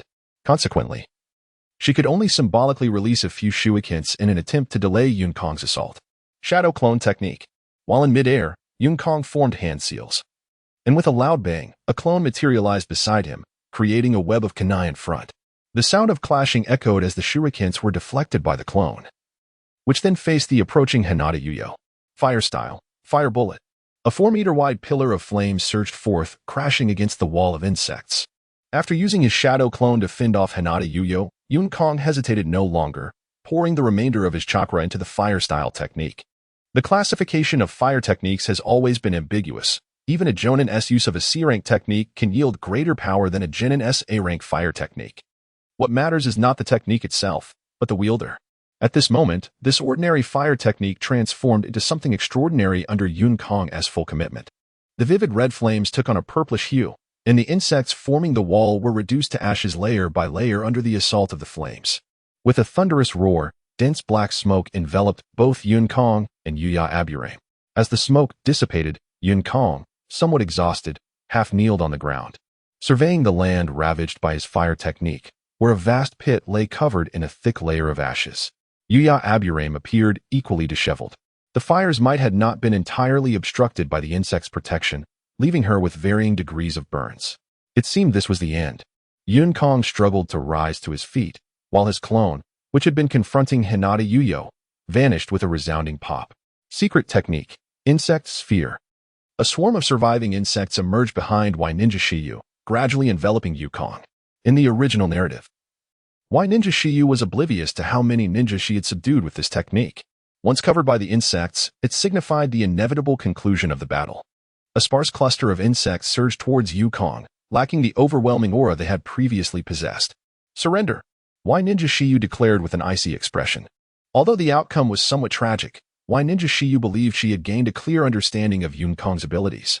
At this moment, she no longer pressed Yu Kong to fight but sought a dignified end to the conflict through his concession. Ninjutsu?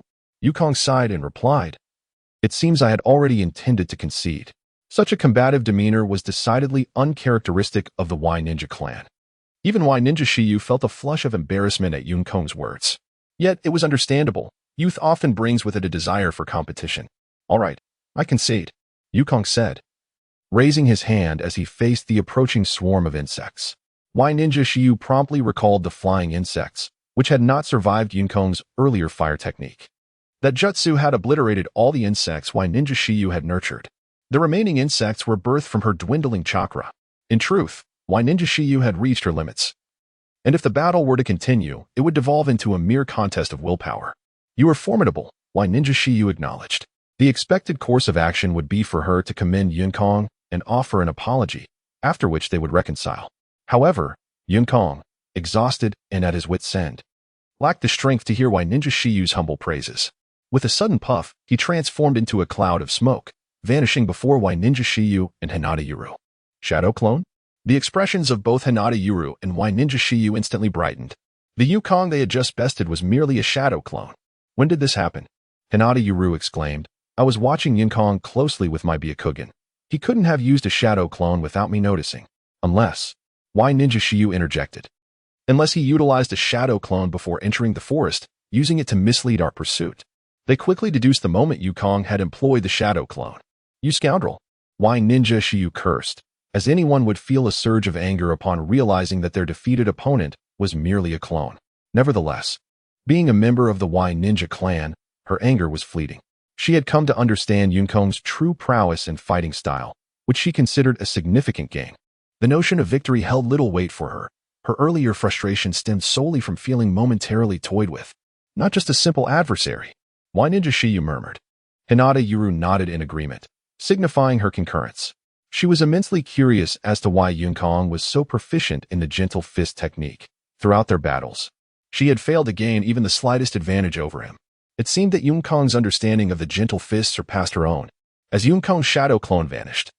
The real Yun Kong, who had returned home, hesitated for a brief moment during his training. Although he had grown accustomed to instantly receiving feedback from his shadow clones, that was typically when both his true self and the clones were situated in the same location. For a fleeting moment, Yu Kong felt a slight headache and fatigue. But these sensations dissipated swiftly. He gently shook his head, suppressing the chaotic thoughts, and paused his training to meticulously organize the information relayed by his shadow clone.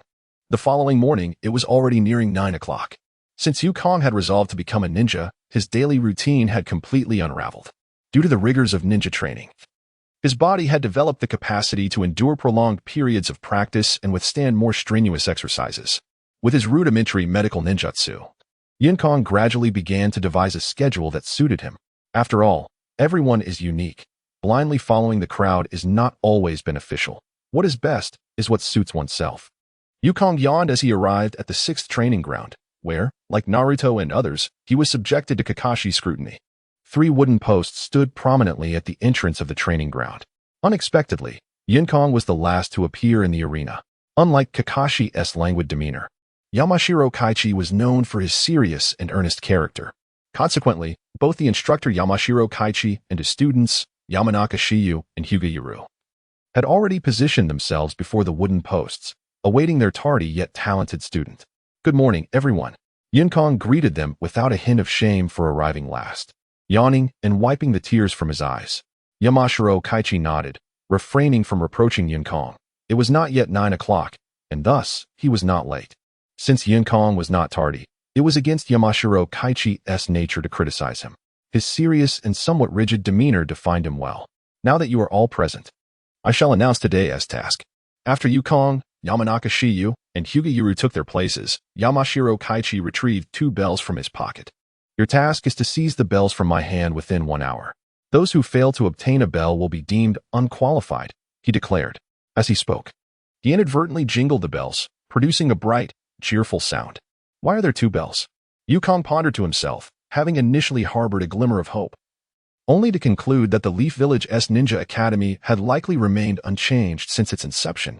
Hinata Yuyo, being meticulous by nature, observed the situation carefully. If Yukong had not been aware beforehand, he would not have scrutinized the number of bells so closely.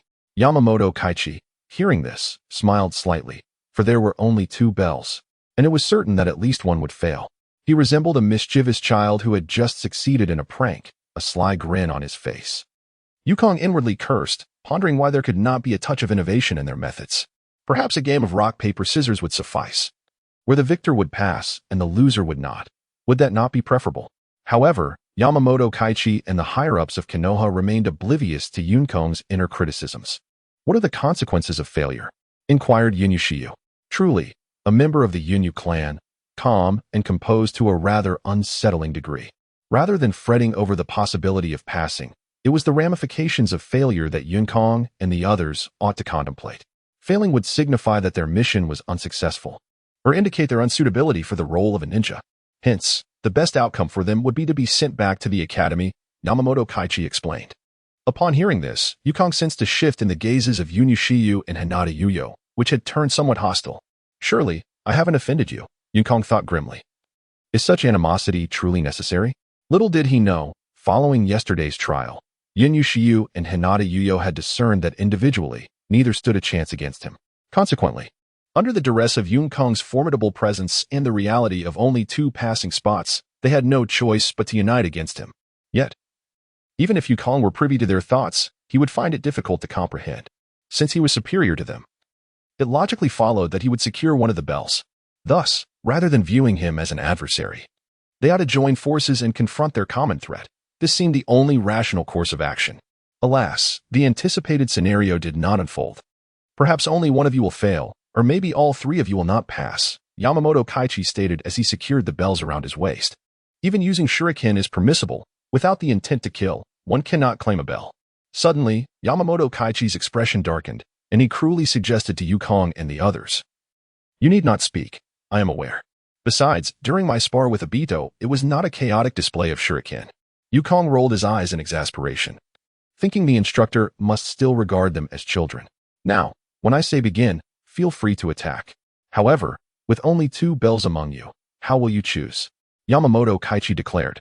Just as he was about to signal the start, Yukong took a step forward. "It appears you are ready," Yamamoto Kaichi remarked, then turned his gaze to Yukong and waved his hand. Yukong swiftly reached for the ninja tools in his pouch, while behind him, Shiyu and Hinata Yuyo quickly assumed their offensive stances. Shiyu and Hinata Yuyo exchanged a glance, deciding to allow Yukong to expend a bit of Han Zhongyi's stamina before they would seize the opportunity themselves. The presence of 3 individuals and 2 bells essentially negated the possibility of a collaborative effort among Yukong and his companions. The objective of this test was not only to assess the strength of the 3 students, but also to impart the significance of teamwork.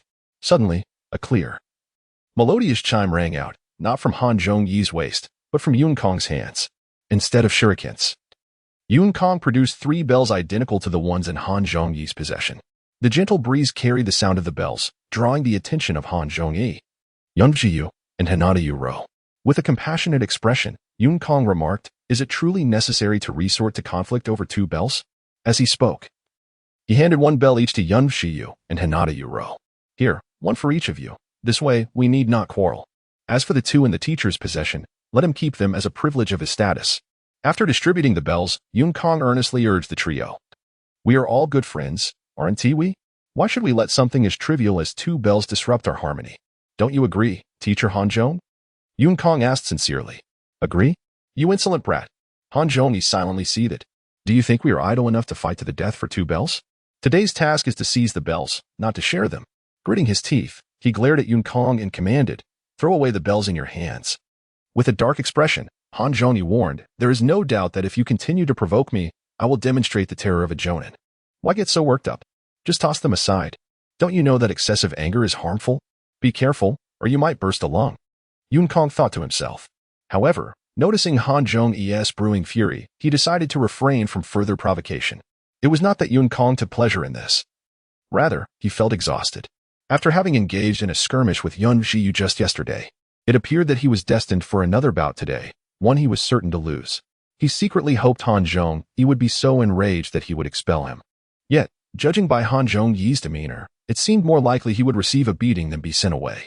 Seeing Yun Kong obediently discard the bells, Han Zhongyi's expression softened slightly. "Very well, let us begin. Your task is to seize the bells from my hands. Within this training ground, no matter the method. If you manage to obtain the bells, it counts as a success." As soon as Han Zhongyi completed his instructions, Yun Kong, along with Yun Zhiyu and Hinata Uro, vanished in an instant from his sight. The 6th training ground was spacious enough that the trio quickly found suitable hiding spots. "Not bad," Han Zhongyi internally praised, though under his perceptive abilities. The trio of Yun Kong remained utterly exposed. It was evident that the strength of the subordinate ninja was commendable. "So, which one shall I begin with?" Yamashita Hachi mused to himself. "Oh." Yamashita Hachi turned in surprise, for the recently concealed Yun Kong stood behind him. "Are you an imbecile?" he inquired. "Or do you believe your strength is sufficient to surpass mine?" Yamashita Hachi, intrigued by Yun Kong's presence, found it hard to believe that he was a fool. Shouldn't one utilize the terrain for a stealthy attack when outmatched? Yun Kong shook his head. "Clearly, I am no fool. And I do not possess the arrogance to think I could defeat you," he replied. "Then I am genuinely curious about your reasoning for such an action," Yamashita Hachi questioned. "It's quite simple. The Yamashita clan excels in illusions and perception, does it not? I do not believe my rudimentary concealment could elude your senses," Yun Kong stated. "To know oneself and one's adversary is the key to victory. If I cannot even gather this basic intelligence, what hope do I have for success?" "Oh, I see. It seems you have put in some effort," Yamashita Hachi remarked. "You've gathered commendable intelligence. Was it Watergate who informed you?" In his view, Yun Kong's source of information could only be Watergate, who had repeatedly praised Yun Kong's talent before the trio of Inuzuka, Nara, and Akimichi.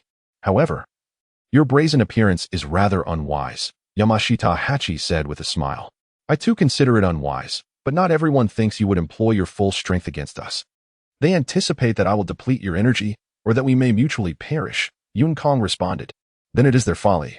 I simply do not understand why you would reveal yourself," Yamashita Hachi continued. "Knowing they intend to exploit you, what gives you the confidence to emerge?" His eyes narrowed slightly as he filtered the surrounding area with his mental prowess, confirming that no ambush lay nearby. "I recently developed a new ninjutsu with someone, but I lacked the conditions to use it until now. I thought perhaps you would be a fitting candidate," Yun Kong declared. "Shadow clone jutsu." As he formed hand seals, 6 copies of Yun Kong appeared, standing protectively before the original. "Master, today I shall employ this single ninjutsu. If you can withstand it, I shall concede defeat," Yun Kong asserted, with the 6 clones shielding him. "Do not underestimate me, for should you fall, I shall bear no responsibility." The 6 clones swiftly unleashed shurikens toward Yamashita Hachi. "It seems your ninjutsu is not fully developed," Yamashita Hachi commented. Recognizing Yun Kong's attempt to buy time with the shadow clones, "You appear quite confident in this technique. Regrettably, I am not a conceited individual, and I shall not permit you to wield this ninjutsu so effortlessly." Yamashita Hachi, with a swift motion, circled in a grand arc, evading the shuriken hurled by Yun Kong, and closed the distance to him. The 6 clones of Yukong promptly followed suit, obstructing Yamashita Hachi's advance. One of Yukong's clones executed a sweeping kick, intercepting Yamashita Hachi, while the 2 clones behind him launched their shuriken in pursuit. Yamashita Hachi sidestepped the incoming shuriken and seized the sweeping leg of the clone, using it to propel himself forward. With a resounding thud, the Yukong clone that stood before Yamashita Hachi dissipated into a cloud of smoke. The clones, divided evenly in chakra, were utterly incapable of halting the determined Yamashita Hachi. He had resolved to impart a lesson to this somewhat arrogant youth. Indeed, Yukong's demeanor struck Yamashita Hachi as hubristic. Having gathered ample intelligence, Yukong lacked the patience to persuade his companions, thus failing to maximize the potential of the information he possessed. Yamashita Hachi attributed this predicament to Yukong's inflated sense of self-worth. Determined to educate Yukong, he intended to approach the encounter with full vigor from the outset. With one shadow clone dispelled, 4 of Yukong's clones surged toward Yamashita Hachi simultaneously, unleashing shuriken and kunai in a chaotic flurry, aiming to entangle him and delay his assault. With a deft display of skill, Yamashita Hachi effortlessly dodged the erratically flying shuriken. As the 4 clones converged on him, he delivered a series of punches and kicks, effortlessly dismantling them. Thud, thud, thud, thud, before they could even delay him for a second. At that moment, the last remaining Yukong clone, witnessing the destruction of its counterparts, bellowed, "Fire release, great fireball technique." Yukong's strategy was to unleash a combined assault with the shadow clones, a tactic he had adopted from Kakashi's method of attacking Itachi, which had become a staple in Yukong's combat repertoire. Unfortunately, the disappearance of the 4 clones had occurred far too swiftly. Yet, in that very instant, a fireball, 3 meters in diameter, engulfed Yamashita Hachi, shattering the earth and rocks beneath its intense heat and forming a half-meter deep crater, ablaze with flames. Regardless of whether it struck Yamashita Hachi, it at least succeeded in halting his advance. The clone that had executed the fire release technique dissipated in a puff of smoke. As the flames subsided and vanished into the air, Yamashita Hachi emerged beside the enormous pit, remarking, "The potency of your fire technique is commendable, especially for one of your age." The disparity between the two was indeed vast. Had Yukong been capable of annihilating Yamashita Hachi with merely a fire release technique, it would have been a marvel. However, during this brief interlude, Yukong had successfully completed his own ninjutsu, lightning release, Chidori. Standing resolutely, his left hand raised before his chest, a visible orb of lightning chakra emitted the cries of birds. The rumble of thunder crescendoed, culminating in a cacophony reminiscent of hundreds, if not thousands, of birds chirping in unison. Kakashi's sole original ninjutsu manifested in the hands of Yukong at this moment, the lightning release, Chidori. Yukong stood quietly, a visible sphere of lightning chakra pulsating with the cries of birds in his left hand. The sound of thunder crescendoed, ultimately resembling the collective call of hundreds, if not thousands, of birds. In this fleeting moment, Kakashi's unique technique found its place in Yukong's grasp. With the violent crackle of electricity, Yukong's left hand curled into a claw-like shape, surrounded by an aura of lightning that resembled the claws of divine retribution. "Be cautious, teacher Yahi," Yukong warned, leaning forward in preparation for an attack. Yahi of the mountain gazed in astonishment at the clearly visible lightning chakra in Yukong's hand. Pondering the nature of such a technique, how could chakra be perceived so distinctly? At that moment, Yahi cast aside any lingering contempt. Yukong was not merely boasting. The sheer density of chakra concentrated in that form posed a lethal threat, even to him, should he falter. Yahi's eyes were fixed on Yukong, his mental acuity heightened to its utmost, keenly attuned to Yukong's every move. As for Oil Girl Shiyu and Hinata Yuro, Yahi found himself unable to spare them a thought. This was precisely why Yukong had chosen Yahi to test his ninjutsu. With Yahi's heightened perception, he could react defensively or evade before Yukong launched his assault. "Chidori," Yukong bellowed. Propelled by the electric stimulus, his speed astonishingly swift, leaving a fleeting afterimage in his wake. The ground beneath Yukong's descending left hand was effortlessly carved as if it were mere tofu. In the blink of an eye, he found himself before Yahi. Yukong thrust his left hand forward with tremendous force. Boom! The thunder roared, and the ground beneath Yahi shattered into debris. Dust swirled, obscuring the figures of both Yukong and Yahi in a cloud of smoke. Was this the extent of Yukong's power? Oil Girl Shiyu felt a cold sweat trickle down his spine, realizing that Yukong had not exerted his full strength during their sparring the previous day. The velocity and force of such ninjutsu left Shiyu feeling utterly defenseless. Hinata Yuro, her Byakugan fully activated, felt beads of sweat forming on her brow. This was the true Yunkong. Such a potent technique. Was it truly within the realm of a mere genin to master? As the dust began to settle, the silhouettes of the two adversaries became clearer. Yahi, perspiring, had been momentarily startled. With the enhancement of lightning, Yunkong's speed was formidable. Had it not been for his prior awareness, Yahi believed even his Jonin prowess might have faltered against such an onslaught. As the haze dissipated, Yunkong's left palm was firmly grasped by Yahi. Despite the overwhelming power of Chidori, it could not entirely mask the disparity in strength between Yukong and Yahi. With lightning speed, Yahi seized Yunkong's left hand, redirecting the potent energy of Chidori elsewhere. Truly a powerful ninjutsu. It nearly could have left me gravely injured, Yahi remarked, admiring Yukong's prowess. At such a tender age, to possess the ability to develop such formidable ninjutsu is indeed a rare talent, worthy of admiration even from Yamashiro Hachi. Swiftly, Yunkong refused to remain passive. He leapt into the air, his right knee colliding forcefully with Yamashiro Hachi. The latter, taken aback by Yunkong's indomitable spirit, observed without the slightest hint of hesitation as his ninjutsu was dismantled, quickly transitioning to the next phase of his assault. However, to Yamashiro Hachi, this level of attack appeared trivial, and he effortlessly raised his left arm to block Yunkong's strike. In that instant, Yunkong's right hand descended with a fierce angle aimed at Yamashiro Hachi's head. Just in the nick of time, Yamashiro Hachi tilted his head back, narrowly evading Yunkong's punch. A smile crept upon Yunkong's lips, a glimmer of triumph. To Yamashiro Hachi's astonishment, Yunkong transformed his punch into an open hand, reaching towards the bell at Yamashiro Hachi's waist. Do not misconstrue his intentions. Yunkong harbored no malicious designs. His objective was solely the bell. Inspired by the battle between Sasuke and Kakashi over the bells, Yunkong possessed no intention of failing like Sasuke. As he lunged for the bell, Yamashiro Hachi, caught off guard, instinctively rotated his left hand to seize Yunkong's wrist. Only then did Yamashiro Hachi grasp Yunkong's intention, and in a moment of panic, he retreated. Yet, Yunkong had no intention of granting him such a wish. He yanked Yamashiro Hachi's wrist forward with sudden force, catching him unprepared. In an instant, Yunkong snatched the two bells from Yamashiro Hachi's waist. As Yamashiro Hachi broke free from Yunkong's grasp, his expression darkened. He could hardly believe that his illustrious career had been tarnished in such a fleeting moment of carelessness, allowing Yunkong to seize the opportunity and claim the bells. How could he possibly teach Yunkong the spirit of teamwork after being bested by a mere genin?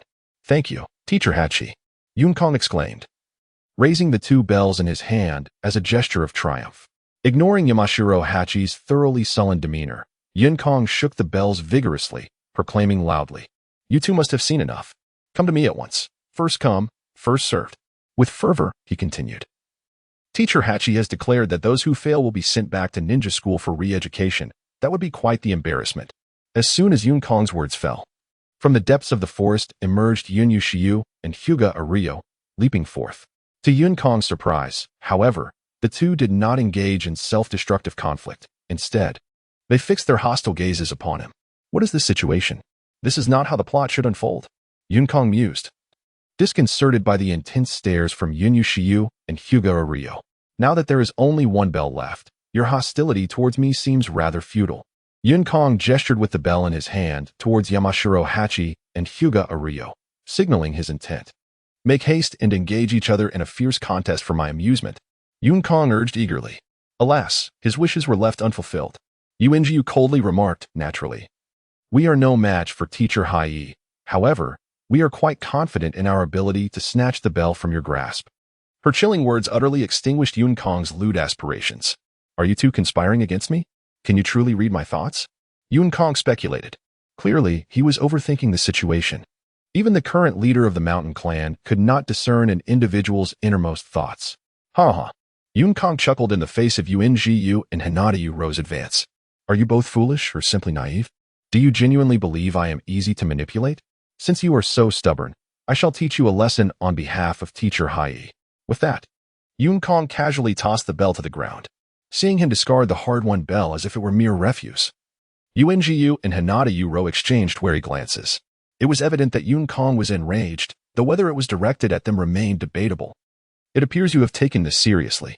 Come, Yunkong, let us settle this matter in a fair duel, Yuinjiu declared.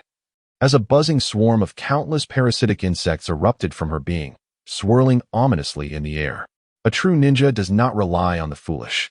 Yun Kong, having some experience, noted that Yu's demeanor was uncharacteristic of the Yun clan, known for their composed and steady nature.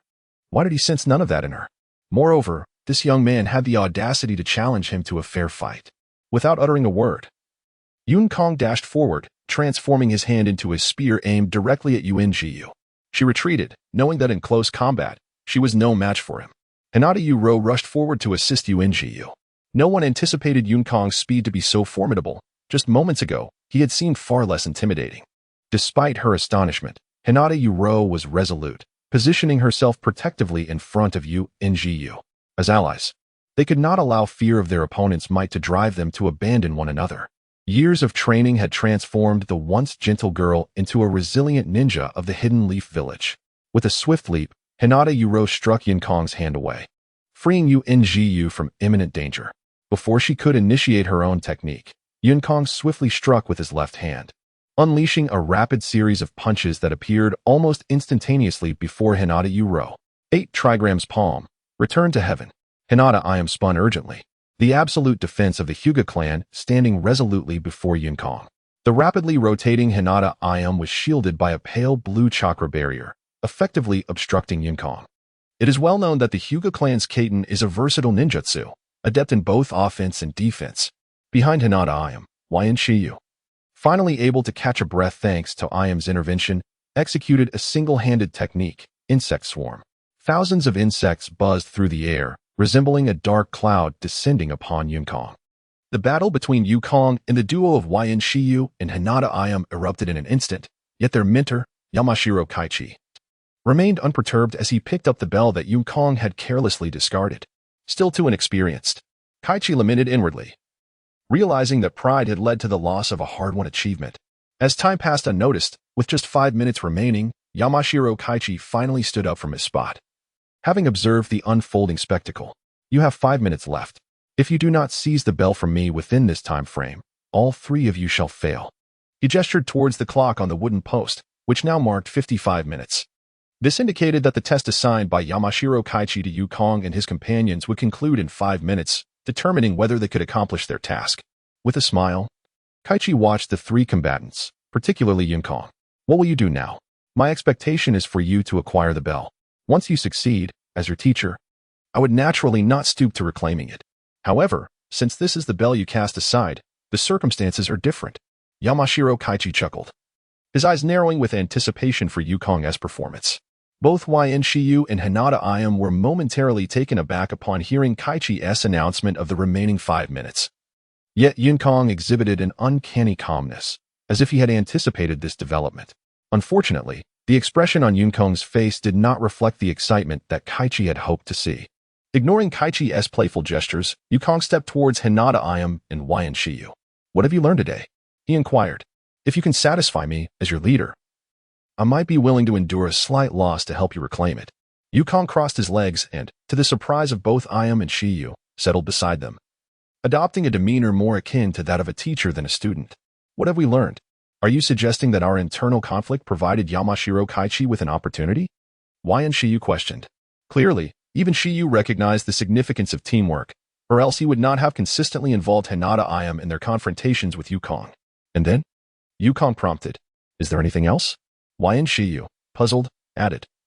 The main objective of this test not only to assess the ninja's abilities but also to instill the importance of teamwork in the budding leaves of Konoha? After years of examinations, although the simple act of grasping the bell remains largely unrecognized, the essence of the test is to impart to these budding ninjas the importance of teamwork. But is there more?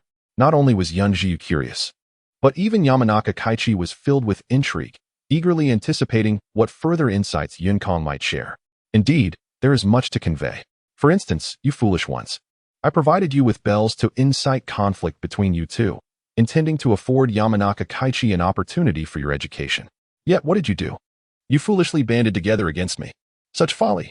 Secondly, never allow personal disputes to overshadow your ultimate objectives. When, for instance, has a ninja openly engaged in a contest? If ninjas truly began to duel in broad daylight, it would be utterly ridiculous. Yun Kong scoffed. his disdainful tone eliciting a desire in Yun Jiyu to find a hole to hide in. And of course, there remains the most crucial point that you two have failed to comprehend, Yun Kong declared. What is it? Yun Jiyu and Hinata Yuro asked in unison. Almost instinctively, you are not my opponents. Even united, you would still fall short. A wicked smile played on Yun Kong's lips, his condescending tone igniting a surge of anger in both Yun Jiyu and Hinata Yuro. However, their anger had yet to manifest when, suddenly, an unexpected occurrence transpired. From beneath their feet, another Yun Kong erupted from the ground. With a swift punch, he struck Yun Jiyu squarely on the chin. Dizziness enveloped Yun Jiyu, followed by an overwhelming wave of pain. Yet, Yun Kong did not relent. He sent Yun Jiyu soaring into the air with a powerful blow, then swiftly executed a kick to Yun Jiyu's abdomen. Yun Jiyu let out a pained cry, akin to a cannonball, hurtling over 10 meters and crashing against the trunk of a large tree. In the blink of an eye, Yun Kong had incapacitated Yun Jiyu without affording Hinata Yuro a chance to intervene. However, Hinata Yuro, recovering from her initial panic, advanced with a palm strike aimed at Yun Kong. Regrettably, Yun Kong would not grant her the opportunity to attack. He needed to establish his authority and solidify his supremacy. As Hinata Yuro charged, Yun Kong spread his hand, summoning a swirling mass of chakra that coalesced into a blue sphere. Rasengan. With a decisive motion, Yun Kong slammed the Rasengan into the ground directly in front of the charging Hinata Yuro. Under the immense power of the Rasengan, the ground between Yun Kong and Hinata Yuro split apart in an instant. A whirlwind of swirling winds and violent chakra erupted between them, sending Hinata Yuro flying. A 2-meter-deep spiral crater appeared in the space separating the two. At the moment Yun Kong unleashed the Rasengan, Yamashiro Kaichi's demeanor shifted from playful to serious. He had not anticipated that, in addition to mastering the formidable Chidori, Yun Kong had also acquired a technique that could be executed without hand seals. This technique, equally as fearsome as the Chidori, was visible to the naked eye in its chakra manifestation. Fortunately, Yun Kong exhibited restraint, directing his attack at the ground rather than striking Hinata Yuro directly. That boy is truly terrifying, Yamashiro Kaichi mused inwardly, pondering whether he had possessed even half of Yun Kong's strength at that age. Most likely not, as the forceful impact sent Oil Girl Shiyu and Hinata Yuro reeling. They attempted to rise, only to find a kunai suddenly poised against their throats, held by 3 shadow clones of Yun Kong, who had subdued them effortlessly without needing to intervene himself. With a series of soft thuds, Yun Kong demonstrated his prowess, and the 3 shadow clones promptly vanished into thin air. His chakra reserves were dwindling, as neither Chidori nor Rasengan were techniques that conserved energy. Prior to this confrontation, Yun Kong had already engaged in battle with Yamashiro Kaichi and had also exchanged blows with Oil Girl Shiyu and Hinata Yuro for some time. Yet, who among them noticed this? Even with the Byakugan, capable of perceiving the flow of chakra within bloodlines, they could not discern Yun Kong's chakra levels.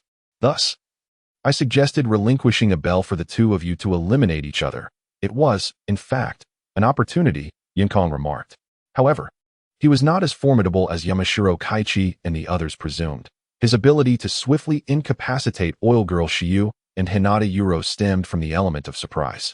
Just as Naruto had managed to knock Neji out unexpectedly with a single punch, how often do ninja battles hinge on a moment of carelessness leading to an unforeseen defeat? For the first time, someone articulated the notion of instigating conflict between others with such refreshing audacity and conviction. In this light, one might argue that Yun Kong's verbal prowess rivals that of Naruto, albeit Naruto's words brimmed with positive energy. Since the two of you failed to seize your opportunity, I regret to inform you that this test will only see me succeed, Yun Kong declared. With less than 3 minutes remaining, Oil Girl Shiyu struggled to her feet, her tone dripping with sarcasm. I doubt you can snatch the bell from Kaichi-sensei again. Yun Jiyu chuckled coldly. In this brief moment, Yun Jiyu inadvertently evoked a sense of the Yun clan within Yun Kong. Could this lad also be a master of concealment, pretending to be a fool while cunningly outsmarting others? Yun Kong pondered in astonishment. Enough. I cannot believe that even at this critical juncture, you are still embroiled in internal strife, shouted Yamashiro Hai, whose pain was far greater than Yun Kong's astonishment, as he witnessed the trio's discord. Given the current predicament of Yun Kong and his companions, their failure to engage in a physical confrontation was already a small mercy. Any notion of teamwork had long since dissipated. I hereby declare that all of you have failed, Yamashiro Hai declared coldly. Yun Jiyu laughed disdainfully, while Hinata Yuro appeared somewhat bewildered. However, Yun Kong, as Yamashiro Hai had anticipated, turned in anger to face him. Yun Kong, I am aware of what you wish to express, yet the rules are set in stone, Yamazhong Hai responded. He did not genuinely intend to send the three back to the ninja academy. After all, everyone makes mistakes, and particularly the youthful and impetuous Yun Kong and his peers. Yet, some necessary reprimanding was essential. What came next was beyond Yamazhong Hai's expectations. Yun Kong retrieved a bell from his ninja pouch and presented it before Yamazhong Hai. Teacher Hai, do you possess any evidence to prove that the two bells in your possession were taken from me? Yun Kong inquired with a smile, the bell in his hand swaying gently in the breeze. The tinkling sound of the bell rang out sweetly as the gentle wind caressed it. Yamazhong Hai's expression darkened.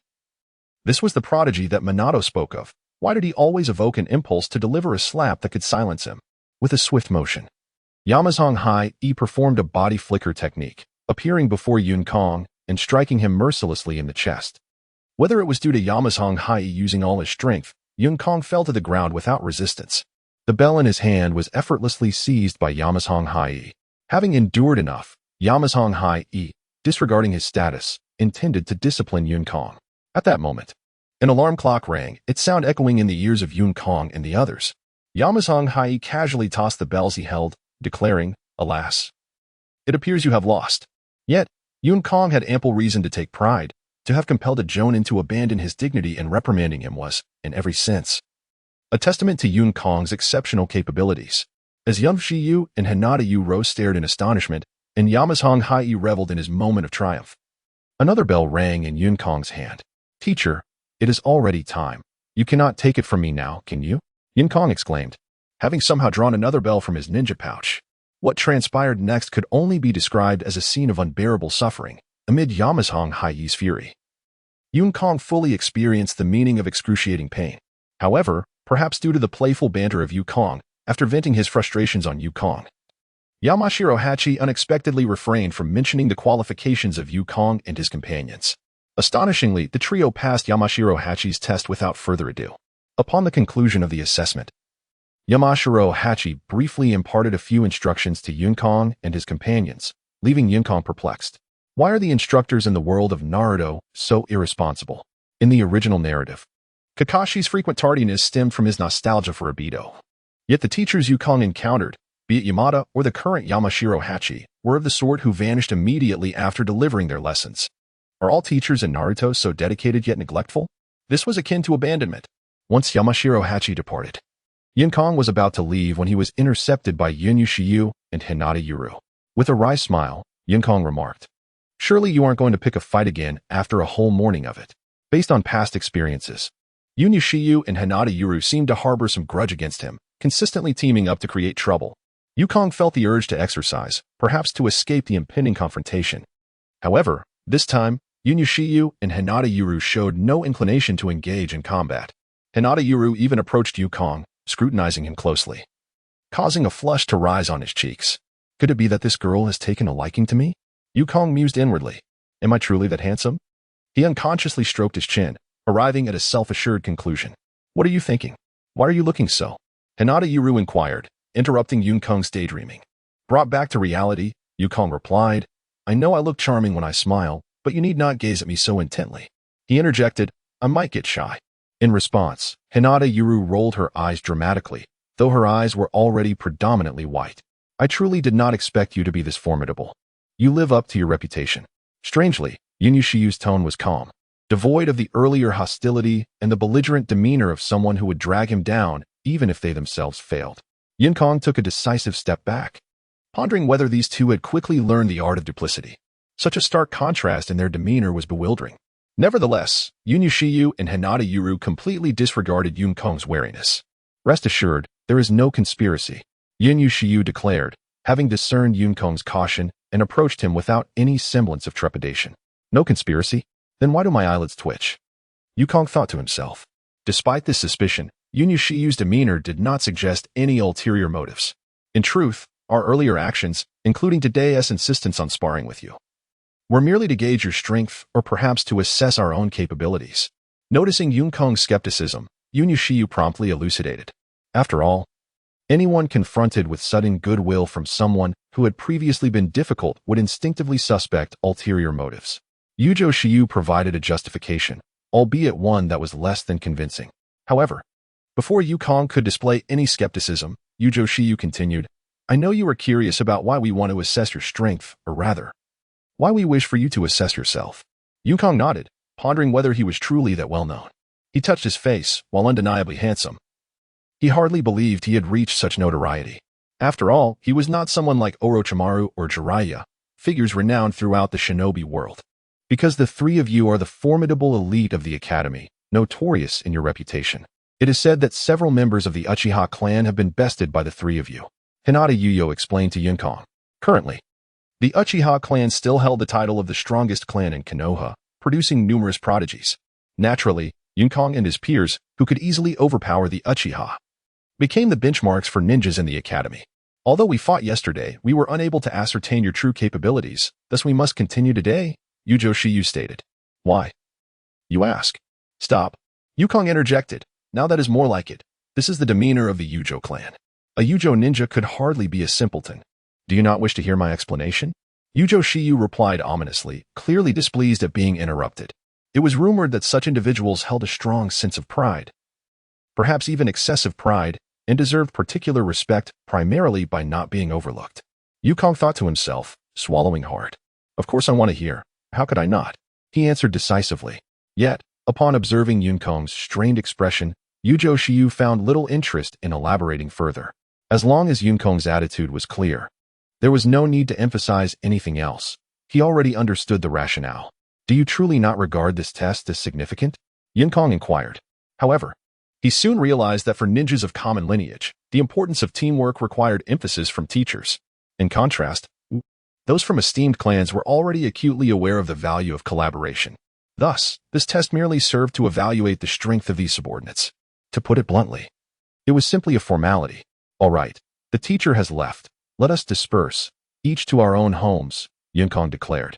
Although the encounters had been brief, an unexpected sense of camaraderie blossomed between Yukong, Yujo Shiyu, and Hinata Yuyo. These are the companions of one's future, partners in life and death. Yukong glanced at the two individuals beside him. By their current performance, they were no less capable than the renowned members of the Konoha 12. How could they remain so obscure? Unable to fathom the reason, Yukong ultimately attributed it to the protagonist's halo.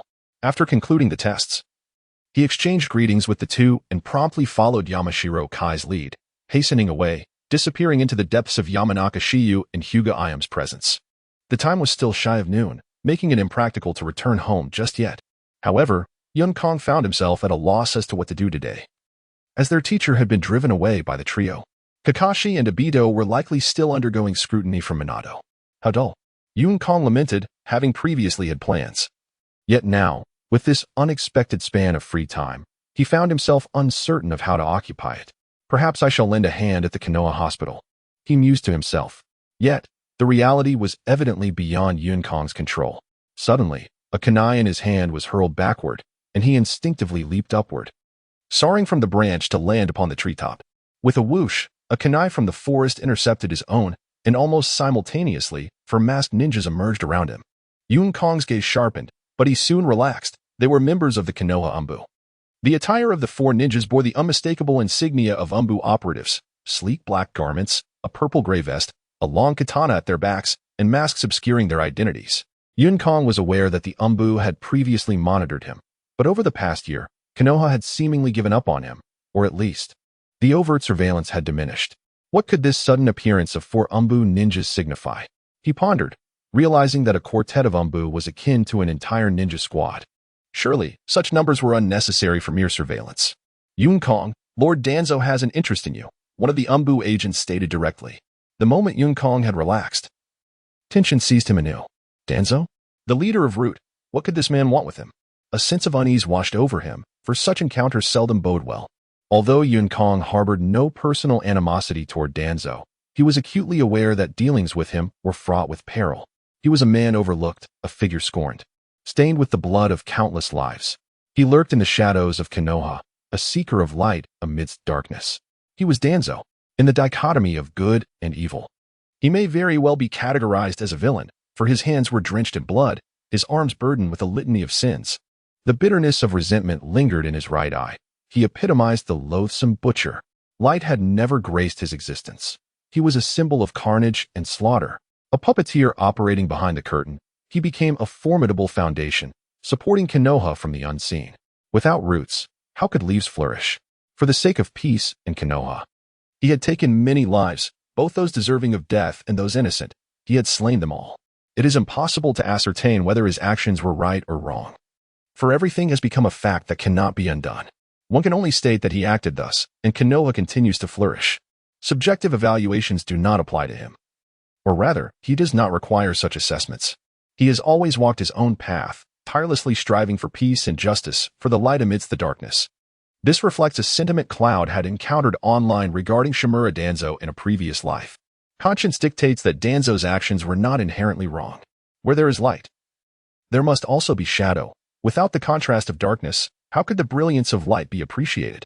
As Danzo once articulated, you are the Konoha basking in sunlight, while I am the root in the shadows. From the perspective of Konoha's prosperity, Danzo's actions cannot be deemed erroneous. It can be asserted that without his efforts, the current flourishing of Konoha under the third Hokage would not exist. However, the subtle maneuvers Danzo undertook following the death of the fourth Hokage remained incomprehensible to Cloud. Nonetheless, it can be concluded that Danzo's contributions to Konoha outweigh his transgressions. Yet, impartiality is one thing, but why seek me out? I am not connected to you. Cloud thought to himself. Observing the four root ninjas, it was evident they had no intention of soliciting Cloud's opinion. Their demeanor suggested that he would go regardless of his willingness to comply. Shall we proceed? One of the root ninjas gestured to Cloud, seemingly oblivious to his dilemma. The root ninjas clearly did not intend to consider whether Cloud would acquiesce. Should he refuse, they would simply bind him. This aligns perfectly with Danzo's method of operation. In the eyes of the root ninjas, Cloud would undoubtedly comply with Lord Danzo's request. In Konoha, even aside from the Hokage, not even Lord Orochimaru could disregard Danzo's standing. Thus, Cloud's refusal exceeded the expectations of the four ninjas. My apologies, but I must report to Lord Minato regarding a mission. I will come immediately after my meeting with him, Cloud stated, intending to make his escape in light of the astonished gazes from the root ninjas. However, how could the root ninjas simply allow Cloud to depart upon hearing such a statement? Minato was not yet the Hokage. Among those he knew in Konoha, aside from Orochimaru, Minato was the only prominent figure. The critical point was that Cloud would avoid Orochimaru at all costs. How could he dare approach him voluntarily? Moreover, why choose Minato over Yamashiro Kai? Firstly, Minato was indeed involved in a mission directly linked to the Hokage. Being the third Hokage's direct disciple and a pupil of the legendary Sannin, Jiraiya. Secondly, Cloud had not yet exited the 6th training ground, while Minato and others were stationed at the 7th training ground. At this moment, Minato was the closest to Cloud. The four root ninjas exchanged glances, and simultaneously, they shifted their movements to encircle Cloud, effectively sealing off his escape routes. Aside from the apparent leader before him, the other three root ninjas had already drawn their blades. Ready for action. Was such a display truly necessary? Cloud surveyed his surroundings, contemplating the gravity of the situation. Yinkong could distinctly sense the genuine murderous intent emanating from the four ninjas. The icy, emotionless aura of their hostility offered no indication that Yinkong, being a ninja of the village, would be spared. At this juncture, Yinkong resignedly nodded, acknowledging his fate. Very well, I shall accompany you to meet Lord Danzo. However, I request that you deliver this scroll to Lord Minato, he articulated, raising one hand in a gesture of peace while extending the other towards his storage pouch. Observing Yinkong's demeanor, although the expressions of the four remained unchanged, a hint of amusement flickered in their eyes as they sheathed their murderous intent. Suddenly, Yinkong let out a cry, seemingly having accidentally fallen from the treetop. The four root ninjas heightened their vigilance, but upon witnessing Yinkong's descent, the leader of the root couldn't help but muse. Still so youthful, despite being favored by Lord Danzo, he is evidently unable to contain his anxiety in our presence. Can he truly earn Lord Danzo's esteem in this manner? I fear he will deeply disappoint him. At the very moment Yinkong tumbled from the treetop, he swiftly withdrew his hand from his ninja tool pouch, for shurikens nestled between his fingers, launching towards the four root ninjas. The captain of the root narrowed his eyes, not out of fear of the incoming shurikens, but rather in astonishment that Yinkong dared to strike at them. What a bold kid. Truly reckless. No wonder he has caught Lord Danzo's attention, the leader reflected internally. Yet, while he admired Yinkong's audacity, he remained resolute in fulfilling Danzo's directive. With a deft flick of their blades, the four ninjas deflected the shurikens with ease. They leapt forward in unison, resembling fierce tigers pouncing on their prey. However, Yunkong, lying supine as he fell, did not display any signs of panic in the face of the oncoming assault. With remarkable speed, he formed hand seals and shouted, "Fire style, fireball jutsu," unleashing a technique that was firmly etched in his memory. What a remarkable child! The captain of the route marveled again, pondering whether he could have achieved such prowess at the age of 7. Not only did Yunkong handle the situation with poise against four root ninjas, but he also dared to retaliate in their presence, an audacity he himself could scarcely claim. The four root ninjas simultaneously kicked off from the nearby tree trunk, narrowly evading the searing flames that surged toward them. The fire roared as it surged between the four, its ferocity undeniable, yet it failed to make contact. Nevertheless, a smile graced Yunkong's face. He had never anticipated he could escape the encirclement of four ninjas. Indeed, even after becoming a chunin, he would have lacked the capability to do so. His primary intention had always been to convey information outwardly. Yunkong was unafraid to meet with Danzo, but he was determined that this meeting be known to others. Otherwise, falling victim to Danzo's clandestine machinations would be an egregious loss. Yunkong was far from naive, believing that Danzo would honor his duties simply because they were both ninjas of Konohagakure. As the flames subsided, a burst of fireworks erupted from the remnants of the extinguished blaze. With a resounding bang, the fireworks erupted, captivating the attention of many, including Kakashi, Obito, and others at the 7th training ground. The members of Minato's team halted their actions, drawn to the spectacle illuminating the sky. "It's the 6th training ground. It's Yunkong," Obito suddenly exclaimed, having glimpsed the moment when the fire release technique vanished through his Sharingan. Yunkong was in peril. Yet this was the training ground of Konoha, not some secluded stream where one could easily fall prey to danger. The confusion was palpable. Neither Obito nor Kakashi could fathom the situation, though it did not impede their resolve. Swiftly, both Obito and Kakashi darted toward the source of the fireworks. However, just as they moved, Minato appeared before them, halting their advance. "Minato-sensei," Obito urged, clearly imploring Minato not to obstruct their attempt to assist Yunkong. With a smile, Minato waved his hand dismissively, explaining that Yunkong possessed a special kunai he had left behind, and with his jutsu, he could reach Yunkong in an instant. Therefore, he instructed them to remain behind to avoid the impending chaos of battle. He also cautioned them to be vigilant, as any infiltrators could be unpredictable targets. Having arranged the safety of Kakashi and the others, Minato formed a seal with his fingers and vanished before their eyes, an ethereal presence. Meanwhile, in the 6th training ground, Shizuka and Hinata also beheld the fireworks in the sky. "It's in the direction Yunkong departed," Shizuka noted.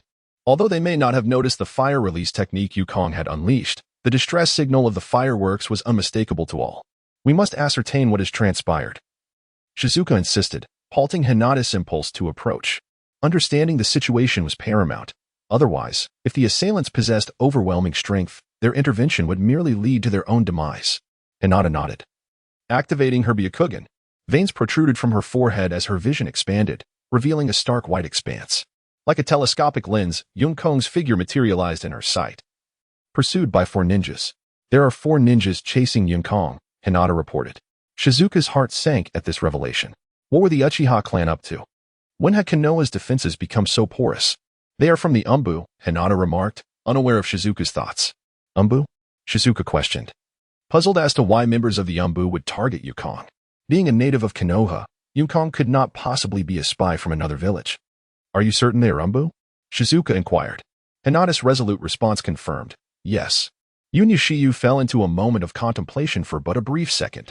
Given that these individuals belong to the Umbu, there must be some misunderstanding at play.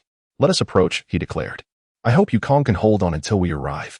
Both he and his companion hailed from the esteemed Leaf Ninja clan. Even the Umbu would think twice before acting against them. Thus, upon discerning that the initial figures surrounding Yunkong were indeed from the Umbu, Yunyu decisively opted to close the distance. Unbeknownst to Yunkong, Hinata, Yuro, and others had already caught sight of his silhouette. After unleashing a fire-style ninjutsu, Yunkong reclined as he fell, seizing a branch midair to regain his balance. With a swift motion, he sprang up, his foot crashing heavily onto the tree trunk. A half-inch deep imprint marked the wood as he propelled himself like an arrow released from a bow, bursting forth from the encirclement of the 4 ninjas. Impressive. Even the 4 root ninjas, positioned against Yunkong, could not help but admire the elegance of his maneuver. His movements flowed like water, executed with unparalleled finesse. It seemed almost effortless as he evaded the grasp of the four root ninjas. However, it must be noted that their intent had not been to eliminate him. Had they aimed to kill, it would have been impossible for Yun-Kong to escape so easily.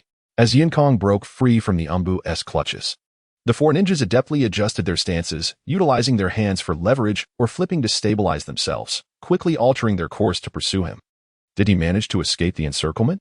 Hinata Yuro exclaimed as she and Yunyu Shiyu hurried onward. Yunyu, taken aback, inquired further.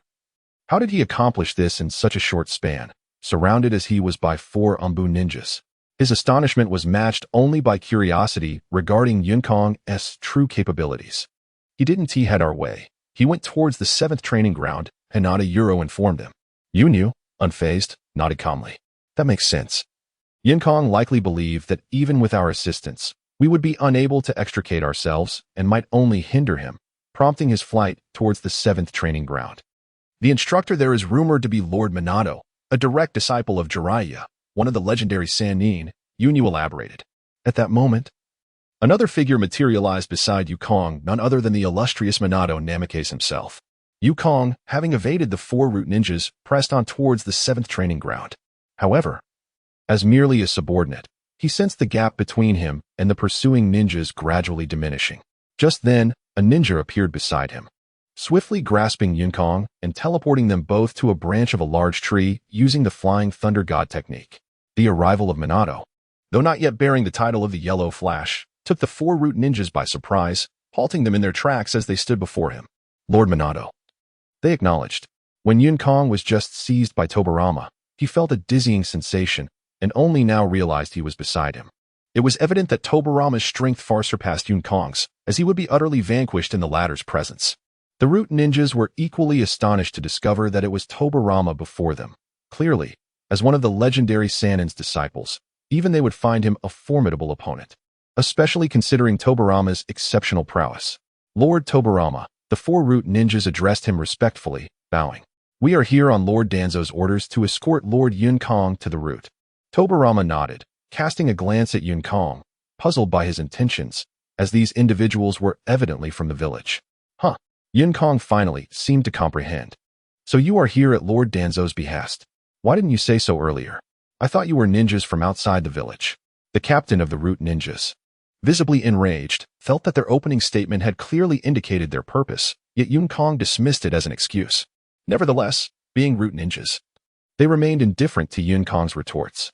At the very least, 3 of them understood that Tobarama would not impede Yun-Kong from meeting Danzo. Indeed, as anticipated by the 4, Tobarama looked at them and then quietly reassured Yun-Kong. Rest assured, follow them.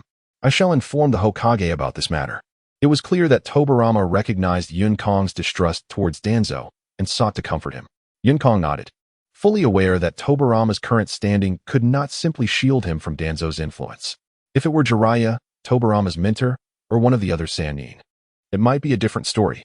However, Yun-Kong's intent was never to rely on Tobarama to confront Danzo on his behalf. The reason Yun-Kong hesitated to follow the root ninjas was his desire to avoid a silent meeting with Danzo, for both his safety and future. Yun-Kong was determined not to unwittingly or voluntarily join the root at Danzo's behest, for that place was not meant for ordinary individuals. As long as Yun-Kong could relay the information about his meeting with Danzo, the latter could no longer openly coerce him. Nor could he force Yun-Kong into unwelcome circumstances. This way, Yun-Kong would have room for maneuvering. After discerning the situation, Tobarama reassured him once more. You may confidently accompany them. I will report this to the Hokage.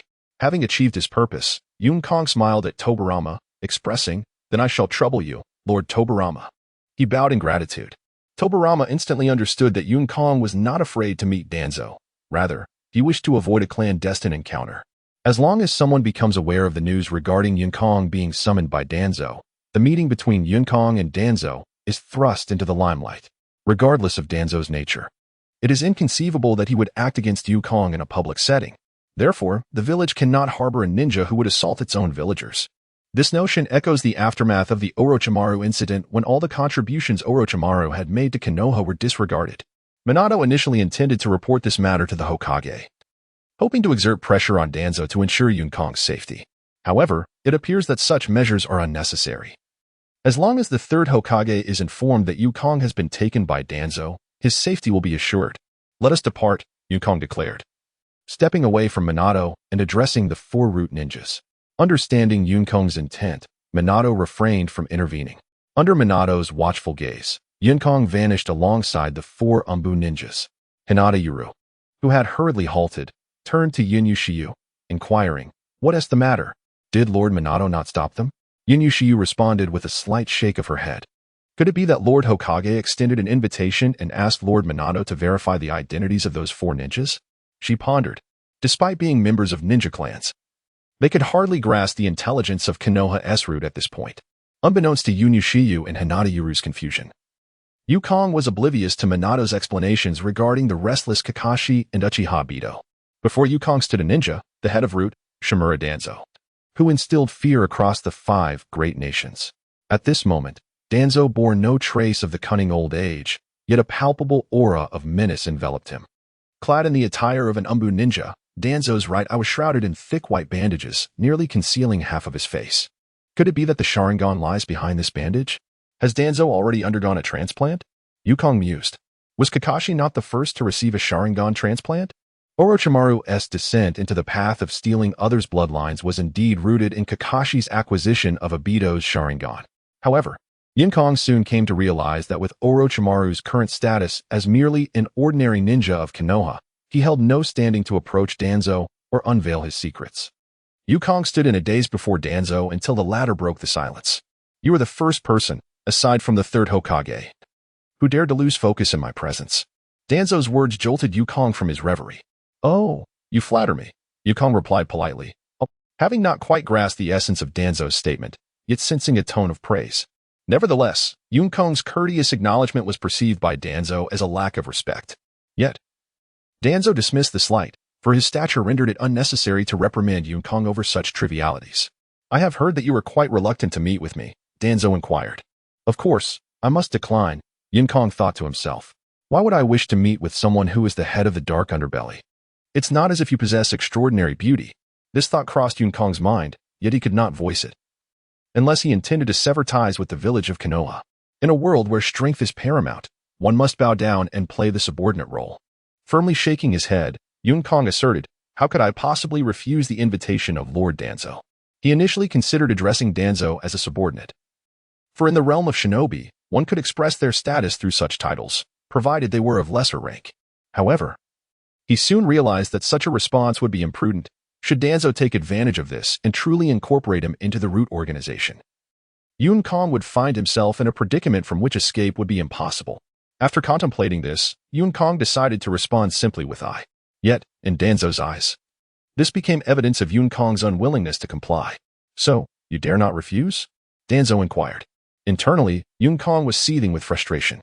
After all, you are a high-ranking official in the village. What is your aim in nitpicking at a mere insignificant figure like myself? Could you not exhibit a modicum of magnanimity? Yukong could only offer a feeble smile and, recognizing the futility of his situation, chose to remain silent in the face of Danzo's probing. However, it was evident that Danzo was not inclined to let Yukong slip by so easily this time. He felt it necessary to instill a sense of reverence in Yukong towards the root organization, to inspire pride in being part of it. Yet, as it appeared, Yukong did not hold the root in any esteem. Danzo sensed that Yukong regarded the organization as one might view a plague, with an expression that practically screamed misfortune for anyone who dared to cross paths with it. Under Danzo's unwavering gaze, Yukong felt helpless. It seemed that unless he provided a satisfactory explanation, Danzo would continue to scrutinize him until he succumbed to madness. At this moment, Yukong felt as though he was on the brink of losing his sanity. He remained passive, thinking that if he must endure, he could at least do so in silence. However, each time he attempted to drift into thought, Danzo's penetrating gaze pierced his heart like a sword. Reminiscent of being called upon by a teacher just as one begins to daydream. After enduring this for a while, Yukong mused that if he did not furnish Danzo with a reasonable explanation, the latter would not relent. Reluctantly, he spoke with respect. "The reason I hesitate is because," Yukong paused for a moment, enough to capture Danzo's attention, before continuing. "My admiration for the root is akin to the relentless flow of a mighty river, unceasing and overwhelming. Initially, he had contemplated using the metaphor of the Yellow River. But upon reflection, he realized that such a river did not exist in the world of Naruto. Fortunately, Yun-Kong was quick-witted and adeptly altered his wording.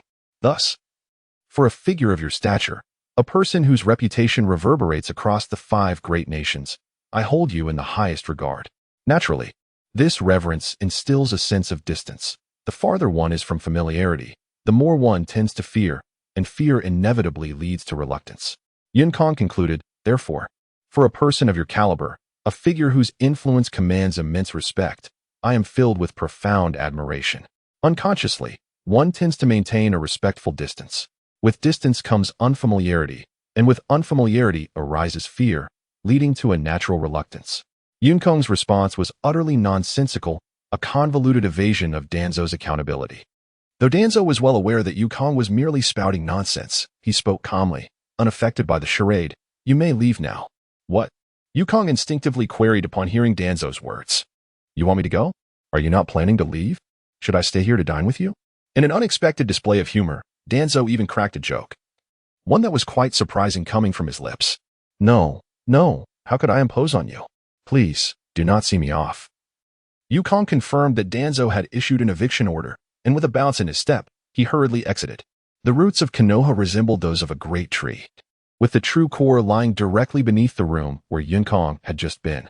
Yet, given his current status, entering was out of the question. As Yun-Kong departed the building, he cast a seemingly casual glance around. Roots?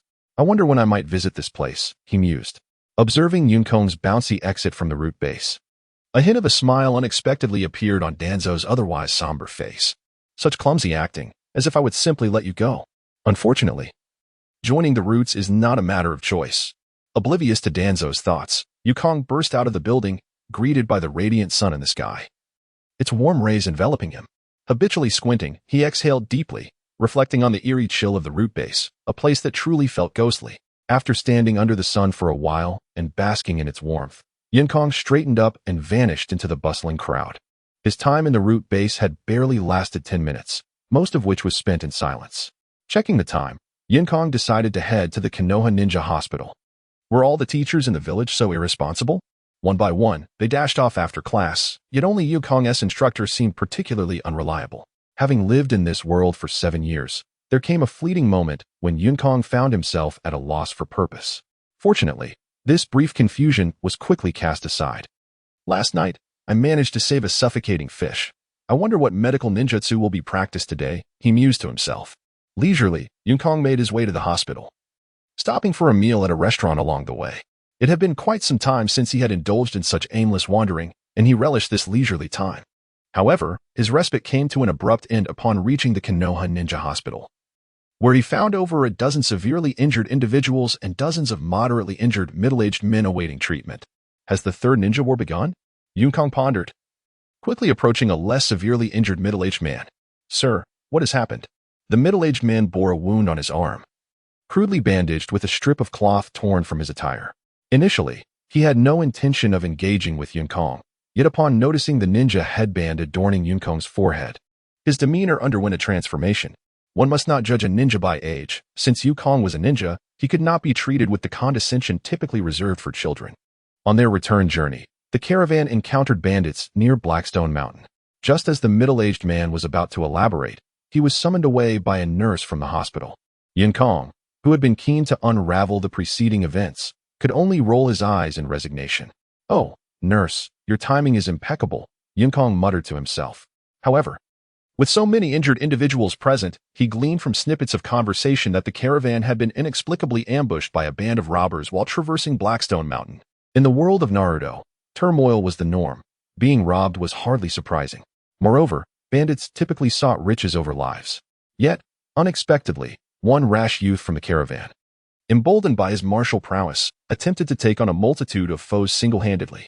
Remarkably, this adept young man was not a ninja but merely the apprentice of a fallen samurai. As a consequence of his reckless bravado, the entire caravan suffered. After managing to defeat 2 bandits, he found himself overwhelmed by a throng of attackers. Had it not been for the desperate intervention of his companions, the best outcome would have likely been to be discarded on a desolate hillside. Oh, how I detest those who feign strength without possessing it. They are more a hindrance than a help. Yukong lamented inwardly, also reflecting on his own misfortune that day, observing the chaos within the hospital. It seemed his medical instructor would be too preoccupied to impart any teachings. As Yukong stood to depart, he was fortuitously conscripted by a passing instructor. His medical teacher, a middle-aged man with small eyes named Chuanzhong Naruto, appeared unremarkable, enveloped in the standard garb of Konoha's medical ninjas, so ordinary that he could easily be overlooked. Yukong, your timing could not be better. I have a critically injured patient. Come help me extract the blade from his chest, Chuanzhong Naruto instructed. He had clearly been laboring for some time, beads of perspiration glistening upon his forehead. Yukong nodded, having nothing pressing to attend to, and decided to assist. Despite his unassuming appearance, Chuanzhong Naruto possessed commendable medical ninjutsu skills. It was fair to say his proficiency was high, though not quite on par with the likes of Tsunade or Orochimaru. Following Chuanzhong Naruto, Yukong navigated through a series of corridors until they reached an operating room, where a young man, scarcely 17 or 18, was reclined on a bed. The reason for his semi-reclined position became evident. A long blade had pierced through his chest.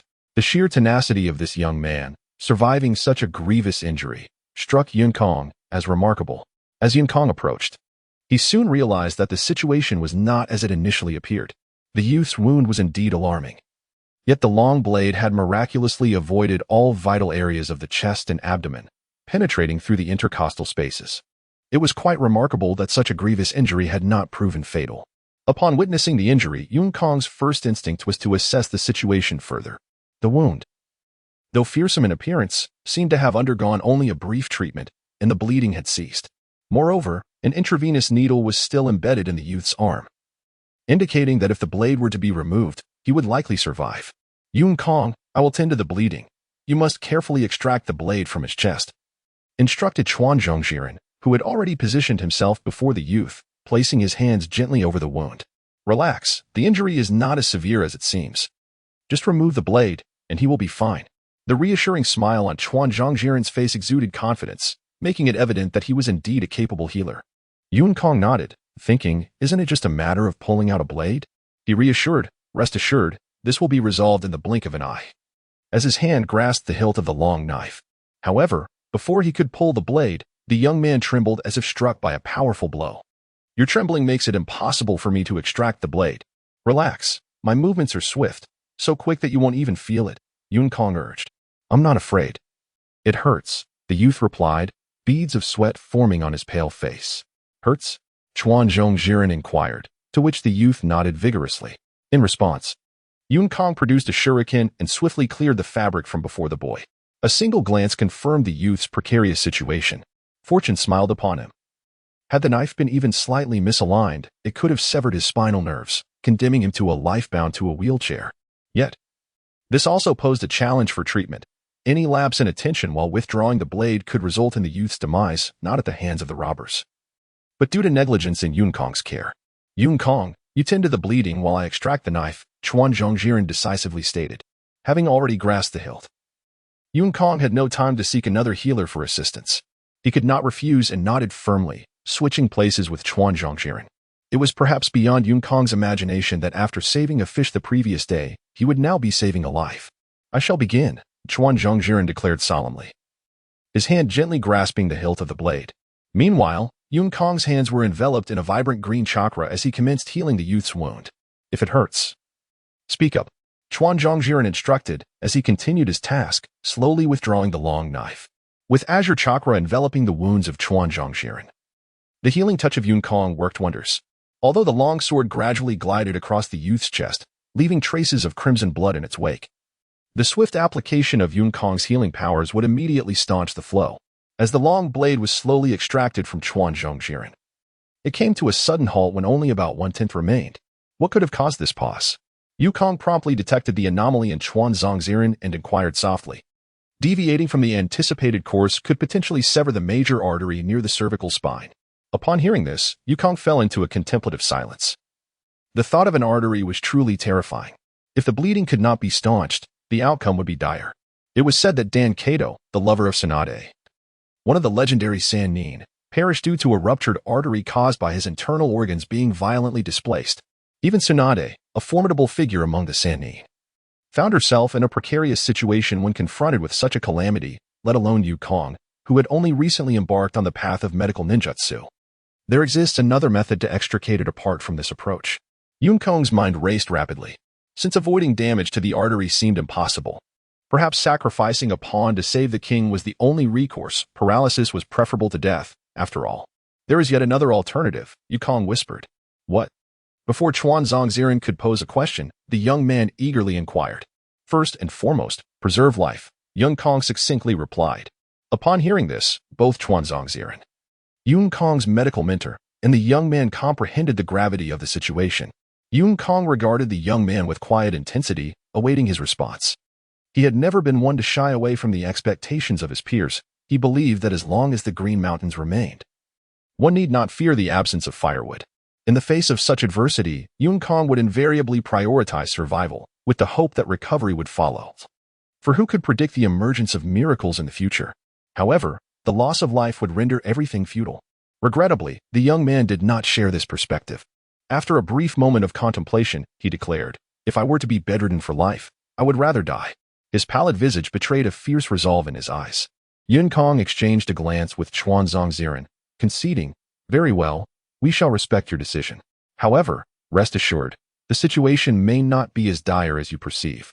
Yukong offered reassurance, acknowledging that while he himself would not have taken such a stance, the young man's unwavering spirit was undeniably commendable.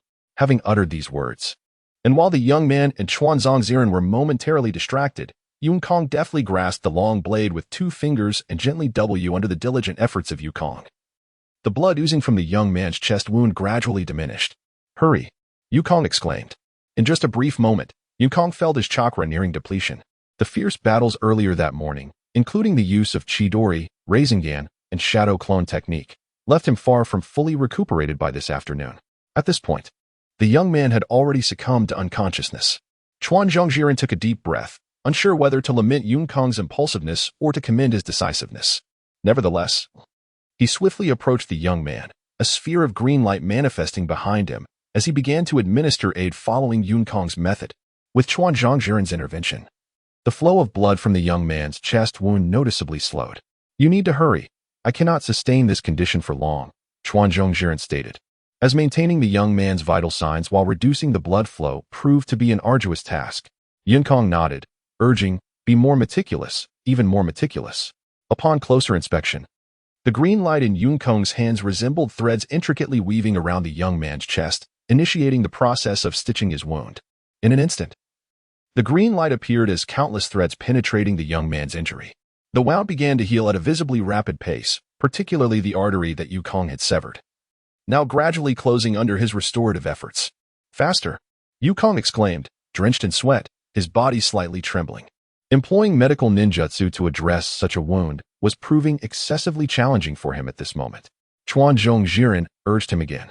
At this juncture, the artery Yukong had lacerated bore only a few micrometers of damage, yet even this minuscule injury was more daunting to manage than all previous wounds combined. As the wound shrank, the pressure at the site increased gradually, even with Chuan Zongxiren controlling the blood flow of the unconscious young man. The remaining injury barely sustained its original state. Yukong, I can maintain this condition for at most 5 more minutes, Chuan Zongxiren remarked. Half an hour passed in the blink of an eye, yet under Yukong's treatment, the wound remained a mere few micrometers in size. This is becoming critical, Chuan Zongxiren said, his complexion mirroring that of the young man, his medical attire soaked with perspiration. Yukong, equally drenched, cursed inwardly. The wound he attempted to mend was on the verge of being torn apart anew by the force of the blood, rendering his efforts seemingly futile. Unless he could seal the wound instantaneously and then reinforce it, it was akin to attempting to block a bursting dam. One must first plug the breach before gradually fortifying the structure to restore order. However, at present, the medical capabilities of Yukong are simply insufficient to staunch all of the young man's wounds in an instant. Should one truly surrender so easily? Yukong pondered, observing the profound fatigue etched upon the youth's face. Unconsciously, he murmured, perhaps ending it here would not be such a poor choice. The medical beam emanating from Yukong, now wounded himself, gradually diminished. I have done my utmost, he reflected, watching as the wounds began to spiral out of control with the cessation of his treatment. A wave of despondency washing over him. Yukong. The disheartened Yukong was abruptly roused by a commanding shout. He had momentarily forsaken the ethical code of a physician. One must never abandon their patient until the very end. Will you truly forsake this soul who has entrusted their life to you? Bellowed Xuanzangxiren.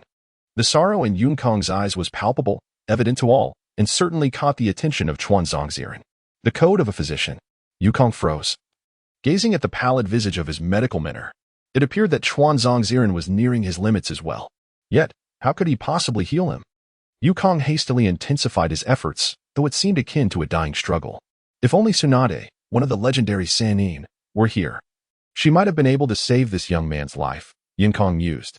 Suddenly, he felt as though he had been struck by a revelation. Tsunade, cellular revitalization. As thoughts of Tsunade flitted through his mind, those very words unconsciously surfaced. Of course, if external forces could not aid in healing his wounds, why could he not seek a solution from within, akin to Tsunade's creation rebirth technique? With this realization, it was as if a door had swung open in Yukong's mind. Teacher, please hold on a moment longer. I shall make one final attempt, he declared. Upon receiving Xuanzangxiren's affirmation, Yukong, under the astonished gaze of his mentor, began to form hand seals with one hand. This was Yukong's inaugural attempt at a one-handed seal. While he had previously dabbled in such endeavors, he had always approached them with a nonchalant attitude. This time, however, failure was not an option, for the consequences would mean the loss of this young man's life. Shinchenziucho Sijuushin. The series of seals were executed swiftly with Yukong's right hand. Visible to the naked eye, strands of lightning began to manifest upon his palm. The only method left to stimulate cellular activity was the application of electricity. Yet, the situation was evidently more complex than Yukong had anticipated. Once the Chidori hand seal was completed, it was accompanied by a searing pain that radiated through Yukong's right hand. In an instant, his previously rosy complexion turned ashen. Beads of sweat forming and cascading down his cheeks. Under the relentless pain, Yukong felt his consciousness begin to blur. Nonetheless, he was not endeavoring to complete the Chidori with one hand. His intention was merely to transform his chakra into lightning to activate the cells at the site of the youth's chest wound.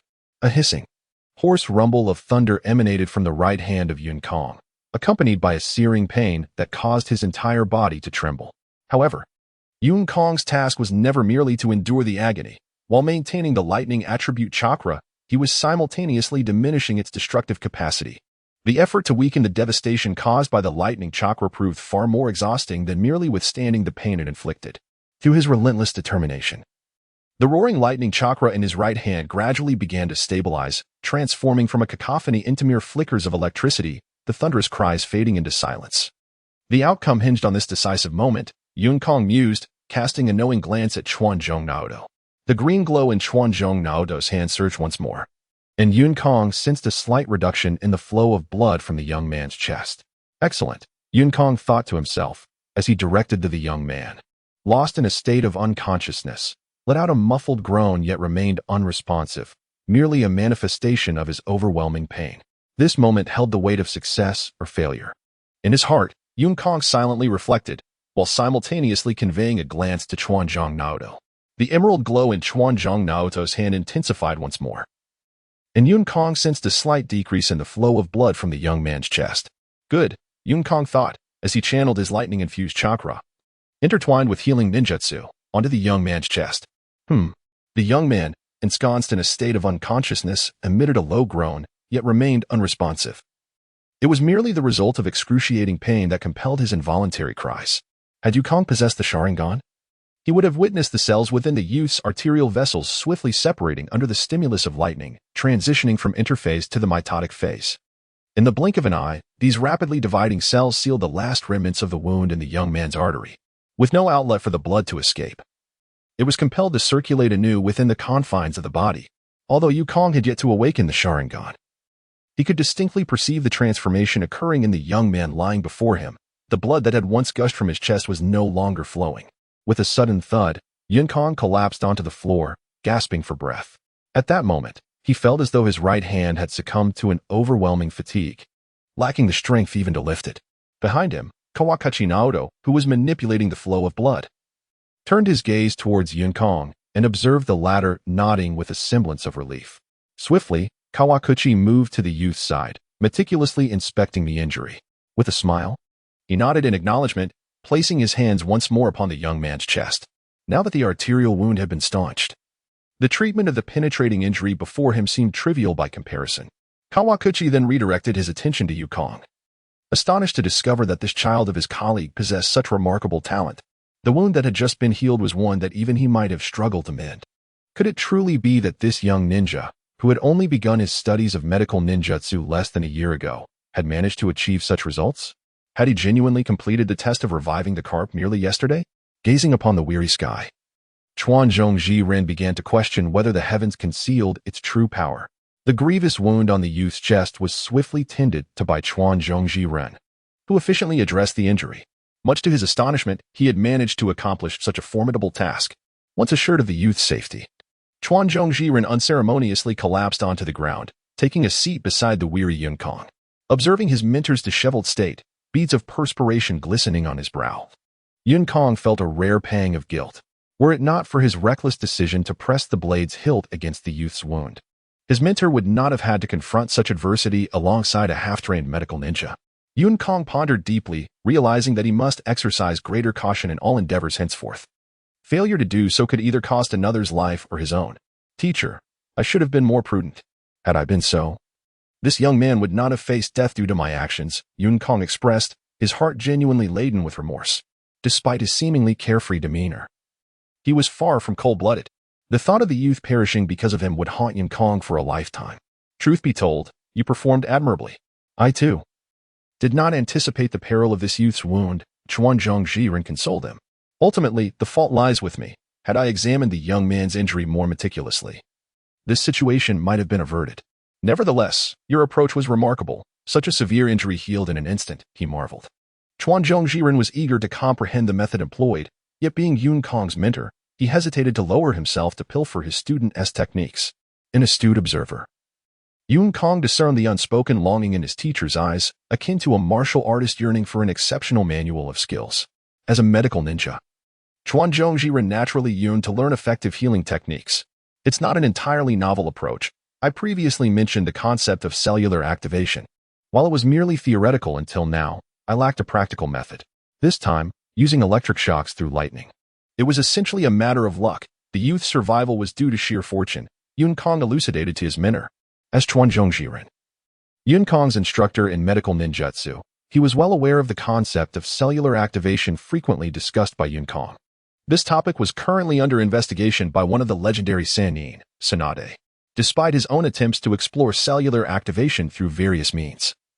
He had regrettably found that a misstep could lead to cellular death, yielding no tangible results. He was astonished that Yukong had managed to put this theory into practice. However, Chuanzhong Ren also understood that Yukong's assertion of it being purely a matter of luck held some truth, while stimulating cellular activation was straightforward. The challenge lay in regulating the degree of that activation. The degree of cellular activation is rather minimal, potentially yielding negligible effects. Conversely, excessive cellular activation may lead to abnormalities within organs or tissues. Thus, employing cellular activation for medical ninjutsu remains a theoretical possibility. Since Chuanzhong Ren has discerned the underlying cause, he understands that Yukong is not intentionally concealing the truth from him. With his keen insight, he cannot be mistaken. Moreover, the burn on the young man's chest is unmistakably a result of Yukong's overly intense electrical stimulation that has scorched some cells. At that moment, the young man, lying on the bed, let out a soft groan and gradually opened his eyes. Am I dead? His voice was somewhat hoarse, likely due to the pain he had just endured, which had strained his throat from a sudden scream. Before he could indulge in self-pity or reminisce about the beauty of his past life, Yukong interjected, "It appears not. You are still here with us." Yukong's words prompted the young man to direct his gaze toward him. "Did you save me?" the young man asked, his voice dry. His look carried gratitude. Yet there was an indefinable complexity within it. Yukong cleared his throat twice, hesitant to accept the notion of having saved him. Had it not been for Yukong's reckless grip on the hilt of the blade, the young man might not have found himself in such perilous circumstances. Therefore, Yukong found it difficult to acknowledge and embrace the young man's appreciative gaze. However, the young man thought otherwise. He struggled to rise, intending to express his gratitude to Yukong, only to be gently pressed back onto the bed by Yukong. As Yukong cleared his throat twice, it could hardly be termed a rescue, had it not been for his reckless grip on the hilt of the knife. The young man might not have found himself in such perilous circumstances. Thus, It was quite difficult for Yun Kong to shamelessly acknowledge or accept the grateful gaze of the youth. However, the young man harbored no such thoughts. He struggled to rise, intending to express his gratitude to Yun Kong, only to be pressed back onto the bed by Yun Kong. Observing the boy's appreciative demeanor, Yun Kong felt a twinge of embarrassment at the prospect of taking credit for the deed, and instead deflected it toward the figure standing beside him, Chuanzhong Riren.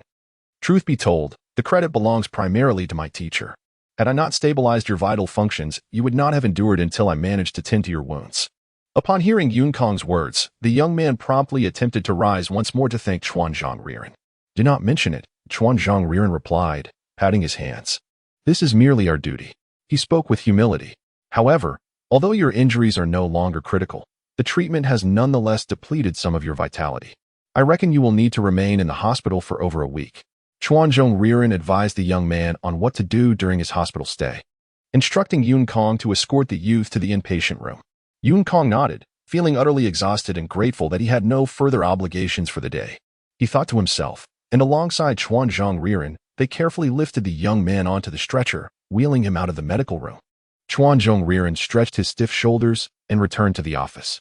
Having successfully treated the youth using cellular revitalization, he had to document the case and submit it to Lady Tsunade, one of the legendary Sannin, since Yun Kong had become his apprentice to learn medical ninjutsu. Lady Tsunade had sent someone to ensure that every detail of Yun Kong's learning process was meticulously recorded for her review. Given the significance of cellular revitalization, especially as a successful case, it was imperative to document it, even if the success was, by an overwhelming 99.9%, attributable to luck. Unbeknownst to Yun Kong, Chuanzhong Riren was engaged in matters behind the scenes. Throughout their journey, Yun Kong conversed with the young man, finally learning his name, Jioen. However, the name Jioen bore no resemblance to the young man in his 20s. Through casual conversation, Yun Kong also discovered that this youth was indeed the instigator of the conflict, which had stemmed from the daughter of the caravan's owner. However, Yun Kong swiftly diverted the topic. He had little interest in tales of an ordinary man enamored with a phoenix-like maiden, only for bandits to forcibly seize her. Yet, after suffering such grievous injuries, why hasn't the wealthy merchant's daughter you secretly admire come to see you? Yun Kong inquired. Admittedly, he was not the most skilled conversationalist. Curiosity might have sufficed internally, but asking outright was another matter entirely. Fortunately, Jioen seemed unfazed, chuckling lightly as he tactfully shifted the conversation. The hospital was not large, particularly the proximity between the inpatient room and the medical room. After settling Jioen, Yun Kong prepared to depart. The chaotic events of the day had drained his energy, and he longed to return home for a restful sleep. Wait a moment, brother Yun Kong. As Yun Kong was about to leave the room, Jioen called out to him. Yun Kong, even though I am merely 7 years old, you, a youth in your 20s, calling me little brother feels quite peculiar. Yun Kong thought to himself. However, there was no time to dwell on such thoughts. Jioen reached for a scroll at his waist. You saved my life, and I have little to repay you with. Coincidentally, I once stumbled upon a ninjutsu technique. Regrettably, I am not a ninja myself, so I shall pass it on to you. You must be a shinobi from the Hidden Leaf Village, right? Jioen stated, handing the scroll to Yun Kong. Yun Kong paused briefly. All right, thank you, he replied, not giving it much thought. After all, this young wandering warrior might possess some powerful ninjutsu. Thus, he graciously accepted the scroll with both hands. Thank you, he reiterated. Jioen nodded slightly. Yun Kong, if you find yourself unable to master this ninjutsu, I hope you can find someone suitable to carry on its legacy. Do not let its lineage end with me. With that, Jioen wearily lay back down on the bed. Yun Kong silently nodded, pondering whether this was truly a high-level ninjutsu. Otherwise, Jioen would not have borne such an expression. With a solemn tone, he expressed his gratitude once more. Rest assured, I will not let this ninjutsu fade into obscurity. Jioen weakly nodded, and once Yun Kong closed the door to the room, 2 tears streamed down his face. Father, I lack the strength to carry on this ninjutsu. The burdens of our family's mission are too heavy. Having faced death once, I have seen through it. Father, I am giving up just like this. You won't blame me, will you? Jioen whispered softly, but Yun Kong, already outside the room, could not hear him. Yun Kong casually tucked the scroll into his ninja tool pouch. He was utterly exhausted and lacked the energy to examine the nature of this ninjutsu. It was best to set it aside for now. He greeted Chuanzhong Riren, who was still busy with some tasks, but Yun Kong chose not to disturb him. Besides, he had no energy left to study medical ninjutsu today. With fatigue etched across his face, Yun Kong returned home and greeted his father, who was watching over the shop, before heading directly to his room to lie down and sleep. When Yun Kong awoke again, the sky was dimly lit with the first hints of dawn. He lazily stretched and wiped away the tears from his face caused by his yawning. From the time he had fallen asleep yesterday afternoon just past 3 until now, he felt entirely rejuvenated. However, his stomach began to growl impatiently. Yet, Yun Kong did not rise. Breakfast was not yet prepared, and even if he got up, it would only result in being roped into helping his parents with the morning meal. Given Yun Kong's temperament, he preferred to indulge in a bit more sleep. However, it was evident that he was overestimating his ability to do so.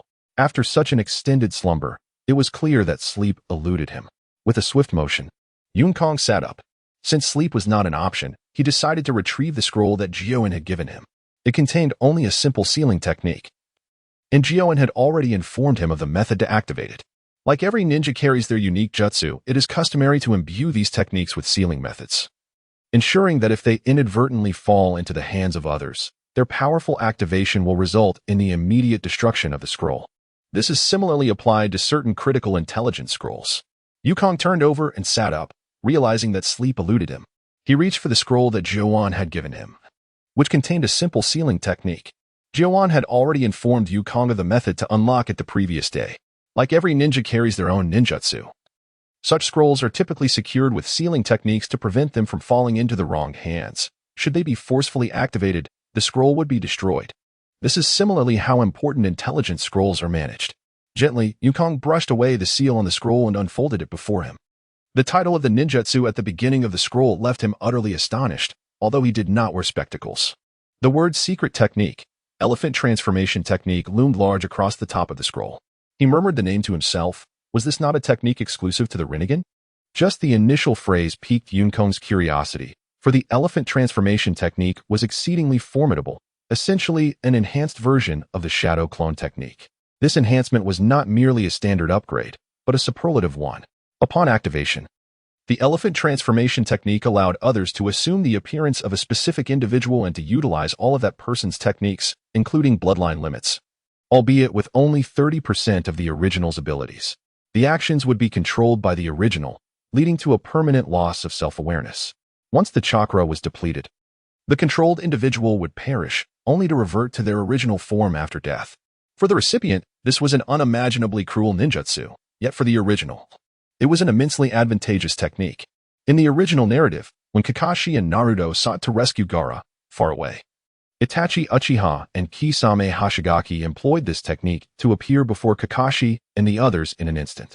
As a form of indirect puppet technique, the elephant transformation technique differed from ordinary puppetry. While the latter relies on chakra strings for control, the former is governed by the will of the practitioner. This aspect is particularly terrifying, as it allows for combat as long as the will exists, enabling the original to observe the battlefield calmly without interference from external factors. Such capability is especially beneficial for reconnaissance and sabotage missions, where one could easily become ensnared in a relentless ambush. With the elephant transformation technique, such predicaments could be entirely avoided. From an individual perspective, it is merely a survival technique. However, for a village, it could prevent countless unnecessary losses in combat strength. Over time, these accumulations could lead to an overwhelming power for the village. Regrettably, Yun Kong had no intention of sharing this ninjutsu with the village, for if it were to fall into the hands of the Umbu, particularly the Root Division, he could only imagine the chaos that would ensue in his life thereafter. Yu Kong read through the scroll with remarkable speed, greedily absorbing the information within.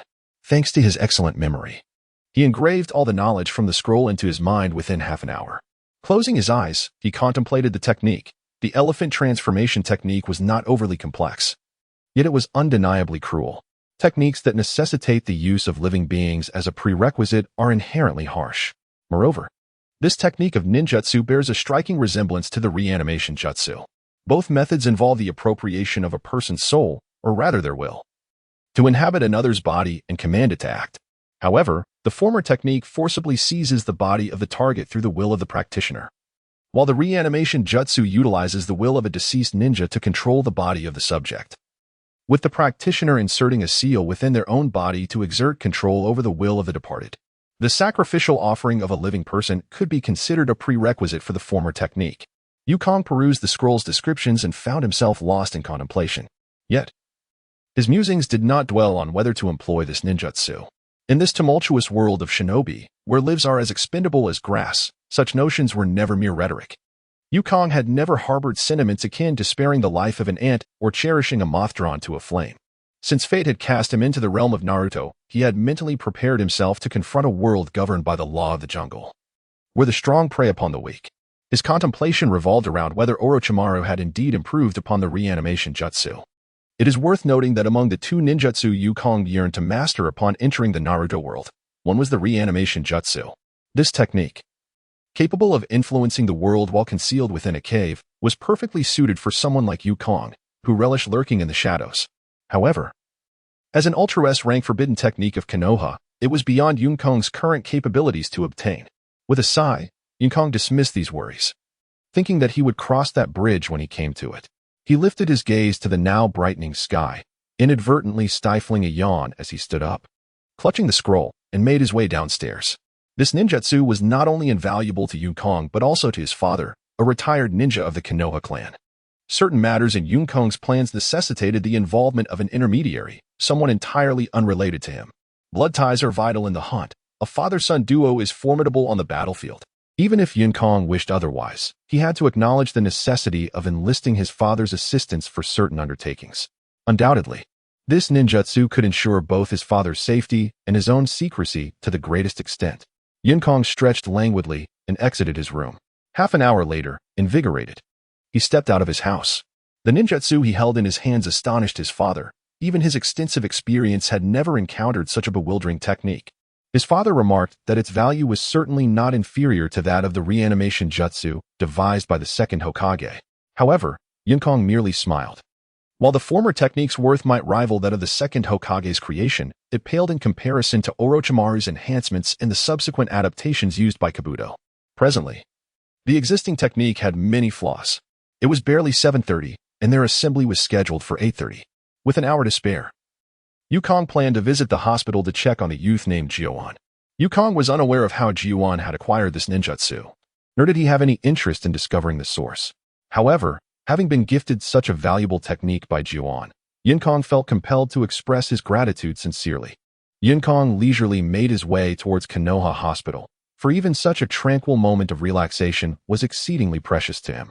It was only during these instances that he could empty his mind of pressing concerns, allowing himself to drift into quiet reverie and indulge in whimsical thoughts.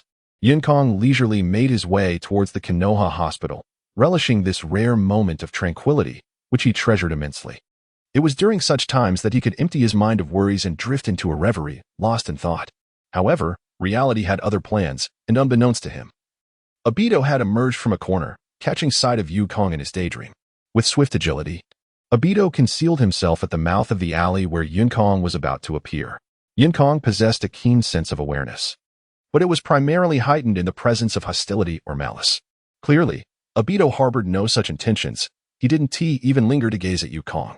Oblivious, Yukong continued his aimless stroll, preoccupied with devising a means to acquire the forbidden jutsu, Edo Tensei, from Orochimaru. Suddenly, an unsettling sensation washed over him, an instinctual warning that something ominous was afoot. As he snapped back to reality, he was met with the sight of a sweeping leg aimed directly at him. Startled, Yukong instinctively reacted to the gust of wind created by Obito's kick. Before he could utilize a substitution technique, Obito's sweeping leg was already upon him. In a split second, Yukong shifted his feet, retreating swiftly as he leaned back, narrowly avoiding the kick. He planted his toes on the ground, propelling himself backward while deftly brandishing several shurikens towards his assailant. To his astonishment, he discovered that the attacker was none other than Obito. With kunai in hand, Yukong danced them before him, creating an impenetrable barrier. The shurikens he launched were effortlessly deflected by Obito. "Obito, what is wrong with you? What kind of nonsense is this?" Yukong exclaimed, recognizing that Obito was merely indulging in mischief. Clearly, Yukong's moment of distraction had been interrupted by Obito, leaving him quite irked. Despite his displeasure, this was a recurring scenario he had warned Obito about numerous times. Regrettably, given the current state of their relationship, no amount of admonishment seemed to sway Obito, who remained resolutely undeterred by Yukong's cautions. All right, Yukong, don't take it to heart, Obito said, casually draping an arm over Yukong's shoulder with a grin. This was a gesture Yukong would have typically initiated. However, proximity often breeds influence. Under Yukong's subtle guidance, Obito had, to some extent, become a reflection of him. Where are you headed? Yukong inquired, intending to visit the hospital, yet uncertain if Minato had assigned Obito any tasks. Obito paused, momentarily taken aback before realizing. When he had draped his arm over Yukong, he had clearly absorbed some of Yukong's admirable qualities, instantly trailing off into thought. Today, our teacher instructed us to rendezvous at the Konoha hospital. It seems we are to protect the daughter of a wealthy merchant. For now, our role has merely been that of a tour guide and bodyguard within the village. In a rather brazen manner, Obito responded. Generally speaking, tasks are meant to be confidential. However, in the case of a D-rank assignment, particularly one concerning a mere escort, Obito lacked any sense of secrecy. Is this the difference? Yukong mused upon hearing Obito's words. Wasn't it said that upon becoming a ninja, the tasks typically involved trivial matters such as walking dogs or finding mischievous kittens? Why then? Were Obito and his companions thrust into the realm of high-ranking tasks like bodyguard duties? Such assignments should generally be classified as C-rank. Nevertheless, if it was designated as D-rank, it must surely be among the finest within that category, Yukong reflected. Could this be attributed to their teacher? Yukong found himself perplexed, unaware that the essence of Obito's mission was merely that of a tour guide. As for the bodyguard role, what kind of peril could they possibly encounter in the Hidden Leaf Village, even if danger were to arise? The chances of freshly graduated genin being called upon to intervene were scant. Yukong and Obito bantered as they made their way to the Konoha hospital. Upon arriving at the entrance, Obito abruptly halted and inquired, Yukong, what brings you here? Yukong, taken aback, thought to himself, after all this time? You only now think to ask. He silently questioned Obito's awareness. I came to visit a friend. He is hospitalized, and I wanted to check on him. Yukong replied. Come on, follow me. Based on the information provided by Obito, Yukong deduced that the target of their first mission was likely the person whom Jiawan harbored feelings for, the young lady of the merchant caravan. Where are you going? I still have a task to attend to. Obito protested. Yet, despite his words, he dutifully trailed behind Yukong. With a smile, Yukong explained. The friend I met yesterday is probably connected to your mission target. Since he asked you to rendezvous at the hospital, I suspect he is here to visit my friend. Therefore, you might as well accompany me to meet this individual. Ignoring Obito's confusion, Yukong added, just follow me. With your slender frame, how much could you possibly fetch? Rest assured, I want to sell you off. As Obito's bewilderment deepened, Yukong deftly shifted the topic. The hospital where Jiawan was admitted was nearby, in less than 2 minutes. Yukong led Obito to Jiawan's room. However, at the unassuming little ward, or rather outside it, stood 4 burly men, accompanied by a visibly displeased Kakashi and the somewhat unfamiliar figure of Nararin. Kakashi's irritation stemmed not from anything else, but rather from Obito's tardiness. They had agreed to meet at the Hokage building at 5 in the morning, yet now it was nearly 8 o'clock. Obito. Kakashi stepped forward and seized Obito by the collar, exclaiming, Where on earth have you been? Obito, as oblivious as ever, blinked and stammered. Well, I encountered a black cat on the way.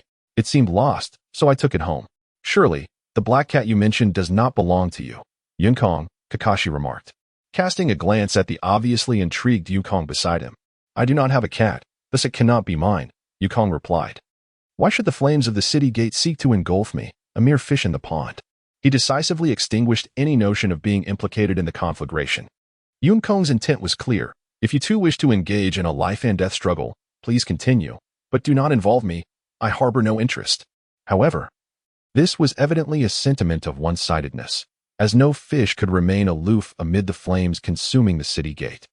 I didn't imply that this black cat belonged to you, Yukong. I meant that this black cat symbolizes you, Kakashi retorted, turning to face Yukong. His silence conveyed a message. Yukong, you are not a virtuous being. All of Obito's negative traits are a result of your influence.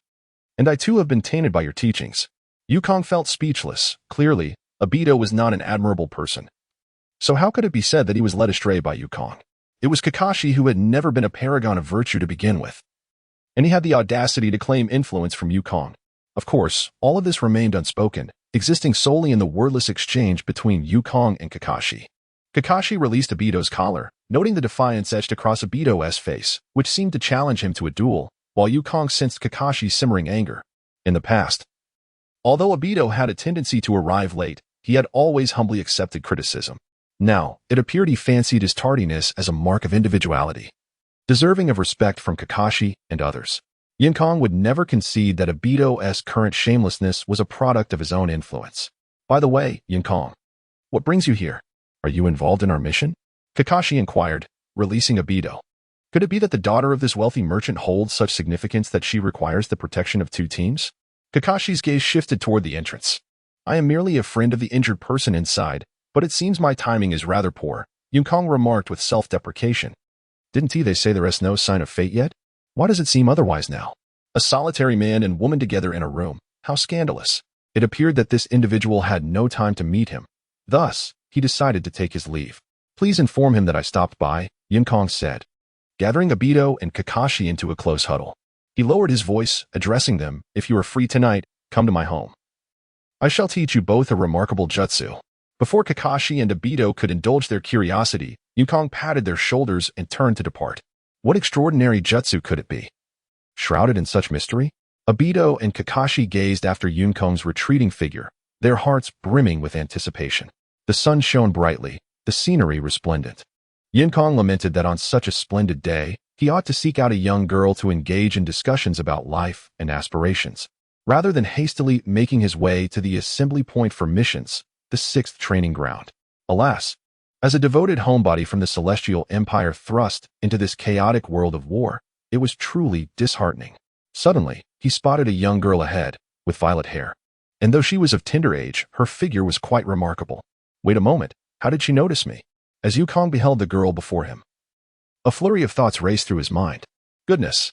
When she finally turned to face him, Yinkong nearly tumbled from the tree in his haste. How frustrating! He could only curse the heavens, wondering if they were playing tricks on him.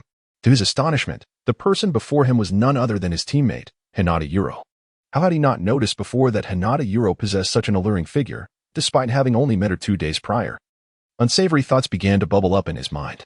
Could it be that all the girls from the Hinata family were similarly endowed? He recalled that Hinata Hanabi, the esteemed heiress of the Hinata clan, also had a commendable figure. Clearing his throat, he pondered whether his embarrassing moment had been witnessed. With her extraordinary perception and keen insight, he felt a sudden wave of embarrassment, worrying that Hinata Yuro had seen his earlier lewd gaze, which certainly merited the title of a rogue. Fortunately, whether she had noticed or was simply feigning ignorance, Hinata Yuro paused and waited for Yinkong to catch up. Good morning. Yinkong greeted her, his cheeks flushed. Hinata Yuro took a moment, glancing at the sky. Was it still morning? To alleviate any awkwardness, she softly returned the greeting. Her voice was quite pleasant, Yinkong noted, but then he became acutely aware of his own state. What was amiss with him today? Since leaving the hospital, it seemed his hormones were in overdrive. Yinkong.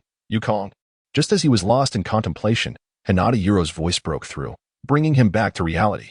Oh, he exclaimed, realizing he had been zoning out, lost in thought. I apologize for my distraction. It's all right. Hinata Yuro gently shook her head. I wanted to apologize yesterday. Neither I nor Yuhi Shiyu intended to target you. Oh, that matter?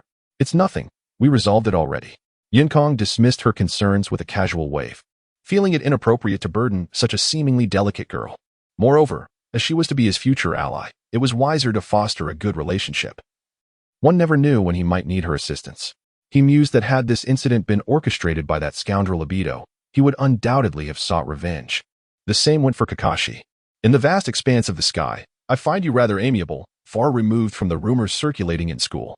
Perhaps it is your magnanimity that has endeared you to Hinata Yuro, who has gradually begun to engage in conversation with you. Are there really legends about me at school? Cloud pondered, realizing that his brother was indeed no ordinary individual. In the future, he could boast to his younger kin, though I am absent from school. Tales of my exploits are still whispered among the students. The thought alone is exhilarating.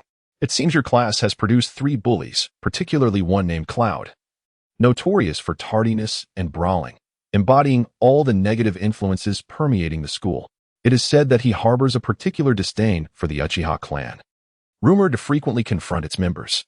Hinata Yuru's eyes narrowed into crescent moons as she chuckled. Indeed, your class has 3 ruffians, especially one called Cloud, who is always late and often fights, embodying all the school's mischief. He is said to scorn the Uchiha clan and often targets its youth. Is this truly how they speak of me at school? Cloud questioned incredulously. Yes, replied Hinata Ayuru, still smiling, her demeanor unperturbed. It is said that 2 boys from your class, Uchiha among them, have spread such tales, including one named Uchiharu. Rumor has it you intend to challenge the Uchiha clan alone. However, a hint of concern crept into her voice as she continued, Cloud, you must exercise caution. The Uchiha clan is renowned as the strongest in Konoha. Even we, the Hyuga, find ourselves at a disadvantage when compared. Why should I be cautious? I never intended to take on the Uchiha alone, Cloud thought to himself, though he sincerely expressed his gratitude to her. Thank you, Ayuru. I harbor no ill will towards the Uchiha. It's merely that those few miscreants are utterly incompetent yet dare to provoke me, rendering their words unworthy of belief. Nevertheless, I appreciate your concern. Excessive talk may indeed incite the enmity of the Uchiha clan. I shall be mindful in the future. Cloud's heartfelt thanks were met once again with Hinata Ayuru's cheerful countenance. What a gentle soul, Cloud mused. After a casual exchange with Hinata Ayuru, the 2 soon arrived at their meeting point, a grand temple entrance, where oil girl Shiyu awaited them. Despite their brief conversation along the way, Cloud felt a sense of closeness with Hinata Ayuru, as the previous barrier between them had entirely dissipated, as envisioned by the ethereal Yunkong. Hinata Ayuru is an exceptionally gentle girl. Engaging in conversation with her brings a profound sense of comfort, as if she possesses an innate charm that irresistibly draws Yunkong closer. Perhaps it is true that beautiful and gentle girls exude such allure. Even at the tender age of 7 or 8, Yunkong mused.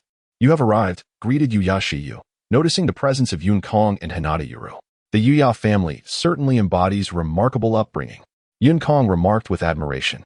Good morning, Yunkong replied, acknowledging the importance of fostering camaraderie. For one never knows when a companion may come to one's aid. Good morning? A line of embarrassment crossed Yuya Shiyu's forehead, mirroring Hinata Ayuru's earlier gesture as she glanced at the sun, which had long since ascended to the sky. What do you mean by good morning? Yuya Shiyu replied with a hint of gloom. Forget what I just said about the Yuya family's upbringing, Yunkong thought to himself, reflecting on how the Yuya family seemed to lack conversational finesse, which likely explained their frequent oversight by others. Your peculiar conversational skills may lead to a lack of friends. Yet Lord Yunkong graciously refrains from holding it against Yuya Shiyu. Any time before noon is considered morning, and besides, the teacher has yet to arrive. So we are indeed early, Yunkong asserted, determined to alleviate the awkwardness of the moment with a deft rebuttal. Well, that's true, Yuya Shiyu conceded, understanding the awkwardness of her previous remark, nodding without further contention. Yunkong, did your parents not teach you not to speak ill of others behind their backs? A chilling voice emerged from behind Yunkong, and he realized that the only person who had been standing there was Hinata Ayuru. Unfortunately, the voice belonged to his teacher, Yamamoto Kaichi. What? I spoke no ill of you. I merely stated the facts. Though Yunkong refrained from uttering such thoughts aloud, he felt an instinctual reluctance to provoke a confrontation. Thus, he nodded and uttered a statement that could provoke further ire. My parents advised me against speaking ill of others behind their backs, he responded, emphasizing the very subject of his remark. In response, Yamamoto Kaichi unceremoniously placed a hand on Yunkong's head. What do you mean by that? Do you think your teacher is too lenient? Feeling the icy aura of Yamamoto Kaichi's discontent, Yunkong silently regretted his words. How could he forget that his teacher was the stern Yamamoto Kaichi, renowned among the boar, deer, and butterfly for his formidable presence? Yunkong inwardly lamented, Minato, why did you not choose me as your student? In comparison to the sunlit smile of the radiant golden flash, Yunkong felt a palpable dissonance with the perpetually serious demeanor of Yamamoto Kaichi. Yamamoto Kaichi, however, was not overly perturbed by Yunkong's slightly irreverent remarks. After all, respect is not merely a matter of words spoken. In the Hidden Leaf Village, the bond between teachers and students resembles that of close friends rather than a mere mentor-mentee relationship. Consider the connections between the third Hokage and the legendary Sannin, Jiraiya and Naruto, as well as Orochimaru and Sasuke, though perhaps it is best not to dwell on those. Now, Yamashiro Kaichi released Yunkong, who had been shaking his head and struggling incessantly. Let us discuss your mission for today, he began. Upon hearing Kaichi's words, Yunya Shiyu and Hinata Ayuru instinctively straightened their postures. Even Yunkong, who typically exuded a carefree demeanor, stood earnestly before Kaichi, awaiting the announcement of their task. Yunkong was no fool. He understood the appropriate moments for levity and when to adopt a serious demeanor. Your mission today is to thoroughly clean the temple behind you, and fill the 18 large urns within it with water, Kaichi instructed. TCH. Immediately following Kaichi's declaration, Yunkong's derisive voice pierced the air, expressing his disdain. What is it, Yunkong? Do you have an objection? Kaichi inquired, his expression darkening as he directed a sharp gaze at Yukong. Teacher, do you lack status before the Hokage? This is unacceptable. You must make a better impression in front of the Hokage to advance your career. Only then can you attain a higher position, become a general manager. Assume the role of CEO, win the affection of a wealthy beauty, and ultimately reach the pinnacle of your life. Listening to Yunkong's words, Kaichi's brow twitched, and he struggled to suppress the urge to mete out punishment. Although he was unfamiliar with the term "so" wealthy beauty, it was evident from Yunkong's expression that he was mocking him. Yunkong, what exactly are you trying to convey? Kaichi asked, his gaze filled with malice, silently warning Yunkong to behave or face the consequences. Teacher, I assure you. I meant no offense. Yukong quickly backtracked, realizing that challenging Kaichi with his current abilities would undoubtedly lead to his downfall. Speak quickly. Kaichi was not about to let Yunkong off the hook so easily. He believed that this troublesome lad needed a firm reprimand. In Kaichi's eyes, Yunkong was the type who wouldn't heed advice without a good scolding. Well, I merely wish to inquire why Obito and the others were assigned a high-ranking task as bodyguards while we are relegated to this menial chore, Yukong said. Teacher, is it true that you hold little status in the eyes of the Hokage? He asked timidly. Yukong had already articulated his point quite clearly. But his final question regarding Kaichi's standing with the Hokage was undoubtedly a rather cutting remark, akin to an attack of significant magnitude. Teacher, do you hold a particularly low status in the presence of Lord Hokage? This question echoed incessantly in Yamashiro Kaichi's ears, reminiscent of a song on repeat. His expression darkened progressively, becoming increasingly stormy. Amidst the sympathetic gazes of Hinata Yuyo and Aburame Shiyu, Yamashiro Kaichi allowed Yukong to experience the terror of a jonin. It remained uncertain whether the sympathy from Hinata Yuyo and Aburame Shiyu was directed towards Yukong or Yamashiro Kaichi himself. Within a mere 10 minutes, Yamashiro Kaichi transformed Yukong from a refined young lad into an, pig-headed figure. Sporting heavy panda-like eyes, Yukong trailed behind Yamashiro Kaichi, every part of him aching yet devoid of any visible bruises. Such was the prowess of a jonin. Even in delivering a beating, the finesse was remarkable. Yukong mused, dutifully following in the wake of Yamashiro Kaichi, realizing that he indeed possessed a latent potential for being an obedient child. As Yukong diligently trailed behind Yamashiro Kaichi, eyes fixed ahead, he noted that the temple was quite sizable, populated by a considerable number of monks. From the temple entrance to their current location, Yukong encountered over 10 monks. While maintaining his focus and behaving like a good child behind Yamashiro Kaichi, the latter paused to bow to a senior monk, who appeared to be in charge. The senior monk gestured around, indicating the need to clear the overgrown grass, clean the gilded Buddha statues, fill the large vats in the courtyard, and a series of other tasks. For 10 minutes, the senior monk spoke animatedly, gesturing as if he were charting the course of history with fervor. Once he concluded, Yamashiro Kaichi turned to the 3 astonished individuals and declared, "You all heard that. Let us commence our task." With that, he bowed once more to the senior monk and prepared to oversee Yukong and the others as they undertook their duties, a task he, as a jonin, would refrain from executing himself. The workload was substantial, and without urgency, they might not complete it before nightfall. However, before Yamashiro Kaichi could fully turn around, he sensed a palpable tension in the air. Without needing to ponder, he recognized the source of the disturbance was Yukong. As Aburame Shiyu and Hinata Yuyo prepared to begin their work, the obedient child Yukong naturally stepped forward, hands on his hips, pointing at the senior monk. "Hey, you bald donkey." Yukong's words instantly transformed Yamashiro Kaichi's previously jovial expression into one of dark dismay. "Yukong, are you here to disrupt?" Yamashiro Kaichi thought, bewildered at the audacity of pointing at a monk and shouting such a phrase in a temple. It appeared that Yukong was indeed seeking trouble. "That bald donkey," he continued. "It seems your temple is filled with able-bodied youth, yet you've summoned an old man to assist you.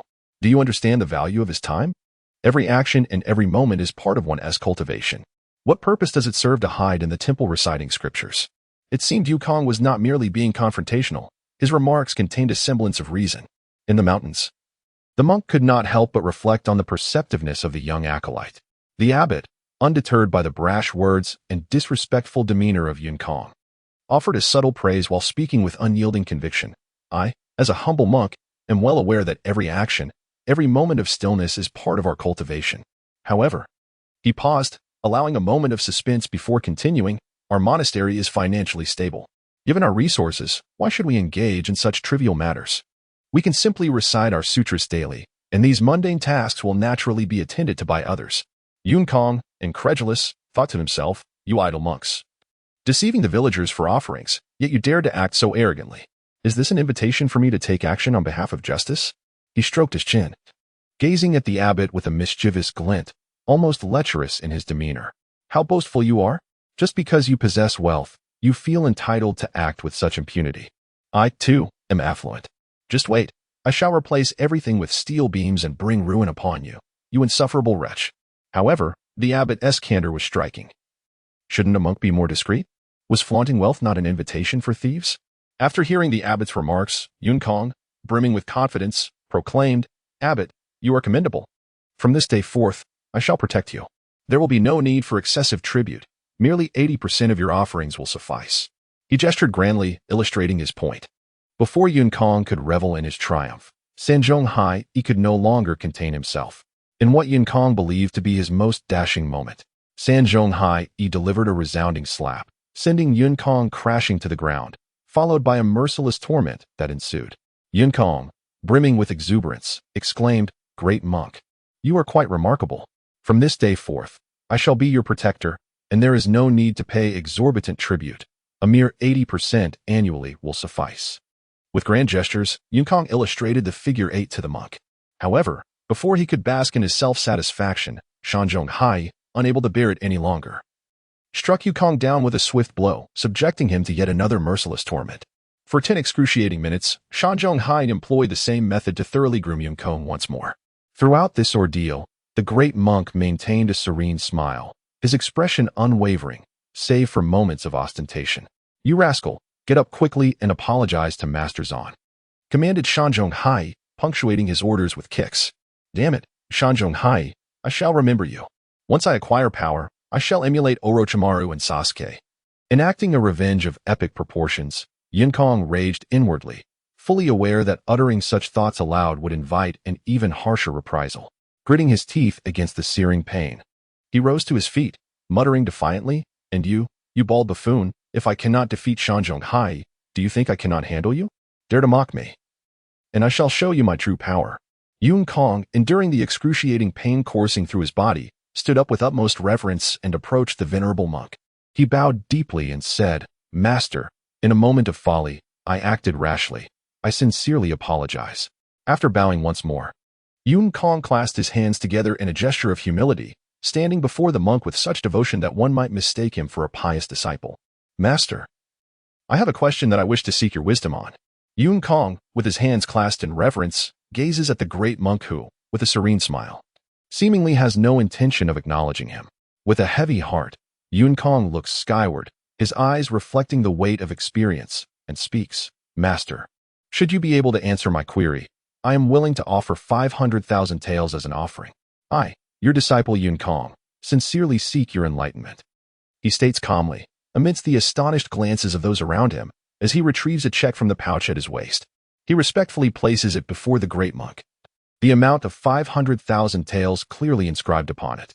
The onlookers, including Sanzhong Hai, are taken aback, never having anticipated that Yun Kong possessed such wealth. The sum of 500,000 taels would suffice even for an S-rank mission. The great monk, too, is visibly surprised. He had initially thought Yun Kong was merely jesting, but now he realizes the gravity of his offering. As the monk reaches out to accept the check, Yun Kong deftly withdraws his hand, evading the monk's grasp. The smile on the monk's face now carries a hint of eagerness, as he inquires, what question does the benefactor wish to pose? Just as a ninja regards their employer, the venerable monk has long set aside the original identity of the affluent patron, Yun Kong. The question I wish to pose is quite simple. Which came first, the egg or the chicken? Yun Kong lifted his gaze to the sky at a 45-degree angle. The fragmented strands of his bangs danced lightly in the breeze, slightly disheveled. Yet this did not detract from his imposing presence. Instead, Yun Kong's eyes conveyed a trace of bewildered sorrow.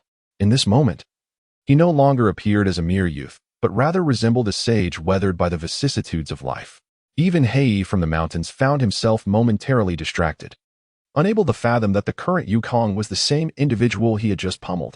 Yukong exuded an intangible air of superiority, a noble essence that seemed to survey all living beings with a benevolent gaze, embodying the qualities of a sage who viewed the world as his responsibility. However, the age-old debate of which came first, the chicken or the egg, was unlikely to be answered by a monk of such limited understanding. This question encompasses a myriad of philosophical, psychological, and biological complexities far beyond the grasp of a solitary monk. The monk attempted several times to articulate a response, yet under the pressure of Yukong's aura, his own theories appeared utterly trivial. He even contemplated attempting to deceive Yukong for the sake of 500,000 taels, but found himself feeling shameful at the thought of offering any trivial wisdom before Yukong, whose mere words could evoke profound contemplation. At last, Yukong's melancholic demeanor, gazing upwards at an angle, dissipated. Without a trace of worldly concern, he posed a question. Indeed, it was a question, and Yukong now emanated the presence of a celestial being, commanding reverence and awe from those around him. Do you know?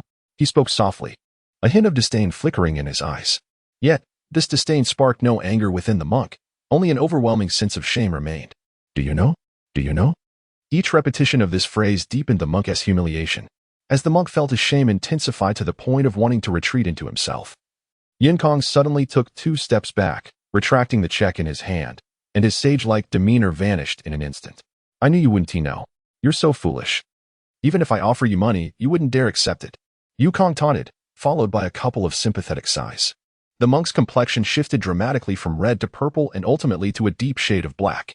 Observing Yukong's mocking expression, even the monk recognized that this mischievous youth was merely toying with him.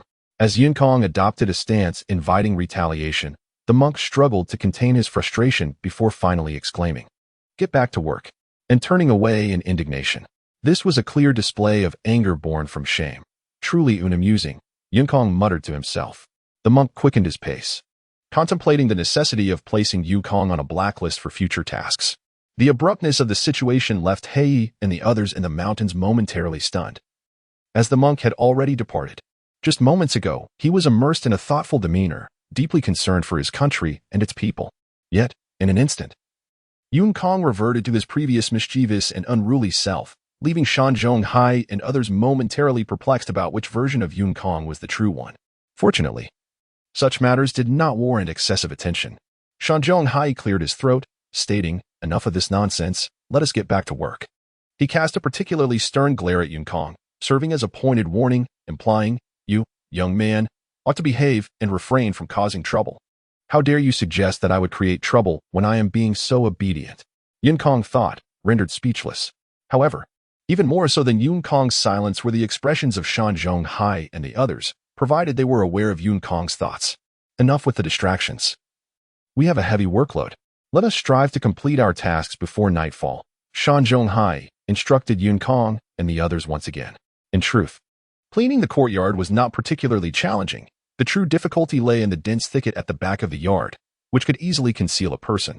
It was evident that if left to Yukong and his companions, the task of clearing it could extend indefinitely. You two are responsible for dusting the large Buddha statue in the temple and tidying up the courtyard. I shall take care of the thicket and fetching water. As those tasks are rather simple, Yukong declared. Among these tasks, the most time-consuming was clearing the thicket, while the most laborious was hauling enough water to fill 18 large vats. Each vat approached 2 meters in height, and given the capacity of the buckets Yukong and his companions could manage, it would take 20 trips to transport a single vat of water.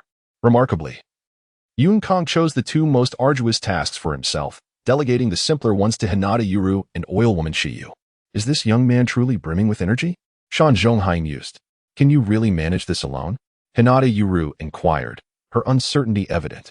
Being kind-hearted, she felt a twinge of guilt at the thought of Yukong undertaking such a burden alone. Rest assured, Yukong had yet to respond when oil woman Shiyu interjected. Yukong is not impulsive. If he has made a commitment, he shall fulfill it. Who do you think you are to assert that I can do this? Yukong thought to himself, though he couldn't deny that oil woman Shiyu's endorsement felt as sweet as honey. Indeed, flattery is universally appreciated. No worries. I can handle it in no time, Yukong assured oil woman Shiyu with a nod before earnestly responding to Hinata Yuru. With that, Yukong swiftly approached the expansive thicket, which he estimated to cover an area of 10 acres. Moreover, this thicket had long exceeded the confines of the temple grounds. Yun Kong gestured towards Shan Zhonghai, seeking confirmation. Is it truly this thicket? Under Yun Kong's gaze, Shan Zhonghai shamelessly nodded. However, what Shan Zhonghai failed to disclose was that as long as the interior of the courtyard was cleared, the area beyond its boundaries could be disregarded. Yun Kong found it impossible to comprehend the vast expanse of grassland before him. He merely sighed in awe, devoid of any particular expectation. With a swift formation of hand seals, he unleashed the fire release, great fireball technique, conjuring a fireball of 3 meters in diameter that carved out a significant void in front of him. However, in comparison to the 10 acres of wild grass, the fireball appeared diminutive. Fortunately, Yun Kong had never anticipated that a mere fireball technique could eradicate all the wild grass. His intent was simply to ignite various spots throughout the dense thicket. The wild grass grew exceedingly thick, and Yun Kong had no intention of laboriously plowing through it with ninjutsu. A casual ignition of several points would suffice, allowing the flames to consume the abundant material. Like a wraith, Yun Kong traversed the periphery of the grassland, launching fireballs into the dense underbrush. Regrettably, the wild grass was merely unruly and not dry. Had it been desiccated, Yun Kong could have easily forewent the fire technique and simply wielded a torch to encircle the area. His fire release technique proved effective. In less than half an hour, he returned to his starting point, slightly breathless, yet the entire expanse of wild grass was engulfed in roaring flames. Alongside the fire rose a billowing black smoke, concealing the mysteries that lay within the thicket. Perhaps the grass was too damp. Yun Kong paid it no mind. His mission was simply to incinerate the wild grass. Beads of sweat adorned his forehead after tirelessly circling the vast area for 30 minutes, continuously employing the fire technique, which induced a sense of fatigue. Not bad, remarked Yamashita Hachi, observing the inferno that illuminated the wild grass. But how do you plan to extinguish the flames? Should a wildfire ensue, you would be in dire straits. Remember, most structures in Konoha are wooden, he questioned, his words seemingly casual, perhaps a subtle challenge to Yun Kong's seemingly lazy approach. Unaware of the burdensome task he had assigned them, that won't be a problem. Setting aside the fact that this wild grassland is isolated, unless an uncontrollable force arises, there is little cause for concern regarding your fears, Yun Kong replied, deliberately igniting the fire from the periphery to mitigate any potential disaster from the spreading flames. As for uncontrollable forces, it would require an unforeseen gale of tremendous strength to direct the flames toward the heart of the village. However, disregarding the current weather, the location of Konoha rendered such occurrences improbable. Sensing the casualness in Yamashita Hachi's inquiry, Yun Kong recognized that it was merely a rhetorical question. He smiled, choosing not to respond. Do not be disheartened, Sensei. There is little to learn from this task. Are you attempting to teach us the art of disguise? Or are you merely seeking to strengthen our bodies through such activities? Yamashita Hachi remained silent, as Yun Kong had struck a chord with his inquiry. However, Yamashita Kaichi harbored doubts. If Yun Kong was aware of the purpose behind executing these tasks, why not execute them diligently? These disguises seemed futile. Did the battles between ninjas truly concern the casualties of innocence? Teacher, you are a perceptive ninja yourself. Do you believe these disguises can elude your awareness? Yun Kong appeared to see through Yamashita Kaichi's thoughts and explained, a ninja is a ninja, no matter how much one attempts to conceal their essence. The unique aura of a ninja cannot be masked. Instead of expending effort on learning how to hide one's ninja identity, one ought to refine their ninjutsu. Yun Kong continued. As for those physical training exercises, they remain merely recreational. It is far more prudent to focus on completing these tasks and engage in practical training that aligns with reality. Before them, fierce flames blazed, having spread thoroughly through the wild grass. The fire illuminated Yun Kong's face, casting a crimson glow, revealing an inscrutable expression that became particularly pronounced in the firelight. Yamashita Kaichi placed a hand on Yun Kong's head, questioning, is this your justification for carelessly setting ablaze this patch of wild grass? Yamashita's gaze was complex. It was undeniable that Yun Kong's rationale held some merit. Yet, in the context of Yun Kong's actions, that logic appeared rather dubious. Ultimately, Yamashita Kaichi refrained from further reprimanding Yun Kong. Since you possess such convoluted reasoning, hasten to complete the task of fetching water. In half an hour, Shiyu and Yuru will have finished cleaning the Great Buddha. Should you manage to complete your task on time, we shall forego those trivial missions this afternoon, and I shall conduct special training for you. Yamashita Kaichi acknowledged that Yun Kong's assertions bore a semblance of truth. Ninjas indeed require the ability to conceal themselves and strike from the shadows. However, the kind of disguise Yinkong proposed was overly theatrical, capable of deceiving only those who are not ninjas. To a ninja, such pretenses shone as glaringly as flames in the dark. Nevertheless, this does not imply that such disguises are unnecessary. After all, the foes faced by the common folk are typically bandits and seldom include ninjas, provided there is no outbreak of large-scale war. Yet, while Yamashita Kaichi sensed an unsettling atmosphere within the ninja world, he remained unaware that the Third Great Ninja War was on the brink of eruption. This year marked the 41st year of Konoha, and Yinkong recalled that the impending Third Great Ninja War would likely commence around the 45th year of Konoha. Perhaps sooner or later. Even if it were to be postponed to the 46th year, only 5 years remained. 5 years hence, Yinkong will be 12. Will the 12-year-old Yinkong shine brilliantly in the Third War? Yinkong is uncertain. The Third War is the battle that brought fame to Mizukichi. What Yinkong knows is that his foremost task is to survive, to live with utmost effort, and ideally to ensure the names of Kakashi, Obito, and others remain unscathed. Yes, Teacher Hai, Yinkong nodded, his toes lightly touching the ground as he leapt onto the rooftop. The temple is situated favorably, with a small waterfall cascading not far ahead, from which the temple draws its water. Water release, water dragon bullet technique. Yinkong's water release technique was not as adept as his fire release. Unlike the aggressive nature of fire techniques, this water technique required a more formidable control. With a powerful tremor, a colossal water dragon slowly ascended behind Yinkong, coiling and writhing. Its jaws agape. Illuminated by the flames and the sun, the water dragon shimmered magnificently. The massive creature stretched 10 meters long, its tail still tethered to the waterfall. Let us begin, Yinkong murmured to himself, altering his hand signs. The water dragon did not plunge into the courtyard. Although he had recently ignited a fire in the overgrown grass surrounding the temple, Yinkong had not yet lost his sanity to unleash another water release upon the temple itself. As Yinkong manipulated the signs, the water dragon let out a silent roar, its maw opening wide as a tremendous water column cascaded downwards, targeting one of the 18 large vats. With a resounding crash, the impact reverberated through the mountains, causing Hai to feel the ground tremble beneath him. The descending water column struck the vat, sending a high spray into the air.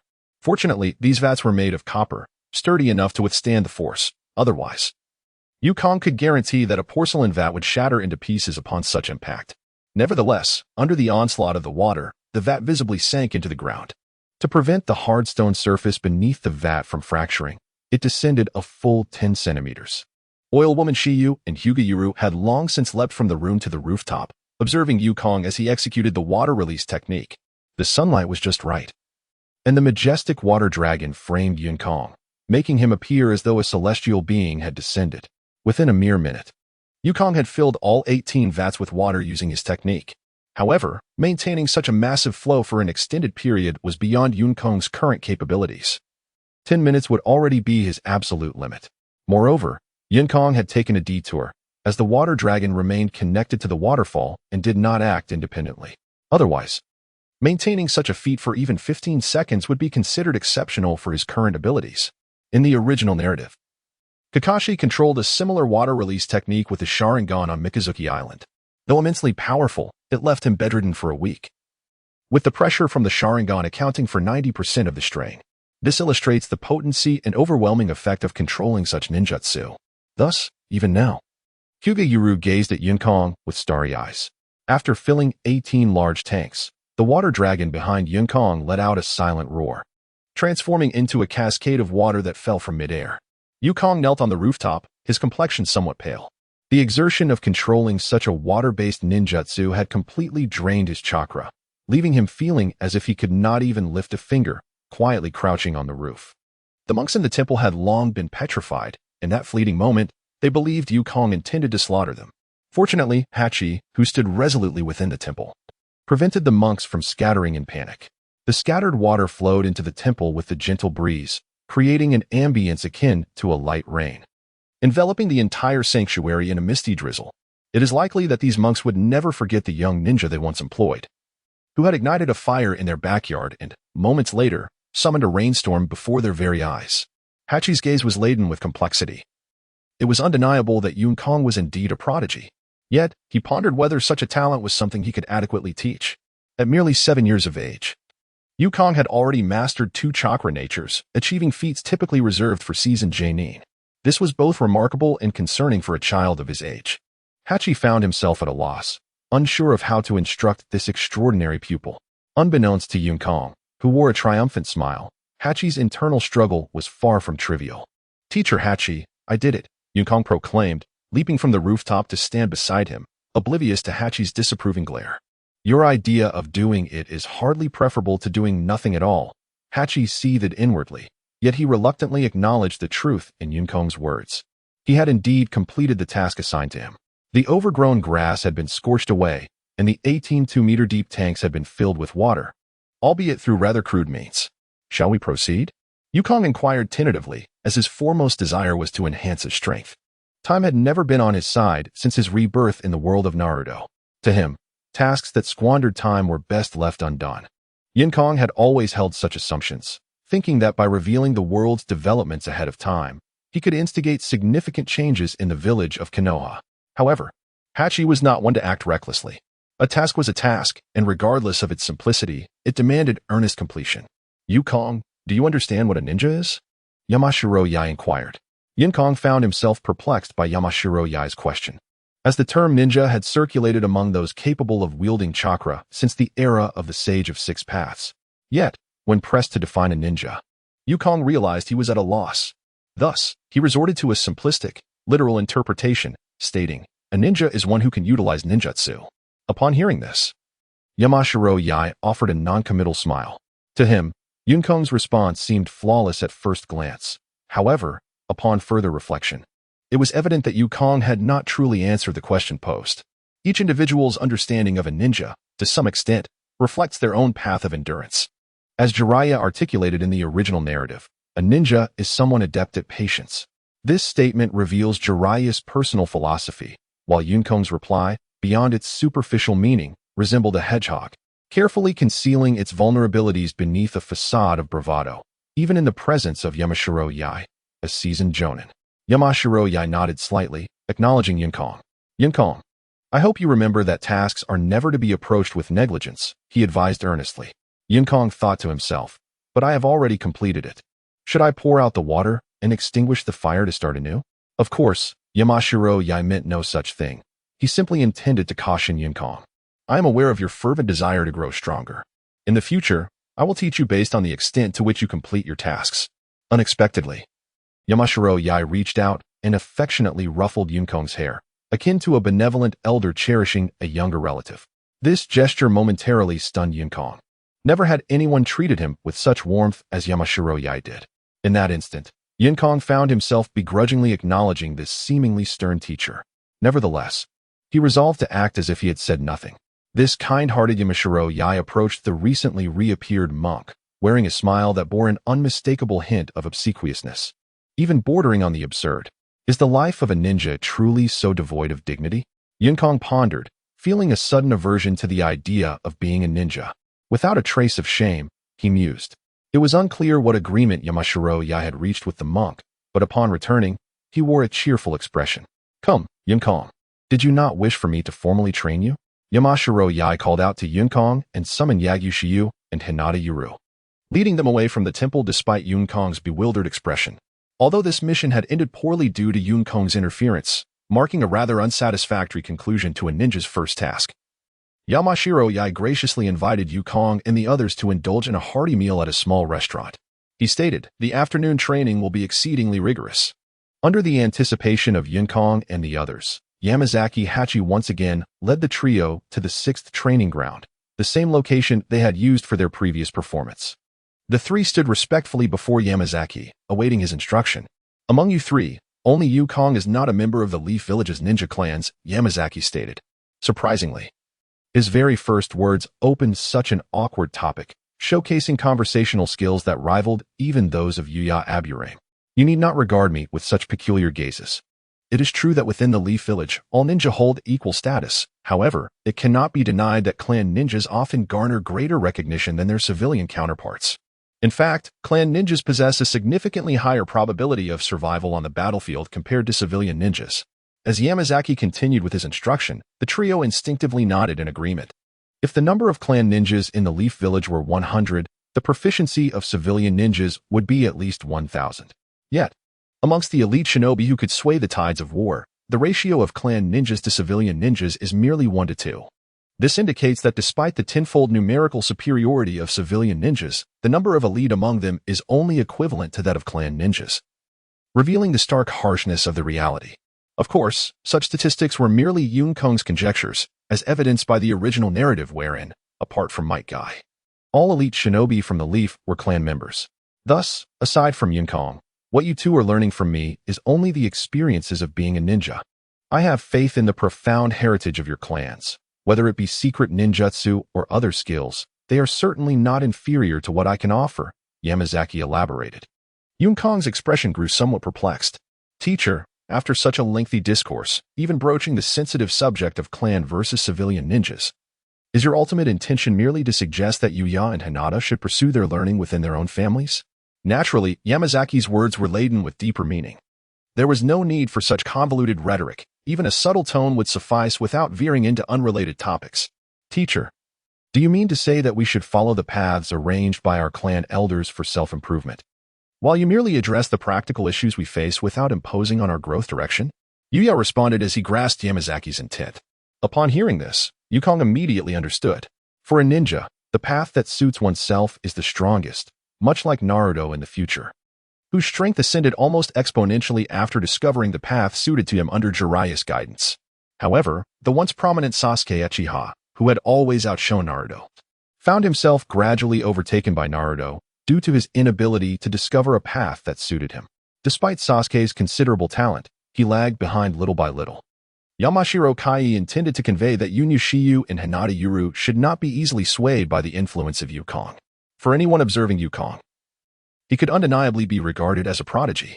With such a teammate as Yukong, both Yunyu Shiyu and Hinata Yuru would subconsciously emulate him. Therefore, Yamashiro Kai outlined the distinctions between clan ninjas and commoners to inform Yunyu Shiyu and Hinata Yuru that the training methods of their clan had evolved through generations, becoming the most suitable path for their growth. They should not alter their training methods simply because of Yukong's prowess. Of course, such sentiments could not be explicitly stated. Yamashiro Kai could only advise Yunyu Shiyu and Hinata Yuru not to change their training approaches based on Yukong's example, as it would be a significant blow to their development. Since you have all resolved to endure rigorous training, let me first observe your strengths and weaknesses. Yamashiro Kai did not linger on this issue but decisively shifted the topic. The notion of remaining steadfast was only briefly mentioned. Emphasizing it further might lead Yunyu Shiyu and Hinata Yuru to discover something amiss. Yamashiro Kai gestured for Yukong and the others, who were about to introduce their strengths, to step back. Over the past couple of days, he had gathered a fair understanding of Yukong's capabilities. As for Yuru and Shiyu, their proficiencies were primarily rooted in the combat styles of the Hinata and Yunyu clans. Yamashiro Kai was already well aware of this. What I now need to comprehend is not merely what you consider your strengths or what you perceive as your capabilities, but rather the aspects of your abilities that you remain unaware of. Naturally, there are also shortcomings you have yet to recognize. The three of them nodded in agreement, acknowledging that one of the essential conditions for enhancing their strength is self-awareness. Now, you three will engage in individual battles, allowing me to discern your respective strengths and weaknesses, Yamashiro Kai commanded. The trio exchanged glances, deliberating on how to proceed, but before they could reach a consensus, Yamashiro Kai called out, Yukong shall face Yuru first, and it will be solely a taijutsu match. Yamashiro Kai emphasized this point. As for Shiyu, you may observe closely by my side to glean whatever knowledge you can. The Yunyu clan's taijutsu is generally lacking, and I hope you can derive something beneficial from it. Upon hearing Yamashiro Kai's words, the three of them nodded earnestly in response. They quickly separated, with Yukong and Hinata Yuru stepping back to assume their combat stances. Since this was a friendly spar rather than a life-and-death struggle, Yukong did not intend to strike unexpectedly for a decisive victory. Meanwhile, Yunyu Shiyu sat beside Yamashiro Kai, watching intently as Yukong and Hinata Yuru prepared for their encounter. He had to concede that both weighing Hinata and Yukong surpassed him in physical combat skills. Observing such a battle proved to be exceedingly beneficial for enhancing his own techniques. After creating some distance, weighing Hinata politely bowed to Yukong, requesting guidance. As she spoke, she assumed a combat stance, an archetypal starting position, one hand extended forward while the other guarded her chest. Yukong mirrored her posture, two fingers elegantly raised against his chest, performing a ceremonial gesture of respect. In a rather hasty and somewhat embarrassing manner, he grasped a kunai in his hand. Yueying Hinata's eyes widened slightly in surprise as she regarded him. Yamashita Hachi coughed heavily twice. Amidst Yunkong's confusion, he quietly advised, "Yunkong, it's a physical spar." Realizing this, Yunkong quickly stowed the kunai away. During his previous sparring sessions with Kakashi and Obito, he had grown accustomed to wielding kunai amidst physical techniques. However, true martial arts have always revolved around unarmed combat, making his use of a kunai somewhat against the rules. Finally, after Yunkong put away the kunai and explained himself to Yueying Hinata, he, sensing Yamashita Hachi's impatience, urged, "Hinata, come at me with all your might. Be careful." "Yunkong," Yueying Hinata warned, her toes touching the ground as she swiftly charged toward him, executing a formal soft fist technique with a punch aimed at him. Yunkong deftly sidestepped, but did not completely evade her strike. The Hinata clan's soft fist was renowned for its relentless flow. Yunkong understood that if he merely dodged, he would fall into a disadvantageous position, as Yueying Hinata possessed countless follow-up moves to counter his evasion. Therefore, he chose to lightly shift his body, positioning himself for a powerful response. He met Yueying Hinata's incoming palm with his own. With a crisp sound, Yunkong's palm connected with hers. Yet it was not the anticipated clash. Instead, he angled his hand, allowing the force of her strike to dissipate in the direction he had evaded. Yunkong merely tilted his body slightly, assuming a posture conducive to exerting strength. His palm met Hinata Yuro's incoming strike, yet instead of a straightforward clash, he angled his hand, allowing the force of her blow to dissipate along the direction he evaded. As they passed each other, Yunkong's other hand transformed into a blade-like form, slicing horizontally towards Hinata Yuro. "Soft fist," murmured oil woman Shiyu, almost unconsciously, as Yunkong deftly sidestepped and deflected Hinata Yuro's palm. Yunkong astonishingly employed the very same soft fist technique as Hinata Yuro. Equally astonished, Hinata Yuro marveled at Yunkong's ability to counter her soft fist with the same finesse. How could a boy devoid of a Byakugan possibly wield such a technique? Nonetheless, despite her surprise, Hinata Yuro, possessing the insight of the Byakugan, managed to pivot away from Yunkong's blade-like strike, taking a step forward to evade the attack. "You can use soft fist?" she inquired, turning to face Yunkong after dodging his assault. Yunkong sighed, acknowledging that this sparring session was indeed ill-suited for him. Just moments ago, as Hinata Yuro stepped forward to evade his strike, Yunkong nearly succumbed to the impulse of launching a shuriken. No, he shook his head in denial. When did he ever master the soft fist? He could only recall a few moves from his past practice of Tai Chi. The principles of Tai Chi shared many harmonious similarities with the soft fist of the Hinata clan, particularly in the concept of overcoming rigidity with softness. "Be careful," Yunkong warned, eschewing further banter. Suddenly, his chakra surged, propelling him to unparalleled speed, leaving behind fleeting afterimages. He nearly materialized before Hinata Yuro, hand poised like a blade, executing a downward chop aimed at her. Veins bulged on Hinata Yuro's forehead as she maximized the potential of her Byakugan. The moment Yunkong initiated his attack, she instinctively adopted a defensive stance, having been forewarned by Yunkong. However, merely adopting a defensive posture did not guarantee protection against Yunkong's onslaught. In a manner reminiscent of Yunkong's prior defense, Hinata Yuro positioned her body slightly sideways, her right hand aiming to deflect Yunkong's arm, hoping to redirect his attack. Unfortunately, the essence of the Konoha-style swordsmanship was not easily thwarted, even by the future leader of the Hinata clan, Hinata Hizashi or Hinata Hayashi. Yunkong's descending arm suddenly accelerated, deftly evading Hinata Yuro's defensive hand, aiming for her shoulder. Understanding that this was merely a spar, Yunkong had no intention of inflicting serious harm. As he forcefully breached Hinata Yuro's guard, his speed diminished upon nearing her. Nevertheless, the Hinata clan's soft fist was no trifling matter. Although one of Hinata Yuro's hands had missed its mark, her other hand swiftly retaliated, establishing a second line of defense. Meanwhile, the fingers of her first hand arched, targeting a vital point on Yunkong's chest. With a resounding thud, Yunkong's arm struck Hinata Yuru's second arm, the immense force propelling her back several meters. As for Hinata Yuru's counterattack, it failed to reach Yunkong in the slightest. In a flash, Yunkong's figure vanished, only to reappear with a hand resting lightly on Hinata Yuru's shoulder. "You have lost," he murmured softly. Hinata Yuru's expression was one of astonishment. Her Byakugan was fully activated. Yet in that fleeting moment, she had completely lost sight of Yunkong. Although Yunkong had triumphed over her, he bore no hint of disdain towards Hinata Yuru. In the face of Yun Kong's slicing strike, her response could only be described as flawless, calm under pressure, with a blend of defense and offense. However, Yun Kong's daily training sessions with the likes of Kakashi Hitaki and Obito Uchiha had endowed him with a wealth of combat experience that Hinata Yuru simply could not match. Removing his hand from her shoulder, Yun Kong spoke again. "Now it is your turn to attack, and I shall defend." He took a couple of steps back, creating distance between them.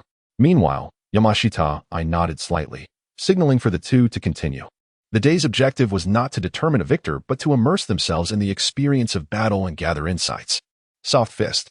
Hinata Yuru swiftly adjusted her mindset, letting out a determined shout as she advanced toward Yun Kong, executing a palm strike. Despite the formidable reputation of the soft fist technique, its method of attack was undeniably singular. However, Yun Kong did not remain stationary. Instead, he retreated 2 steps and pivoted his body to evade Hinata Yuru's strike. Hinata Yuru executed a spinning kick, perfectly blocking Yun Kong's path of retreat. Indeed, Yun Kong marveled at the prowess of the soft fist, a technique passed down through generations. He had merely evaded a strike, yet found himself at a disadvantage almost immediately. The adage that the best offense is a good defense proved true once again. Just as Yun Kong had quelled the soft fist's potential before it could manifest, bending low, he evaded Hinata Yuru's sweeping attack. She swiftly turned, pushing both palms forward, directly aimed at Yun Kong's chest. What a splendid opportunity! As Yun Kong straightened, his position obscured this particular assault from his view. It was not only Hinata Yuru who sensed a favorable moment. Even Yui Aburame, observing their spar from a distance, recognized the potential for a breakthrough. Yet, the disparity in strength between Yun Kong and Hinata Yuru was insurmountable. Without glancing back, Yun Kong suddenly retreated a single step, deftly sidestepping Hinata Yuru's linear assault. Before she could adjust her attack's trajectory, Yun Kong delivered a swift counter, striking her shoulder with precision. Under the impact, Hinata Yuru momentarily lost her balance. In that instant, Yun Kong's figure pivoted, appearing at her side just as she struggled to regain her footing. With a graceful motion, he wrapped his arm around her, drawing her into his embrace. Do not indulge in unfounded thoughts. Yun Kong harbors no ulterior motives, much like Kakashi swiftly vanquishing the Ghost Brothers in the original tale. Yun Kong firmly grasped Hinata Yuru's neck with one hand, while the other hand, wielding a kunai, was poised threateningly at her throat. At this juncture, the necessity for sparring had dissipated.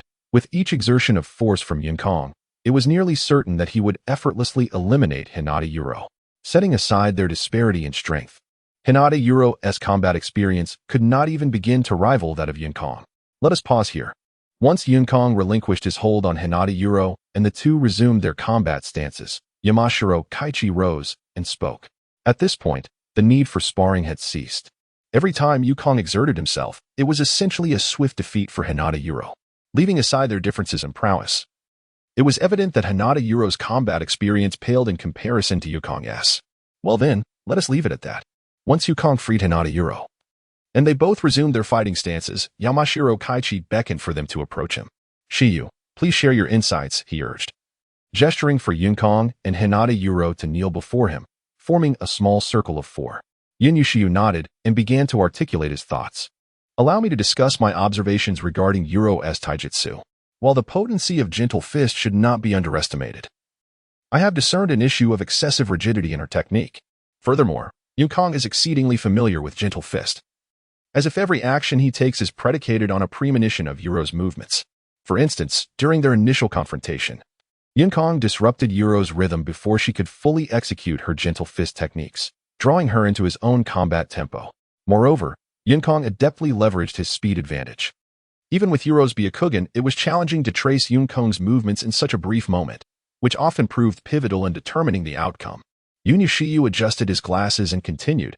"Consequently, I have summarized several key considerations for combat. Firstly, one should not become overly fixated on form. Be it a black cat or a white cat, as long as it catches mice, it is a good cat. This teaches us to apply our knowledge flexibly. Secondly, one must always maintain vigilance on the opponent. Even the slightest motion can hold significant meaning, and negligence is entirely unacceptable, as a moment's oversight could lead to demise. The third point pertains to experience. Whether we acknowledge it or not, combat experience is an invaluable asset that warrants utmost regard. As for Yun Kong, honestly, I have not discerned any weaknesses in his taijutsu. Although his techniques may appear chaotic, both his offensive maneuvers and approach are impeccable in my eyes. Whether in timing or rhythm, what may seem like mundane actions often yield unexpectedly remarkable results, Yun Shiyu remarked. Even Yu Kong, with his audacious demeanor, felt a twinge of embarrassment. Never before had anyone so unabashedly praised him in his presence. Yu Kong, where did you learn your physical techniques? Upon hearing Yun Shiyu's statement, Yamamoto Hachi did not respond but instead shifted the conversation towards Yu Kong. For a moment, Yu Kong was puzzled by Yamamoto Hachi's intentions. Nevertheless, he replied, I have not undergone systematic training in physical techniques. I have merely learned some offensive and defensive maneuvers. So, the skillful application of these offensive and defensive techniques is your own creation? In the mountains, Yamashiro Hachi inquired, the movements of defense and offense are easily learned. They are taught in ninja schools. However, applying them in battle requires countless repetitions and reflections. Such combat skills are not easily imparted, even to the closest of companions.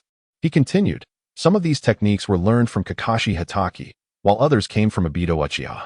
Lord Kakashi has also provided guidance on a few occasions. Yun Kong replied, even if he is a genius, even if he constantly engages in battles with Kakashi and Obito, and despite possessing various combat materials from my past life, it is impossible for him to independently develop so many practical techniques. The aforementioned Lord Kakashi refers not to Kakashi himself, but to his father, the legendary Konoha White Fang. Tsukumo Hatake. I see, Yamashiro Hachi remarked. No wonder I noticed the influence of the Uchiha clan's fighting style and the shadow of the Hatake swordsmanship in your taijutsu. The combat style of the Uchiha clan bears a striking resemblance to yours, or perhaps it is your style that mirrors theirs. Both utilize a broad field of vision to discern the opponent's attack trajectory and launch a preemptive strike. However, while the Uchiha clan employs the Sharingan to perceive their adversary's movements, you seem to rely more on instinct in battle, as you cannot possess the Sharingan. Yamashiro Hachi was, of course, unaware that Yun Kong was of Uchiha descent and could potentially awaken the Sharingan. How about this, Yun Kong? In the future, as our team's representative for taijutsu, you should diligently hone the skills of Hinata Yuya and Aburame Shiyu, Yamashiro Hachi suggested. Yu Kong felt a sense of disbelief. Shouldn't the story unfold differently? Aren't you our teacher? Isn't it generally the case that a shield, such as a meat shield, is the responsibility of the teacher? Just as the second Hokage drew fire to allow the third Hokage and others to escape. And what about me? In the realm of inquiry, Yun Kong resolutely buried the notion of becoming a mere shield deep within his heart. Otherwise, he might find himself transformed into a mere punching bag before assuming that role. In the future, allow me to hone your physical techniques, spoke Yui from the Yamanaka clan. How enlightening, thought Yun Kong. For this essentially affirmed my position as the leader within this small team. Yui-sensei, your subtlety astounds me, he mused inwardly. However, you two are different. When the day arrives that I can no longer refine your skills, I shall personally take charge. Yui from the Yamanaka clan possessed a conversational finesse that was far from the clumsy attempts of Yuhi Shizen.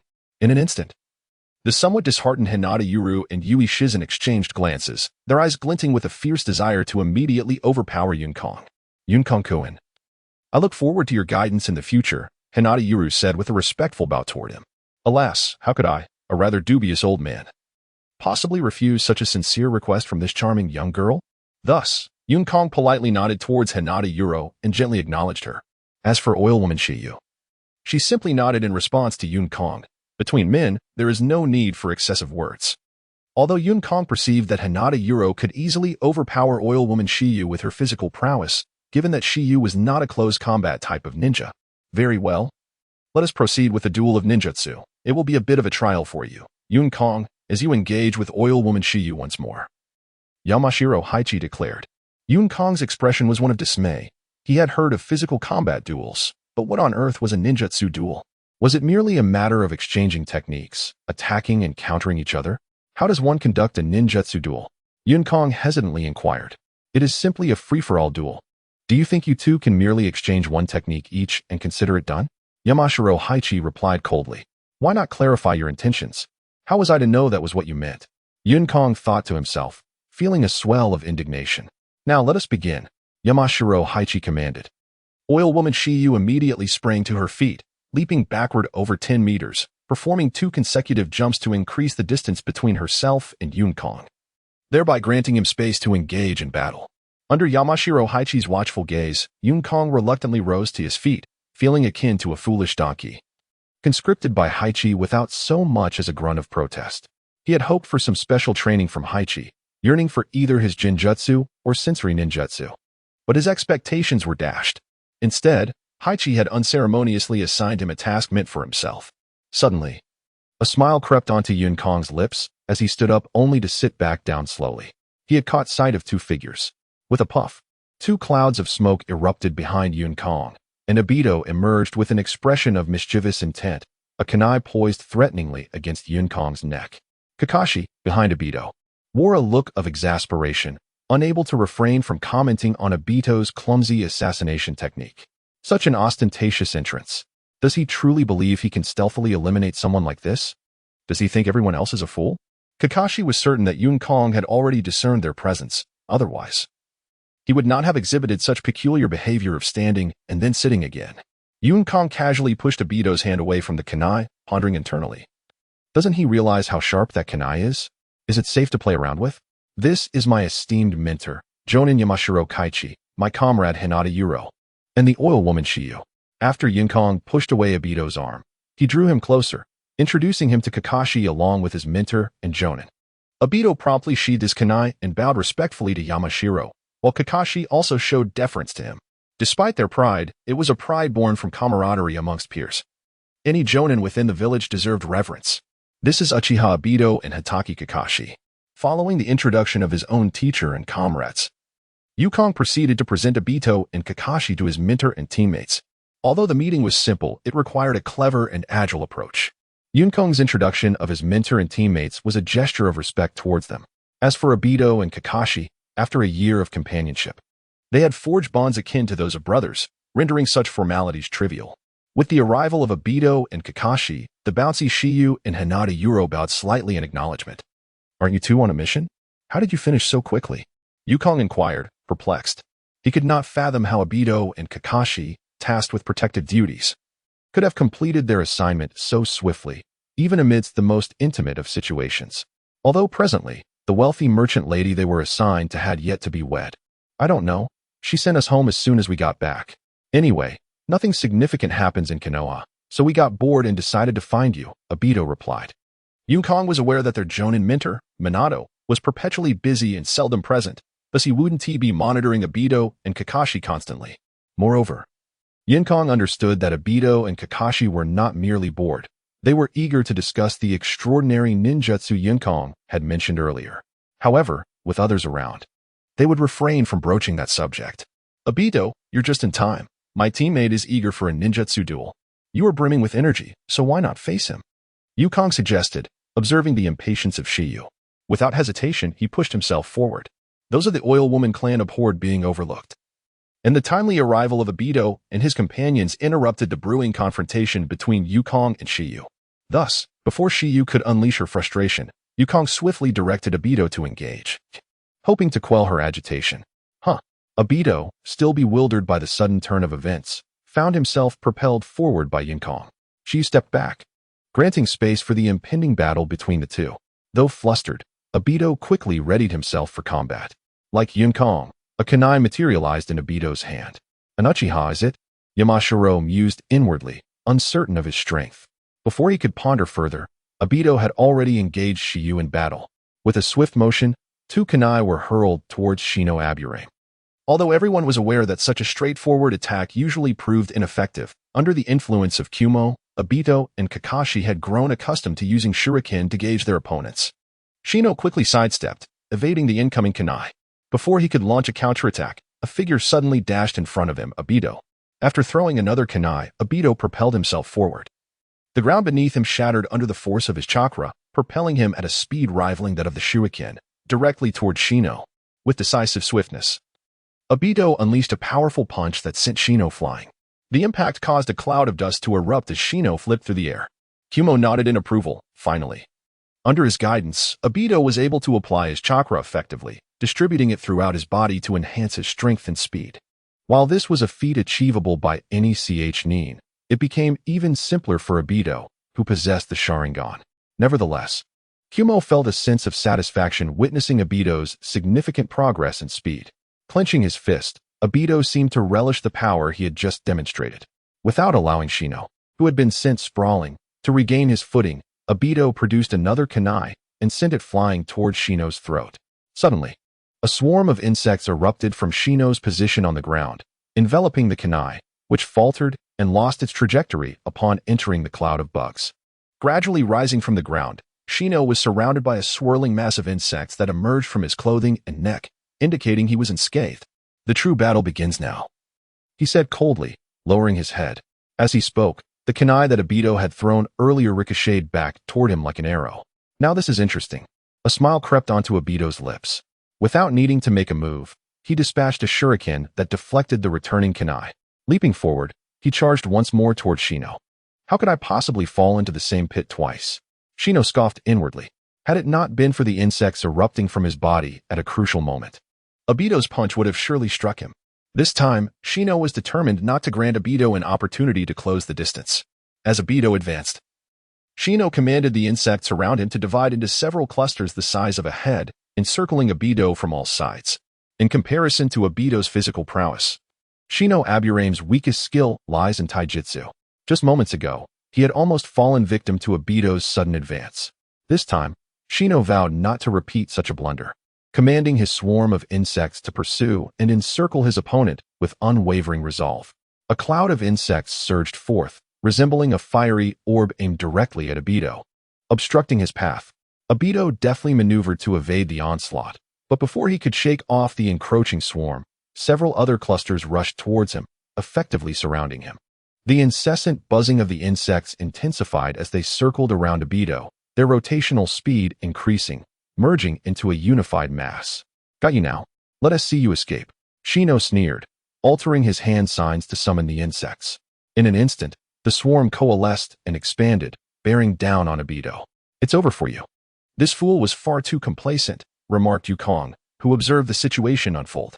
He believed that Obito should have decisively employed his fire release techniques to incinerate the swarm before it could envelop him.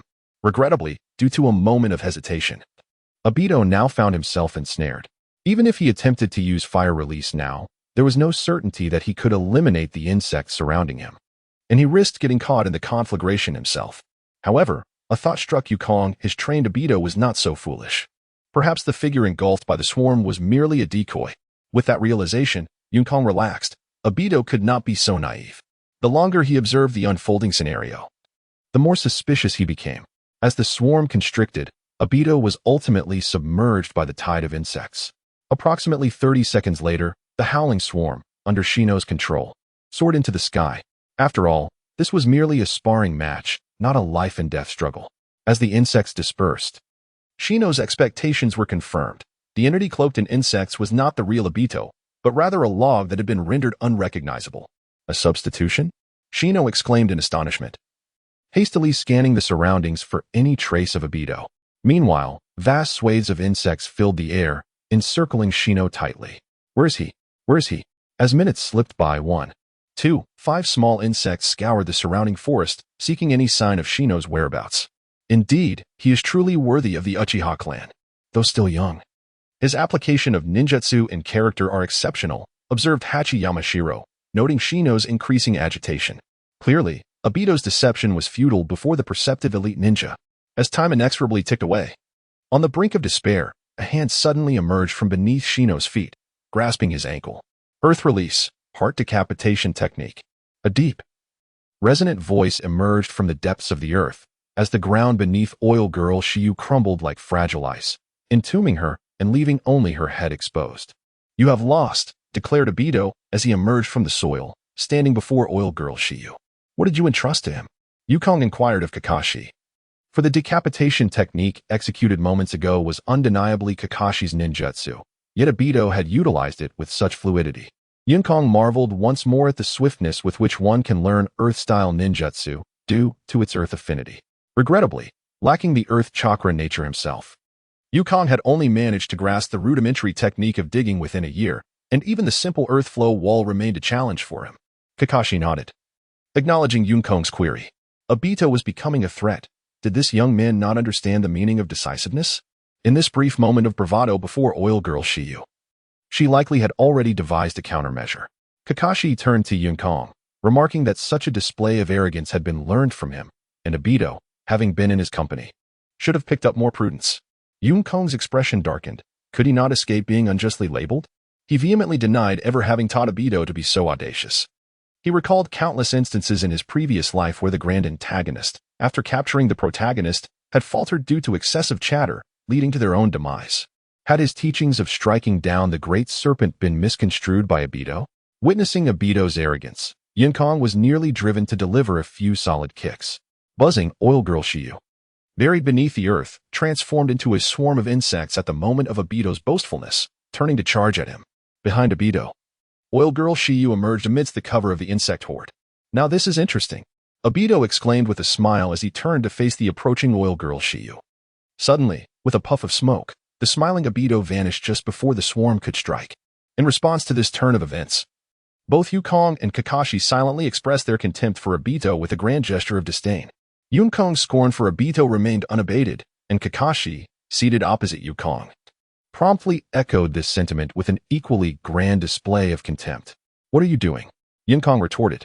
I am but an honest child, and I certainly did not teach Obito to be so arrogant.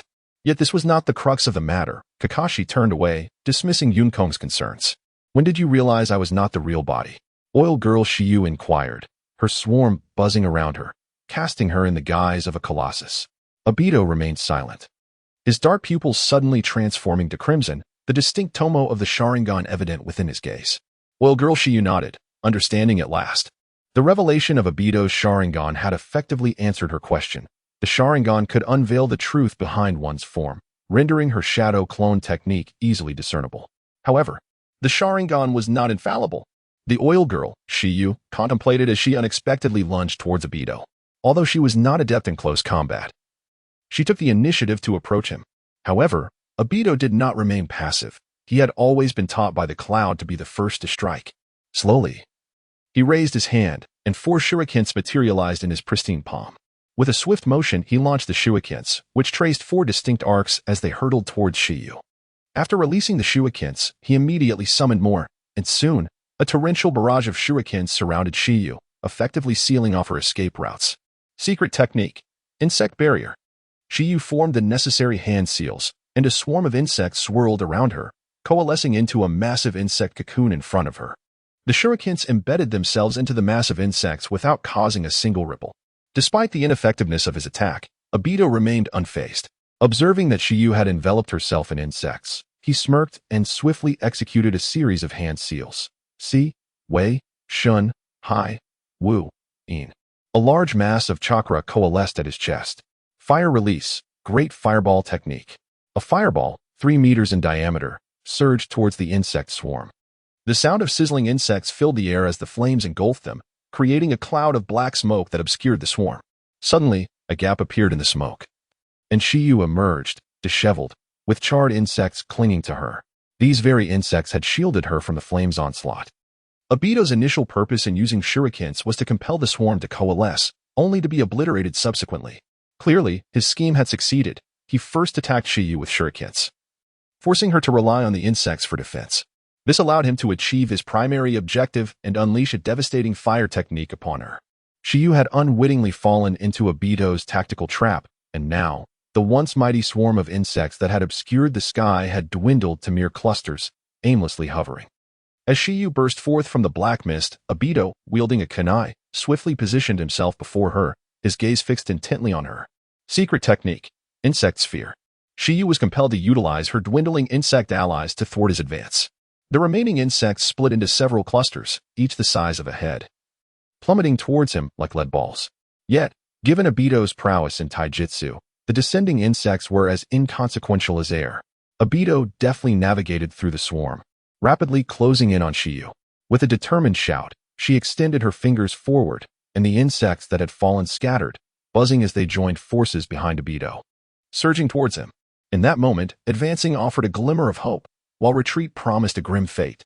Obito decisively chose to press forward, embodying the truth that the best offense is indeed the finest defense. I shall not permit you to draw near me so easily, young Shiyu exclaimed, as a few insects gathered in front of her, forming a barrier against Obito. Simultaneously, the swarm of insects behind Obito surged forward, seemingly intent on encircling him as they had done previously. However, Obito would not allow Yunjiyu to easily restrain him. Fire style, he bellowed. And within the throng of insects that enveloped him, a violent explosion erupted, sending plumes of black smoke billowing into the air. The swarm dispersed in chaos. Amidst the thick smoke of the explosion, Obito, singed and reeking of scorched flesh, charged toward Yunjiyu. With a powerful fist, he halted just before her. Yunjiyu's eyes widened. Despite the sunglasses concealing her astonishment, beads of sweat trickled down her face. "You have lost," Obito murmured, his fist hovering less than a centimeter from her forehead. "No, I have not lost," Yunjiyu replied, her anxiety evident in the perspiration that streamed down her brow. Yet, she could not deny the chilling calmness of the Yunf clan. In a tense standoff, a kunai was pressed against Obito's chest by Yunjiyu's hand.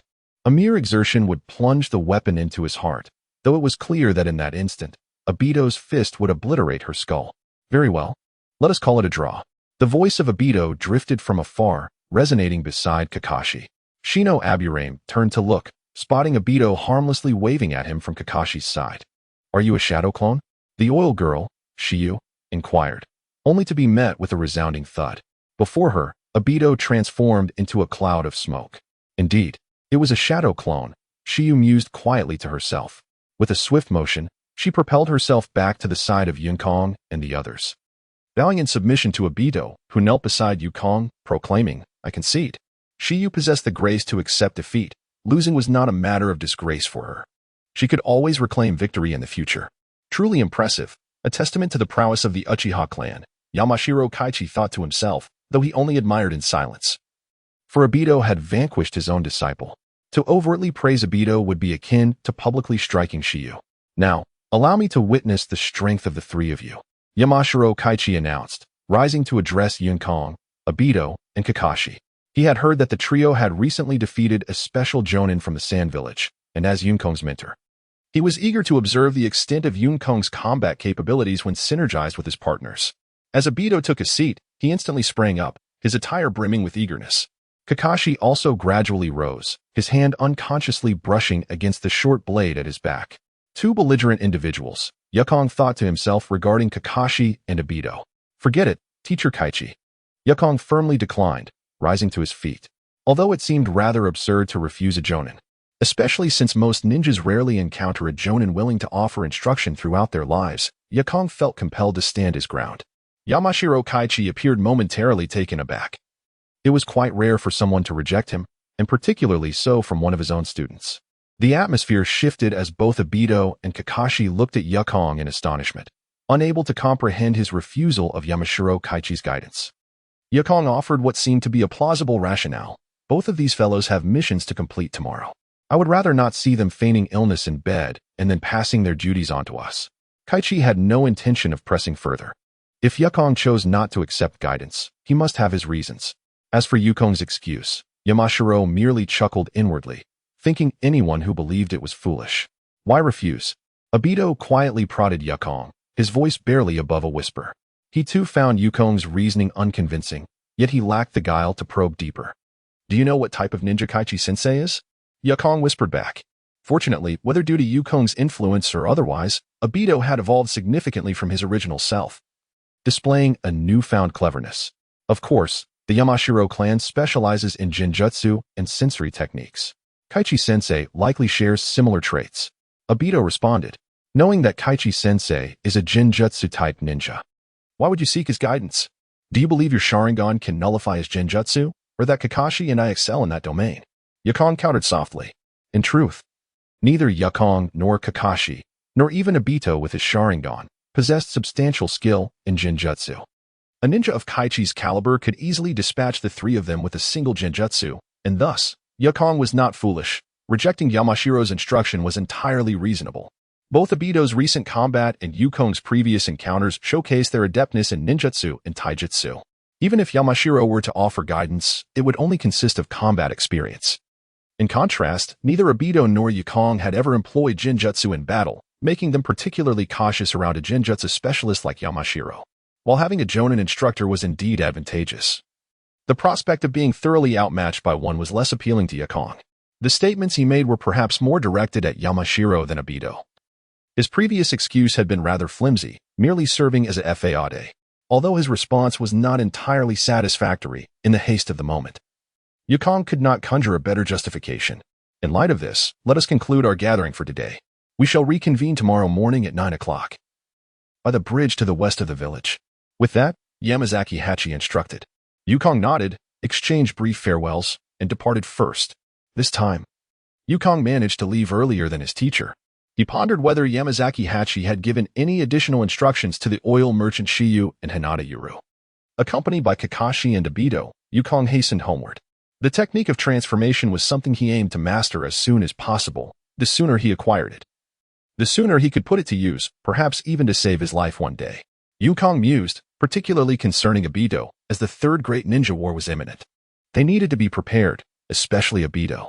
Yukong yearned to alter the trajectory of events concerning the Hokage, at least to preserve Obito's name.